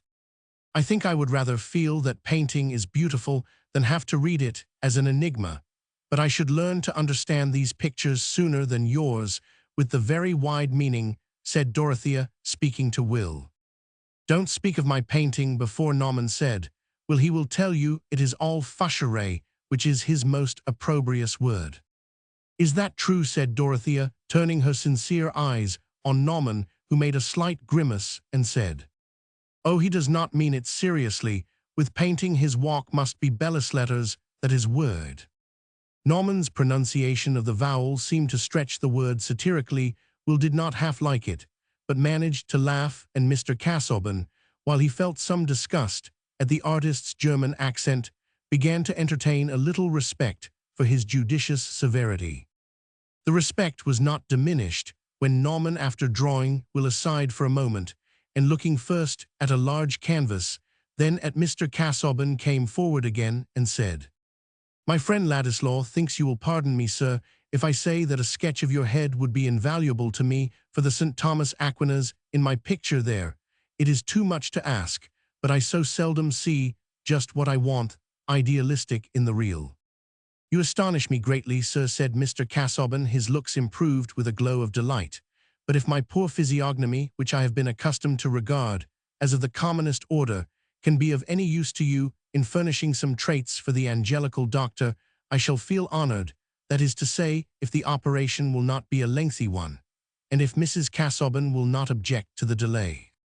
As for Dorothea, nothing could have pleased her more, unless it had been a miraculous voice, pronouncing Mr. Casaubon the wisest and worthiest among the sons of men. In that case, her tottering faith would have become firm again.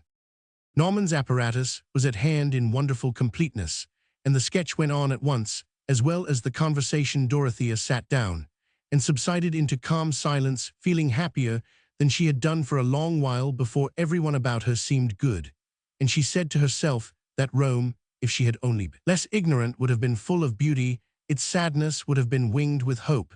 No nature could be less suspicious than hers.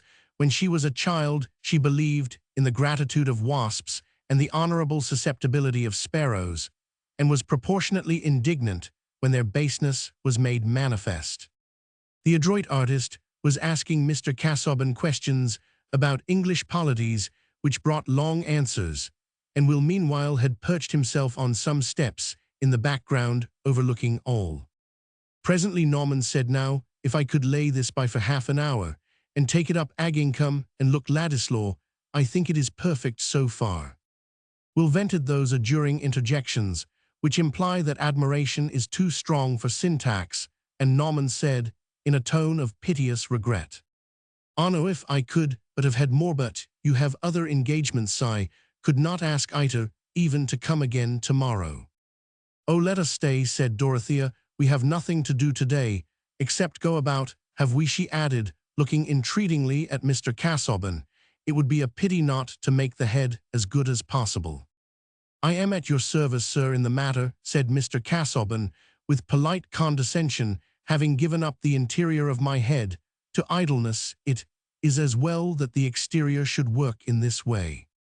You are unspeakably good. No, I am happy, said Norman, and then went on in German to Will, pointing here and there to the sketch, as if he were considering that. Putting it aside for a moment, he looked round vaguely, as if seeking some occupation for his visitors, and afterwards, turning to Mr. Casaubon, said, Perhaps the beautiful bride, the gracious lady, would not be unwilling to let me fill up the time by trying to make a slight sketch of her, not, of course, as you see, for that pictorially, as a single study.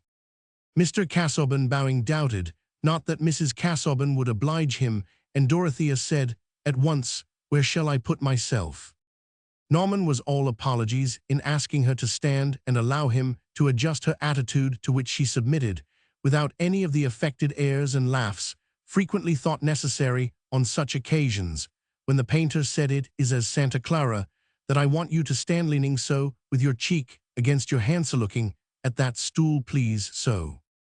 Will was divided between the inclination to fall at the saint's feet and kiss her robe and the temptation to knock Norman down while he was adjusting her arm. All this was impudence and desecration, and he repented that he had brought her. The artist was diligent, and Will, recovering himself, moved about and occupied Mr. Casaubon as ingeniously as he could, but he did not in the end prevent the time from seeming long to that gentleman, as was clear from his expressing a fear that Mrs. Casaubon would be tired. Norman took the hint and said, "Now, sir, if you can oblige me again, I will release the lady-wife." So Mr. Casaubon's patience held out further, and when after all it turned out that the head of St. Thomas Aquinas would be more perfect if another sitting could be had, it was granted for the morrow. On the morrow Santa Clara, too, was retouched more than once. The result of all was so far from displeasing to Mr. Casaubon that he arranged for the purchase of the picture in which St. Thomas Aquinas sat among the doctors of the church, in a disputation too abstract to be represented, but listened to with more or less attention by an audience above the Santa Clara, which was spoken of. In the second place, Norman declared himself to be dissatisfied with Hay, could not in conscience engage to make a worthy picture of it, so about the Santa Clara the arrangement was conditional. I will not dwell on Norman's jokes at the expense of Mr. Casaubon that evening, or on his dithyrambs about Dorothea's charm, in all which Will joined. But with a difference, no sooner did Norman mention any detail of Dorothea's beauty than Will got exasperated at his presumption. There was grossness in his choice of the most ordinary words, and what business had he to talk of her lips? She was not a woman to be spoken of as other women were.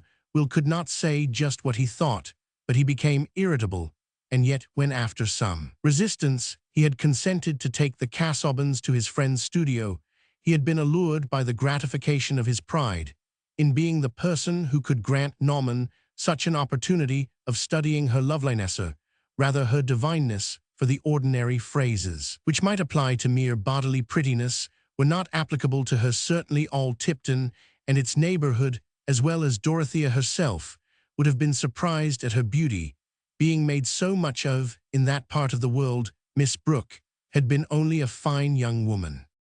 Oblige me by letting the subject drop. Norman, Mrs. Casaubon is not to be talked of as if she were a model, said Will. Norman stared at him. "Scone, I will talk of my Aquinas. The head is not a bad type. After all, I dare say the great scholastic himself would have been flattered to have his portrait asked, for nothing like these starchy doctors for vanity. It was as I thought. He cared much less for her portrait than his own." "He's a cursed white-blooded pedantic coxcomb," said Will with gnashing impetuosity. His obligations to Mr. Casaubon were not known to his hearer, but Will himself was thinking of them and wishing that he could discharge them all by a check. Norman gave a shrug and said, "It is good they go away soon, my dear. They are spoiling your fine temper." All Will's hope and contrivance were now concentrated on seeing Dorothea. When she was alone, he only wanted her to take more emphatic notice of him.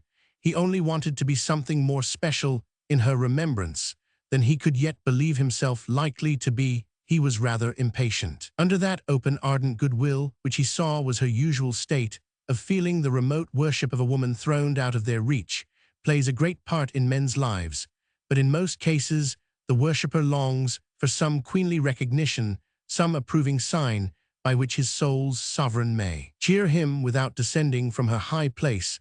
That was precisely what Will wanted, but there were plenty of contradictions in his imaginative demands.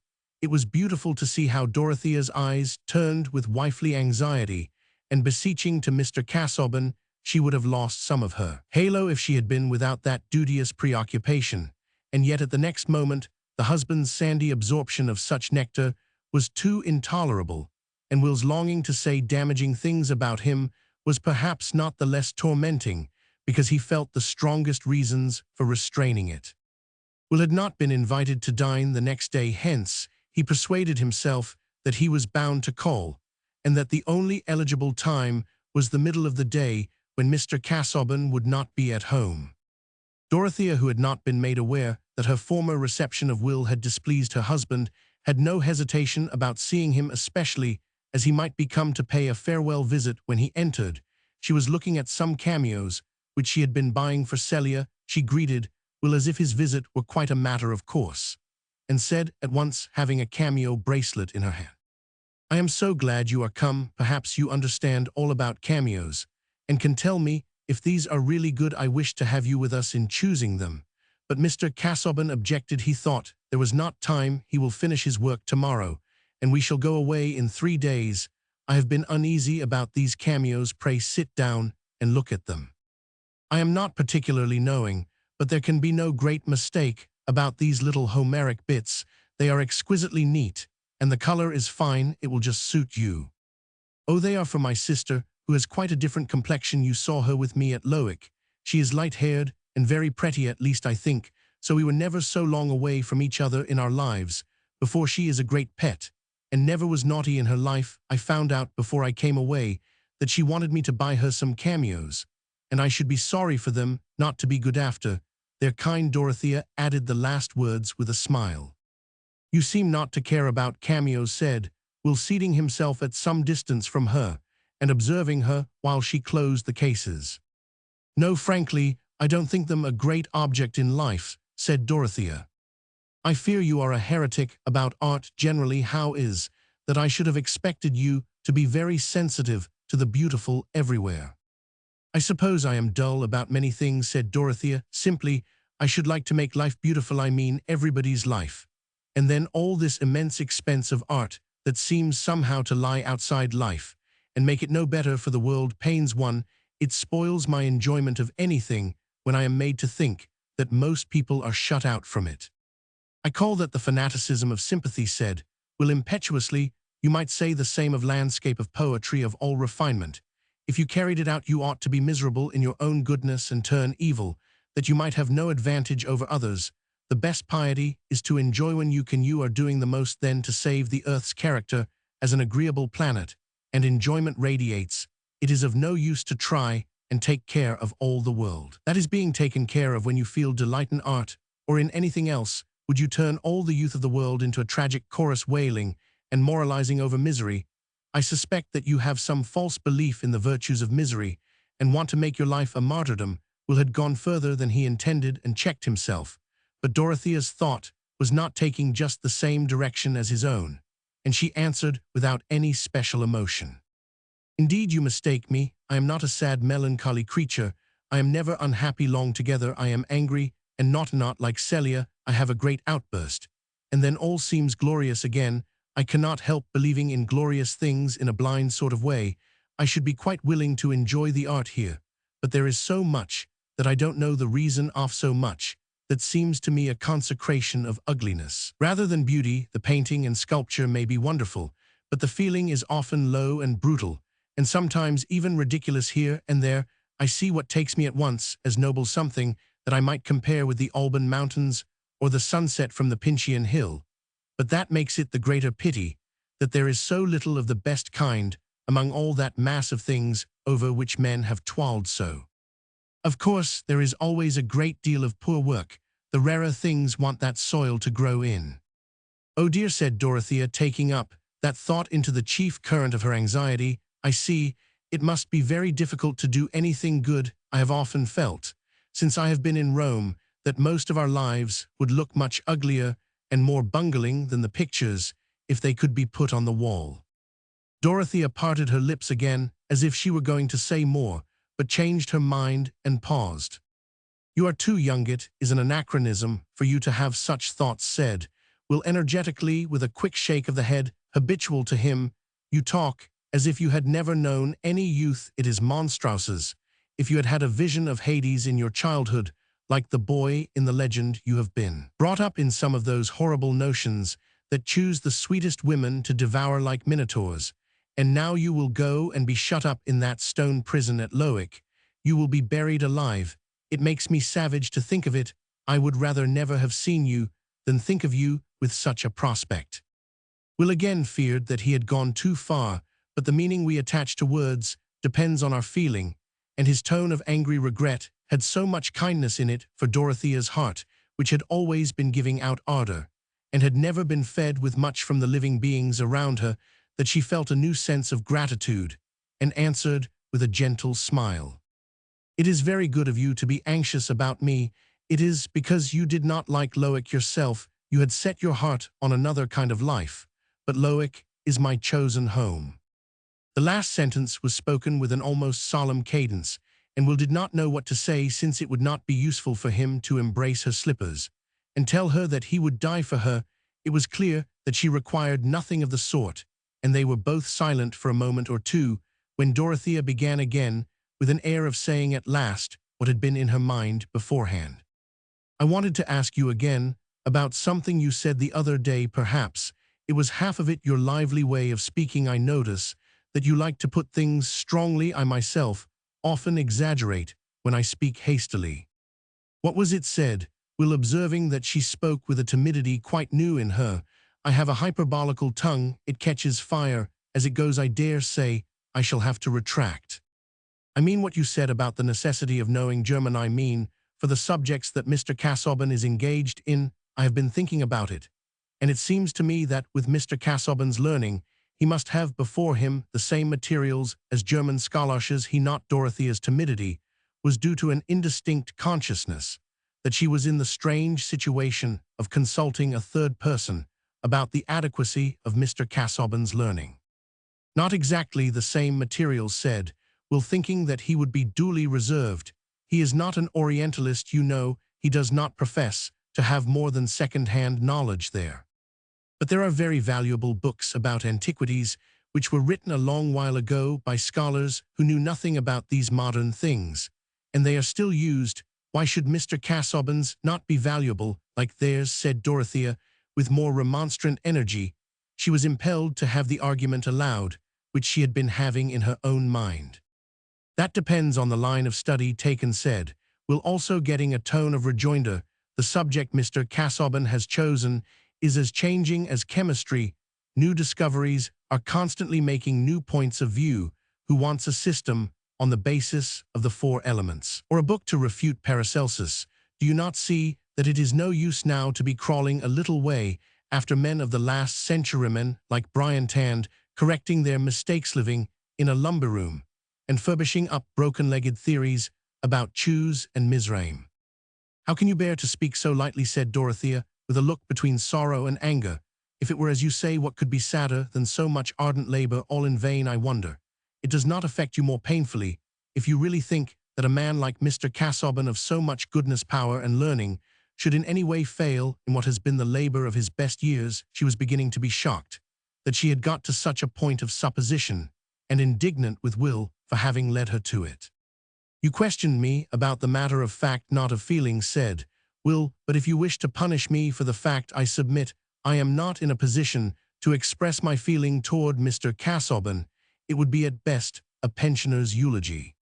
"Pray excuse me," said Dorothea, coloring deeply. "I am aware, as you say, that I am in fault in having introduced the subject. Indeed, I am wrong altogether. Failure, after long perseverance, is much grander than never to have a striving good enough to be called a failure."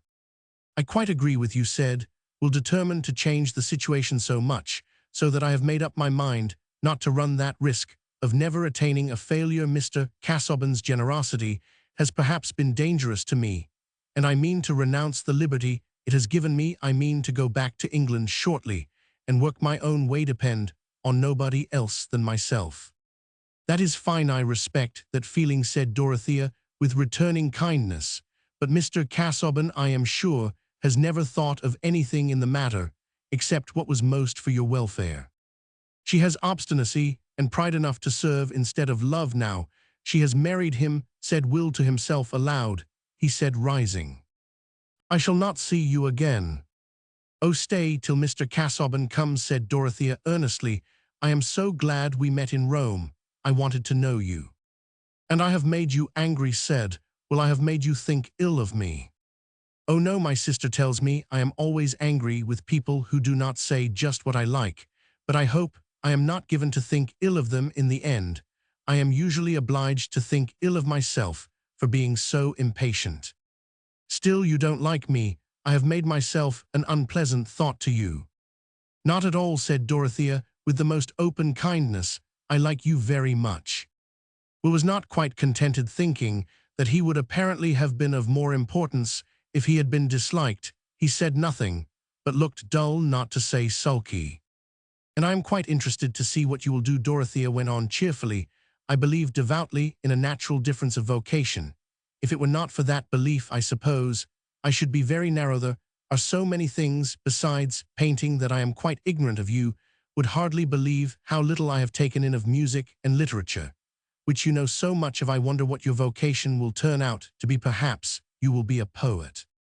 That depends. To be a poet is to have a soul so quick to discern that no shade of quality escapes it, and so quick to feel that discernment is but a hand playing with finely ordered variety on the chords of emotion, a soul in which knowledge passes instantaneously into feeling and feeling flashes back as a new organ of knowledge.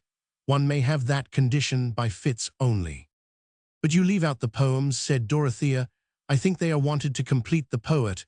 I understand what you mean about knowledge passing into feeling, for that seems to be just what I experience, but I am sure I could never produce a poem. You are a poem, and that is to be the best part of a poet. What makes up the poet's consciousness in his best moods, said Will, showing such originality as we all share with the morning and the springtime and other endless renewals. I am very glad to hear it, said Dorothea, laughing out her words in a bird-like modulation, and looking at Will with playful gratitude in her eyes. What very kind things you say to me. I wish I could ever do anything that would be what you call kind, that I could ever be of the slightest service to you. I fear I shall never have the opportunity. Will spoke with fervor. Oh yes, said Dorothea cordially, it will come, and I shall remember how well you wish me. I quite hoped that we should be friends. When I first saw you, because of your relationship to Mr. Casaubon, there was a certain liquid brightness in her eyes, and Will was conscious that his own were obeying a law of nature. And feeling, too, the allusion to Mr. Casaubon would have spoiled all, if anything at that moment could have spoiled the subduing power, the sweet dignity of her noble, unsuspicious inexperience. And there is one thing even now that you can do, said Dorothea, rising and walking a little way under the strength of a recurring impulse. Promise me that you will not again to anyone speak of that subject. I mean, about Mr. Casaubon's writings. I mean, in that kind of way. It was I who led to it. It was my fault, but promise me. She had returned from her brief pacing and stood opposite Will, looking gravely at him. Certainly I will promise you, said Will, reddening. However, if he never said a cutting word about Mr. Casaubon again, and left off receiving favors from him, it would clearly be permissible to hate him. The more the poet must know how to hate, says Goethe. And Will was at least ready with that accomplishment. He said that he must go now without waiting for Mr. Casaubon, whom he would come to take leave of at the last moment. Dorothea gave him her hand, and they exchanged a simple goodbye. But going out of the porte-cochere, he met Mr. Casaubon, and that gentleman, expressing the best wishes for his cousin, politely waived the pleasure of any further leave-taking on the morrow, which would be sufficiently crowded with the preparations for departure. I have something to tell you about our cousin Mr. Ladislaw, which I think will heighten your opinion of him, said Dorothea to her husband. In the course of the evening, she had mentioned immediately on his entering that Will had just gone away and would come again. But Mr. Casaubon had said, I met him outside, and we made our final adieus, I believe, saying this with the air and tone by which we imply that any subject, whether private or public, does not interest us enough to wish for a further remark upon it. So Dorothea had waited. What is that, my love? Said Mr. Casaubon. He always said my love when his manner was the coldest. He has made up his mind to leave off wandering at once, and to give up his dependence on your generosity. He means soon to go back to England and work his own way. I thought you would consider that a good sign, said Dorothea, with an appealing look into her husband's neutral face. Did he mention the precise order of occupation to which he would addict himself? No, but he said that he felt the danger which lay for him in your generosity. Of course, he will write to you about it. Do you not think better of him for his resolve?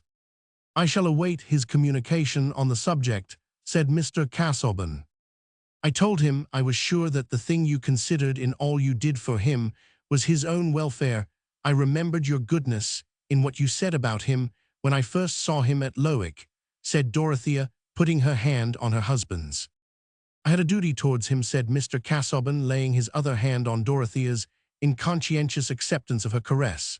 But with a glance which he could not hinder from being uneasy, the young man, I confess, is not otherwise an object of interest to me, nor need we, I think, discuss his future course, which it is not ours to determine beyond the limits which I have sufficiently indicated. Dorothea did not mention will again. Book Roman 3, Waiting for Death. Chapter Roman 23, Your horses of the sun, he said. And first rate whip a parlour. Whate'er they be, ill ate my head. But I will beat them harlow. Fred Vincey, we have seen, had a debt on his mind, and though no such immaterial burthen could depress that buoyant-hearted young gentleman for many hours together, there were circumstances connected with this debt, which made the thought of it unusually importunate. The creditor was Mr. Bambridge, a horse-dealer of the neighbourhood, whose company was much sought in Middlemarch by young men understood to be addicted to pleasure during the vacations. Fred had naturally required more amusements than he had ready money for, and Mr. Bambridge had been accommodating enough not only to trust him for the hire of horses and the accidental expense of ruining a fine hunter, but also to make a small advance by which he might be able to meet some losses at billiards. The total debt was £160. Bambridge was in no alarm about his money, being sure that young Vincey had backers, but he had required something to show for it, and Fred had at first given a bill with his own signature. 3 months later, he had renewed this bill with the signature of Caleb Garth. On both occasions, Fred had felt confident that he should meet the bill himself, having ample funds at disposal in his own hopefulness. You will hardly demand that his confidence should have a basis in external facts. Such confidence, we know, is something less coarse and materialistic. It is a comfortable disposition, leading us to expect that the wisdom of Providence or the folly of our friends, the mysteries of luck or the still greater mystery of our high individual value in the universe, will bring about agreeable issues such as are consistent with our good taste in costume and our general preference for the best style of thing. Fred felt sure that he should have a present from his uncle, that he should have a run of luck, that by dint of swapping he should gradually metamorphose a horse worth £40 into a horse that would fetch 100 at any moment, judgment being always equivalent to an unspecified sum in hard cash, and in any case, even supposing negations, which only a morbid distrust could imagine. Fred had always at that time his father's pocket as a last resource, so that his assets of hopefulness had a sort of gorgeous superfluity about them of what might be the capacity of his father's pocket. Fred had only a vague notion was not trade elastic, and would not the deficiencies of one year be made up for by the surplus of another? The Vinceys lived in an easy, profuse way, not with any new ostentation, but according to the family habits and traditions, so that the children had no standard of economy, and the elder ones retained some of their infantine notion that their father might pay for anything if he would. Mr. Vincey himself had expensive Middlemarch habits, spent money on coursing on his cellar, and on dinner-giving, while Mama had those running accounts with tradespeople which give a cheerful sense of getting everything one wants, without any question payment. But it was in the nature of fathers, Fred knew, to bully one about expenses. There was always a little storm over his extravagance if he had to disclose a debt, and Fred disliked bad weather within doors. He was too filial to be disrespectful to his father, and he bore the thunder with the certainty that it was transient.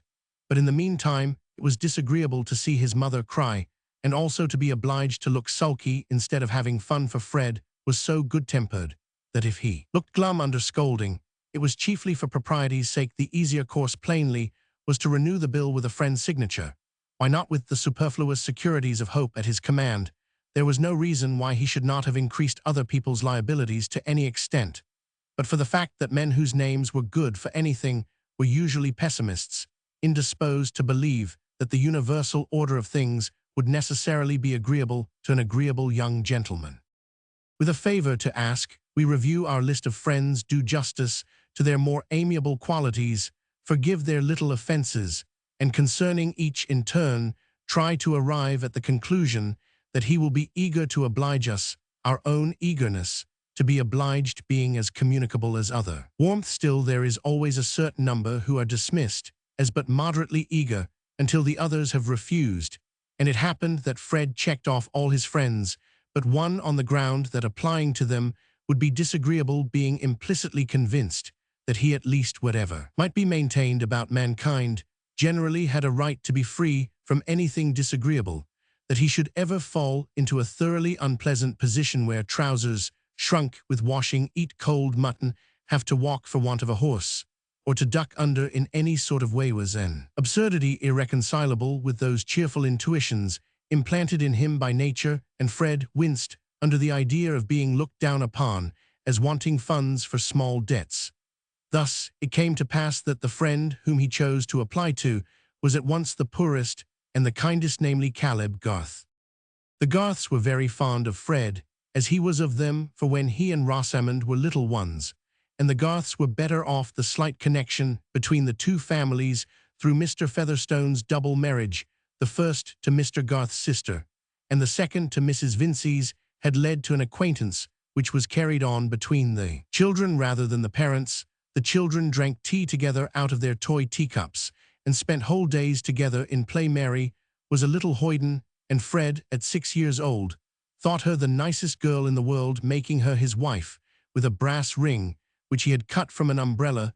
Through all the stages of his education he had kept his affection for the Garths, and his habit of going to their house as a second home, though any intercourse between them and the elders of his family had long ceased. Even when Caleb Garth was prosperous, the Vinceys were on condescending terms with him and his wife, for there were nice distinctions of rank in Middlemarch, and though old manufacturers could not any more than dukes be connected with none but equals, they were conscious of an inherent social superiority, which was defined with great nicety in practice, though hardly expressible theoretically. Since then Mr. Garth had failed in the building business, which he had unfortunately added to his other avocations of surveyor, valuer, and agent, had conducted that business for a time entirely for the benefit of his assignees, and had been living narrowly, exerting himself to the utmost that he might, after all, pay 20 shillings in the pound. He had now achieved this, and from all who did not think it a bad precedent, his honourable exertions had won him due esteem. But in no part of the world is genteel visiting founded on esteem. In the absence of suitable furniture and complete dinner service, Mrs. Vincey had never been at her ease with Mrs. Garth, and frequently spoke of her as a woman who had had to work for her bread, meaning that Mrs. Garth had been a teacher before her marriage, in which case an intimacy with Lindley Murray and Mangnall's questions was something like a draper's discrimination of calico trademarks or a courier's acquaintance with foreign countries. No woman who was better off needed that sort of thing, and since Mary had been keeping Mr. Featherstone's house, Mrs. Vincey's want of liking for the Garths had been converted into something more positive by alarm lest Fred should engage himself to this plain girl whose parents lived in such a small way. Fred, being aware of this, never spoke at home of his visits to Mrs. Garth, which had of late become more frequent, the increasing ardor of his affection for Mary inclining him the more towards those who belonged to her. Mr. Garth had a small office in the town, and to this Fred went with his request. He obtained it without much difficulty, for a large amount of painful experience had not sufficed to make Caleb Garth cautious about his own affairs or distrustful of his fellow-men when they had not proved themselves untrustworthy, and he had the highest opinion of Fred, was sure the lad would turn out well, an open, affectionate fellow, with a good bottom to his character. You might trust him for anything. Such was Caleb's psychological argument. He was one of those rare men who are rigid to themselves and indulgent to others. He had a certain shame about his neighbours' errors, and never spoke of them willingly. Hence, he was not likely to divert his mind from the best mode of hardening timber and other ingenious devices in order to preconceive those errors. If he had to blame anyone, it was necessary for him to move all the papers within his reach, or describe various diagrams with his stick, or make calculations with the odd money in his pocket before he could begin, and he would rather do other men's work than find fault with their doing. I fear he was a bad disciplinarian. When Fred stated the circumstances of his debt, his wish to meet it without troubling his father, and the certainty that the money would be forthcoming so as to cause no one any inconvenience, Caleb pushed his spectacles upward, listened, looked into his favorite's clear young eyes, and believed him not distinguishing confidence about the future from veracity about the past, but he felt that it was an occasion for a friendly hint as to conduct, and that before giving his signature, he must give rather strong admonition. Accordingly, he took the paper and lowered his spectacles, measured the space at his command, reached his pen, and examined it, dipped it in the ink, and examined it again, then pushed the paper a little way from him, lifted up his spectacles again, showed a deepened depression in the outer angle of his bushy eyebrows, which gave his face a peculiar mildness. Pardon these details for aunts who would have learned to love them if you had known Caleb Garth, and said in a comfortable tone, "It was a misfortune, that breaking the horse's knees. And then these exchanges, they don't answer when you have cute jockeys to deal with. You'll be wiser another time, my boy." Whereupon Caleb drew down his spectacles and proceeded to write his signature with the care which he always gave to that performance, for whatever he did in the way of business, he did well. He contemplated the large, well-proportioned letters and final flourish with his head, a trifle on one side, for an instant, then handed it to Fred, said "Goodby," and returned forthwith to his absorption in a plan for Sir James Chetham's new farm buildings. Either because his interest in this work thrust the incident of the signature from his memory, or for some reason of which Caleb was more conscious, Mrs. Garth remained ignorant of the affair. Since it occurred, a change had come over Fred's sky which altered his view of the distance, and was the reason why his Uncle Featherstone's present of money was of importance enough to make his color come and go first with a too definite expectation, and afterwards with a proportionate disappointment. His failure in passing his examination had made his accumulation of college debts the more unpardonable by his father, and there had been an unprecedented storm at home. Mr. Vincey had sworn that if he had anything more of that sort to put up with, Fred should turn out and get his living how he could, and he had never yet quite recovered his good-humored tone to his son, who had especially enraged him by saying at this stage of things that he did not want to be a clergyman, and would rather not go on with that. Fred was conscious that he would have been yet more severely dealt with if his family as well as himself had not secretly regarded him as Mr. Featherstone's heir, that old gentleman's pride in him and apparent fondness for him serving in the stead of more exemplary conduct, just as when a youthful nobleman steals jewelry, we call the act kleptomania, speak of it with a philosophical smile, and never think of his being sent to the house of correction as if he were a ragged boy who had stolen turnips. In fact, tacit expectations of what would be done for him by Uncle Featherstone determined the angle at which most people viewed Fred Vincey in Middlemarch, and in his own consciousness what Uncle Featherstone would do for him in an emergency, or what he would do simply as an incorporated luck, formed always an immeasurable depth of aerial perspective. But that present of banknotes once made was measurable, and being applied to the amount of the debt, showed a deficit which had still to be filled up either by Fred's judgment or by luck in some other shape, for that little episode of the alleged borrowing in which he had made his father the agent in getting the Bulstrode certificate was a new reason against going to his father for money towards meeting his actual debt. Fred was keen enough to foresee that anger would confuse distinctions, and that his denial of having borrowed expressly on the strength of his uncle's will would be taken as a falsehood. He had gone to his father and told him one vexatious affair, and he had left another untold. In such cases, the complete revelation always produces the impression of a previous duplicity. Now, Fred piqued himself on keeping clear of lies and even fibs. He often shrugged his shoulders and made a significant grimace at what he called Rosamond's fibs.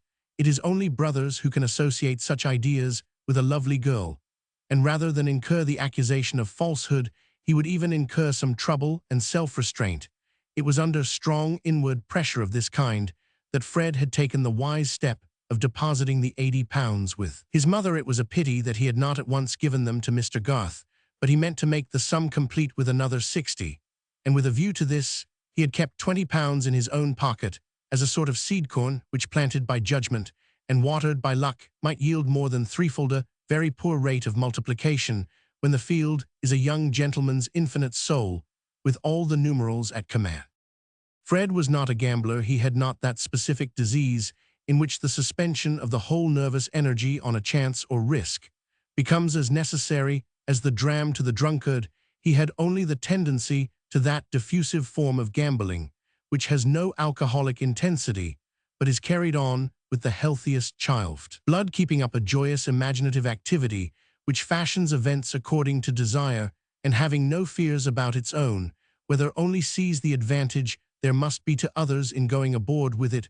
Hopefulness has a pleasure in making a throw of any kind, because the prospect of success is certain, and only a more generous pleasure in offering as many as possible a share in the stake. Fred liked play, especially billiards, as he liked hunting or riding a steeplechase, and he only liked it the better because he wanted money and hoped to win, but the £20 worth of seed corn had been planted in vain in the seductive green plot, all of it at least, which had not been dispersed by the roadside, and Fred found himself close upon the term of payment, with no money at command beyond the £80 which he had deposited with his mother. The broken-winded horse which he rode represented a present which had been made to him a long while ago by his uncle Featherstone. His father always allowed him to keep a horse, Mr. Vincey's own habits making him regard this as a reasonable demand, even for a son who was rather exasperating. This horse, then, was Fred's property, and in his anxiety to meet the imminent bill, he determined to sacrifice a possession without which life would certainly be worth little. He made the resolution with a sense of heroism forced on him by the dread of breaking his word to Mr. Garth, by his love for Mary, and awe of her opinion. He would start for Houndsley Horse Fair, which was to be held the next morning, and simply sell his horse, bringing back the money by coachwell. The horse would hardly fetch more than £30, and there was no knowing what might happen. It would be folly to balk himself of luck beforehand. It was 100 to 1 that some good chance would fall in his way. The longer he thought of it, the less possible it seemed that he should not have a good chance, and the less reasonable that he should not equip himself with the powder and shot for bringing it down. He would ride to Houndsley with Bambridge and with Horrock the vet, and without asking them anything expressly, he should virtually get the benefit of their opinion before he set out. Fred got the £80 from his mother.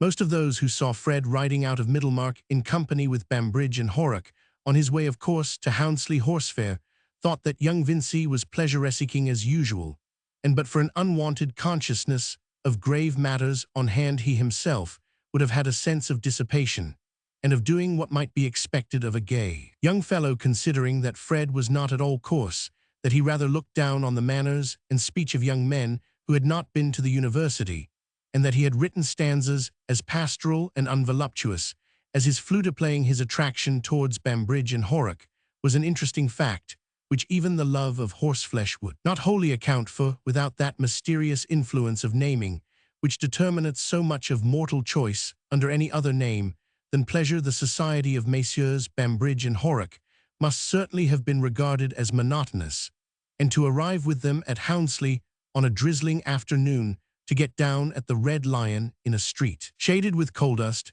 and dine in a room furnished with a dirt-enameled map of the county, a bad portrait of an anonymous horse, in a stable His Majesty George IV with legs and cravat and various leaden spittoons, might have seemed a hard business, but for the sustaining power of nomenclature, which determined that the pursuit of these things was gay. In Mr. Horrock there was certainly an apparent unfathomableness, which offered play to the imagination. Costume at a glance gave him a thrilling association with horses, enough to specify the hat brim, which took the slightest upward angle just to escape the suspicion of bending downwards, and nature had given him a face which, by dint of Mongolian eyes and a nose, mouth, and chin, seeming to follow his hat brim in a moderate inclination upwards, gave the effect of a subdued, unchangeable, skeptical smile. Of all expressions, the most tyrannous over a susceptible mind, and when accompanied by adequate silence, likely to create the reputation of an invincible understanding, an infinite fund of humour too dry to flow, and probably in a state of immovable crust, and a critical judgment, which, if you could ever be fortunate enough to know it, would be the thing, and no other. It is a physiognomy seen in all vocations, but perhaps it has never been more powerful over the youth of England than in a judge of horses. Mr. Horrock, at a question from Fred about his horse's fetlock, turned sideways in his saddle, and watched the horse's action for the space of 3 minutes, then turned forward, twitched his own bridle, and remained silent with a profile neither more nor less skeptical than it had been. The part thus played in dialogue by Mr. Horrock was terribly effective. A mixture of passions was excited in freedom-mad desire to thrash Horrock's opinion into utterance, restrained by anxiety to retain the advantage of his friendship. There was always the chance that Horrock might say something quite invaluable at the right moment.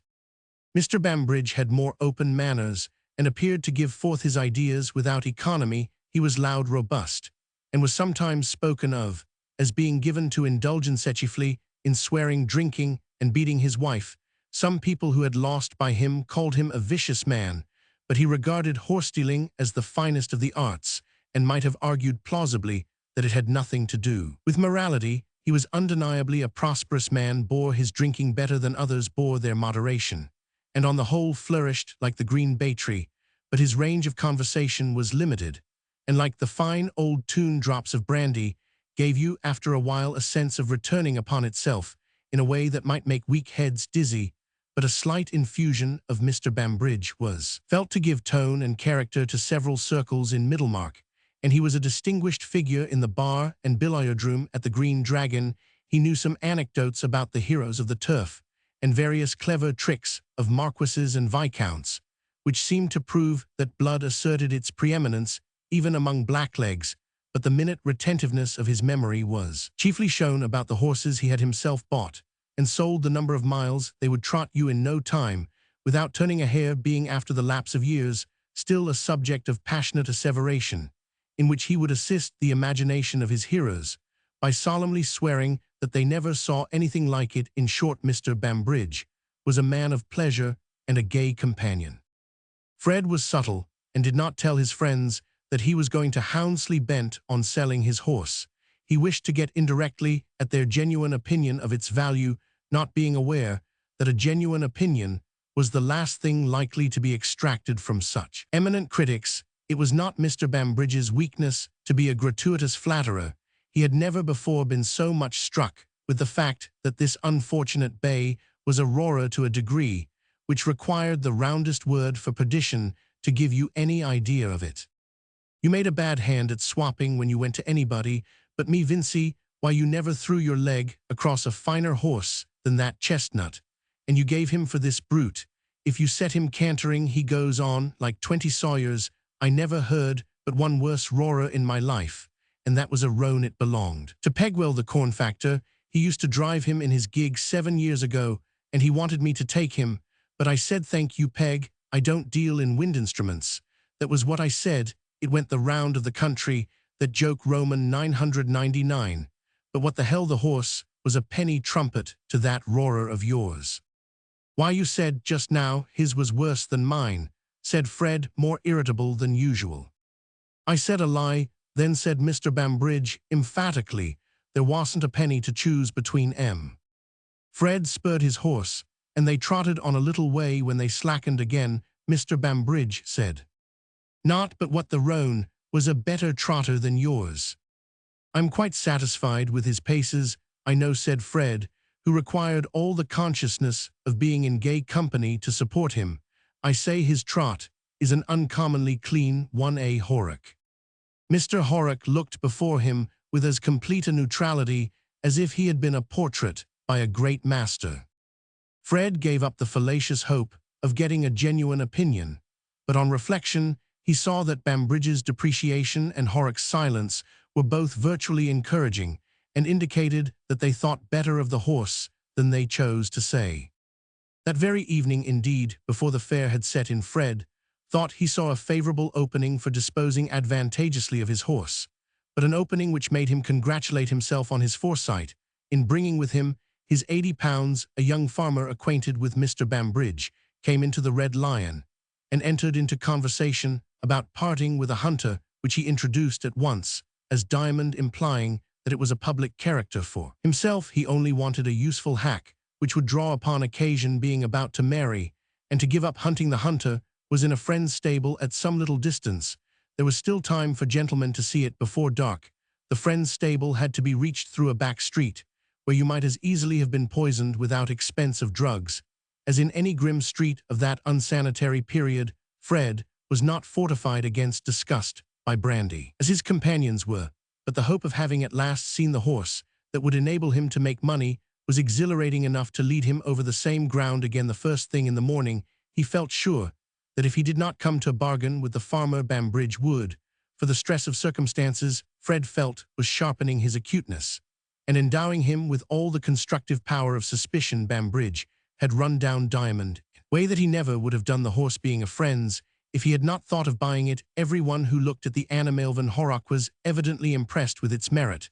To get all the advantage of being with men of this sort, you must know how to draw your inferences, and not be a spoon who takes things literally. The color of the horse was a dappled grey, and Fred happened to know that Lord Medlicote's man was on the lookout for just such a horse. After all his running down, Bambridge let it out in the course of the evening, when the farmer was absent, that he had seen worse horses go for £80. Of course, he contradicted himself 20 times over, but when you know what is likely to be true, you can test a man's admissions, and Fred could not but reckon his own judgment of a horse as worth something. The farmer had paused over Fred's respectable, though broken-winded steed long enough to show that he thought it worth consideration, and it seemed probable that he would take it with £25 in addition as the equivalent of Diamond. In that case, Fred, when he had parted with his new horse for at least £80, would be £55 in pocket by the transaction, and would have £135 towards meeting the bill, so that the deficit temporarily thrown on Mr. Garth would at the utmost be £25. By the time he was hurrying on his clothes in the morning, he saw so clearly the importance of not losing this rare chance, that if Bambridge and Horrock had both dissuaded him, he would not have been deluded into a direct interpretation of their purpose. He would have been aware that those deep hands held something else than a young fellow's interest. With regard to horses, distrust was your only clue, but skepticism, as we know, can never be thoroughly applied, else life would come to a standstill. Something we must believe in and do, and whatever that something may be called, it is virtually our own judgment, even when it seems like the most slavish reliance on another. Fred believed in the excellence of his bargain, and even before the fair had well set in, had got possession of the dappled grey at the price of his old horse, and £30 in, additionally £5 more than he had expected to give. But he felt a little worried and wearied, perhaps with mental debate, and without waiting for the further gaieties of the horse fair, he set out alone on his 14 miles journey, meaning to take it very quietly and keep his horse fresh. Chapter Roman 24. The offender's sorrow brings but small relief to him who wears the strong offence's cross. Shakespeare Sonnets. I am sorry to say that only the third day after the propitious events at Houndsley, Fred Vincy had fallen into worse spirits than he had known in his life before. Not that he had been disappointed as to the possible market for his horse, but that before the bargain could be concluded with Lord Medlicote's man, this Diamond, in which hope to the amount of £80 had been invested, had without the slightest warning exhibited in the stable a most vicious energy in kicking, had just missed killing the groom, and had ended in laming himself severely by catching his leg in a rope that overhung the stable board. There was no more redress for this than for the discovery of bad temper after marriage, which of course old companions were aware of before the ceremony. For some reason or other, Fred had none of his usual elasticity under this stroke of ill fortune. He was simply aware that he had only £50, that there was no chance of his getting any more at present, and that the bill for £160 would be presented in 5 days, even if he had applied to his father on the plea that Mr. Garth should be saved from loss. Fred felt smartingly that his father would angrily refuse to rescue Mr. Garth from the consequence of what he would call encouraging extravagance and deceit. He was so utterly downcast that he could frame no other project than to go straight to Mr. Garth and tell him the sad truth, carrying with him the £50, and getting that sum at least safely out of his own hands. His father, being at the warehouse, did not yet know of the accident. When he did, he would storm about the vicious brute being brought into his stable. And before meeting that lesser annoyance, Fred wanted to get away with all his courage to face the greater. He took his father's nag, for he had made up his mind that when he had told Mr. Garth, he would ride to Stone Court and confess all to Mary.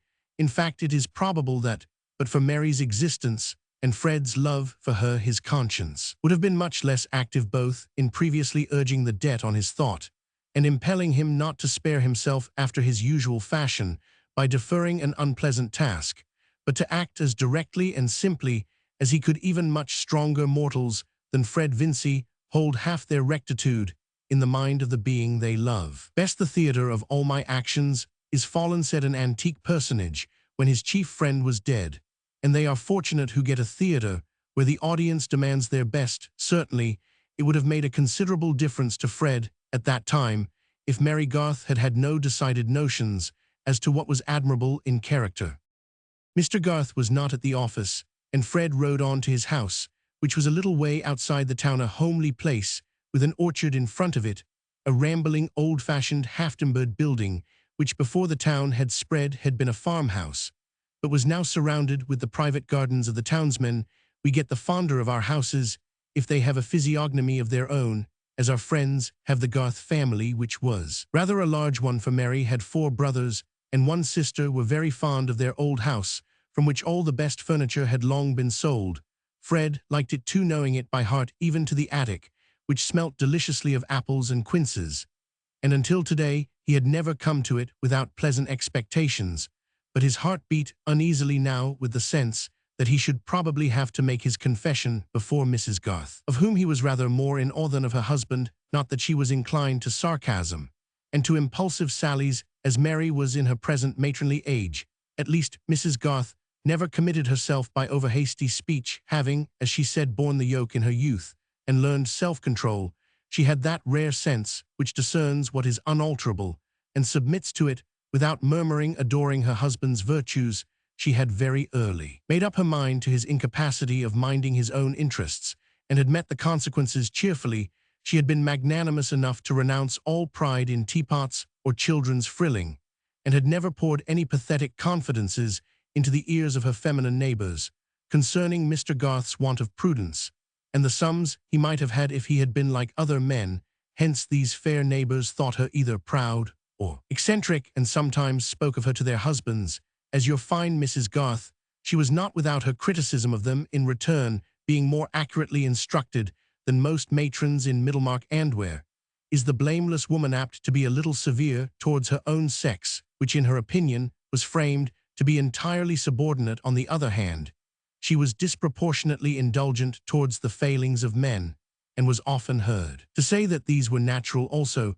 It must be admitted that Mrs. Garth was a trifle too emphatic in her resistance to what she held to be follies. The passage from governess into housewife had wrought itself a little too strongly into her consciousness, and she rarely forgot that while her grammar and accent were above the town standard, she wore a plain cap, cooked the family dinner, and darned all the stockings she had sometimes taken pupils in a peripatetic fashion, making them follow her about in the kitchen with their book or slate.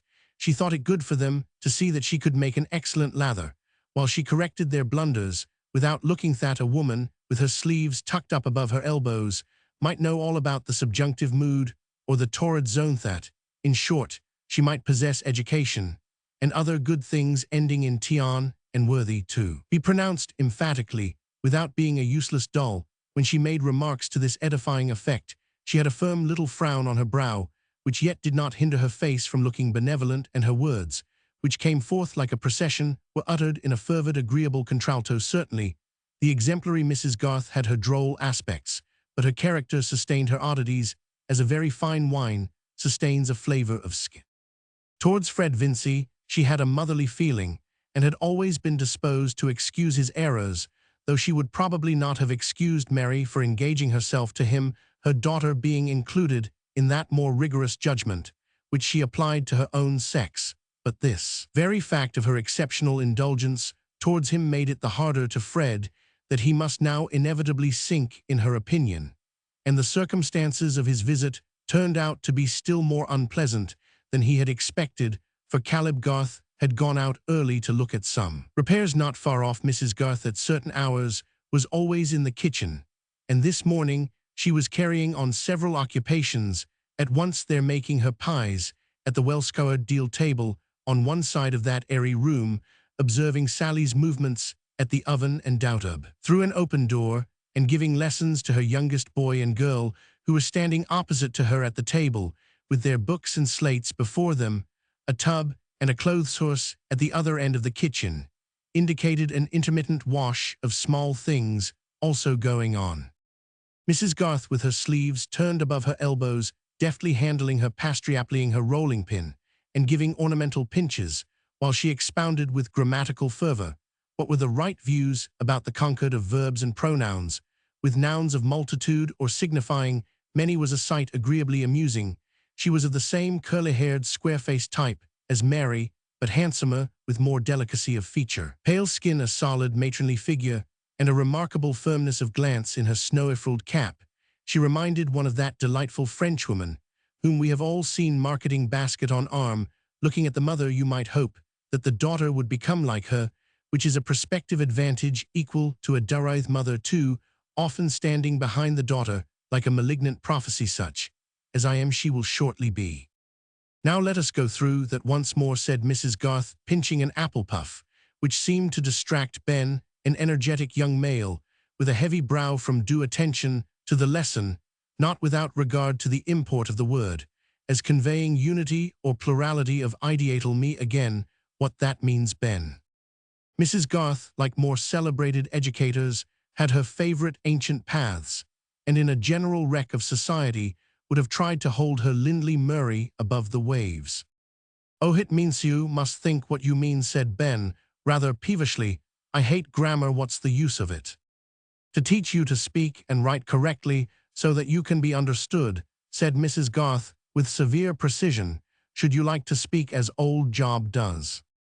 Yes, said Ben stoutly. It's funnier, he says yo go, that's just as good as you go. But he says a ship's in the garden instead of a sheep, said Letty with an air of superiority. You might think he meant a ship off the sea. No, you mightn't if you weren't silly, said Ben. How could a ship off the sea come there? These things belong only to pronunciation, which is the least part of grammar, said Mrs. Garth. That apple peel is to be eaten by the pigs, Ben. If you eat it, I must give them your piece of pasty. Job has only to speak about very plain things. How do you think you would write or speak about anything more difficult if you knew no more of grammar than he does? You would use wrong words and put words in the wrong places. And instead of making people understand you, they would turn away from you as a tiresome person. What would you do then? I shouldn't care. I should leave off, said Ben, with a sense that this was an agreeable issue where grammar was concerned. I see you are getting tired and stupid, Ben, said Mrs. Garth, accustomed to these obstructive arguments from her male offspring. Having finished her pies, she moved towards the clothes horse and said, Come here, and tell me the story I told you on Wednesday about Cincinnatus. I know he was a farmer, said Ben. Now, Ben, he was a Romanlet, me tell, said Letty, using her elbow contentiously. You silly thing, he was a Roman farmer, and he was ploughing.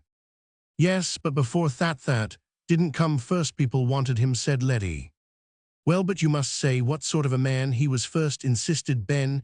He was a wise man like my father, and that made the people want his advice, and he was a brave man, and could fight, and so could my father, couldn't he, mother? Now, Ben, let me tell the story straight on, as mother told it, said Letty, frowning. Please, mother, tell Ben not to speak. Letty, I am ashamed of you, said her mother, wringing out the caps from the tub. When your brother began, you ought to have waited to see if he could not tell the story. How rude you look, pushing and frowning, as if you wanted to conquer with your elbows. Cincinnatus, I am sure, would have been sorry to see his daughter behave. So Mrs. Garth delivered this awful sentence with much majesty of enunciation, and Letty felt that between repressed volubility and general disesteem, that of the Romans' inclusive life was already a painful affair. Now, Ben. Well, oh well, there was a great deal of fighting, and they were all blockheads, and I can't tell it just how you told it, but they wanted a man to be captain and king and everything. Dictator now, said Letty, with injured looks, and not without a wish to make her mother repent. Very well, dictator, said Ben contemptuously, but that isn't a good word. He didn't tell them to write on slates. Come, come, Ben, you are not so ignorant as that, said Mrs. Garth, carefully serious. Hark, There is a knock at the door, run Letty, and open it. The knock was Fred's, and when Letty said that her father was not in yet, but that her mother was in the kitchen, Fred had no alternative. He could not depart from his usual practice of going to see Mrs. Garth in the kitchen, if she happened to be at work. There, he put his arm round Letty's neck silently, and led her into the kitchen without his usual jokes and caresses.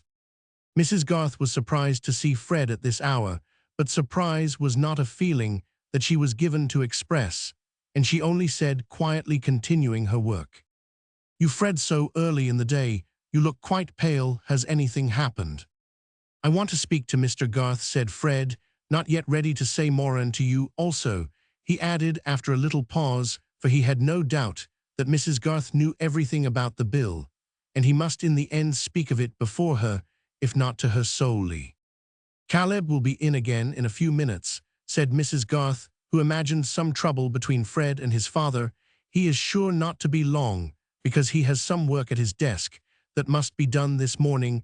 Do you mind staying with me while I finish my matters here?" "But we needn't go on about Cincinnatus need we," said Ben, who had taken Fred's whip out of his hand and was trying its efficiency on the cat. "No, go out now, but put that whip down. How very mean of you to whip poor old Tortoise. Pray, take the whip from him, Fred." "Come, old boy, give it me," said Fred, putting out his hand.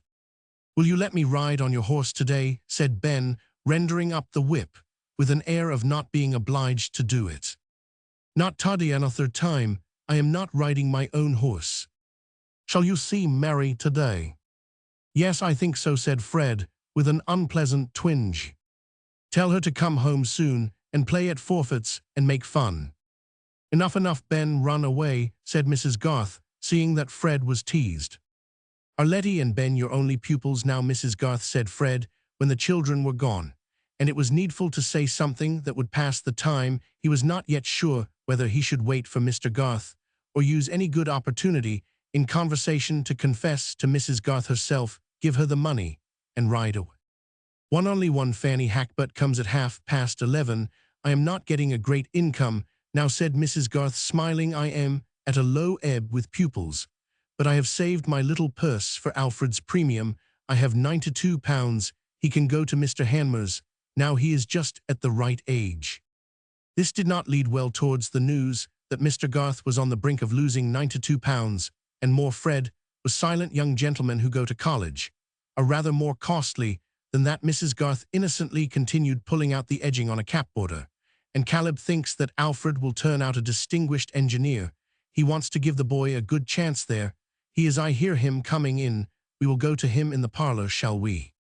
When they entered the parlor, Caleb had thrown down his hat and was seated at his desk. "What, Fred, my boy," he said, in a tone of mild surprise, holding his pen still undipped, "you are here betimes." But missing the usual expression of cheerful greeting in Fred's face, he immediately added, "Is there anything up at home, anything the matter?" "Yes, Mr. Garth, I am come to tell something that I am afraid will give you a bad opinion of me. I am come to tell you and Mrs. Garth that I can't keep my word. I can't find the money to meet the bill. After all, I have been unfortunate. I have only got these £50 towards the 160. While Fred was speaking, he had taken out the notes and laid them on the desk before Mr. Garth. He had burst forth at once, with the plain fact, feeling boyishly miserable, and without verbal resources. Mrs. Garth was mutely astonished, and looked at her husband for an explanation. Caleb blushed, and after a little pause said, "Oh, I didn't tell you, Susan. I put my name to a bill for Fred. It was for £160. He made sure he could meet it himself." There was an evident change in Mrs. Garth's face, but it was like a change below the surface of water which remains smooth. She fixed her eyes on Fred, saying, "I suppose you have asked your father for the rest of the money, and he has refused you?" "No," said Fred, biting his lip and speaking with more difficulty, "but I know it will be of no use to ask him, and unless it were of use, I should not like to mention Mr. Garth's name in the matter." "It has come at an unfortunate time," said Caleb in his hesitating way, looking down at the notes, and nervously fingering the paper. "Christmas upon us. I'm rather hard up just now. You see, I have to cut out everything like a tailor with short measure. What can we do, Susan? I shall want every farthing we have in the bank. It's £110. The deuce take it. I must give you the £92 that I have put by for Alfred's premium, said Mrs. Garth gravely and decisively, though a nice ear might have discerned a slight tremor in some of the words. And I have no doubt that Mary has £20 saved from her salary. By this time she will advance it. Mrs. Garth had not again looked at Fred, and was not in the least calculating what words she should use to cut him the most effectively like the eccentric woman. She was at present absorbed in considering what was to be done, and did not fancy that the end could be better achieved by bitter remarks or explosions, but she had made Fred feel, for the first time, something like the tooth of remorse. Curiously enough, his pain in the affair beforehand had consisted almost entirely in the sense that he must seem dishonorable and sink, in the opinion of the Garths. He had not occupied himself with the inconvenience and possible injury that his breach might occasion them, for this exercise of the imagination on other people's needs is not common with hopeful young gentlemen. Indeed, we are most of us brought up in the notion that the highest motive for not doing a wrong is something irrespective of the beings who would suffer the wrong. But at this moment he suddenly saw himself as a pitiful rascal who was robbing two women of their savings. I shall certainly pay it all, Mrs. Garth, ultimately, he stammered out. Yes, ultimately, said Mrs. Garth, who, having a special dislike to fine words on ugly occasions, could not now repress an epigram. But boys cannot well be apprenticed ultimately. They should be apprenticed at 15. She had never been so little inclined to make excuses for Fred. I was the most in the wrong, Susan, said Caleb. Fred made sure of finding the money, but it'd no business to be fingering bills, I suppose. You have looked all round and tried all honest means, he added, fixing his merciful grey eyes on Fred. Caleb was too delicate to specify Mr. Featherstone. Yes, I have tried everything. I really have. I should have had £130 ready, but for a misfortune with a horse, which I was about to sell, my uncle had given me £80, and I paid away 30 with my old horse, in order to get another, which I was going to sell for 80 or more. I meant to go without a horse, but now it has turned out vicious, and lamed itself. I wish I and the horses too had been at the devil before I had brought this on you. There's no one else I care so much for. You and Mrs. Garth have always been so kind to me. However, it's no use saying that you will always think me a rascal now. Fred turned round and hurried out of the room, conscious that he was getting rather womanish, and feeling confusedly that his being sorry was not of much use to the Garths. They could see him mount and quickly pass through the gate. I am disappointed in Fred Vincey, said Mrs. Garth. I would not have believed beforehand that he would have drawn you into his debts. I knew he was extravagant, but I did not think that he would be so mean as to hang his risks on his oldest friend, who could the least afford to lose. I was a fool, Susan. That you were, said the wife, nodding and smiling, but I should not have gone to publish it in the marketplace. Why should you keep such things from me? It is just so with your buttons. You let them burst off without telling me, and go out with your wristband hanging. If I had only known, I might have been ready with some better plan. You are sadly cut up, I know, Susan, said Caleb, looking feelingly at her. I can't abide your losing the money you've scraped together for Alfred. It is very well that I had scraped it together, and it is you who will have to suffer, for you must teach the boy yourself. You must give up your bad habits. Some men take to drinking, and you have taken to working without pay. You must indulge yourself a little less in that, and you must ride over to Mary and ask the child what money she has. Caleb had pushed his chair back and was leaning forward, shaking his head slowly and fitting his fingertips together with much nicety. Poor Mary, he said. Susan, he went on in a lowered tone, I am afraid she may be fond of Fred. Oh no, she always laughs at him, and he is not likely to think of her in any other than a brotherly way. Caleb made no rejoinder, but presently lowered his spectacles, drew up his chair to the desk, and said, Deuce take the bill, I wish it was at Hanover. These things are a sad interruption to business.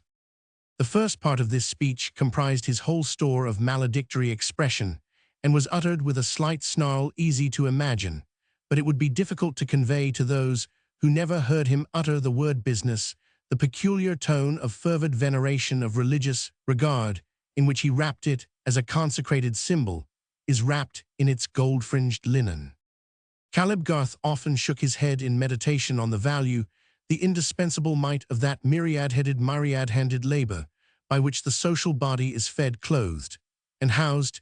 It had laid hold of his imagination, in boyhood the echoes of the great hammer, where roof or keel were amaking, the signal shouts of the workmen, the roar of the furnace, the thunder and plash of the engine, were sublime music to him, the felling and lading of timber, and the huge trunk, vibrating star-like in the distance along the highway, the crane at work on the wharf, the piled-up produce, in warehouses the precision and variety of muscular effort, wherever exact work had to be turned out. All these sights of his youth had acted on him as poetry without the aid of the poets, had made a philosophy for him without the aid of philosophers, a religion without the aid of theology.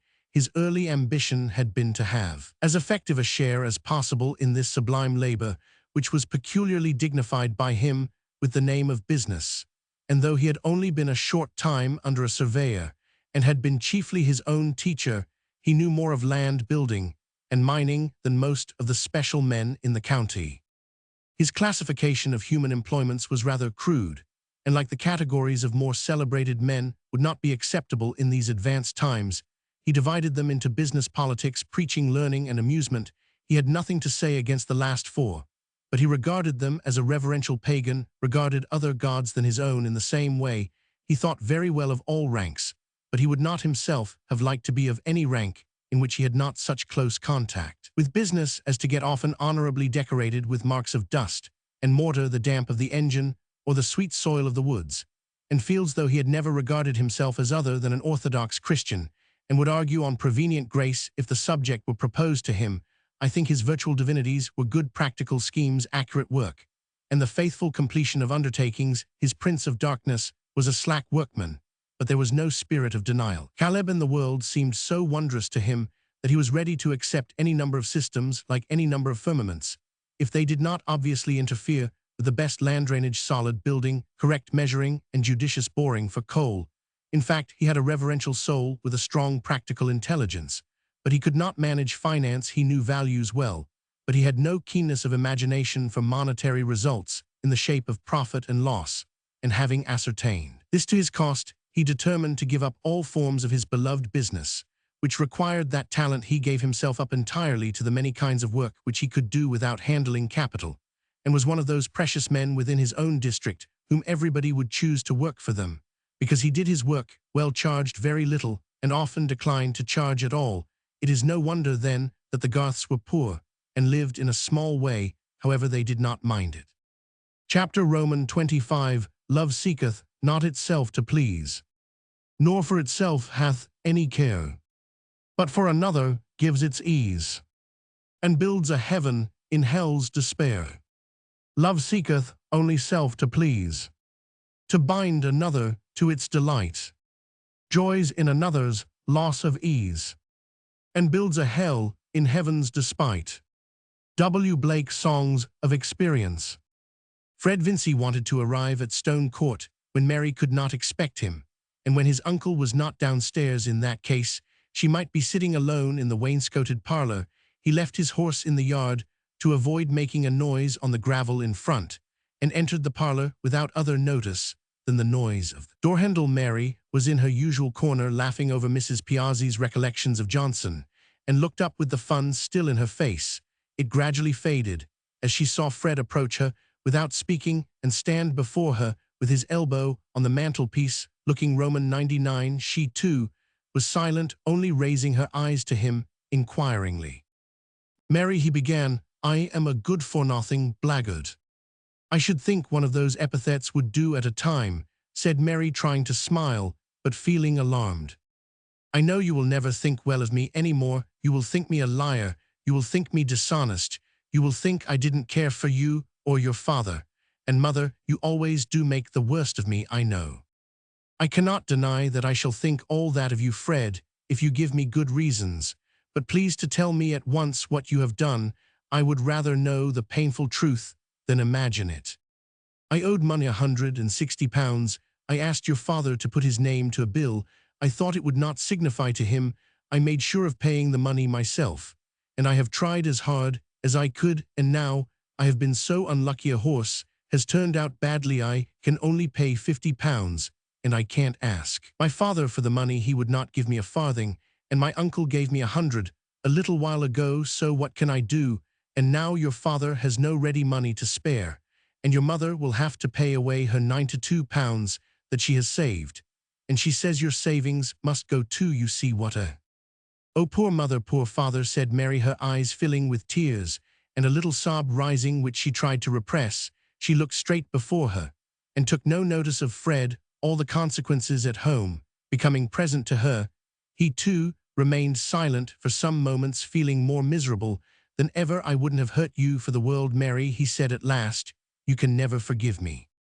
What does it matter whether I forgive you, said Mary passionately. Would that make it any better for my mother to lose the money she has been earning by lessons for 4 years, that she might send Alfred to Mr. Hanmer's? Should you think all that pleasant enough if I forgave you? Say what you like, Mary, I deserve it all. I don't want to say anything, said Mary more quietly, and my anger is of no use. She dried her eyes, threw aside her book, rose, and fetched her sewing. Fred followed her with his eyes, hoping that they would meet hers, and in that way find access for his imploring penitence, but no, Mary could easily avoid looking upward. I do care about your mother's money going, he said, when she was seated again, and sewing quickly. I wanted to ask you, Mary, don't you think that Mr. Featherstone, if you were to tell him, I mean, about apprenticing, or Fred would advance the money?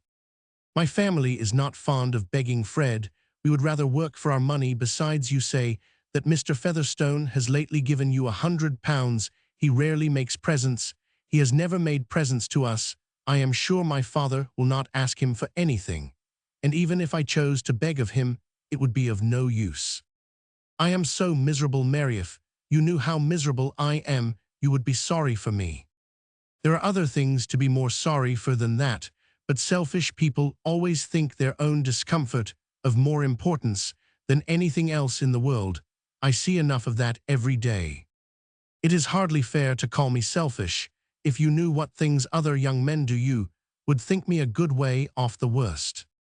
I know that people who spend a great deal of money on themselves without knowing how they shall pay must be selfish.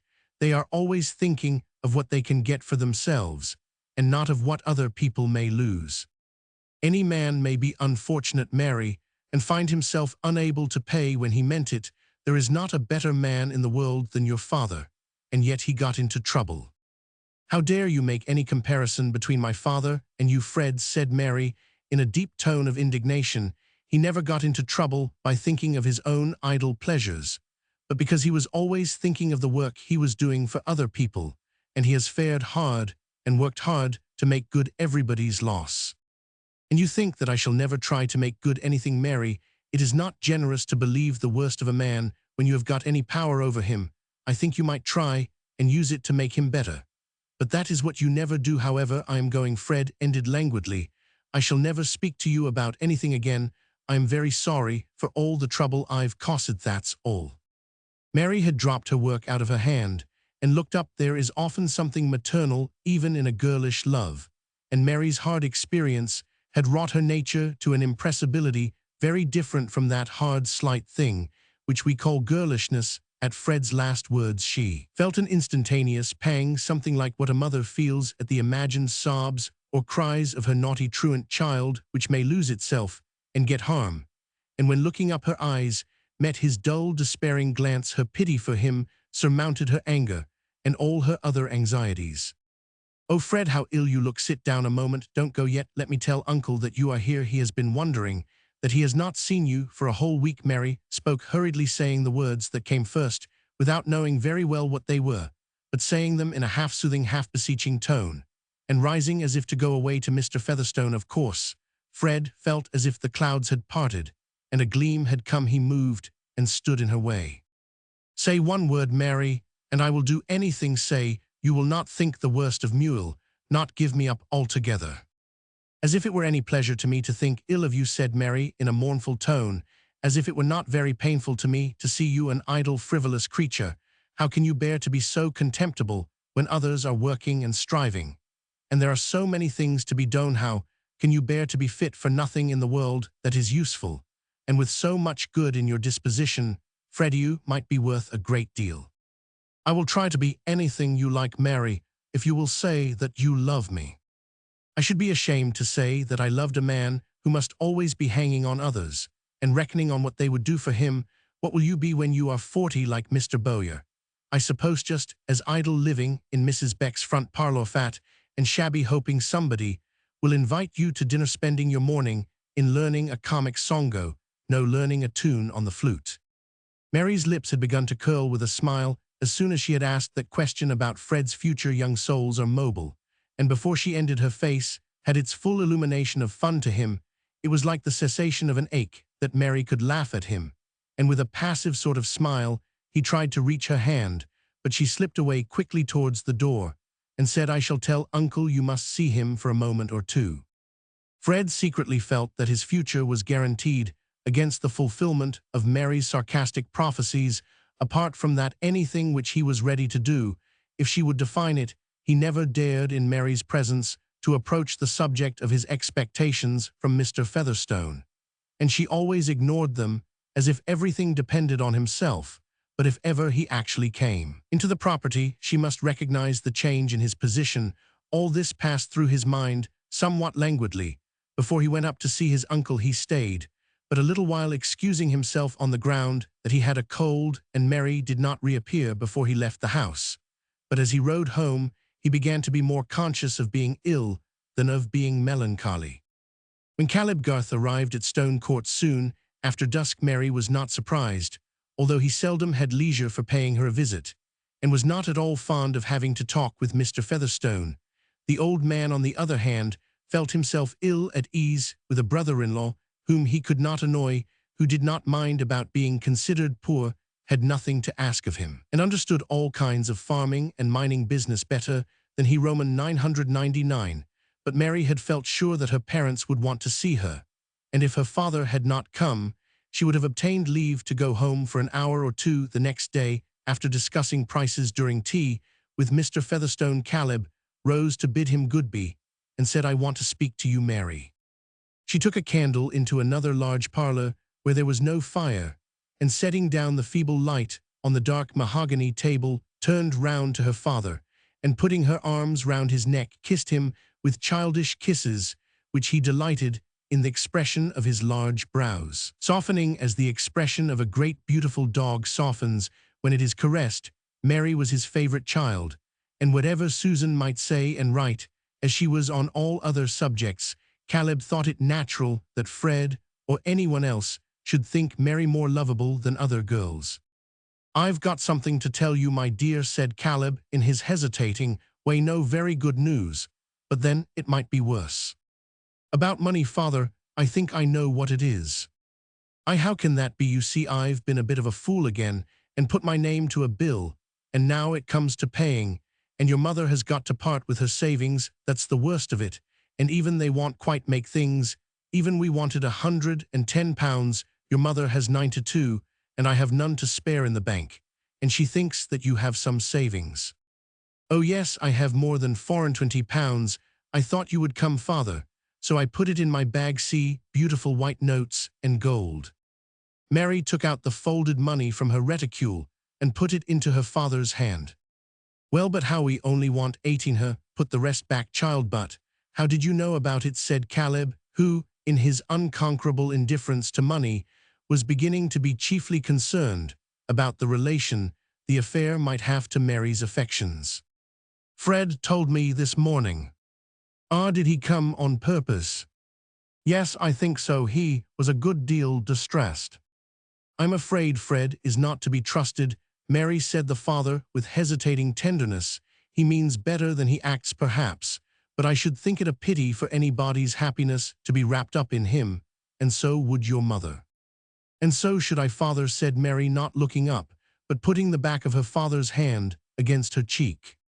"I don't want to pry, my dear, but I was afraid there might be something between you and Fred, and I wanted to caution you. You see, Mary," her Caleb's voice became more tender. He had been pushing his hat about on the table and looking at it.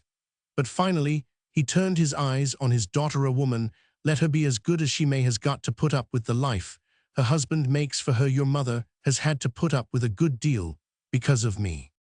Mary turned the back of her father's hand to her lips and smiled at him. Well, nobody's perfect, brother. Mr. Garth shook his head to help out the inadequacy of wordswhat. I am thinking of iswhat it must be for a wife, when she's never sure of her husband, when he hasn't got a principle in him to make him more afraid of doing the wrong thing by others than of getting his own toes pinched. That's the long and the short of it, Mary. Young folks may get fond of each other before they know what life is, and they may think it all holiday if they can only get together. But it soon turns into working day, my dear. However, you have more sense than most, and you haven't been kept in cotton wool. There may be no occasion for me to say this, but a father trembles for his daughter, and you are all by yourself here. Don't fear for me, father, said Mary gravely, meeting her father's eyes. Fred has always been very good to me. He is kind-hearted and affectionate, and not false, I think, with all his self-indulgence. But I will never engage myself to one who has no manly independence, and who goes on loitering away his time on the chance that others will provide for him. You and my mother have taught me too much pride for that. That's right, then I am easy, said Mr. Garth, taking up his hat. But it's hard to run away with your earnings, child. Father, said Mary, in her deepest tone of remonstrance, take pocketfuls of love besides to them all at home, was her last word before he closed the outer door on himself. I suppose your father wanted your earnings, said old Mr. Featherstone, with his usual power of unpleasant surmise. When Mary returned to him, he makes but a tight fit. I reckon you're of age now, you ought to be saving for yourself. I consider my father and mother the best part of myself, sir, said Mary coldly. Mr. Featherstone grunted. He could not deny that an ordinary sort of girl like her might be expected to be useful, so he thought of another rejoinder disagreeable enough to be always apropos. If Fred Vincy comes tomorrow now, don't you keep him chattering, let him come up to me. Chapter Roman 26. He beats me, and I rail at him. O worthy satisfaction, would it were otherwise, that I could beat him, while he railed at me. Troilus and Cressida. But Fred did not go to Stone Court the next day for reasons that were quite peremptory. From those visits to unsanitary Hounslow streets in search of diamond, he had brought back not only a bad bargain in horseflesh, but the further misfortune of some ailment which for a day or two had deemed mere depression and headache, but which got so much worse when he returned from his visit to Stone Court that, going into the dining-room, he threw himself on the sofa, and in answer to his mother's anxious question, said, I feel very ill, I think you must send for Wrench. Wrench came, but did not apprehend anything serious, spoke of a slight derangement, and did not speak of coming again on the morrow. He had a due value for the Vincys' house, but the wariest men are apt to be dulled by routine, and on worried mornings will sometimes go through their business with the zest of the daily. Bellringer Mr. Wrench was a small, neat, bilious man with a well-dressed wig. He had a laborious practice, an irascible temper, a lymphatic wife, and 7 children, and he was already rather late before setting out on a 4 miles drive to meet Dr. Minchin on the other side of Tipton, the decease of Hicks, a rural practitioner having increased Middlemarch practice in that direction. Great statesmen and why not small medical men, Mr. Wrench did not neglect sending the usual white parcels, which this time had black and drastic contents. Their effect was not alleviating to poor Fred, who, however unwilling, as he said, to believe that he was in for an illness, rose at his usual easy hour the next morning and went downstairs meaning to breakfast, but succeeded in nothing but in sitting and shivering by the fire. Mr. Wrench was again sent for, but was gone on his rounds, and Mrs. Vincy, seeing her darling's changed looks and general misery, began to cry, and said she would send for Dr. Sprague. Oh, nonsense, mother, it's nothing, said Fred, putting out his hot, dry hand to her. I shall soon be all right. I must have taken cold in that nasty, damp ride. Mamma, said Rosamond, who was seated near the window. The dining-room windows looked on that highly respectable street called Lydgate. There is Mr. Lydgate stopping to speak to someone. If I were you, I would call him in. He has cured Ellen Bulstrode. They say he cures everyone." Mrs. Vincey sprang to the window and opened it in an instant, thinking only of Fred and not of medical etiquette. Lydgate was only 2 yards off on the other side of some iron palisading, and turned round at the sudden sound of the sash. Before she called to him in 2 minutes, he was in the room, and Rosamond went out, after waiting just long enough to show a pretty anxiety conflicting with her sense of what was becoming.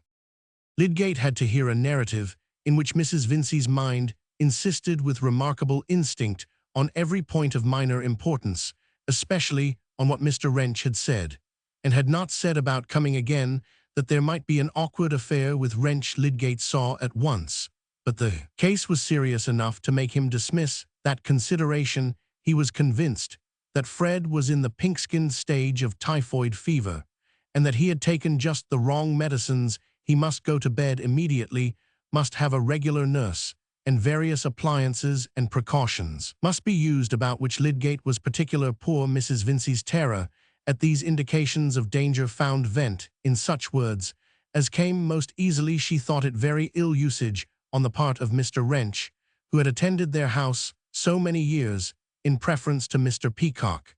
Though Mr. Peacock was equally a friend, why Mr. Wrench should neglect her children more than others, she could not for the life of her understand. He had not neglected Mrs. Larcher's when they had the measles, nor, indeed, would Mrs. Vincey have wished that he should, and, if anything should happen.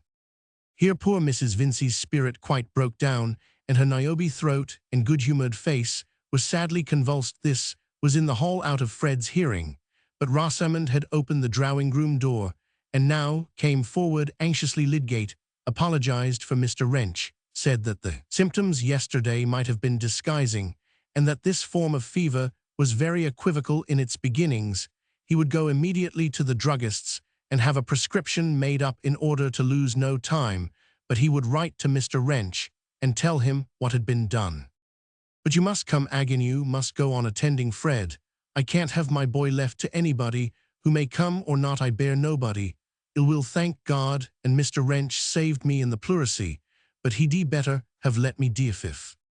I will meet Mr. Wrench here then, shall I?" said Lydgate, really believing that Wrench was not well prepared to deal wisely with a case of this kind. "Pray make that arrangement, Mr. Lydgate," said Rosamond, coming to her mother's aid, and supporting her arm to lead her away. When Mr. Vincey came home, he was very angry with Wrench, and did not care if he never came into his house again. Lydgate should go on now, whether Wrench liked it or not. It was no joke to have fever in the house. Everybody must be sent to now, not to come to dinner on Thursday, and Pritchard needn't get up any wine. Brandy was the best thing against infection. "I shall drink brandy," added Mr. Vincey emphatically, much as to say, this was not an occasion for firing with blank cartridges. "He's an uncommonly unfortunate lad. Is Fred? He'd need have some luck by and by to make up for all thistles. I don't know who'd have an eldest son." "Don't say so, Vincey," said the mother, with a quivering lip, "if you don't want him to be taken from me." "It will worrit you to death, Lucy, that I can see," said Mr. Vincey, more mildly. "However, Wrench shall know what I think of the matter." What Mr. Vincey thought confusedly was that the fever might somehow have been hindered if Wrench had shown the proper solicitude about his mayor's family. "I am the last man to give in to the cry about new doctors or new parsons, either, whether they're a Bulstrode's men or not. But Wrench shall know what I think, take it as he will." Wrench did not take it at all well. Lydgate was as polite as he could be in his offhand way, but politeness in a man who has placed you at a disadvantage is only an additional exasperation, especially if he happens to have been an object of dislike beforehand. Country practitioners used to be an irritable species, susceptible on the point of honor, and Mr. Wrench was one of the most irritable among them. He did not refuse to meet Lydgate in the evening, but his temper was somewhat tried on the occasion. He had to hear Mrs. Vincey say, "Oh, Mr. Wrench, what have I ever done that you should use me so to go away and never to come again, and my boy might have been stretched a corpse?" Mr. Vincey, who had been keeping up a sharp fire on the enemy infection, and was a good deal heated in consequence, started up when he heard Wrench come in, and went into the hall to let him know what he thought. "I'll tell you what, Wrench, this is beyond a joke," said the mayor, who of late had had to rebuke offenders with an official air, and now broadened himself by putting his thumbs in his armholes to let fever get unawares into a house like this. "There are some things that ought to be actionable, and are not so, that's my opinion." But irrational reproaches were easier to bear than the sense of being instructed, or rather the sense that a younger man like Lydgate inwardly considered him in need of instruction, for in point of fact, Mr. Wrench afterwards said Lydgate paraded flighty foreign notions, which would not where he swallowed his ire for the moment, but he afterwards wrote to decline further attendance, in the case the house might be a good one, but Mr. Wrench was not going to truckle to anybody on a professional matter. He reflected with much probability on his side that Lydgate would by and be caught tripping too, and that his ungentlemanly attempts to discredit the sale of drugs by his professional brethren would by and recoil on himself. He threw out biting remarks on Lydgate's tricks, worthy only of a quack, to get himself a factitious reputation with credulous people that cant about cures, was never got up by sound practitioners. This was a point on which Lydgate smarted as much as Wrench could desire to be puffed by ignorance, was not only humiliating but perilous, and not more enviable than the reputation of the weather prophet. He was impatient of the foolish expectations amidst which all work must be carried on, and likely enough to damage himself as much as Mr. Wrench could wish by an unprofessional openness. However, Lydgate was installed as medical attendant on the Vinceys, and the event was a subject of general conversation in Middlemarch. Some said that the Vinceys had behaved scandalously, that Mr. Vincey had threatened Wrench, and that Mrs. Vincey had accused him of poisoning her son. Others were of opinion that Mr. Lydgate's passing by was providential, that he was wonderfully clever in fevers, and that Bulstrode was in the right to bring him forward. Many people believed that Lydgate's coming to the town at all was really due to Bulstrode, and Mrs. Taft, who was always counting stitches, and gathered her information in misleading fragments caught between the rows of her knitting, had got it into her head that Mr. Lydgate was a natural son of Bulstrode's, a fact which seemed to justify her suspicions of evangelical laymen.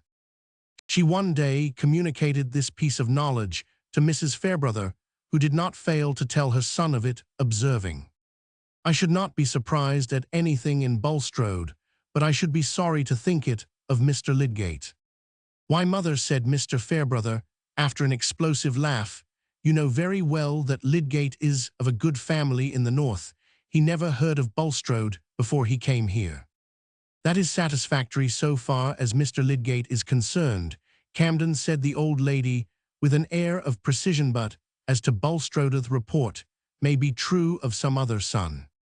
Chapter Roman 27, "Let the high muse chant love's Olympian. We are but mortals, and must sing of man." An eminent philosopher among my friends, who can dignify even your ugly furniture by lifting it into the serene light of science, has shown me this pregnant little fact: your pierglass, or extensive surface of polished steel, made to be rubbed by a housemaid, will be minutely and multitudinously scratched in all directions, but place now against it a lighted candle as a center of illumination, and lo, the scratches will seem to arrange themselves in a fine series of concentric circles round that little sun. It is demonstrable that the scratches are going everywhere impartially, and it is only your candle which produces the flattering illusion of a concentric arrangement, its light falling with an exclusive optical selection. These things are a parable, the scratches are events, and the candle is the egoism of any person now absent off. Miss Vincey, for example, Rosamond, had a providence of her own, who had kindly made her more charming than other girls, and who seemed to have arranged Fred's illness and Mr. Wrench's mistake in order to bring her and Lydgate within effective proximity. It would have been to contravene these arrangements if Rosamond had consented to go away to Stone Court or elsewhere, as her parents wished her to do, especially since Mr. Lydgate thought the precaution needless. Therefore, while Miss Morgan and the children were sent away to a farmhouse, the morning after Fred's illness had declared itself, Rosamond refused to leave Papa and Mamma. Poor Mamma, indeed, was an object to touch any creature born of woman, and Mr. Vincey, who doted on his wife, was more alarmed on her account than on Fred's. But for his insistence, she would have taken no rest. Her brightness was all bedimmed, unconscious of her costume, which had always been so fresh and gay. She was like a sick bird with languid eye, and plumage ruffled her senses, dulled to the sights and sounds that used most to interest her. Fred's delirium, in which he seemed to be wandering out of her reach, tore her heart. After her first outburst against Mr. Wrench, she went about very quietly. Her one low cry was to Lydgate. She would follow him out of the room and put her hand on his arm, moaning out, "Save my boy." Once she pleaded, "He has always been good to me, Mr. Lydgate. He never had a hard word for his mother." As if poor Fred's suffering were an accusation against him, all the deepest fibers of the mother's memory were stirred, and the young man, whose voice took a gentler tone when he spoke to her, was one with the babe, whom she had loved with a love new to her before he was born. "I have good hope Mrs. Vincey," Lydgate would say. "Come down with me, and let us talk about the food." In that way, he led her to the parlor where Rosamond was, and made a change for her, surprising her into taking some tea or broth, which had been prepared for her. There was a constant understanding between him and Rosamond on these matters. He almost always saw her before going to the sick-room, and she appealed to him as to what she could do for Mamma. Her presence of mind and adroitness in carrying out his hints were admirable, and it is not wonderful that the idea of seeing Rosamond began to mingle itself with his interest in the case, especially when the critical stage was past, and he began to feel confident of Fred's recovery. In the more doubtful time, he had advised calling in Dr. Sprague, who, if he could, would rather have remained neutral on Wrench's account.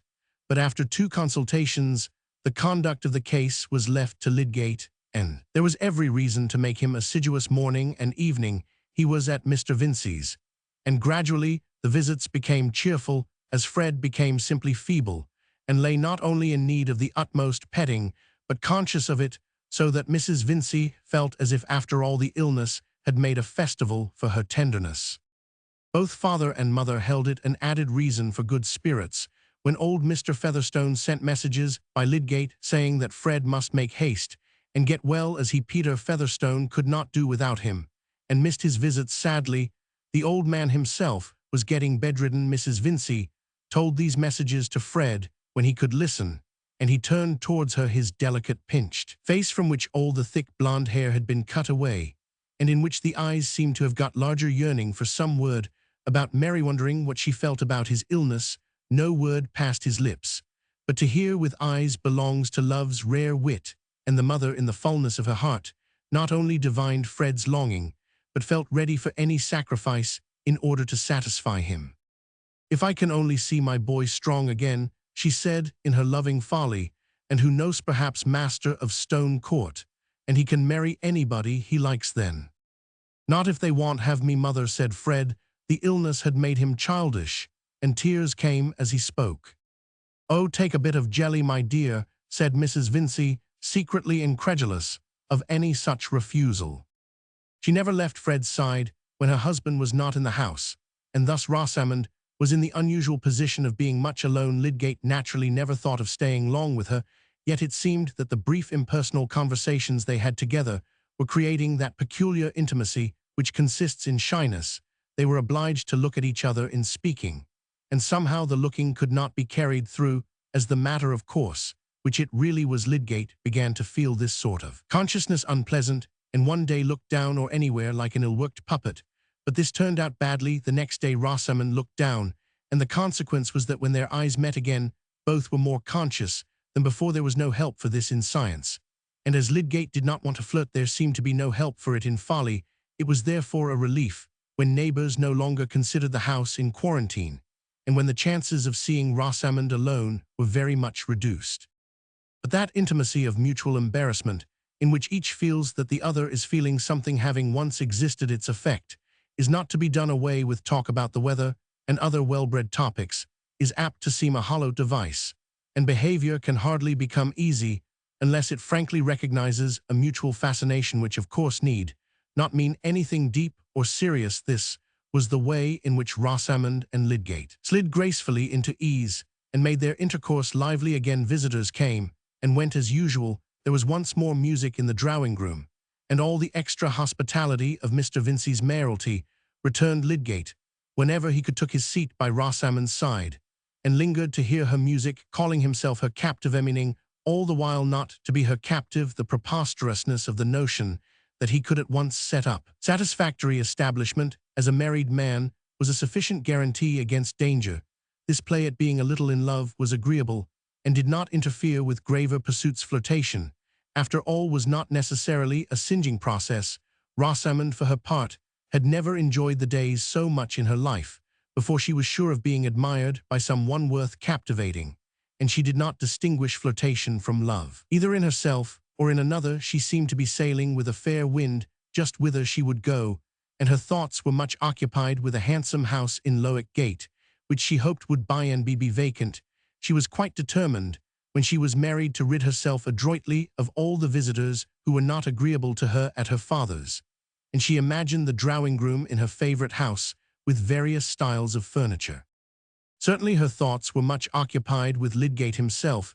He seemed to her almost perfect if he had known his notes, so that his enchantment under her music had been less like an emotional elephant's, and if he had been able to discriminate better the refinements of her taste in dress, she could hardly have mentioned a deficiency in him. How different he was from young Plymdale or Mr. Caius Larcher. Those young men had not a notion of French, and could speak on no subject with striking knowledge, except perhaps the dyeing and carrying trades, which of course they were ashamed to mention. They were Middlemarch gentry, elated with their silver-headed whips and satin stocks, but embarrassed in their manners, and timidly jocose. Even Fred was above them, having at least the accent and manner of a university man, whereas Lydgate was always listened to bore himself with the careless politeness of conscious superiority, and seemed to have the right clothes on by a certain natural affinity, without ever having to think about them. Rosamond was proud when he entered the room, and when he approached her with a distinguishing smile, she had a delicious sense that she was the object of enviable homage. If Lydgate had been aware of all the pride he excited in that delicate bosom, he might have been just as well pleased as any other man, even the most densely ignorant of humoral pathology or fibrous tissue. He held it one of the prettiest attitudes of the feminine mind to adore a man's preeminence without too precise a knowledge of what it consisted in. But Rosamond was not one of those helpless girls who betray themselves unawares, and whose behavior is awkwardly driven by their impulses, instead of being steered by wary grace and propriety. Do you imagine that her rapid forecast and rumination concerning house furniture and society were ever discernible in her conversation? Even with her mamma, on the contrary, she would have expressed the prettiest surprise and disapprobation if she had heard that another young lady had been detected in that immodest prematureness. Indeed, would probably have disbelieved in its possibility, for Rosamond never showed any unbecoming knowledge, and was always that combination of correct sentiments, music, dancing, drawing, elegant note-writing, private album for extracted verse, and perfect blonde loveliness, which made the irresistible woman for the doomed man of that date think no unfair evil of her prey. She had no wicked plots, nothing sordid or mercenary. In fact, she never thought of money, except as something necessary which other people would always provide. She was not in the habit of devising falsehoods, and if her statements were no direct clue to fact, why they were not intended in that light. They were among her elegant accomplishments, intended to please nature, had inspired many arts in finishing. Mrs. Lemon's favorite pupil, who by general consent, Fred's excepted, was a rare compound of beauty, cleverness, and amiability. Lydgate found it more and more agreeable to be with her, and there was no constraint now. There was a delightful interchange of influence in their eyes, and what they said had that superfluity of meaning for them which is observable with some sense of flatness by a third person. Still, they had no interviews or asides from which a third person need have been excluded. In fact, they flirted, and Lydgate was secure in the belief that they did nothing else. If a man could not love and be wise, surely he could flirt and be wise at the same time. Really, the men in Middlemarch, except Mr. Fairbrother, were great bores, and Lydgate did not care about commercial politics or cards. What was he to do for relaxation? He was often invited to the Bulstrodes, but the girls there were hardly out of the schoolroom, and Mrs. Bulstrode's naive way of conciliating piety and worldliness, the nothingness of this life, and the desirability of cut glass, the consciousness at once of filthy rags and the best damask, was not a sufficient relief from the weight of her husband's invariable seriousness. The Vincey's house, with all its faults, was the pleasanter by contrast. Besides, it nourished Rosamond sweet to look at as a half-opened blush-rose, and adorned with accomplishments for the refined amusement of man. But he made some enemies other than medical by his success with Miss Vincey. One evening he came into the drawing-room rather late, when several other visitors were there. The cartable had drawn off the elders, and Mr. Ned Plymdale, one of the good matches in Middlemarch, though not one of its leading minds, was in tete-a-tete with Rosamond. He had brought the last keepsake, the gorgeous water-red silk publication, which marked modern progress at that time, and he considered himself very fortunate that he could be the first to look over it, with her dwelling on the ladies and gentlemen with shiny copperplate cheeks and copperplate smiles, and pointing to comic verses as capital and sentimental stories as interesting. Rosamond was gracious, and Mr. Ned was satisfied that he had the very best thing in art and literature as a medium for paying addresses, very thing to please a nice girl. He had also reasons, deep rather than ostensible, for being satisfied with his own appearance. To superficial observers, his chin had too vanishing an aspect, looking as if it were being gradually reabsorbed, and it did indeed cause him some difficulty about the fit of his satin stocks, for which chins were at that time useful. "I think the Honourable Mrs. S. is something like you," said Mr. Ned. He kept the book open at the bewitching portrait and looked at it rather languishingly. "Her back is very large. She seems to have sat for that," said Rosamond, not meaning any satire, but thinking how red young Plymdale's hands were, and wondering why Lydgate did not come. She went on with her tatting all the while. "I did not say she was as beautiful as you are," said Mr. Ned, venturing to look from the portrait to its rival. "I suspect you of being an adroit flatterer," said Rosamond, feeling sure that she should have to reject this young gentleman a second time. But now Lydgate came in. The book was closed before he reached Rosamond's corner, and as he took his seat with easy confidence on the other side of her, young Plymdale's jaw fell like a barometer towards the cheerless side of change. Rosamond enjoyed not only Lydgate's presence, but its effect. She liked to excite jealousy. "What a late comer you are," she said, as they shook hands. "Mamma had given you up a little while ago. How do you find Fred?" "As usual, going on well, but slowly. I want him to go away to Stone Court, for example, but your mamma seems to have some objection." "Poor fellow," said Rosamond prettily. "You will see Fred so changed," she added, turning to the other suitor. "We have looked to Mr. Lydgate as our guardian angel during this illness." Mr. Ned smiled nervously, while Lydgate, drawing the keepsake towards him and opening it, gave a short, scornful laugh, and tossed up his chin as if in wonderment at human folly. "What are you laughing at so profanely?" said Rosamond, with bland neutrality. "I wonder which would turn out to be the silliest, the engravings or the writing here," said Lydgate in his most convinced tone, while he turned over the pages quickly, seeming to see all through the book in no time, and showing his large white hands to much advantage as Rosamond thought. "Do look at this bridegroom coming out of church. Did you ever see such a sugared invention as the Elizabethans used to say? Did any haberdasher ever look so smirking? Yet I will answer for it, the story makes him one of the first gentlemen in the land." "You are so severe, I am frightened at you," said Rosamond, keeping her amusement duly moderate. Poor young Plymdale had lingered with admiration over this very engraving, and his spirit was stirred. "There are a great many celebrated people writing in the keepsake, at all events," he said in a tone at once piqued and timid. "This is the first time I have heard it called silly."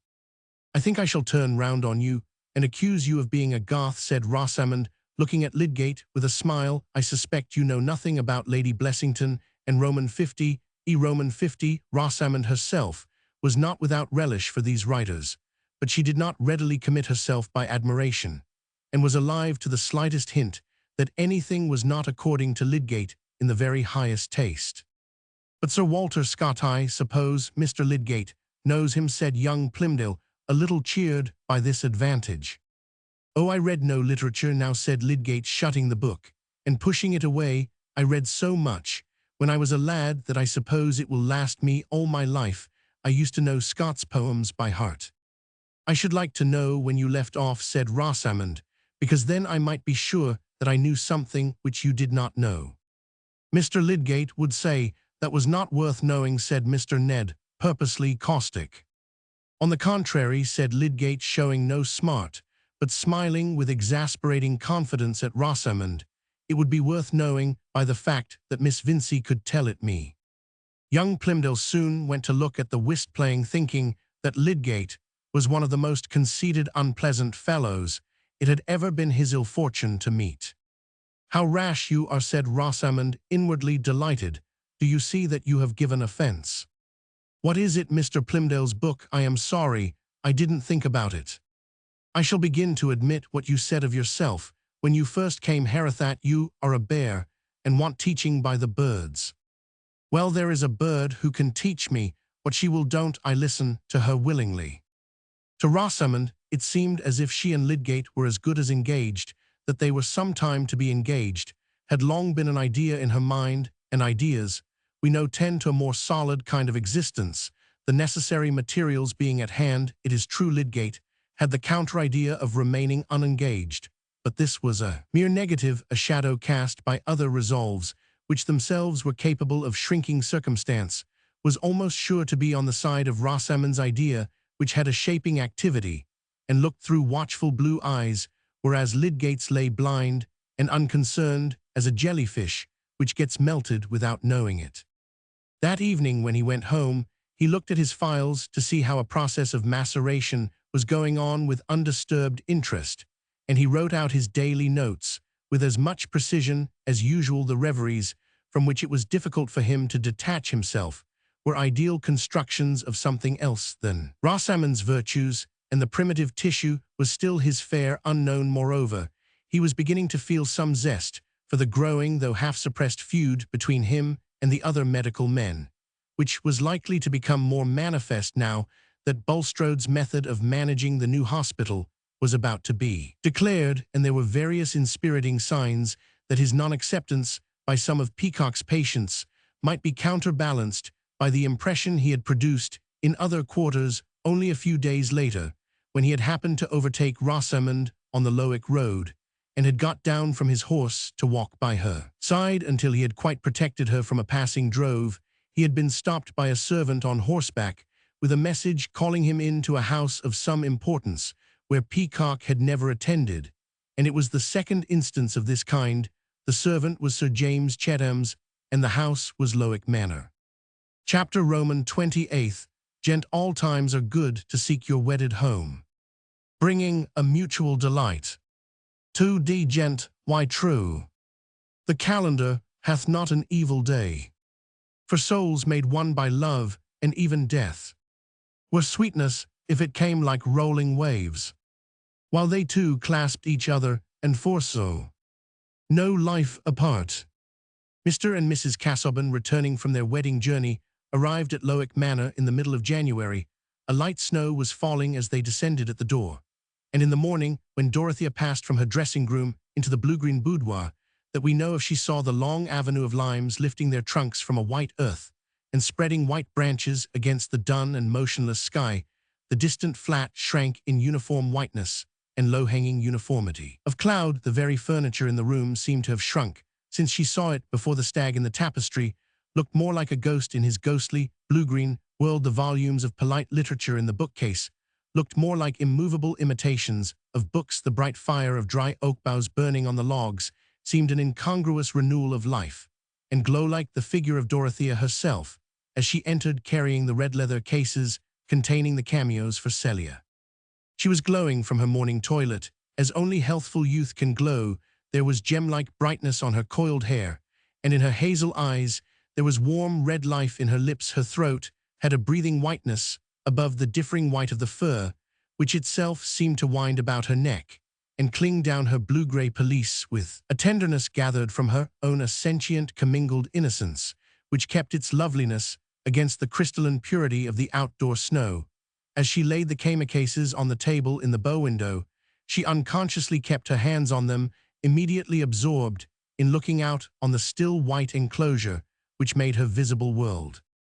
Mr. Casaubon, who had risen early complaining of palpitation, was in the library giving audience to his curate, Mr. Tucker. By and by Celia would come in her quality of bridesmaid as well as sister, and through the next weeks there would be wedding visits received and given, all in continuance of that transitional life understood to correspond with the excitement of bridal felicity, and keeping up the sense of busy ineffectiveness, as of a dream, which the dreamer begins to suspect the duties of her married life, contemplated as so great beforehand, seemed to be shrinking with the furniture, and the white vapor-walled landscape, the clear heights, where she expected to walk in full communion, had become difficult to see even in her imagination.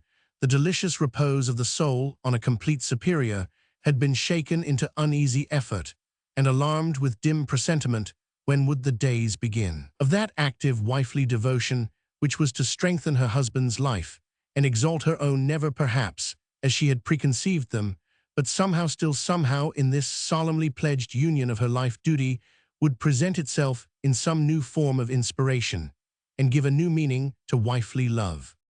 Meanwhile there was the snow and the low arch of dun vapor. There was the stifling oppression of that gentlewoman's world, where everything was done for her, and none asked for her aid, where the sense of connection with a manifold pregnant existence had to be kept up painfully as an inward vision, instead of coming from without in claims that would have shaped her energies. What shall I do? Whatever you please, my dear, that had been her brief history since she had left off learning morning lessons and practicing silly rhythms on the hated piano. Marriage, which was to bring guidance into worthy and imperative occupation, had not yet freed her from the gentlewoman's oppressive liberty. It had not even filled her leisure with the ruminant joy of unchecked tenderness. Her blooming full-pulsed youth stood there in a moral imprisonment, which made itself one with the chill, colorless, narrowed landscape, with the shrunken furniture, the never-read books, and the ghostly stag in a pale, fantastic world that seemed to be vanishing from the daylight. In the first minutes, when Dorothea looked out, she felt nothing but the dreary oppression. Then came a keen remembrance, and turning away from the window, she walked round the room. The ideas and hopes which were living in her mind when she first saw this room nearly 3 months before were present now only as memories. She judged them as we judge transient and departed things. All existence seemed to beat with a lower pulse than her own, and her religious faith was a solitary cry, the struggle out of a nightmare in which every object was withering and shrinking away from her. Each remembered thing in the room was disenchanted, was deadened as an unlit transparency, till her wandering gaze came to the group of miniatures, and there, at last, she saw something which had gathered new breath and meaning. It was the miniature of Mr. Casaubon's Aunt Julia, who had made the unfortunate marriage of Will Ladislaw's grandmother. Dorothea could fancy that it was alive now, the delicate woman's face, which yet had a headstrong look, a peculiarity difficult to interpret. Was it only her friends who thought her marriage unfortunate, or did she herself find it out to be a mistake, and taste the salt bitterness of her tears in the merciful silence of the night? What breadths of experience Dorothea seemed to have passed over. Since she first looked at this miniature, she felt a new companionship with it, as if it had an ear for her, and could see how she was looking at it. Here was a woman who had known some difficulty about marriage. Nay, the colors deepened, the lips and chin seemed to get larger, the hair and eyes seemed to be sending out light, the face was masculine, and beamed on her with that full gaze which tells her on whom it falls that she is too interesting for the slightest movement of her eyelid to pass unnoticed and uninterpreted. The vivid presentation came like a pleasant glow to Dorothea. She felt herself smiling, and turning from the miniature sat down and looked up as if she were again talking to a figure in front of her. But the smile disappeared as she went on meditating, and at last she said aloud, "Oh, it was cruel to speak so, how sad, how dreadful." She rose quickly and went out of the room, hurrying along the corridor with the irresistible impulse to go and see her husband and inquire if she could do anything for him. Perhaps Mr. Tucker was gone, and Mr. Casaubon was alone in the library. She felt as if all her morning's gloom would vanish if she could see her husband glad because of her presence. But when she reached the head of the dark oak, there was Celia coming up, and below there was Mr. Brooke, exchanging welcomes and congratulations with Mr. Casaubon. "Dodo," said Celia in her quiet staccato, then kissed her sister, whose arms encircled her, and said no more. I think they both cried a little in a furtive manner, while Dorothea ran downstairs to greet her uncle. "I need not ask how you are, my dear," said Mr. Brooke. After kissing her forehead, Rome has agreed with you. I see her Pinus frescoes, the antiquette, that sort of thing. Well, it's very pleasant to have you back again. And you understand all about art now, eh? But Casaubon is a little pale. I tell him a little pale, you know, studying hard in his holidays is carrying it rather too far. I overdid it at one time." Mr. Brooke still held Dorothea's hand, but had turned his face to Mr. Casaubon about topography. "Ruins, temples, I thought I had a clue, but I saw it would carry me too far, and nothing might come of it. You may go any length in that sort of thing, and nothing may come of it, you know." Dorothea's eyes also were turned up to her husband's face, with some anxiety at the idea that those who saw him afresh after absence might be aware of signs which she had not noticed. "Nothing to alarm you, my dear," said Mr. Brooke, observing her expression. "A little English beef and mutton will soon make a difference. It was all very well to look pale sitting for the portrait of Aquinas. You know he got your letter just in time, but Aquinas, no, was a little too subtle, wasn't he? Does anybody read Aquinas?" "He is not indeed an author adapted to superficial minds," said Mr. Casaubon, meeting these timely questions with dignified patience. "You would like coffee in your own room, uncle," said Dorothea, coming to the rescue. "Yes, and you must go to Celia. She has great news to tell you, you know. I leave it all to her." The blue-green boudoir looked much more cheerful when Celia was seated there, in a pelisse exactly like her sister's, surveying the cameos with a placid satisfaction, while the conversation passed on to other topics. "Do you think it nice to go to Rome on a wedding journey?" said Celia, with her ready, delicate blush, which Dorothea was used to on the smallest occasions. "It would not suit. I'll note you, dear, for example," said Dorothea quietly. No one would ever know what she thought of a wedding journey to Rome. "Mrs. Cadwallader says it is nonsense people going a long journey when they are married. She says they get tired to death of each other, and can't quarrel comfortably, as they would at home, and Lady Chetham says she went to Bath." Celia's colour changed again, and again seemed to come and go with tidings from the heart, as it a running messenger had been. "It must mean more than Celia's blushing, usually Roman 999. "Celia, has something happened?" said Dorothea, in a tone full of sisterly feeling. "Have you really any great news to tell me?" "It was because you went away, Dodo. Then there was nobody but me for Sir James to talk to," said Celia, with a certain roguishness in her eyes. "I understand it is as I used to hope and believe," said Dorothea, taking her sister's face between her hands and looking at her half anxiously. Celia's marriage seemed more serious than it used to do. "It was only 3 days ago," said Celia, "and Lady Chetham is very kind." "And you are very happy?" "Yes, we are not going to be married yet because everything is to be got ready, and I don't want to be married so very soon, because I think it is nice to be engaged, and we shall be married all our lives after." "I do believe you could not marry better, Kitty. Sir James is a good, honourable man," said Dorothea warmly. "He has gone on with the cottages, Dodo. He will tell you about them when he comes. Shall you be glad to see him?" "Of course I shall. How can you ask me?"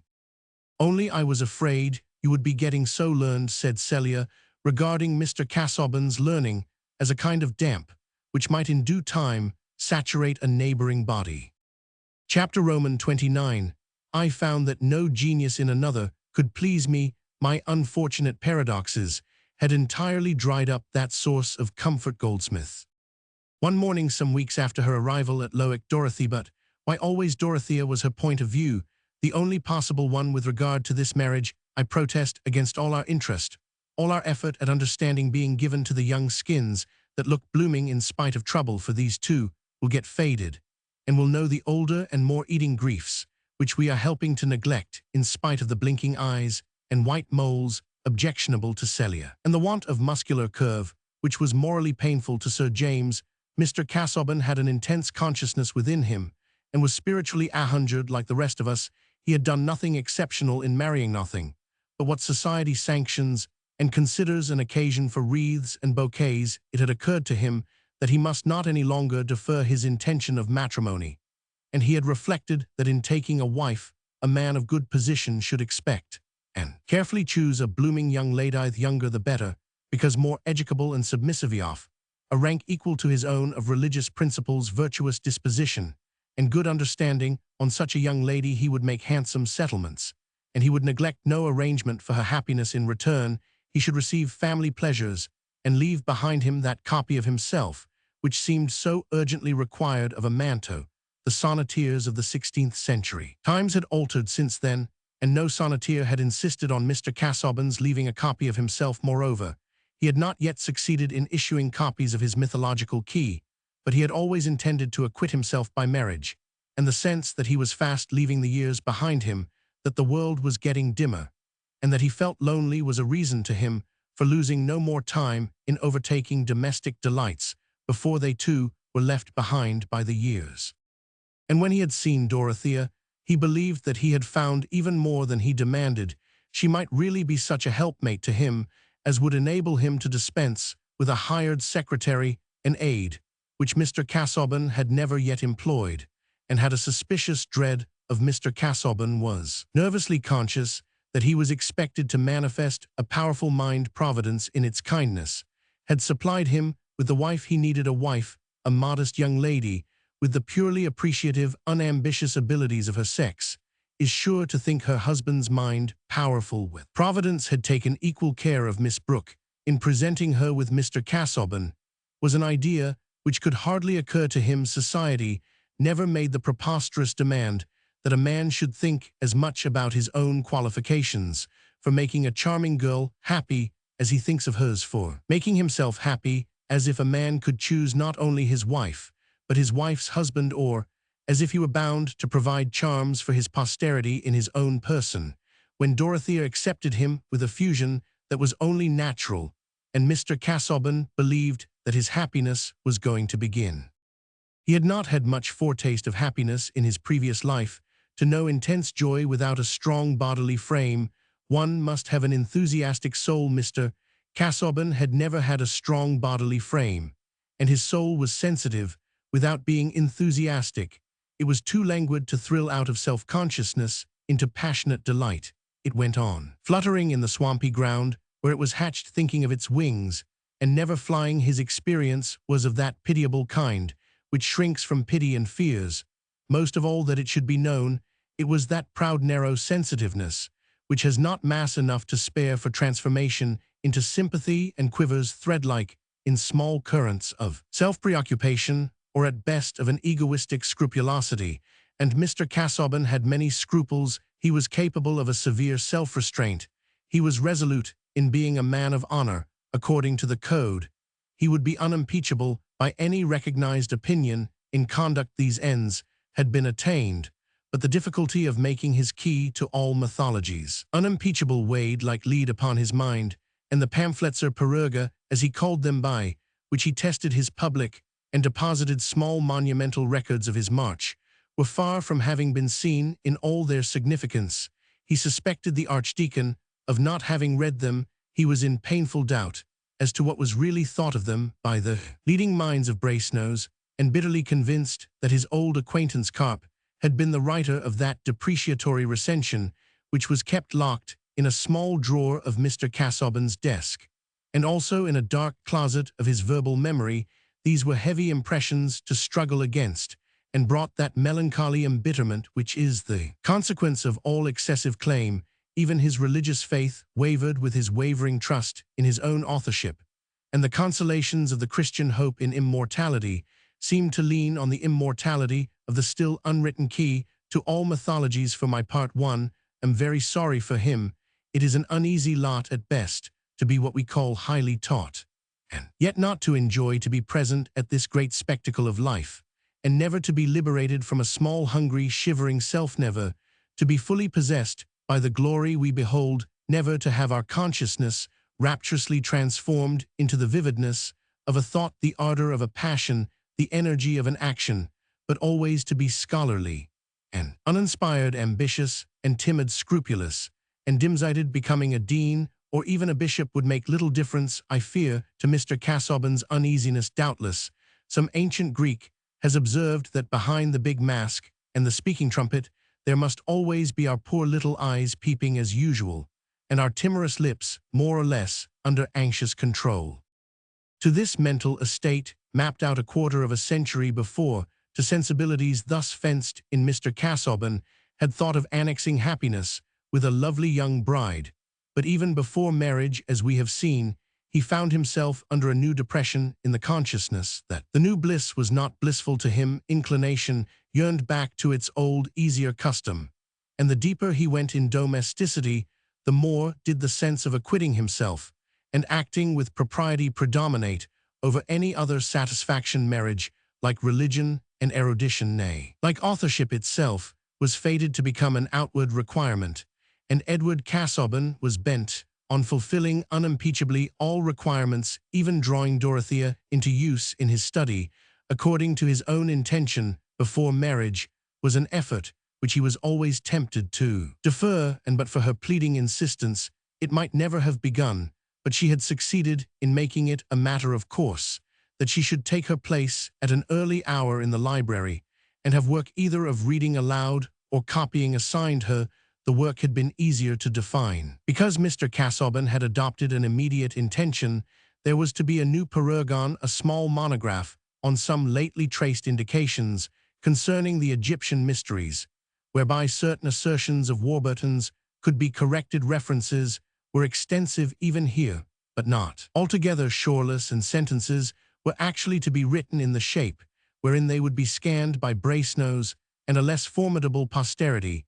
These minor monumental productions were always exciting to Mr. Casaubon. Digestion was made difficult by the interference of citations or by the rivalry of dialectical phrases ringing against each other in his brain, and from the first there was to be a Latin dedication about which everything was uncertain, except that it was not to be addressed to carp. It was a poisonous regret to Mr. Casaubon that he had once addressed a dedication to carp, in which he had numbered that member of the animal kingdom among the viros nullo vo pericheros, a mistake which would infallibly lay the dedicator open to ridicule in the next age, and might even be chuckled over by Pike and Tench in the present. Thus Mr. Casaubon was in one of his busiest epochs, and as I began to say a little while ago, Dorothea joined him early in the library, where he had breakfasted alone. Celia, at this time, was on a second visit to Lowick, probably the last before her marriage, and was in the drawing-room expecting Sir James.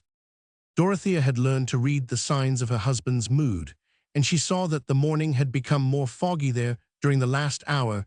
She was going silently to her desk when he said, in that distant tone, which implied that he was discharging a disagreeable duty, "Dorothea, here is a letter for you which was enclosed in one addressed to me."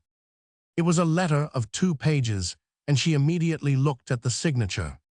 "Mr. Ladislaw, what can he have to say to me?" she exclaimed in a tone of pleased surprise, but she added, looking at Mr. Casaubon, "I can imagine what he has written to you about."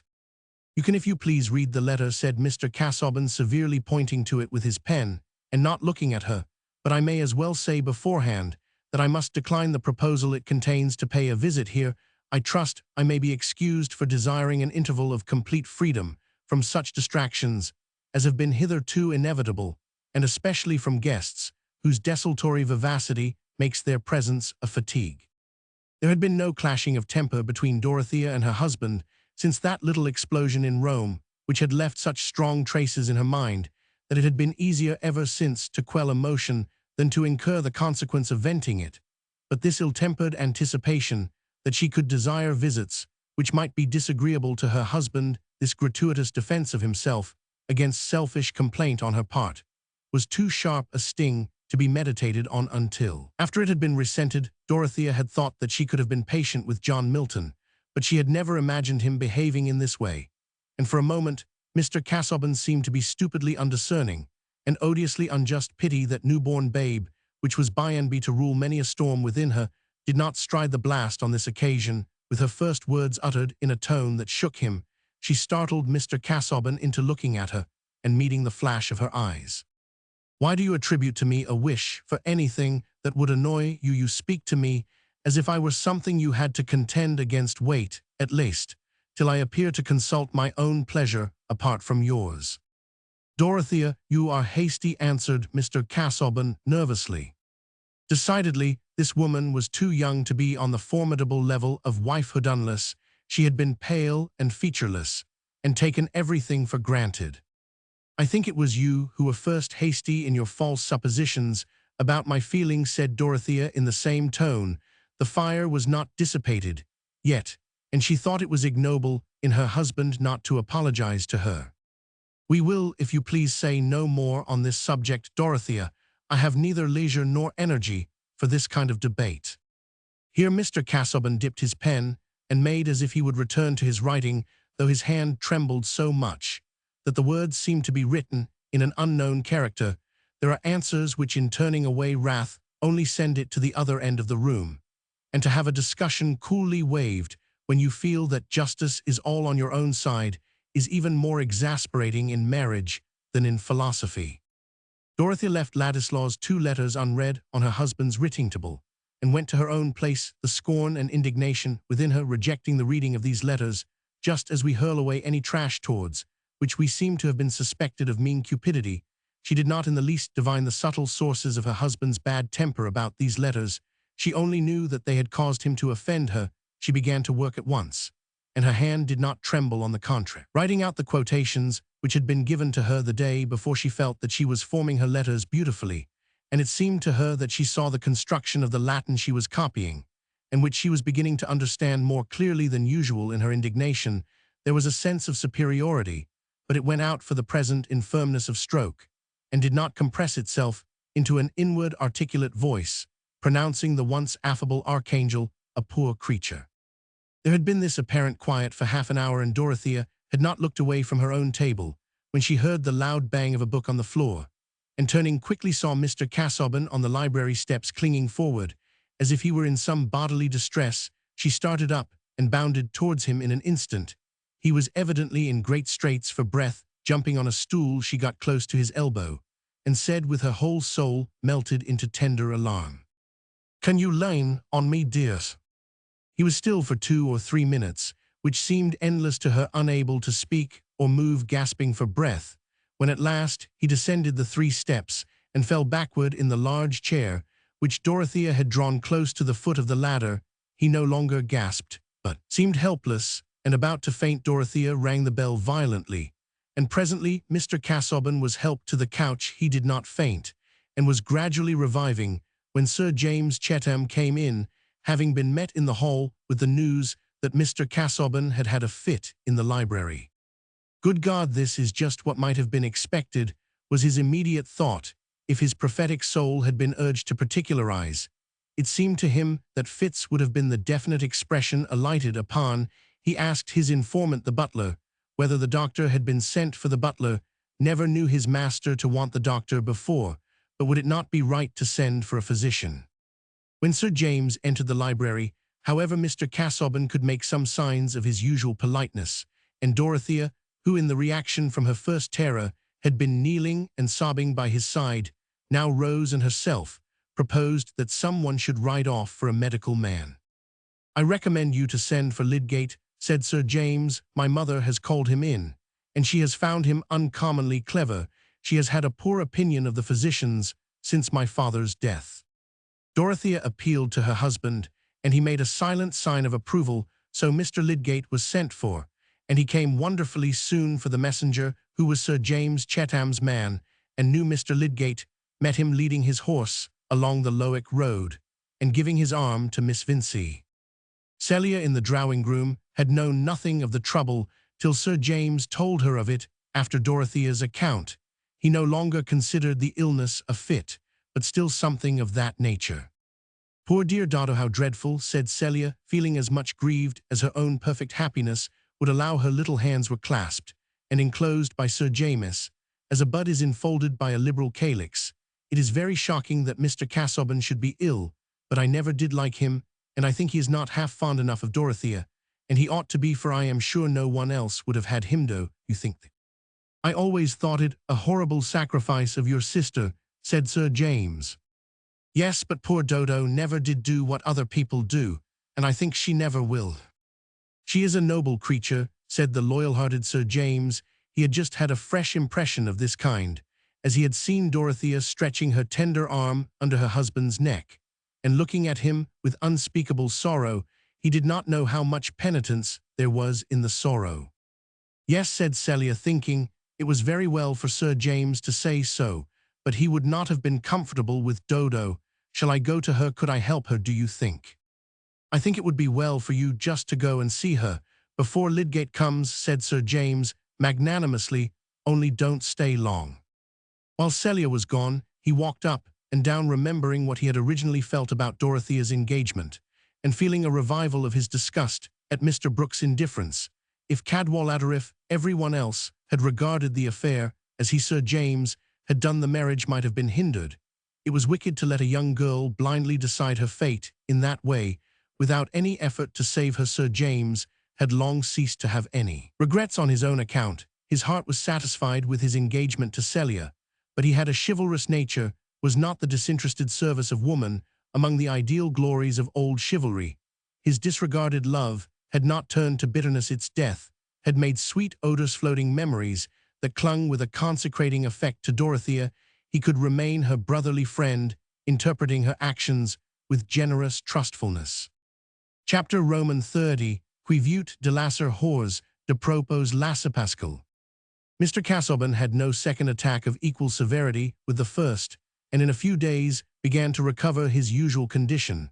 But Lydgate seemed to think the case worth a great deal of attention. He not only used his stethoscope, which had not become a matter of course in practice at that time, but sat quietly by his patient, and watched him to Mr. Casaubon's questions about himself. He replied that the source of the illness was the common error of intellectual mania, too eager and monotonous application. The remedy was to be satisfied with moderate work, and to seek variety of relaxation. Mr. Brooke, who sat by on one occasion, suggested that Mr. Casaubon should go fishing as Cadwallader did, and have a turning-groom make toys table legs, and that kind of thing. In short, you recommend me to anticipate the arrival of my second childhood, said poor Mr. Casaubon, with some bitterness. These things, he added, looking at Lydgate, would be to me such relaxation as topicking is to prisoners in a house of correction. I confess, said Lydgate, smiling amusement, is rather an unsatisfactory prescription. It is something like telling people to keep up their spirits. Perhaps I had better say that you must submit to be mildly bored rather than to go on working. Yes, yes, said Mr. Brooke, get Dorothea to play backgammon with you in the evenings, and shuttlecock. Now I don't know a finer game than shuttlecock. For the daytime I remember it all the fashion. To be sure, your eyes might not stand that, Casaubon, but you must unbend, you know. Why, you might take to some light study, conchology. Now I always think that must be light study, or get Dorothea to read you light things, Smollett, Roderick Random, Humphrey Clinker. They are a little broad, but she may read anything now she's married, you know. I remember they made me laugh, uncommon lithers, a droll bit about a postillion's breeches. We have no such humour now. I have gone through all these things, but they might be rather new to you. As new as eating thistles would have been an answer to represent Mr. Casaubon's feelings, but he only bowed resignedly with due respect to his wife's uncle, and observed that doubtless the works he mentioned had served as a resource to a certain order of minds. You see, said the able magistrate to Lydgate, when they were outside the door, Casaubon has been a little narrow. It leaves him rather at a loss when you forbid him his particular work, which I believe is something very deep indeed in the line of research. You know I would never give way to that. I was always versatile, but a clergyman is tied a little tight. If they would make him a bishop, no, did a very good pamphlet for Peel, he would have more movement than more show. He might get a little flesh. But I recommend you to talk to Mrs. Casaubon. She is clever enough for anything. Is my niece. Tell her husband wants liveliness, diversion. Put her on amusing tactics. Without Mr. Brooke's advice, Lydgate had determined on speaking to Dorothea. She had not been present while her uncle was throwing out his pleasant suggestions as to the mode in which life at Lowick might be enlivened, but she was usually by her husband's side, and the unaffected signs of intense anxiety in her face and voice about whatever touched his mind or health made a drama which Lydgate was inclined to watch. He said to himself that he was only doing right in telling her the truth about her husband's probable future, but he certainly thought also that it would be interesting to talk confidentially with her. A medical man likes to make psychological observations, and sometimes in the pursuit of such studies is too easily tempted into momentous prophecy, which life and death easily set at naught. Lydgate had often been satirical on this gratuitous prediction, and he meant now to be guarded.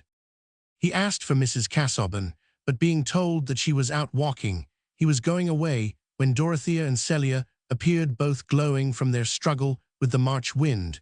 When Lydgate begged to speak with her alone, Dorothea opened the library door, which happened to be the nearest, thinking of nothing at the moment but what he might have to say about Mr. Casaubon. It was the first time she had entered this room since her husband had been taken ill, and the servant had chosen not to open the shutters, but there was light enough to read by from the narrow upper panes of the windows. "You will not mind this somber light," said Dorothea, standing in the middle of the room. "Since you forbade books, the library has been out of the question, but Mr. Casaubon will soon be here again, I hope. Is he not making progress?" "Yes, much more rapid progress than I at first expected. Indeed, he is already nearly in his usual state of health." "You do not fear that the illness will return?" said Dorothea, whose quick ear had detected some significance in Lydgate's tone. "Such cases are peculiarly difficult to pronounce upon," said Lydgate. "The only point on which I can be confident is that it will be desirable to be very watchful on Mr. Casaubon's account, lest he should in any way strain his nervous power." "I beseech you to speak quite plainly," said Dorothea in an imploring tone. "I cannot bear to think that there might be something which I did not know, and which if I had known it would have made me act differently." The words came out like a cry. It was evident that they were the voice of some mental experience which lay not very far off. "Sit down," she added, placing herself on the nearest chair, and throwing off her bonnet and gloves with an instinctive discarding of formality where a great question of destiny was concerned. "What you say now justifies my own view," said Lydgate. "I think it is one's function as a medical man to hinder regrets of that sort as far as possible.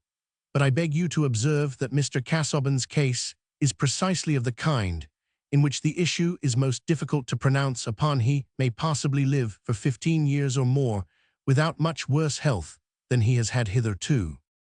Dorothea had turned very pale, and when Lydgate paused, she said in a low voice, "You mean if we are very careful?"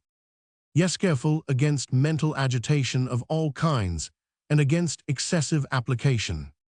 "He would be miserable if he had to give up his work," said Dorothea, with a quick prevision of that wretchedness. "I am aware that the only course is to try by all means, direct and indirect, to moderate and vary his occupations with a happy concurrence of circumstances. There is, as I said, no immediate danger from that affection of the heart, which I believe to have been the cause of his late attack. On the other hand, it is possible that the disease may develop itself more rapidly. It is one of those cases in which death is sometimes sudden. Nothing should be neglected which might be affected by such an issue." There was silence for a few moments, while Dorothea sat as if she had been turned to marble, though the life within her was so intense that her mind had never before swept in brief time over an equal range of scenes and motives. "Help me, pray," she said at last in the same low voice as before. "Tell me what I can do. What do you think of foreign travel? You have been lately in Rome, I think." The memories which made this resource utterly hopeless were a new current that shook Dorothea out of her pallid immobility. "Oh, that would not, Dothat, would be worse than anything," she said with a more childlike despondency, while the tears rolled down. "Nothing will be of any use that he does not enjoy." "I wish that I could have spared you this pain," said Lydgate, deeply touched, yet wondering about her marriage. Women, just like Dorothea, had not entered into his traditions. "It was right of you to tell me. I thank you for telling me the truth. I wish you to understand that I shall not say anything to enlighten Mr. Casaubon himself. I think it desirable for him to know nothing more than that he must not overwork himself, and must observe certain rules. Anxiety of any kind would be precisely the most unfavorable condition for him." Lydgate rose, and Dorothea, mechanically, rose at the same time, unclasping her cloak, and throwing it off as if it stifled her. He was bowing and quitting her, when an impulse, which if she had been alone would have turned into a prayer, made her say with a sob in her voice, "Oh, you are a wise man, are you not? You know all about life and death.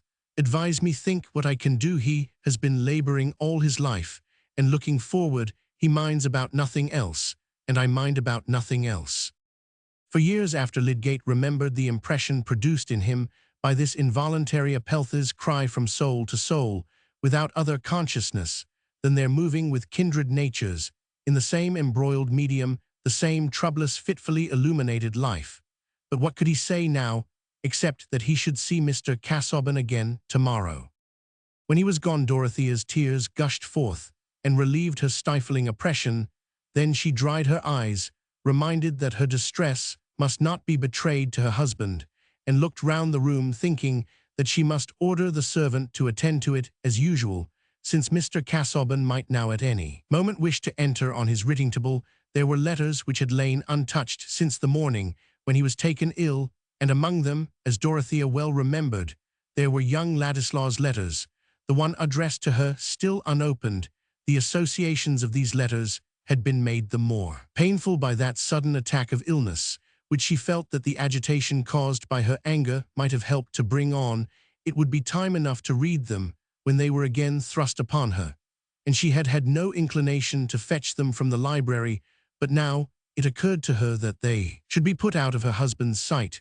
Whatever might have been the sources of his annoyance about them, he must, if possible, not be annoyed again, and she ran her eyes first over the letter addressed to him to assure herself whether or not it would be necessary to write in order to hinder the offensive visit. Will wrote from Rome, and began by saying that his obligations to Mr. Casaubon were too deep for all thanks not to seem impertinent. It was plain that if he were not grateful, he must be the poorest spirited rascal who had ever found a generous friend. To expand in wordy thanks would be like saying, "I am honest," but Will had come to perceive that his defects, which Mr. Casaubon had himself often pointed to, needed for their correction that more strenuous position which his relative's generosity had hitherto prevented from being inevitable. He trusted that he should make the best return, if return were possible, by showing the effectiveness of the education for which he was indebted, and by ceasing in future to need any diversion towards himself of funds on which others might have a better claim. He was coming to England to try his fortune, as many other young men were obliged to do, whose only capital was in their brains. His friend Norman had desired him to take charge of the disputed picture painted for Mr. Casaubon, with whose permission and Mrs. Casaubon's Will would convey it to Lowick in person. A letter addressed to the poste restante in Paris within the fortnight would hinder him, if necessary, from arriving at an inconvenient moment. He enclosed a letter to Mrs. Casaubon, in which he continued a discussion about art begun with her in Rome. Opening her own letter, Dorothea saw that it was a lively continuation of his remonstrance with her fanatical sympathy, and her want of sturdy neutral delight in things as they were, an outpouring of his young vivacity, which it was impossible to read just now. She had immediately to consider what was to be done about the other letter. There was still time, perhaps, to prevent Will from coming to Lowick. Dorothea ended by giving the letter to her uncle, who was still in the house, and begging him to let Will know that Mr. Casaubon had been ill, and that his health would not allow the reception of any visitors. No one more ready than Mr. Brooke to write a letter. His only difficulty was to write a short one, and his ideas in this case expanded over the 3 large pages and the inward foldings. He had simply said to Dorothea, "To be sure I will write, my dear. He's a very clever young fellow. This young Ladislaw, I dare say, will be a rising young man. It's a good letter, marks his sense of things, you know. However, I will tell him about Casaubon." But the end of Mr. Brooke's pen was a thinking organ, evolving sentences, especially of a benevolent kind, before the rest of his mind could well overtake them. It expressed regrets and proposed remedies, which, when Mr. Brooke read them, seemed felicitously worded, surprisingly the right thing, and determined a sequel which he had never before thought of. In this case, his pen found. "It's such a pity young Ladislaw should not have come into the neighborhood just at that time, in order that Mr. Brooke might make his acquaintance more fully, and that they might go over the long-neglected Italian drawings. Toadthread also felt such an interest in a young man who was starting in life with a stock of ideas that, by the end of the second page, it had persuaded Mr. Brooke to invite young Ladislaw, since he could not be received at Lowick, to come to Tipton Grange. Why not? They could find a great many things to do together. And this was a period of peculiar growth. Political horizon was expanding, and in short Mr. Brooke's pen went off into a little speech, which it had lately reported for that imperfectly edited organ, the Middlemarch Pioneer. While Mr. Brooke was sealing this letter, he felt elated with an influx of dim projects. A young man capable of putting ideas into form. The Pioneer purchased to clear the pathway for a new candidate. Documents utilized. Who knew what might come of it? All since Celia was going to marry immediately. It would be very pleasant to have a young fellow at table with him, at least for a time. But he went away without telling Dorothea what he had put into the letter, for she was engaged with her husband, and in fact, these things were of no importance to her. Chapter Roman 31. How will you know the pitch of that great bell? Too large for you to stir, let but a flute play neath the fine mixed metal. Listen close, till the right note flows forth a silvery rill. Then shall the huge bell tremble, then the mass, with myriad waves concurrent, shall respond in low, soft unison. Lydgate that evening spoke to Miss Vincey of Mrs. Casaubon, and laid some emphasis on the strong feeling she appeared to have for that formal, studious man, 30 years older than herself. "Of course she is devoted to her husband," said Rosamond, implying a notion of necessary sequence, which the scientific man regarded as the prettiest possible for a woman. But she was thinking at the same time that it was not so very melancholy to be mistress of Lowick Manor, with a husband likely to die soon. "Do you think her very handsome?" "She certainly is handsome, but I have not thought about it," said Lydgate. "I suppose it would be unprofessional," said Rosamond, dimpling. "But how your practice is spreading! You were called in before to the Chethams, I think, and now the Casaubons." "Yes," said Lydgate, in a tone of compulsory admission. "But I don't really like attending such people so well as the poor. The cases are more monotonous, and one has to go through more fuss, and listen more deferentially to nonsense." "Not more than in Middlemarch," said Rosamond, "and at least you go through wide corridors, and have the scent of rose-leaves everywhere." "That is true, Mademoiselle de Montmorency," said Lydgate, just bending his head to the table, and lifting with his fourth finger her delicate handkerchief, which lay at the mouth of her reticule, as if to enjoy its scent, while he looked at her with a smile. But this agreeable holiday freedom, with which Lydgate hovered about the flower of Middlemarch, could not continue indefinitely. It was not more possible to find social isolation in that town than elsewhere, and two people persistently flirting could by no means escape from the various entanglements, weights, blows, clashings, motions, by which things severally go on. Whatever Miss Vincey did must be remarked, and she was perhaps the more conspicuous to admirers and critics, because just now Mrs. Vincey, after some struggle, had gone with Fred to stay a little while at Stone Court, there being no other way of at once gratifying old Featherstone and keeping watch against Mary Garth, who appeared a less tolerable daughter-in-law in proportion as Fred's illness disappeared.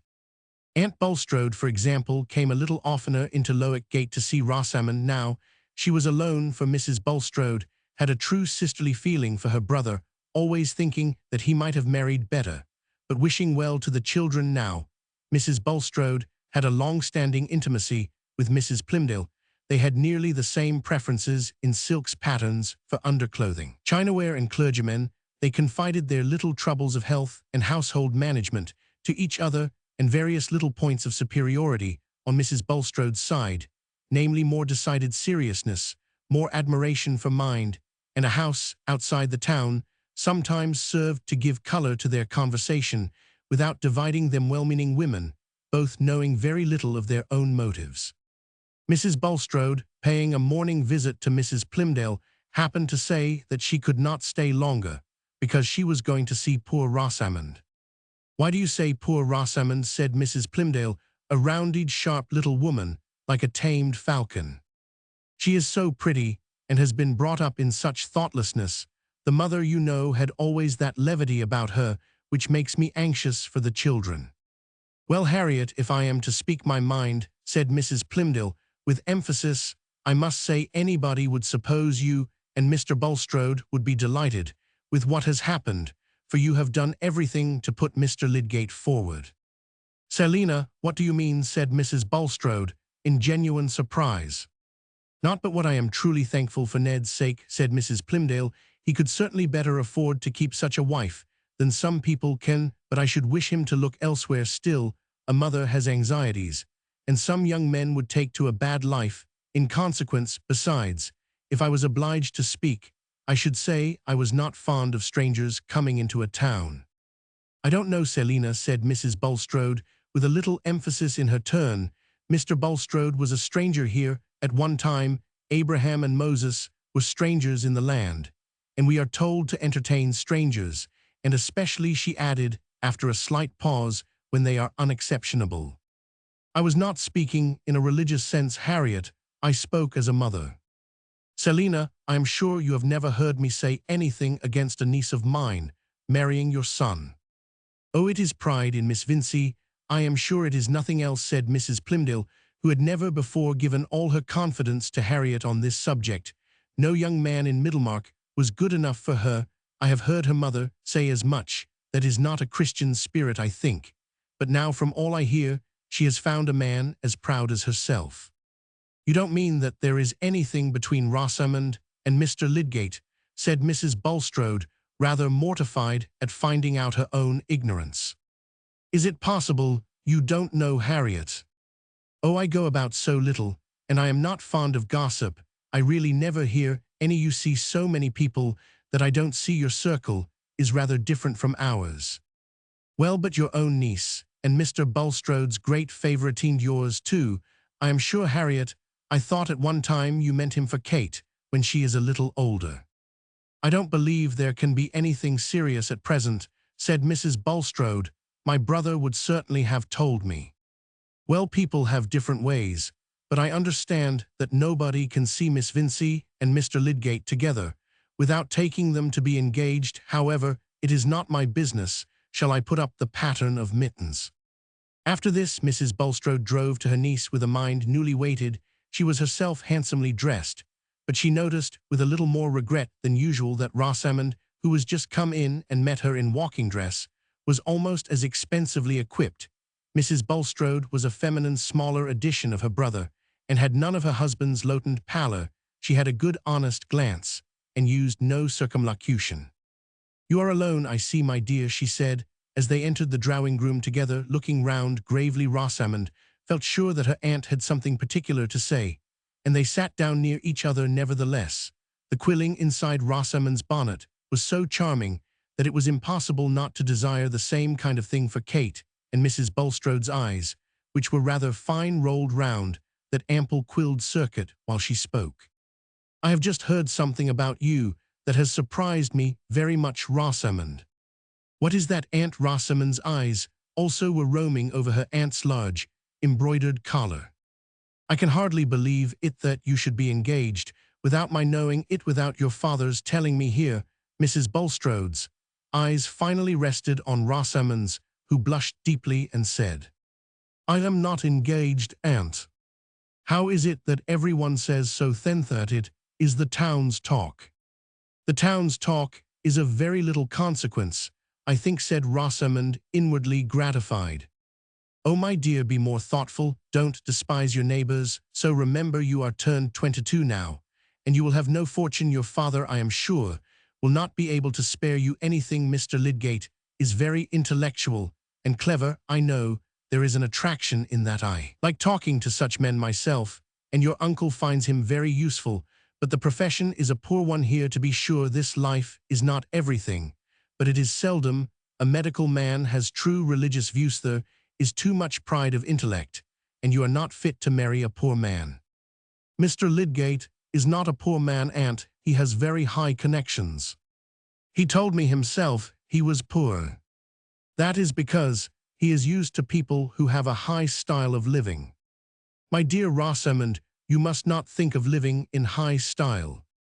Rosamond looked down and played with her reticule. She was not a fiery young lady and had no sharp answers, but she meant to live as she pleased. Then it is really true, said Mrs. Bulstrode, looking very earnestly at her niece. You are thinking of Mr. Lydgate. Is some understanding between you, though your father doesn't know? Be open, my dear Rosamond. Mr. Lydgate has really made you an offer. Poor Rosamond's feelings were very unpleasant. She had been quite easy as to Lydgate's feeling and intention, but now when her aunt put this question, she did not like being unable to say yes. Her pride was hurt, but her habitual control of manner helped her.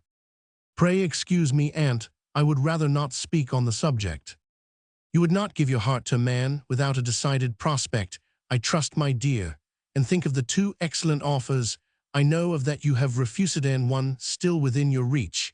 If you will not throw it away, I knew a very great beauty who married badly at last by doing. So Mr. Ned Plymdale is a nice young man, some might think good-looking, and an only son, and a large business of that kind is better than a profession. Not that marrying is everything. I would have you seek first the kingdom of God, but a girl should keep her heart within her own power. I should never give it to Mr. Ned Plymdale. If it were, I have already refused him. If I loved, I should love at once, and without change, said Rosamond, with a great sense of being a romantic heroine, and playing the part prettily. I see how it is, my dear, said Mrs. Bulstrode, in a melancholy voice. Rising to go, you have allowed your affections to be engaged without return. No, indeed, aunt, said Rosamond with emphasis. Then you are quite confident that Mr. Lydgate has a serious attachment to you. Rosamond's cheeks by this time were persistently burning, and she felt much mortification. She chose to be silent, and her aunt went away all the more convinced. Mr. Bulstrode, in things worldly and indifferent, was disposed to do what his wife bade him, and she now, without telling her reasons, desired him on the next opportunity to find out in conversation with Mr. Lydgate whether he had any intention of marrying soon. The result was a decided negative. Mr. Bulstrode, on being cross-questioned, showed that Lydgate had spoken as no man would who had any attachment that could issue in matrimony. Mrs. Bulstrode now felt that she had a serious do before her, and she soon managed to arrange a tete-a-tete with Lydgate, in which she passed from inquiries about Fred Vincey's health and expressions of her sincere anxiety for her brother's large family, to general remarks on the dangers which lay before young people with regard to their settlement in life. Young men were often wild and disappointing, making little return for the money spent on them, and a girl was exposed to many circumstances which might interfere with her prospects, especially when she has great attractions and her parents see much company, said Mrs. Bulstrode. Gentlemen pay her attention and engross her all to themselves for the mere pleasure of the moment, and that drives off others. I think it is a heavy responsibility, Mr. Lydgate, to interfere with the prospects of any girl here. Mrs. Bulstrode fixed her eyes on him with an unmistakable purpose of warning, if not of rebuke. Clearly, said Lydgate, looking at her, perhaps even staring a little in return. On the other hand, a man must be a great coxcomb to go about with a notion that he must not pay attention to a young lady lest she should fall in love with him, or lest others should think she must. Oh, Mr. Lydgate, you know well what your advantages are. You know that our young men here cannot cope with you where you frequent a house. It may militate very much against a girl's making a desirable settlement in life, and prevent her from accepting offers, even if they are made. Lydgate was less flattered by his advantage over the Middlemarch Orlandos than he was annoyed by the perception of Mrs. Bulstrode's meaning. She felt that she had spoken as impressively as it was necessary to do, and that in using the superior word militate, she had thrown a noble drapery over a mass of particulars which were still evident enough. Lydgate was fuming a little, pushed his hair back with one hand, felt curiously in his waistcoat pocket with the other, and then stooped to beckon the tiny black spaniel, which had the insight to decline his hollow caresses. It would not have been decent to go away, because he had been dining with other guests, and had just taken tea, but Mrs. Bulstrode, having no doubt that she had been understood, turned the conversation. Solomon's Proverbs, I think, have omitted to say that, as the sore palate findeth grit, so an uneasy consciousness heareth innuendos, the next day Mr. Fairbrother parting from Lydgate in the street, supposed that they should meet at Vincey's in the evening. Lydgate answered curtly no, had work to do, must give up going out in the evening. What, you are going to get lashed to the mast, and are stopping your ears, said the vicar. Well, if you don't mean to be won by the sirens, you are right to take precautions in time. A few days before, Lydgate would have taken no notice of these words as anything more than the vicar's usual way of putting things. They seemed now to convey an innuendo, which confirmed the impression that he had been making a fool of himself, and behaving so as to be misunderstood, not, he believed, by Rosamond herself. She, he felt sure, took everything as lightly as he intended it. She had an exquisite tact and insight in relation to all points of manners, but the people she lived among were blunderers and busybodies. However, the mistake should go no farther. He resolved and kept his resolution that he would not go to Mr. Vincey's except on business. Rosamond became very unhappy. The uneasiness first stirred by her aunt's questions grew and grew, till at the end of 10 days that she had not seen Lydgate, it grew into terror at the blank that might possibly commend to foreboding of that ready fatal sponge, which so cheaply wipes out the hopes of mortals. The world would have a new dreariness for her, as a wilderness that a magician's spells had turned for a little while into a garden. She felt that she was beginning to know the pang of disappointed love, and that no other man could be the occasion of such delightful aerial building as she had been enjoying for the last 6 months. Poor Rosamond lost her appetite, and felt as forlorn as Ariadne's, a charming stage Ariadne left behind with all her boxes full of costumes and no hope of a coach. There are many wonderful mixtures in the world, which are all alike called love, and claim the privileges of a sublime rage, which is an apology for everything in literature and the drama. Happily, Rosamond did not think of committing any desperate act. She plaited her fair hair as beautifully as usual, and kept herself proudly calm. Her most cheerful supposition was that her Aunt Bulstrode had interfered in some way to hinder Lydgate's visits. Everything was better than a spontaneous indifference in him. Anyone who imagines 10 days too short a time, not for falling into leanness, lightness, or other measurable effects of passion, but for the whole spiritual circuit of alarmed conjecture and disappointment, is ignorant of what can go on in the elegant leisure of a young lady's mind.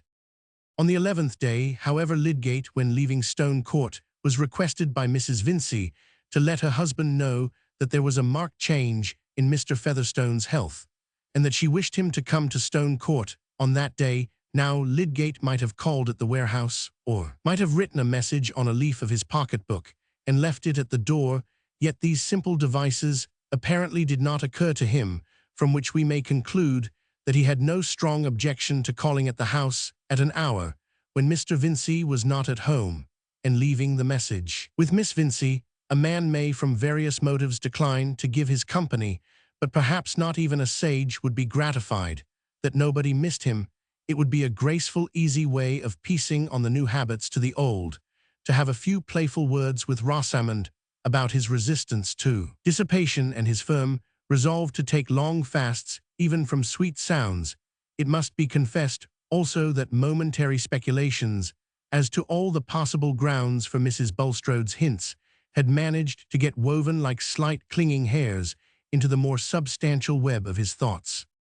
Miss Vincey was alone, and blushed so deeply when Lydgate came in that he felt a corresponding embarrassment, and instead of any playfulness, he began at once to speak of his reason for calling and to beg her almost formally to deliver the message to her father. Rosamond, who at the first moment felt as if her happiness were returning, was keenly hurt by Lydgate's manner. Her blush had departed, and she assented coldly, without adding an unnecessary word, some trivial chainwork which she had in her hands, enabling her to avoid looking at Lydgate higher than his chin. In all failures, the beginning is certainly the half of the whole. After sitting 2 long moments, while he moved his whip, and could say nothing, Lydgate rose to go, and Rosamond, made nervous by her struggle between mortification and the wish not to betray it, dropped her chain, as if startled, and rose too mechanically. Lydgate instantaneously stooped to pick up the chain. When he rose, he was very near to a lovely little face, set on a fair long neck, which he had been used to see turning about under the most perfect management of self-contented grace. but as he raised his eyes now, he saw a certain helpless quivering, which touched him quite newly, and made him look at Rosamond with a questioning flash at this moment. She was as natural as she had ever been. When she was 5 years old, she felt that her tears had risen, and it was no use to try to do anything else than let them stay like water on a blue flower, or let them fall over her cheeks even as they would. That moment of naturalness was the crystallizing feather touch. It shook flirtation into love.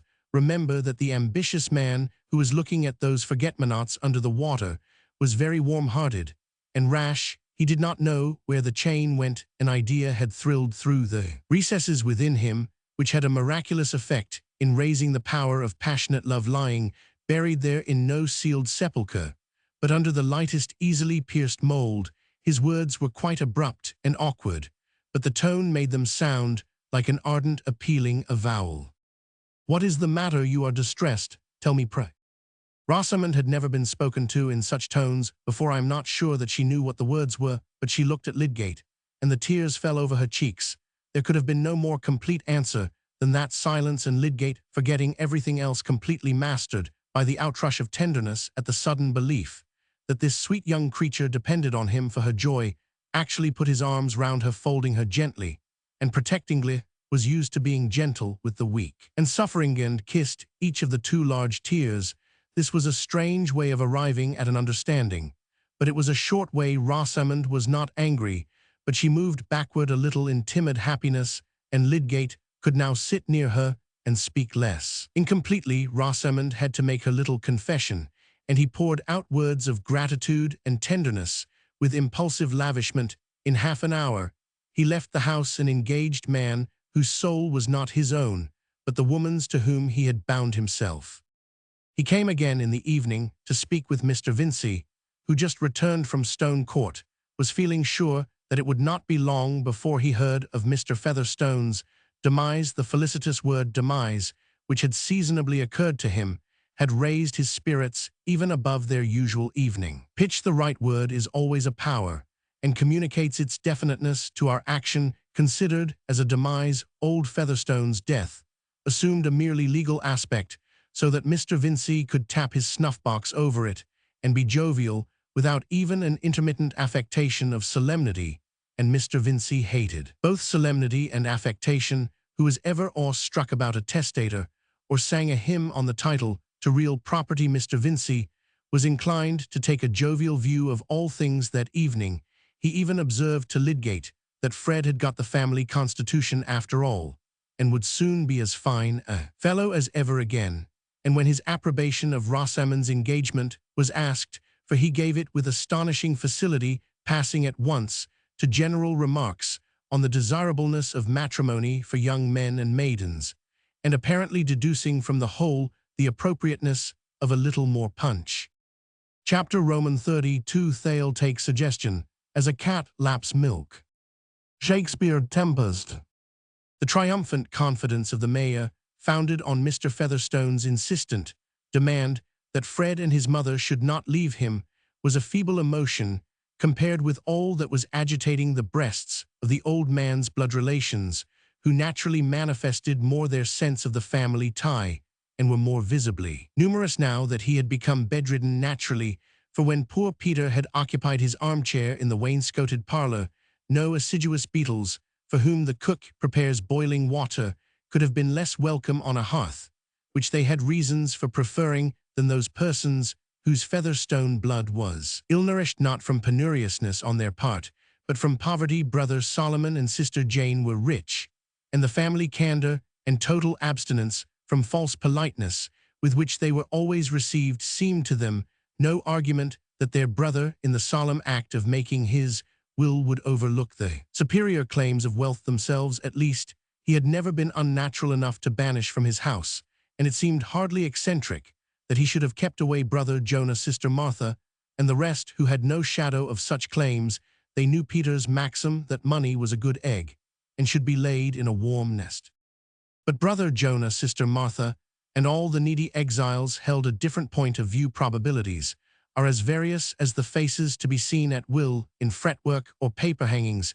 Every form is there from Jupiter to Judy, if you only look with creative inclination. To the poorer and least favored, it seemed likely that, since Peter had done nothing for them in his life, he would remember them. At the last, Jonah argued that men liked to make a surprise of their wills, while Martha said that nobody need be surprised if he left the best part of his money to those who least expected it. Also, it was not to be thought, but that an own brother lying there with dropsy in his legs must come to feel that blood was thicker than water, and if he didn't alter his will, he might have money by him at any rate. Some blood relations should be on the premises and on the watch against those who were hardly relations at all. Such things had been known as forged wills and disputed wills, which seemed to have the golden hazy advantage of somehow enabling non-legatees to live out of them. Again, those who were no blood relations might be caught making away with things, and poor Peter,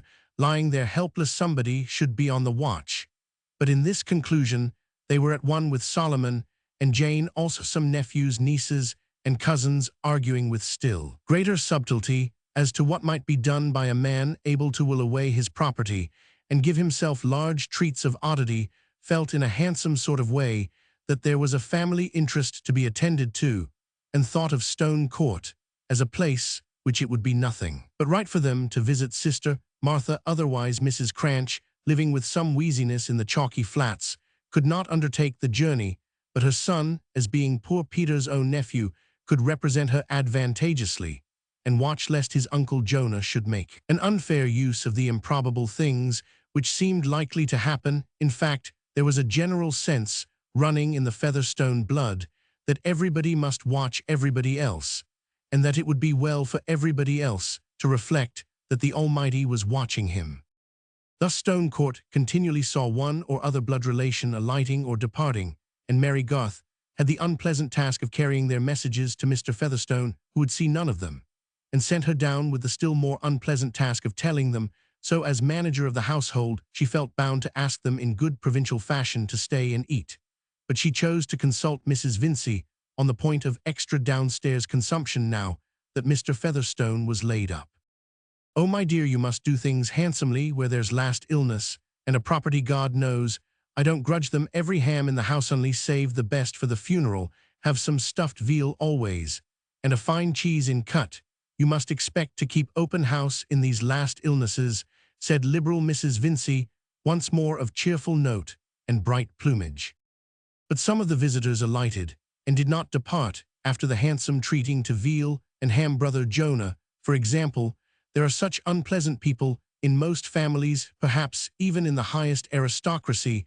There are Brobdingnag specimens gigantically in debt, and bloated at greater expense. Brother Jonah, I say, having come down in the world, was mainly supported by a calling which he was modest enough not to boast of, though it was much better than swindling either on exchange or turf, but which did not require his presence at Brassing so long, as he had a good corner to sit in, and a supply of food. He chose the kitchen corner partly because he liked it best, and partly because he did not want to sit with Solomon, concerning whom he had a strong brotherly opinion, seated in a famous armchair, and in his best suit, constantly within sight of good cheer.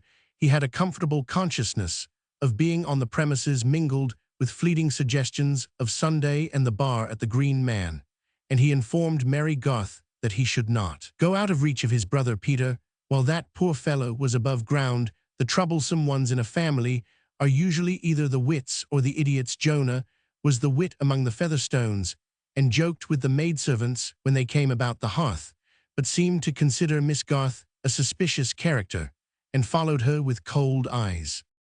Mary would have borne this one pair of eyes with comparative ease, but unfortunately there was young Cranch, who, having come all the way from the chalky flats to represent his mother and watch his uncle Jonah, also felt it his duty to stay and to sit chiefly in the kitchen to give his uncle company. Young Cranch was not exactly the balancing point between the wit and the idiot, verging slightly towards latter type and squinting so as to leave everything in doubt about his sentiments, except that they were not of a forcible character. When Mary Garth entered the kitchen, and Mr. Jonah Featherstone began to follow her with his cold detective eyes, young Cranch, turning his head in the same direction, seemed to insist on it that she should remark how he was squinting, as if he did it with design, like the gypsies when borrow read the New Testament to them. This was rather too much for poor Mary. Sometimes it made her bilious, sometimes it upset her gravity. One day that she had an opportunity, she could not resist describing the kitchen scene to Fred, who would not be hindered from immediately going to see it, affecting simply to pass through.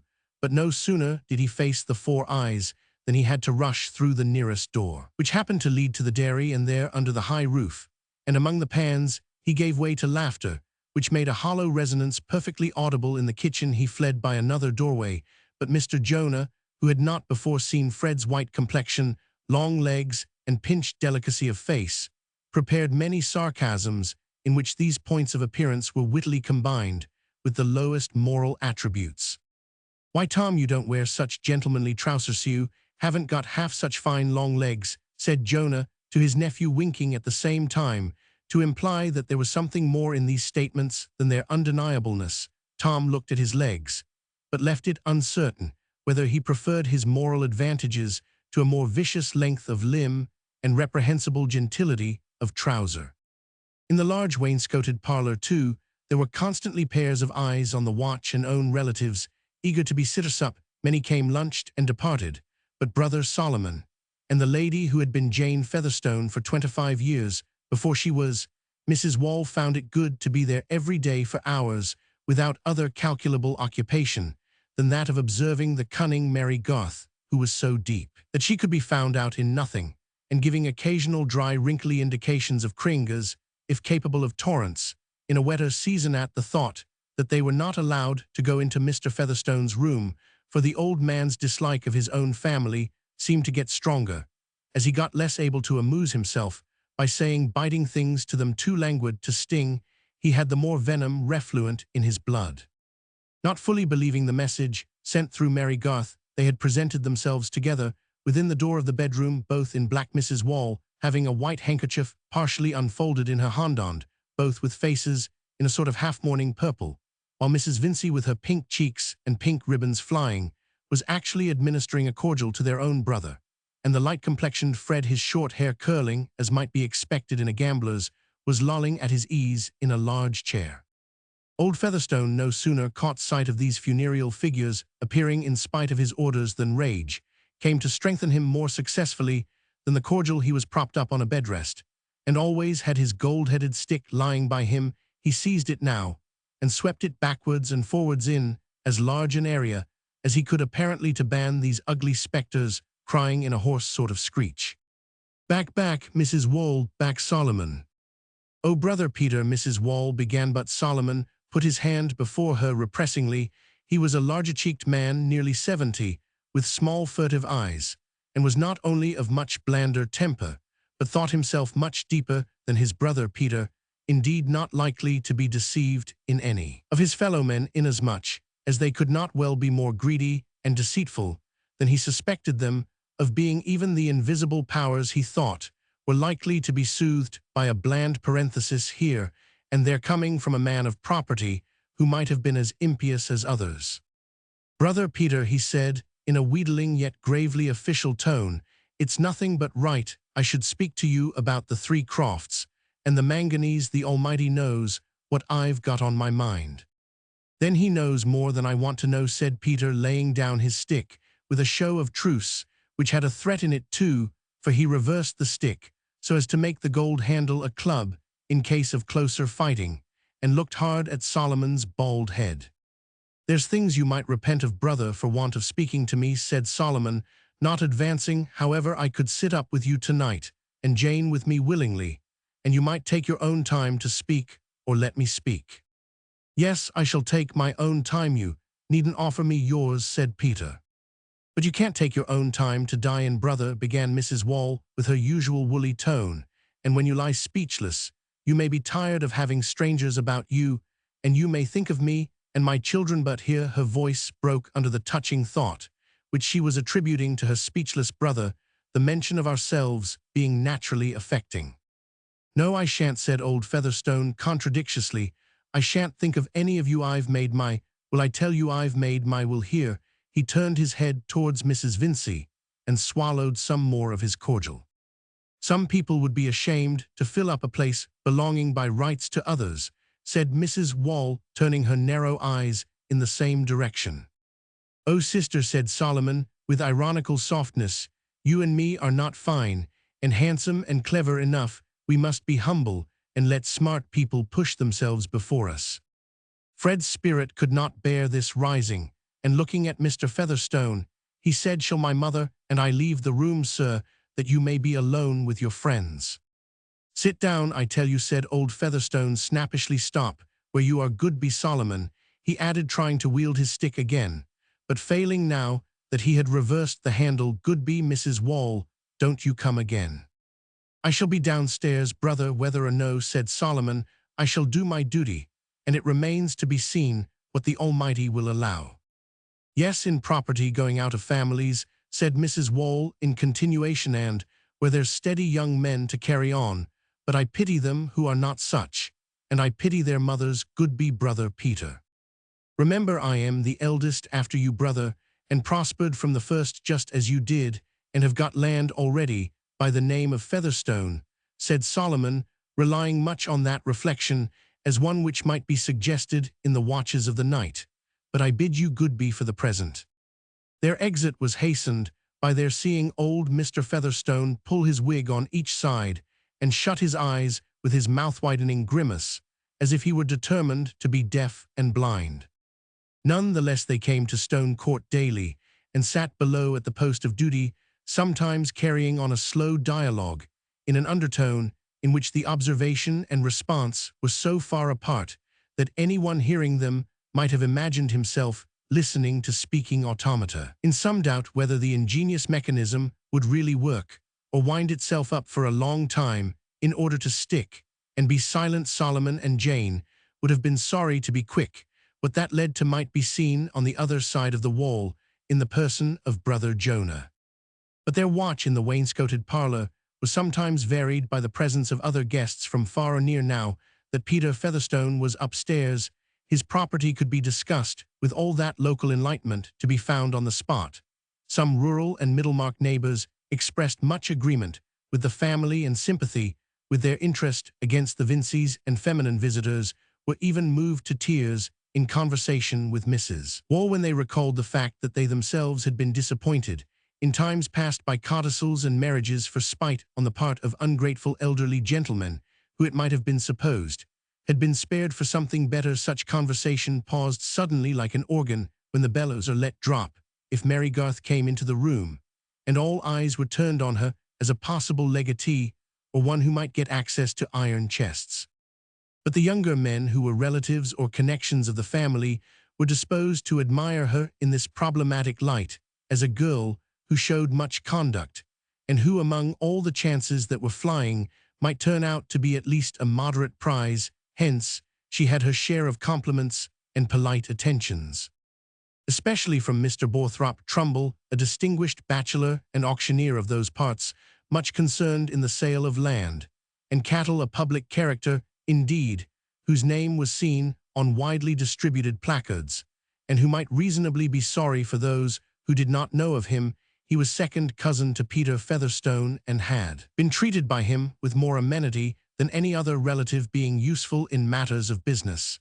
And in that program of his funeral, which the old man had himself dictated, he had been named as a bearer.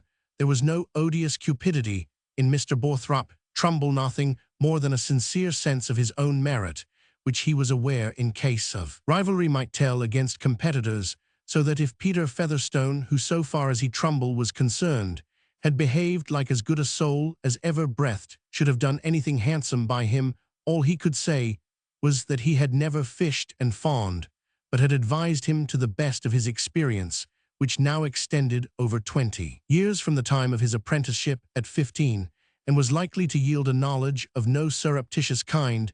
His admiration was far from being confined to himself, but was accustomed professionally as well as privately to delight in estimating things at a high rate. He was an amateur of superior phrases, and never used poor language without immediately correcting himself, which was fortunate, as he was rather loud, and given to predominate standing or walking about, frequently pulling down his waistcoat with the air of a man who is very much of his own opinion, trimming himself rapidly with his forefinger, and marking each new series in these movements by a busy play. With his large seals, there was occasionally a little fierceness in his demeanor, but it was directed chiefly against false opinion, of which there is so much to correct in the world, that a man of some reading and experience necessarily has his patience tried. He felt that the Featherstone family generally was of limited understanding, but being a man of the world and a public character, took everything as a matter of course, and even went to converse with Mr. Jonah and young Cranch in the kitchen, not doubting that he had impressed the latter greatly by his leading questions concerning the chalky flats. If anybody had observed that Mr. Borthrop Trumbull, being an auctioneer, was bound to know the nature of everything, he would have smiled and trimmed himself silently, with the sense that he came pretty near that on the whole, in an auctioneering way, he was an honorable man, not ashamed of his business, and feeling that the celebrated Peel, now Sir Robert, if introduced to him, would not fail to recognize his importance. "I don't mind if I have a slice of that ham and a glass of that ale, Miss Garth, if you will allow me," he said, coming into the parlor at 11:30, after having had the exceptional privilege of seeing old Featherstone, and standing with his back to the fire between Mrs. Wall and Solomon. "It's not necessary for you to go out. Let me ring the bell." "Thank you," said Mary. "I have an errand." "Well, Mr. Trumbull, you're a highly favored," said Mrs. Wall. "What?" Seeing the old man, said the auctioneer, playing with his seals dispassionately. "Ah, you see, he has relied on me considerably here." He pressed his lips together and frowned meditatively. "Might anybody ask what their brother has been saying?" said Solomon, in a soft tone of humility, in which he had a sense of luxurious cunning, he being a rich man, and not in need of it. "Oh yes, anybody may ask," said Mr. Trumbull, with loud and good-humored, though cutting sarcasm. "Anybody may interrogate, anyone may give their remarks an interrogative turn." He continued, his sonorousness rising with his style. "This is constantly done by good speakers, even when they anticipate no answer. It is what we call a figure of speech at a high figure. As one may say." The eloquent auctioneer smiled at his own ingenuity. "I shouldn't be sorry to hear he'd remembered you, Mr. Trumbull," said Solomon. "I never was against the deserving, it's the undeserving I am against." "Ah, there it is, you see, there it is," said Mr. Trumbull significantly. "It can't be denied that undeserving people have been legatees, and even residuary legatees. It is so with testamentary dispositions." Again he pursed up his lips and frowned a little. "Do you mean to say for certain, Mr. Trumbull, that my brother has left his land away from our family?" said Mrs. Wall, on whom, as an unhopeful woman, those long words had a depressing effect. "A man might as well turn his land into charity land at once as leave it to some people," observed Solomon, his sister's question having drawn no answer. "What Bluecoat land?" said Mrs. Wall again. "Oh, Mr. Trumbull, you never can mean to say that it would be flying in the face of the Almighty that's prospered him." While Mrs. Wall was speaking, Mr. Borthrop Trumbull walked away from the fireplace towards the window, patrolling with his forefinger round the inside of his stock. Then along his whiskers and the curves of his hair, he now walked to Miss Garth's worktable, opened a book which lay there, and read the title aloud with pompous emphasis, as if he were offering it for sale. "Anne of Geierstein," pronounced Geierstein, or the Maiden of the Mist, by the author of Waverley. Then turning the page, he began sonorously. "The course of 4 centuries has well-nigh elapsed since the series of events which are related in the following chapters took place on the continent." He pronounced the last truly admirable word, with the accent on the last syllable, not as unaware of vulgar usage, but feeling that this novel delivery enhanced the sonorous beauty which his reading had given to the whole. And now the servant came in with the tray, so that the moments for answering Mrs. Wall's question had gone by safely, while she and Solomon, watching Mr. Trumbull's movements, were thinking that high learning interfered sadly with serious affairs. Mr. Borthrop Trumbull really knew nothing about old Featherstone's will, but he could hardly have been brought to declare any ignorance unless he had been arrested for misprision of treason. "I shall take a mere mouthful of ham and a glass of ale," he said reassuringly. "As a man with public business, I take a snack when I can. I will back this ham," he added, after swallowing some morsels with alarming haste, "against any ham in the 3 kingdoms, in my opinion. It is better than the hams at Freshitt Halland, I think I am a tolerable judge.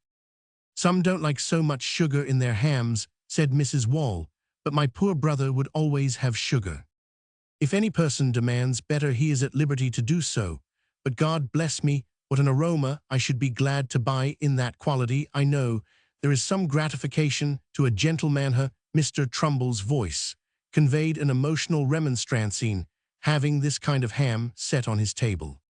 He pushed aside his plate, poured out his glass of ale, and drew his chair a little forward, profiting by the occasion to look at the inner side of his legs, which he stroked approvingly. Mr. Trumbull, having all those less frivolous airs and gestures which distinguish the predominant races of the North. You have an interesting work there, I see, Miss Garth, he observed when Mary re-entered. It is by the author of Waverley, that is Sir Walter Scott. I have bought one of his works myself, a very nice thing, a very superior publication, entitled Ivanhoe. You will not get any writer to beat him in a hurry, I think. Will not, in my opinion, be speedily surpassed. I have just been reading a portion at the commencement of Anne of Geierstein. It commences well. Things never began with Mr. Borthrop Trumbull. They always commenced both in private life and on his handbills. You are a reader, I see. Do you subscribe to our Middlemarch library? No, said Mary. Mr. Fred Vincy brought this book. I am a great bookman myself, returned Mr. Trumbull. I have no less than 200 volumes in calf, and I flatter myself they are well selected. Also pictures by Murillo, Rubens, Teniers, Titian, Van Dyck, and others. I shall be happy to lend you any work you like to mention, Miss Garth. I am much obliged, said Mary, hastening away again, but I have little time for reading. I should say my brother has done something for her in his will, said Mr. Solomon, in a very low undertone, when she had shut the door behind her, pointing with his head towards the absent Mary. His first wife was a poor match for him, though, said Mrs. Wall, she brought him nothing, and this young woman is only her niece. Seemed very proud, and my brother has always paid her way. A sensible girl, though, in my opinion, said Mr. Trumbull, finishing his ale, and starting up with an emphatic adjustment of his waistcoat. I have observed her, when she has been mixing medicine in drops. She minds what she is doing, sir. That is a great point in a woman, and a great point for our friend upstairs. Poor dear old soul, a man whose life is of any value should think of his wife as a nurse. That is what I should do if I married, and I believe I have lived single long enough not to make a mistake in that line. Some men must marry to elevate themselves a little. But when I am in need of that, I hope someone will tell me so. I hope some individual will apprise me of the fact. I wish you good morning, Mrs. Wall. Good morning, Mr. Solomon. I trust we shall meet under less melancholy auspices. When Mr. Trumbull had departed with a fine bow, Solomon, leaning forward, observed to his sister, You may depend, Jane, my brother has left that girl a lumping sum. Anybody would think so from the way Mr. Trumbull talks, said Jane. Then, after a pause, he talks as if my daughters wasn't to be trusted to give drops. Auctioneers talk wild, said Solomon. Not but what Trumbull has made money. Chapter Roman 33. Close up his eyes and draw the curtain close, and let us all to meditation.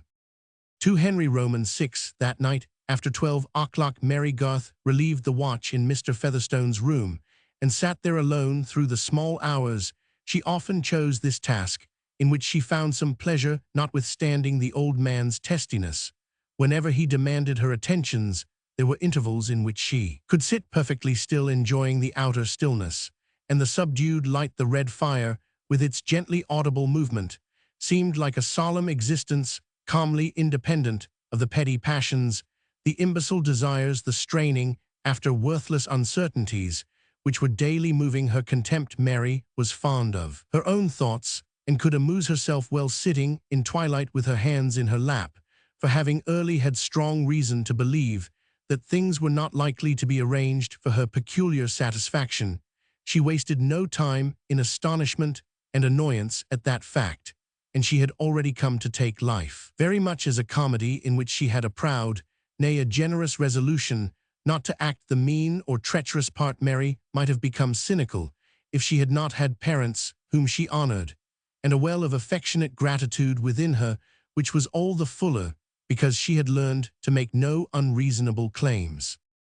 She sat tonight revolving, as she was wont the scenes of the day, her lips often curling with amusement at the oddities to which her fancy added fresh drollery. People were so ridiculous, with their illusions carrying their fools' caps unawares, thinking their own lies opaque, while everybody else's were transparent, making themselves exceptions to everything, as if when all the world looked yellow under a lamp, they alone were rosy. Yet there were some illusions under Mary's eyes, which were not quite comic to her.